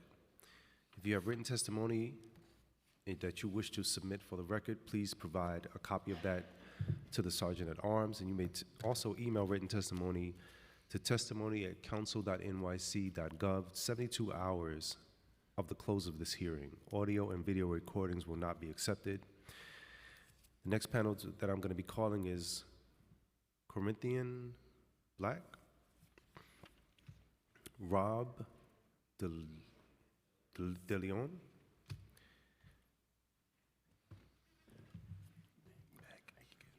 Meg Egan, Megan Marceline, Megan Kirk, and Giles McCallie.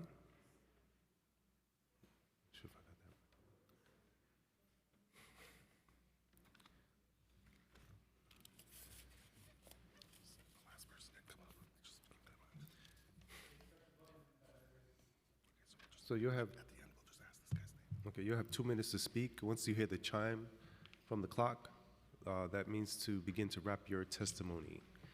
And you can start in any order you would like.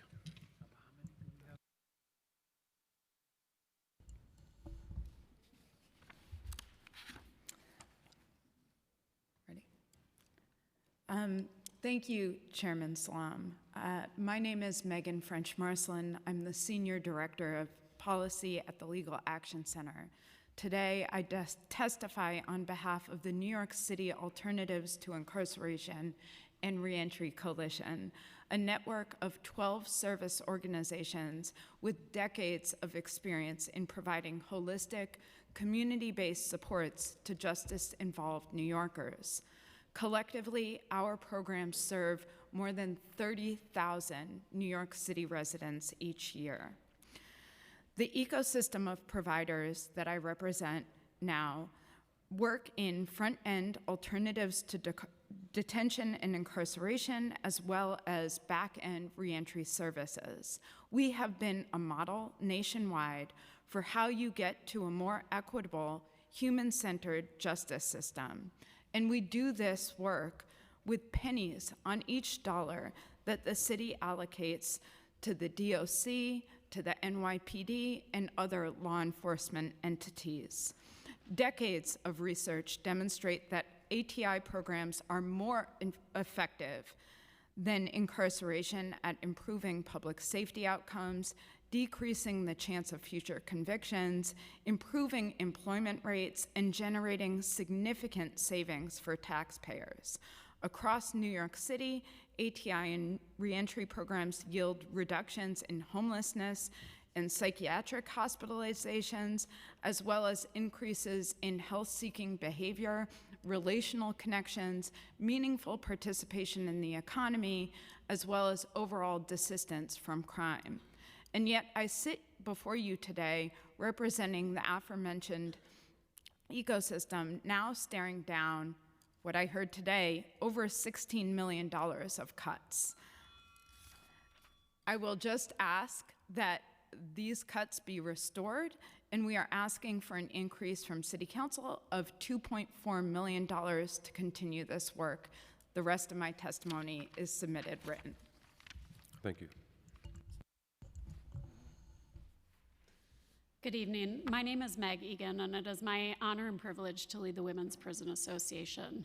Chair Salam, I want to thank you for the opportunity to testify today. Throughout our 180-year history, WPA has been a force for change, challenging the systemic inequities that criminalize and marginalize women, particularly Black and brown women. For these women, incarceration is not merely a consequence of a single event, but the result of compounding systemic failures: poverty, housing instability, trauma, and lack of opportunity. The harms and failures of Rikers Island are real. The cost to families, communities, and the city is immeasurable. Mothers are separated from children, communities lose contributors. The cycle of inequity perpetuates and deepens. But what if there was a different way? A way that prioritized prevention, provided support, and treated justice as an opportunity for restoration rather than punishment. WPA envisions that path forward. There are just over 400 women held on Rikers Island right now. We believe that together with our partners, we can develop the services and support to make the community the public safety-minded default rather than Rikers Island. Our work will center on the following priorities to develop the infrastructure of services to meaningfully address the compounding systemic failures that diminish safety. As Megan said, the city must not just restore the ATI and reentry funding currently cut, but expand these essential and effective programs. We are also requesting funding to lay out a clear and practical pathway to make incarceration for women obsolete in New York City. Funding to provide robust clinical care to our clients and improve outcomes and public safety, and funding to develop a robust discharge planning infrastructure to ensure that planning begins the moment a woman sets foot on Rikers Island. Through this work, WPA will break barriers, shatter systems, and reshape societal norms to significantly reduce the number of women incarcerated in New York City. This will significantly increase the opportunity, financial security, and stability for women, their families, their communities, and our city. Thank you. Thank you. Good evening, Chair Salam and members. Thank you for hearing me today. My name is Megan Kirk. I'm team leader of CASES Nathaniel Assertive Community Treatment, member of the ATI Reentry Coalition. At CASES, we know that New York City's most pressing safety problems are solved best by supporting people, not jailing them, and our programs do what jails cannot. We provide our clients opportunities to recover, reintegrate, and succeed in their communities. The budget is an opportunity to invest in that vision. However, the proposed cuts would compromise the city's safety, and we join with the call. I was heartened to hear so much support throughout today's testimony for investment in mental health, alternative to incarceration, and the programs we here today provide. So I'd like to share with you about assertive community treatment, as Nathaniel is the nation's first and now only one of 2 alternative to incarceration or detention assertive community treatment teams. We are a long-time evidence-based, cost-effective, intensive, holistic, multidisciplinary community approach to providing services for people who have serious mental illness, who have demonstrably not been served by more traditional treatments. This includes psychiatric care, nursing care, peer support, and because of MOCJ and City Council funding, we are also able to provide holistic housing support, substance use support, to provide the services that our clients need. I would like to share about one such anonymized client today who might live in one of your districts. His name is Alfred. He is a Black man in his 40s. He has experienced intense persecutory delusions and paranoia for as long as he can remember. He experiences command hallucinations, which means that he hears voices telling him to do certain things. He was referred to us after a high-profile felony arrest, after he had been released, but it was identified he was not doing well with that clinic referral he had been given on discharge. After we built rapport with Alfred, we were able to identify a medication regimen that served him.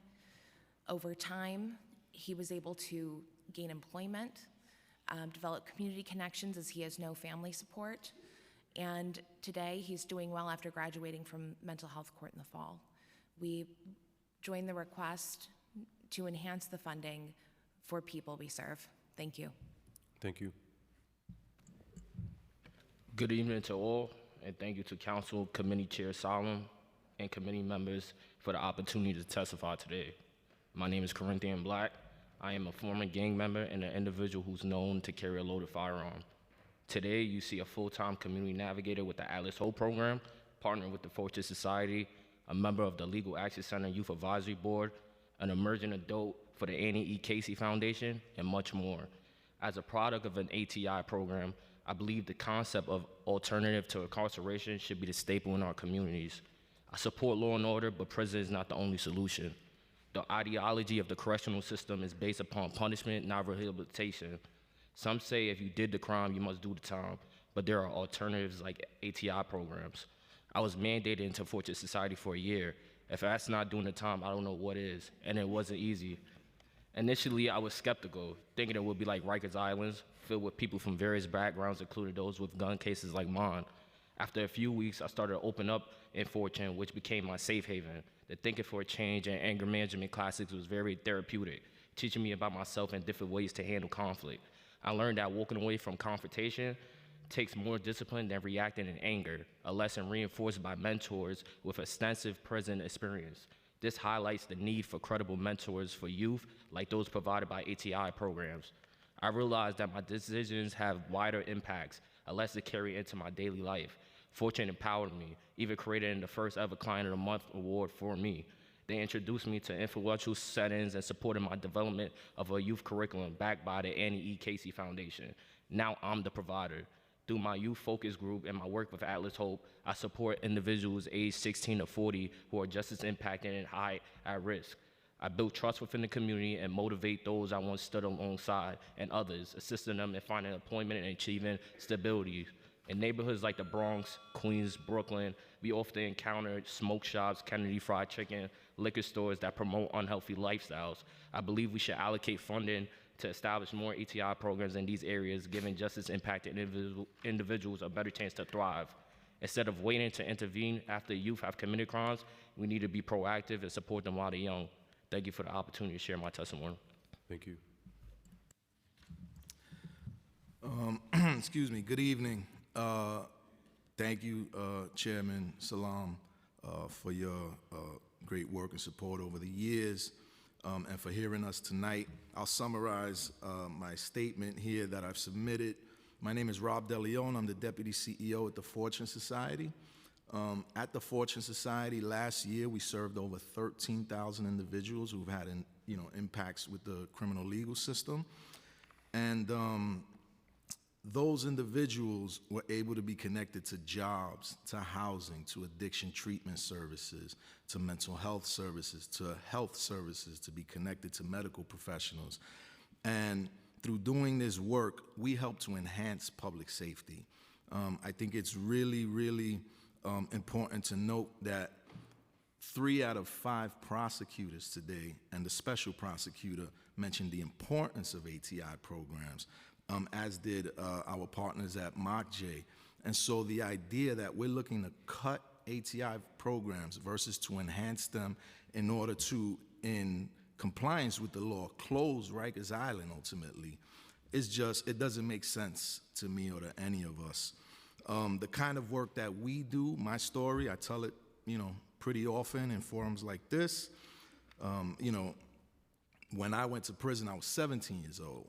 When I was interrogated by police and went through adult prisons and have an adult record on my rap sheet for as long as I will, thanks to the Clean Slate Act, hopefully that will soon be erased. But individuals like myself, the difference between me and someone like Corinthian is that I've been doing this for 21 years, and Corinthian just started his career. But ultimately, the work that we do helps to enhance public safety and is an important piece of it. We shouldn't be cutting it, we should be enhancing it, and thank you, everyone. Thank you all for your testimony. I do have a question regarding, so it was mentioned about the cuts. I'm wondering, regarding the ATI Coalition, can you provide examples of the types of programs and services that the city will lose, from the before-mentioned budget cuts that were discussed? So, you want to start? So I could start in saying that we don't yet know which of our programs will be cut. That's something that, once those cuts come down, we'll be informed of. And the way Fortune is structured is we blend our funding in order to provide services to anyone who walks through our doors who's been in contact with the criminal legal system. What I can guarantee is that the number of people that we're able to serve will decrease significantly, and that won't have any positive impacts on public safety. When individuals aren't connected to opportunities to thrive, they result to the things that they know to survive. So I can't name the programs, but I will say that ATI and reentry services will absolutely decrease for the folks that we serve.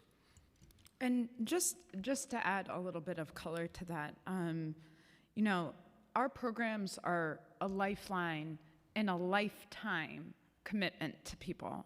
We work with clients years, sometimes decades after their mandate ends.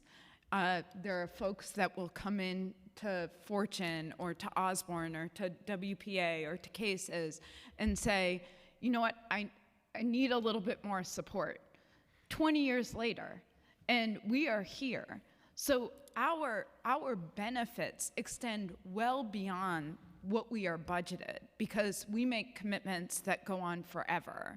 But I can tell you that our programs are far more effective than Rikers is at public safety because they, as you heard today, they enhance people's lives. They connect people to communities, to healthcare, to jobs, to stability that we need to be able to thrive.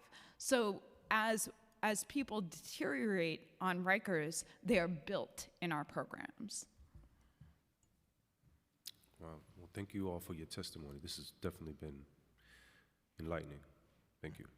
Thank you. Now we called. Gotcha.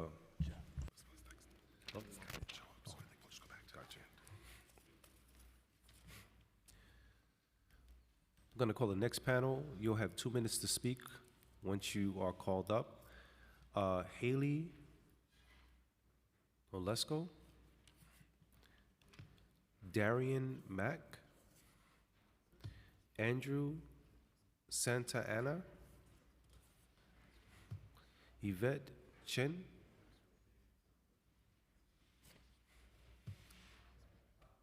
Haydel Michal.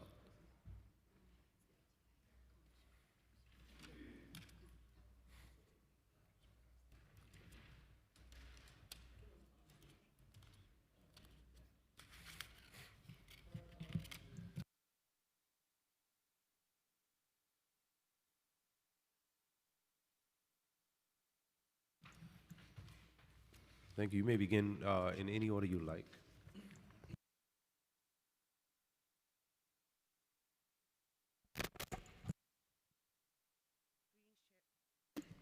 Okay, thank you. Greetings, Chair Salam. My name is Haley Nolasco, Senior Director of Government Relations at the Center for Justice Innovation. Thank you so much for the opportunity to testify today. Public safety is a pressing concern for New Yorkers, but true safety is built on sustainable, community-driven solutions. Gun violence and systemic accountability remain challenges, and the criminal legal system too often fails to address the root causes of crime, leaving vulnerable communities at greater risk. We must recognize that harmful practices like stop and frisk have disproportionately harmed vulnerable communities, undermining trust in systems. This is why continued investment in community-driven initiatives are critical. We thank the Council for their ongoing investments in our programs, such as our neighborhood safety initiatives and the New York City Crisis Management System, which our SOS Save Our Streets program is a part of, working to reduce gun violence, and ask for this work to be sustained. As mentioned earlier today by District Attorney Clark and District Attorney McMahon, we are also urging our city partners to support the establishment of a fully operational community justice center in the South Bronx as well as in Staten Island. This would bring vital resources to those most at risk of violence and helping them engage with the support and services they need. Next, programs addressing gender-based issues are especially vulnerable in these times. Our Staten Island and Queens Community Justice Centers have seen a rise in female-identifying ATI participants in 2024, with 200 women in Staten Island and 334 women in Queens. Women in the justice system face unique challenges, including higher rates of abuse and mental health struggles. To address this, we are advocating for the development of Empower Her, a program to provide targeted support for women. Similarly, the RISE project tackles the intersection of intimate partner violence and gun violence, partnering with anti-gun violence organizations by raising awareness and providing direct services, case management, and healing circles for those experiencing IPV. It also engages youth in programs that promote healthy relationships and public safety. We are advocating for increased support citywide to address increases in intimate partner violence. This is our moment to stand with our communities and invest in solutions that create lasting, transformative change. Thank you so much for your time. A full list of our budget requests have been submitted with testimony. Thank you. Thank you.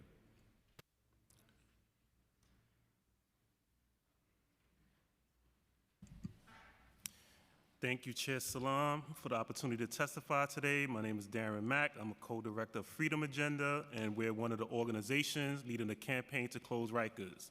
Our members have both experienced Rikers and been impacted by crime, and they know what works to create real public safety. It's things like housing, healthcare, work opportunities, mentorship, and safe community spaces.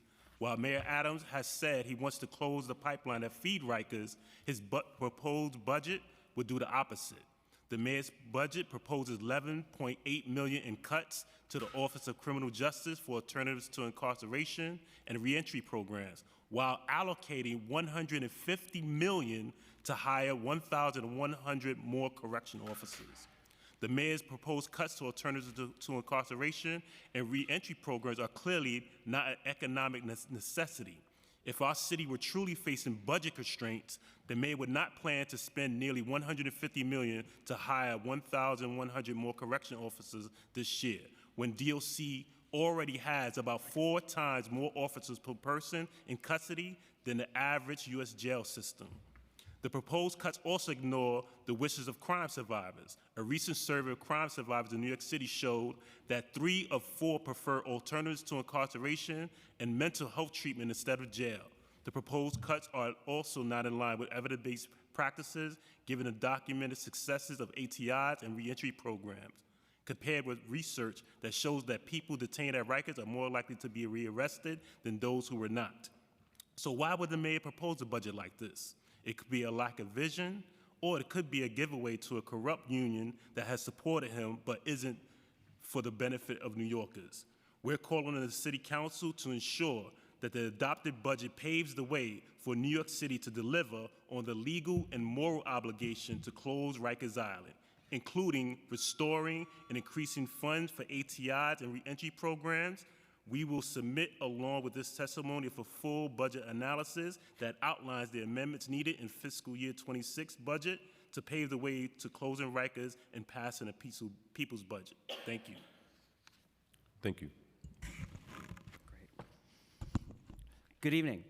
I want to thank Chair Salam for holding this hearing and giving the Asian American Federation the opportunity to testify on the public safety needs of our community.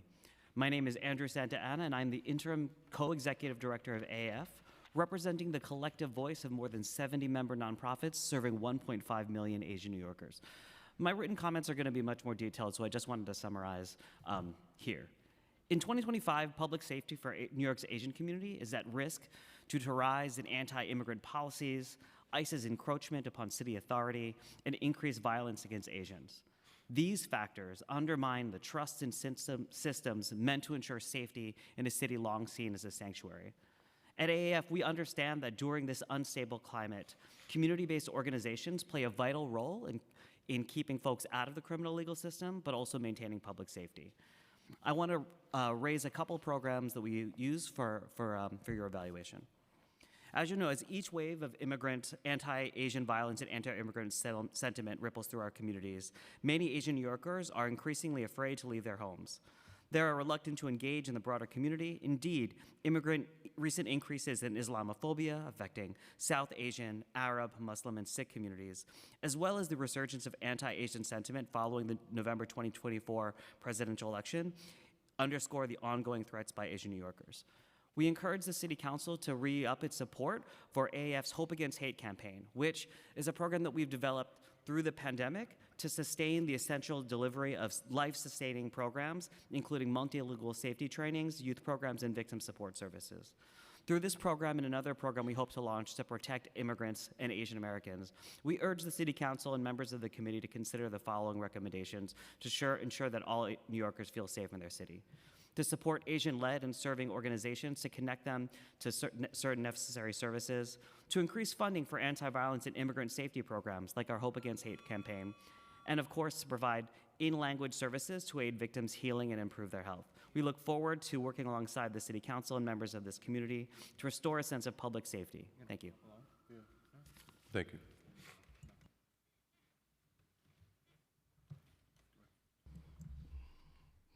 Thank you, Council, for being here and taking the time to listen to us. I came here before previously, and I was asking for assistance back in 2023. For years, I've been asking for assistance because law enforcement had brutally assaulted me. They put me in the sidewalk to cause bodily injuries.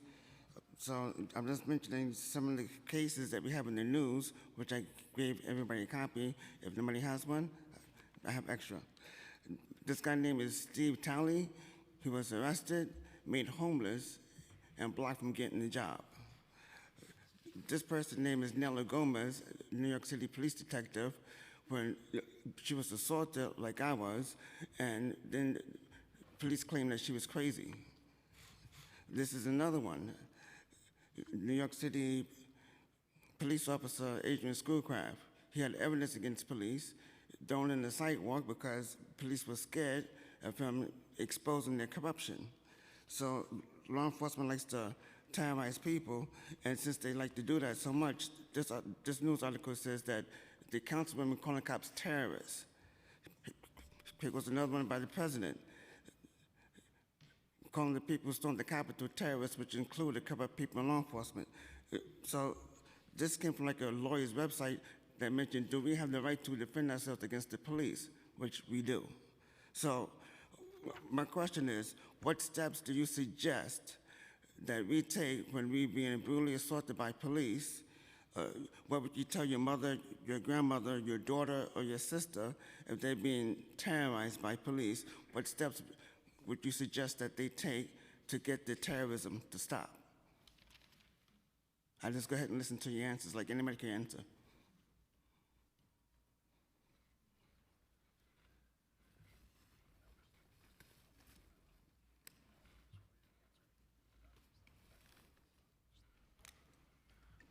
Well, definitely thank you for your testimony, all of you. There's no questions for this particular panel. Thank you.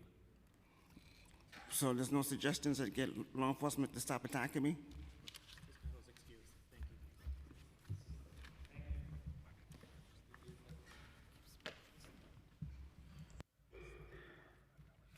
Yeah, this is not the forum for that particular conversation. We're talking about the budget in this particular thing, so I wanted to be respectful and make sure that you were heard, even though it wasn't necessarily on topic. Thank you. Now we'll go to the woman on Zoom. We'll now hear testimony from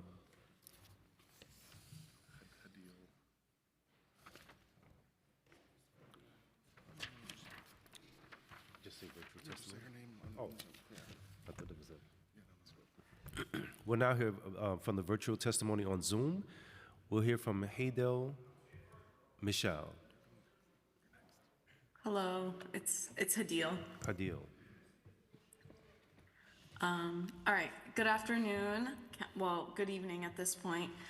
Councilman Salam and the Committee on Public Safety, we appreciate the Council's past support of our work with LGBTQ and HIV-affected survivors of violence. My name is Hadil Mishal, and I am the lead organizer at the New York City Anti-Violence Project.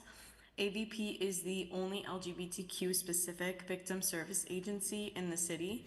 We operate a bilingual 24/7 hotline and provide free and confidential legal services, counseling, community organizing, and advocacy. We also provide professional trainings on how to create culturally responsive, inclusive, and affirming programs for our community. Hate crimes have been on the rise in New York City in the past 5 years, with the numbers doubling between 2018 and 2023. Anti-gay hate crimes have risen by 141%, and hate crimes against transgender New Yorkers have risen by 140%. These numbers are underreported for a variety of reasons: language barriers, mistrust in the police, and fear of retaliation, just to name a few. Time and time again, the solutions to violence that the city offers up is to increase the number of police officers. Our answer is to keep funding service organizations like ours, who do the hard work of helping clients report, access resources, and seek justice through the legal system. For the LGBTQ community, oftentimes the police serve more as a barrier rather than a help in cases of violence. One of our clinicians' clients called the NYPD to report domestic violence and then was arrested instead because their partner weaponized the client's mental health diagnosis. Another incident was a Spanish-speaking client who was drugged and sexually assaulted. The police apparently did not take their report. Our office had to contact the LGBTQ liaison, who then supported the client with the report. Thank you. Time's expired. Have to go through this. I'm sorry? Your time's expired. Oh, okay. I'll just wrap up. Finally, I'll tell you about one more client, John. John was wrongfully shot by an NYPD officer years ago. He survived, but his injuries left him with a permanent physical disability and a lot of trauma. The NYPD's internal investigation found the officer to be in the wrong. He's an immigrant, and despite living in the country for decades, there has been no movement on his asylum case. He's being stonewalled by the NYPD in pursuit of his immigration status, and we are unable to serve justice in this way, and we have the capability to properly support our clients with your support. So thank you for the opportunity to testify, and I hope we can come together to continue this partnership and build more community-led safety initiatives. Thank you. Thank you. Before proceeding with the other people on Zoom, I'd like to call up to the witness table Constance Leasold, Christopher Leon Johnson, William John, and Sharon Brown. Sharon Brown left, okay.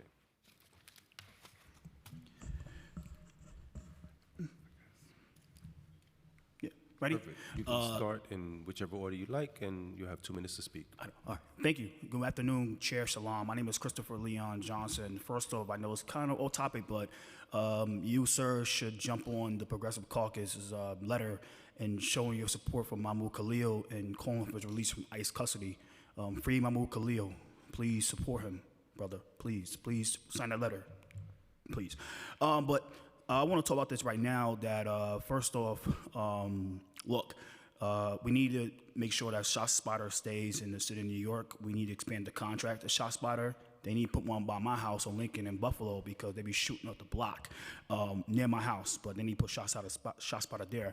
While we at it about Rikers is that, look, we need to close Rikers because it's a big situation over there, but to keep it real, that it's not a lot of space when it comes to these borough-based jails, like where you're gonna put these people at when you close them down. Like, and one thing I want to say about this whole situation about, I just heard from the testimony from DC 37 about the lack of, like, 16 hours a day at 4 days a week, 64 hours a week, and there's only less than 1,000 people that work 911.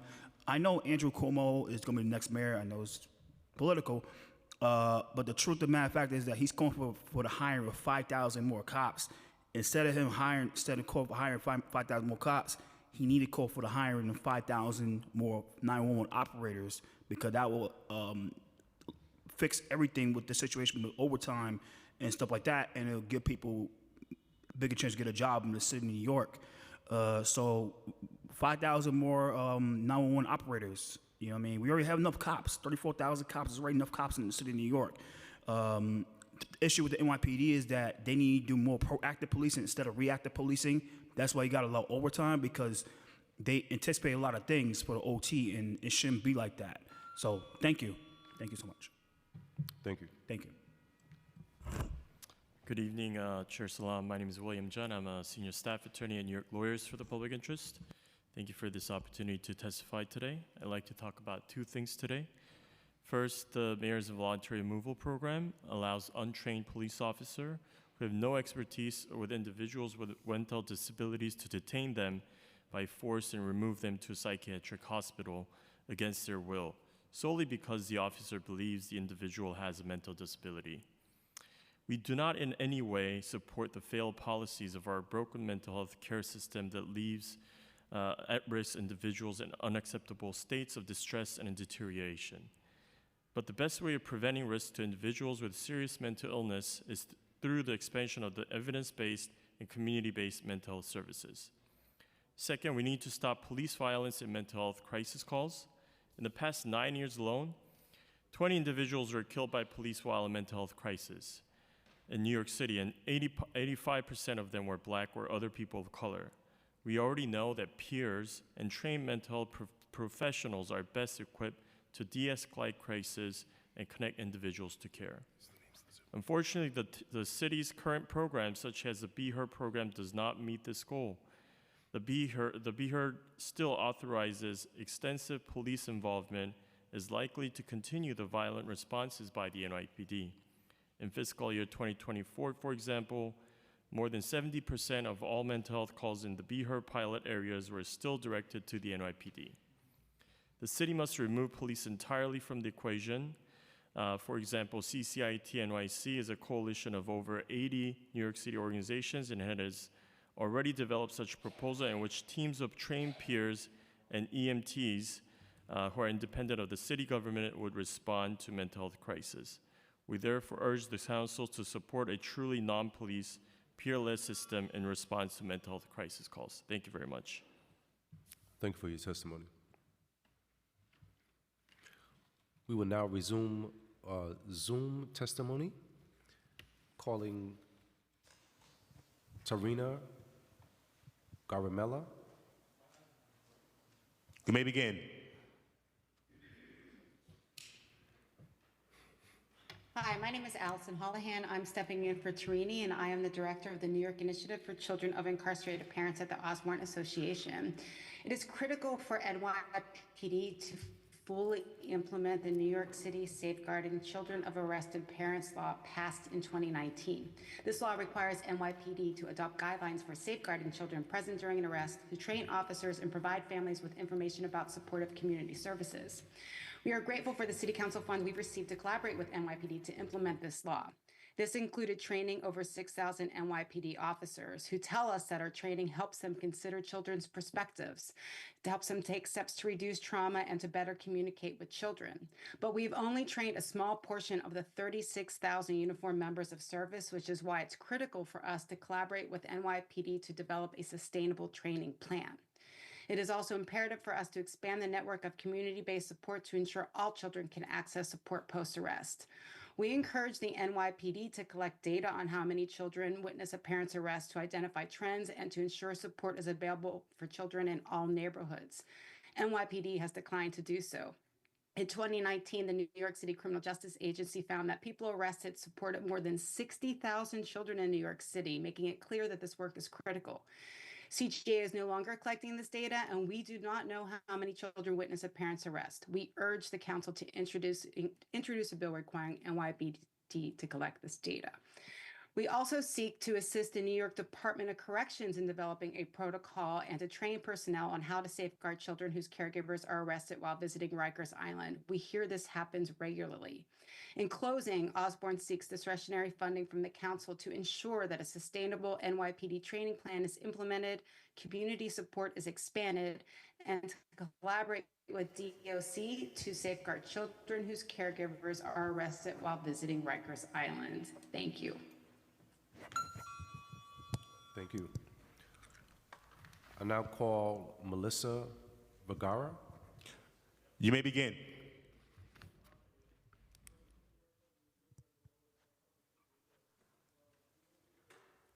Hello, good afternoon. My name is Melissa Vergara. I am a member of Freedom Agenda and a mental health clinician. I'm here today to urge you to reconsider the city's budget priorities in the name of true public safety, specifically invest in alternatives to incarceration, reentry programs, rather than increasing the NYPD and district attorney's budget. The proposed $12 million in budget cuts to these crucial programs is a step in the wrong direction and will only perpetuate cycles of harm and instability in our communities.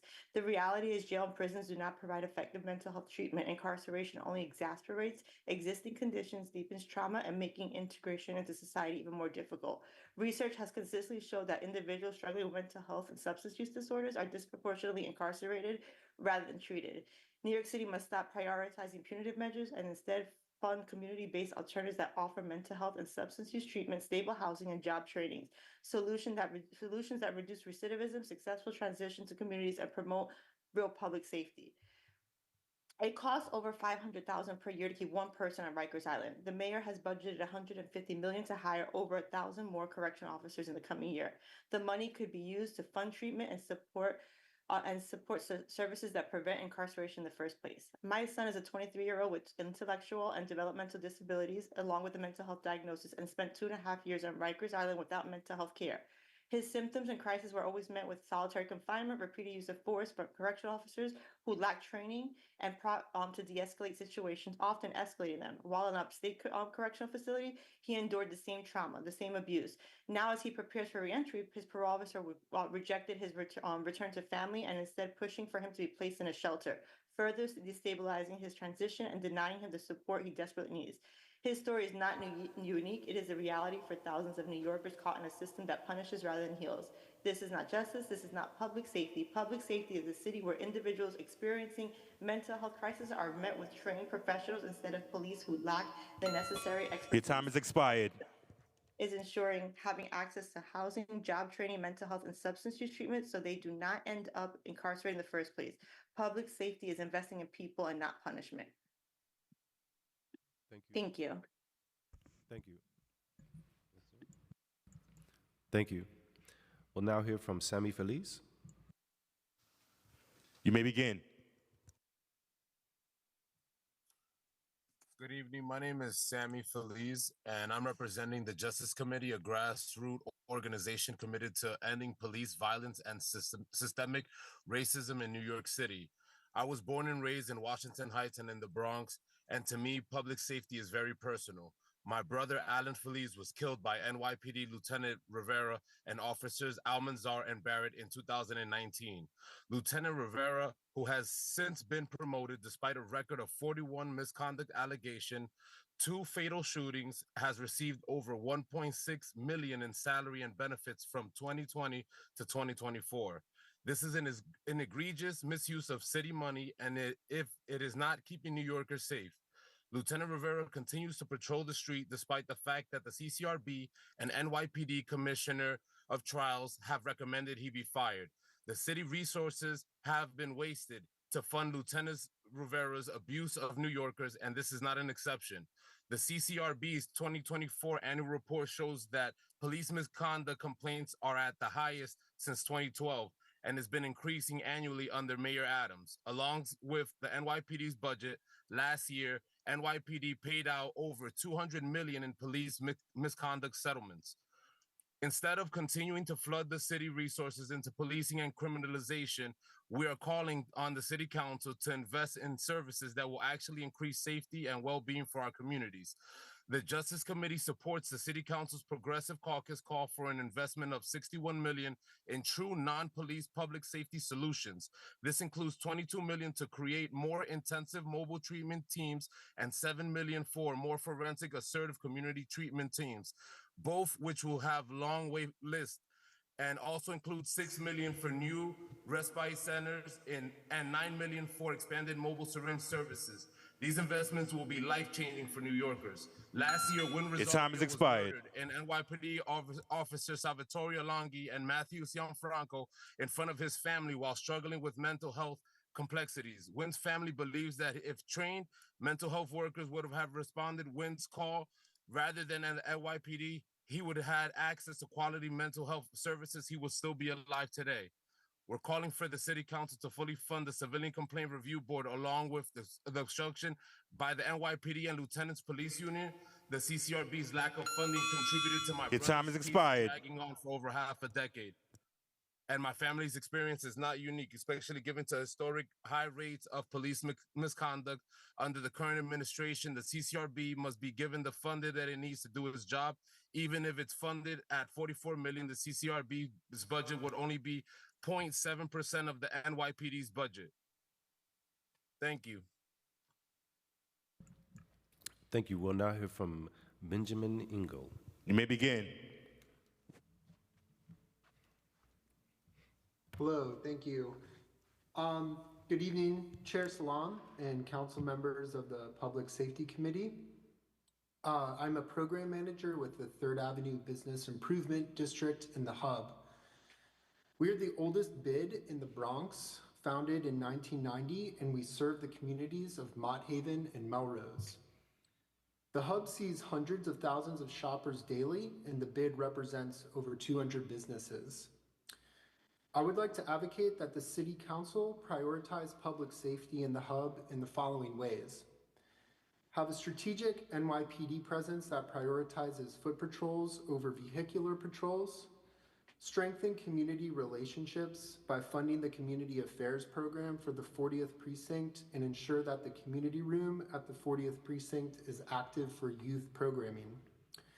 Ensure that security cameras are placed throughout the commercial corridor. Address retail theft of small businesses by allocating additional officers to hold security assessments with business owners. Ensure that officers who confront persons with mental health challenges receive proper training. Make sure that the NYPD coordinates with DOT and the Parks Department to ensure public safety in pedestrian plazas and parks.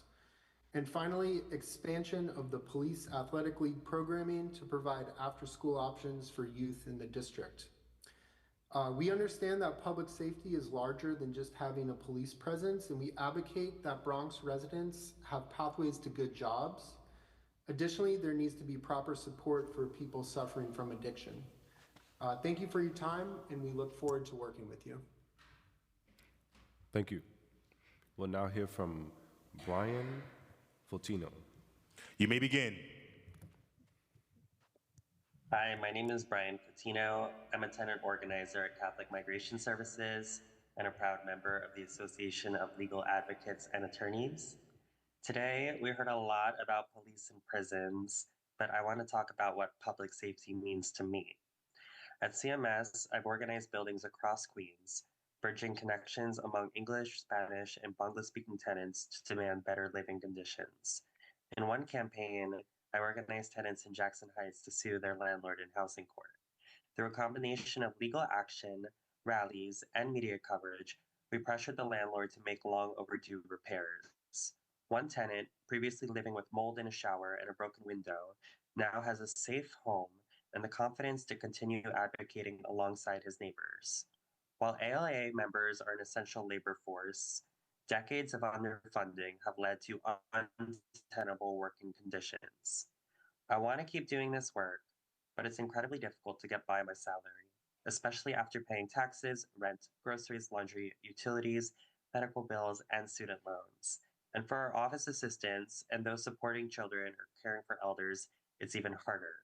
However, ALA has aligned the collective bargaining agreements of over 2,000 of our union members to expire on June 30th, 2025 for a potential sector-wide strike. If management will not meet our demands for fair compensation and realistic workloads, our members are prepared to walk off the job. A strike will paralyze courts across New York City, which depend on our members showing up each day. In order to settle fair contracts for our members, we are asking the City Council to fully fund legal services, including at least a 50% increase in stabilizing NYC funding and at least a 35% increase in Housing Preservation Initiative funding. This will allow our employers to meet our core demands, establishing a living wage floor of $70K for all legal services workers. Thank you. Your time's expired.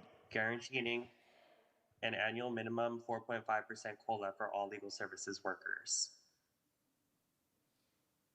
Thank you. Thank you.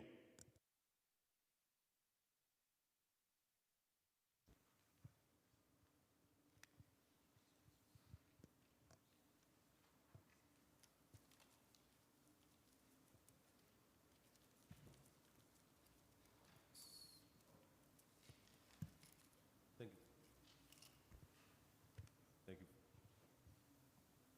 Thank you. Test.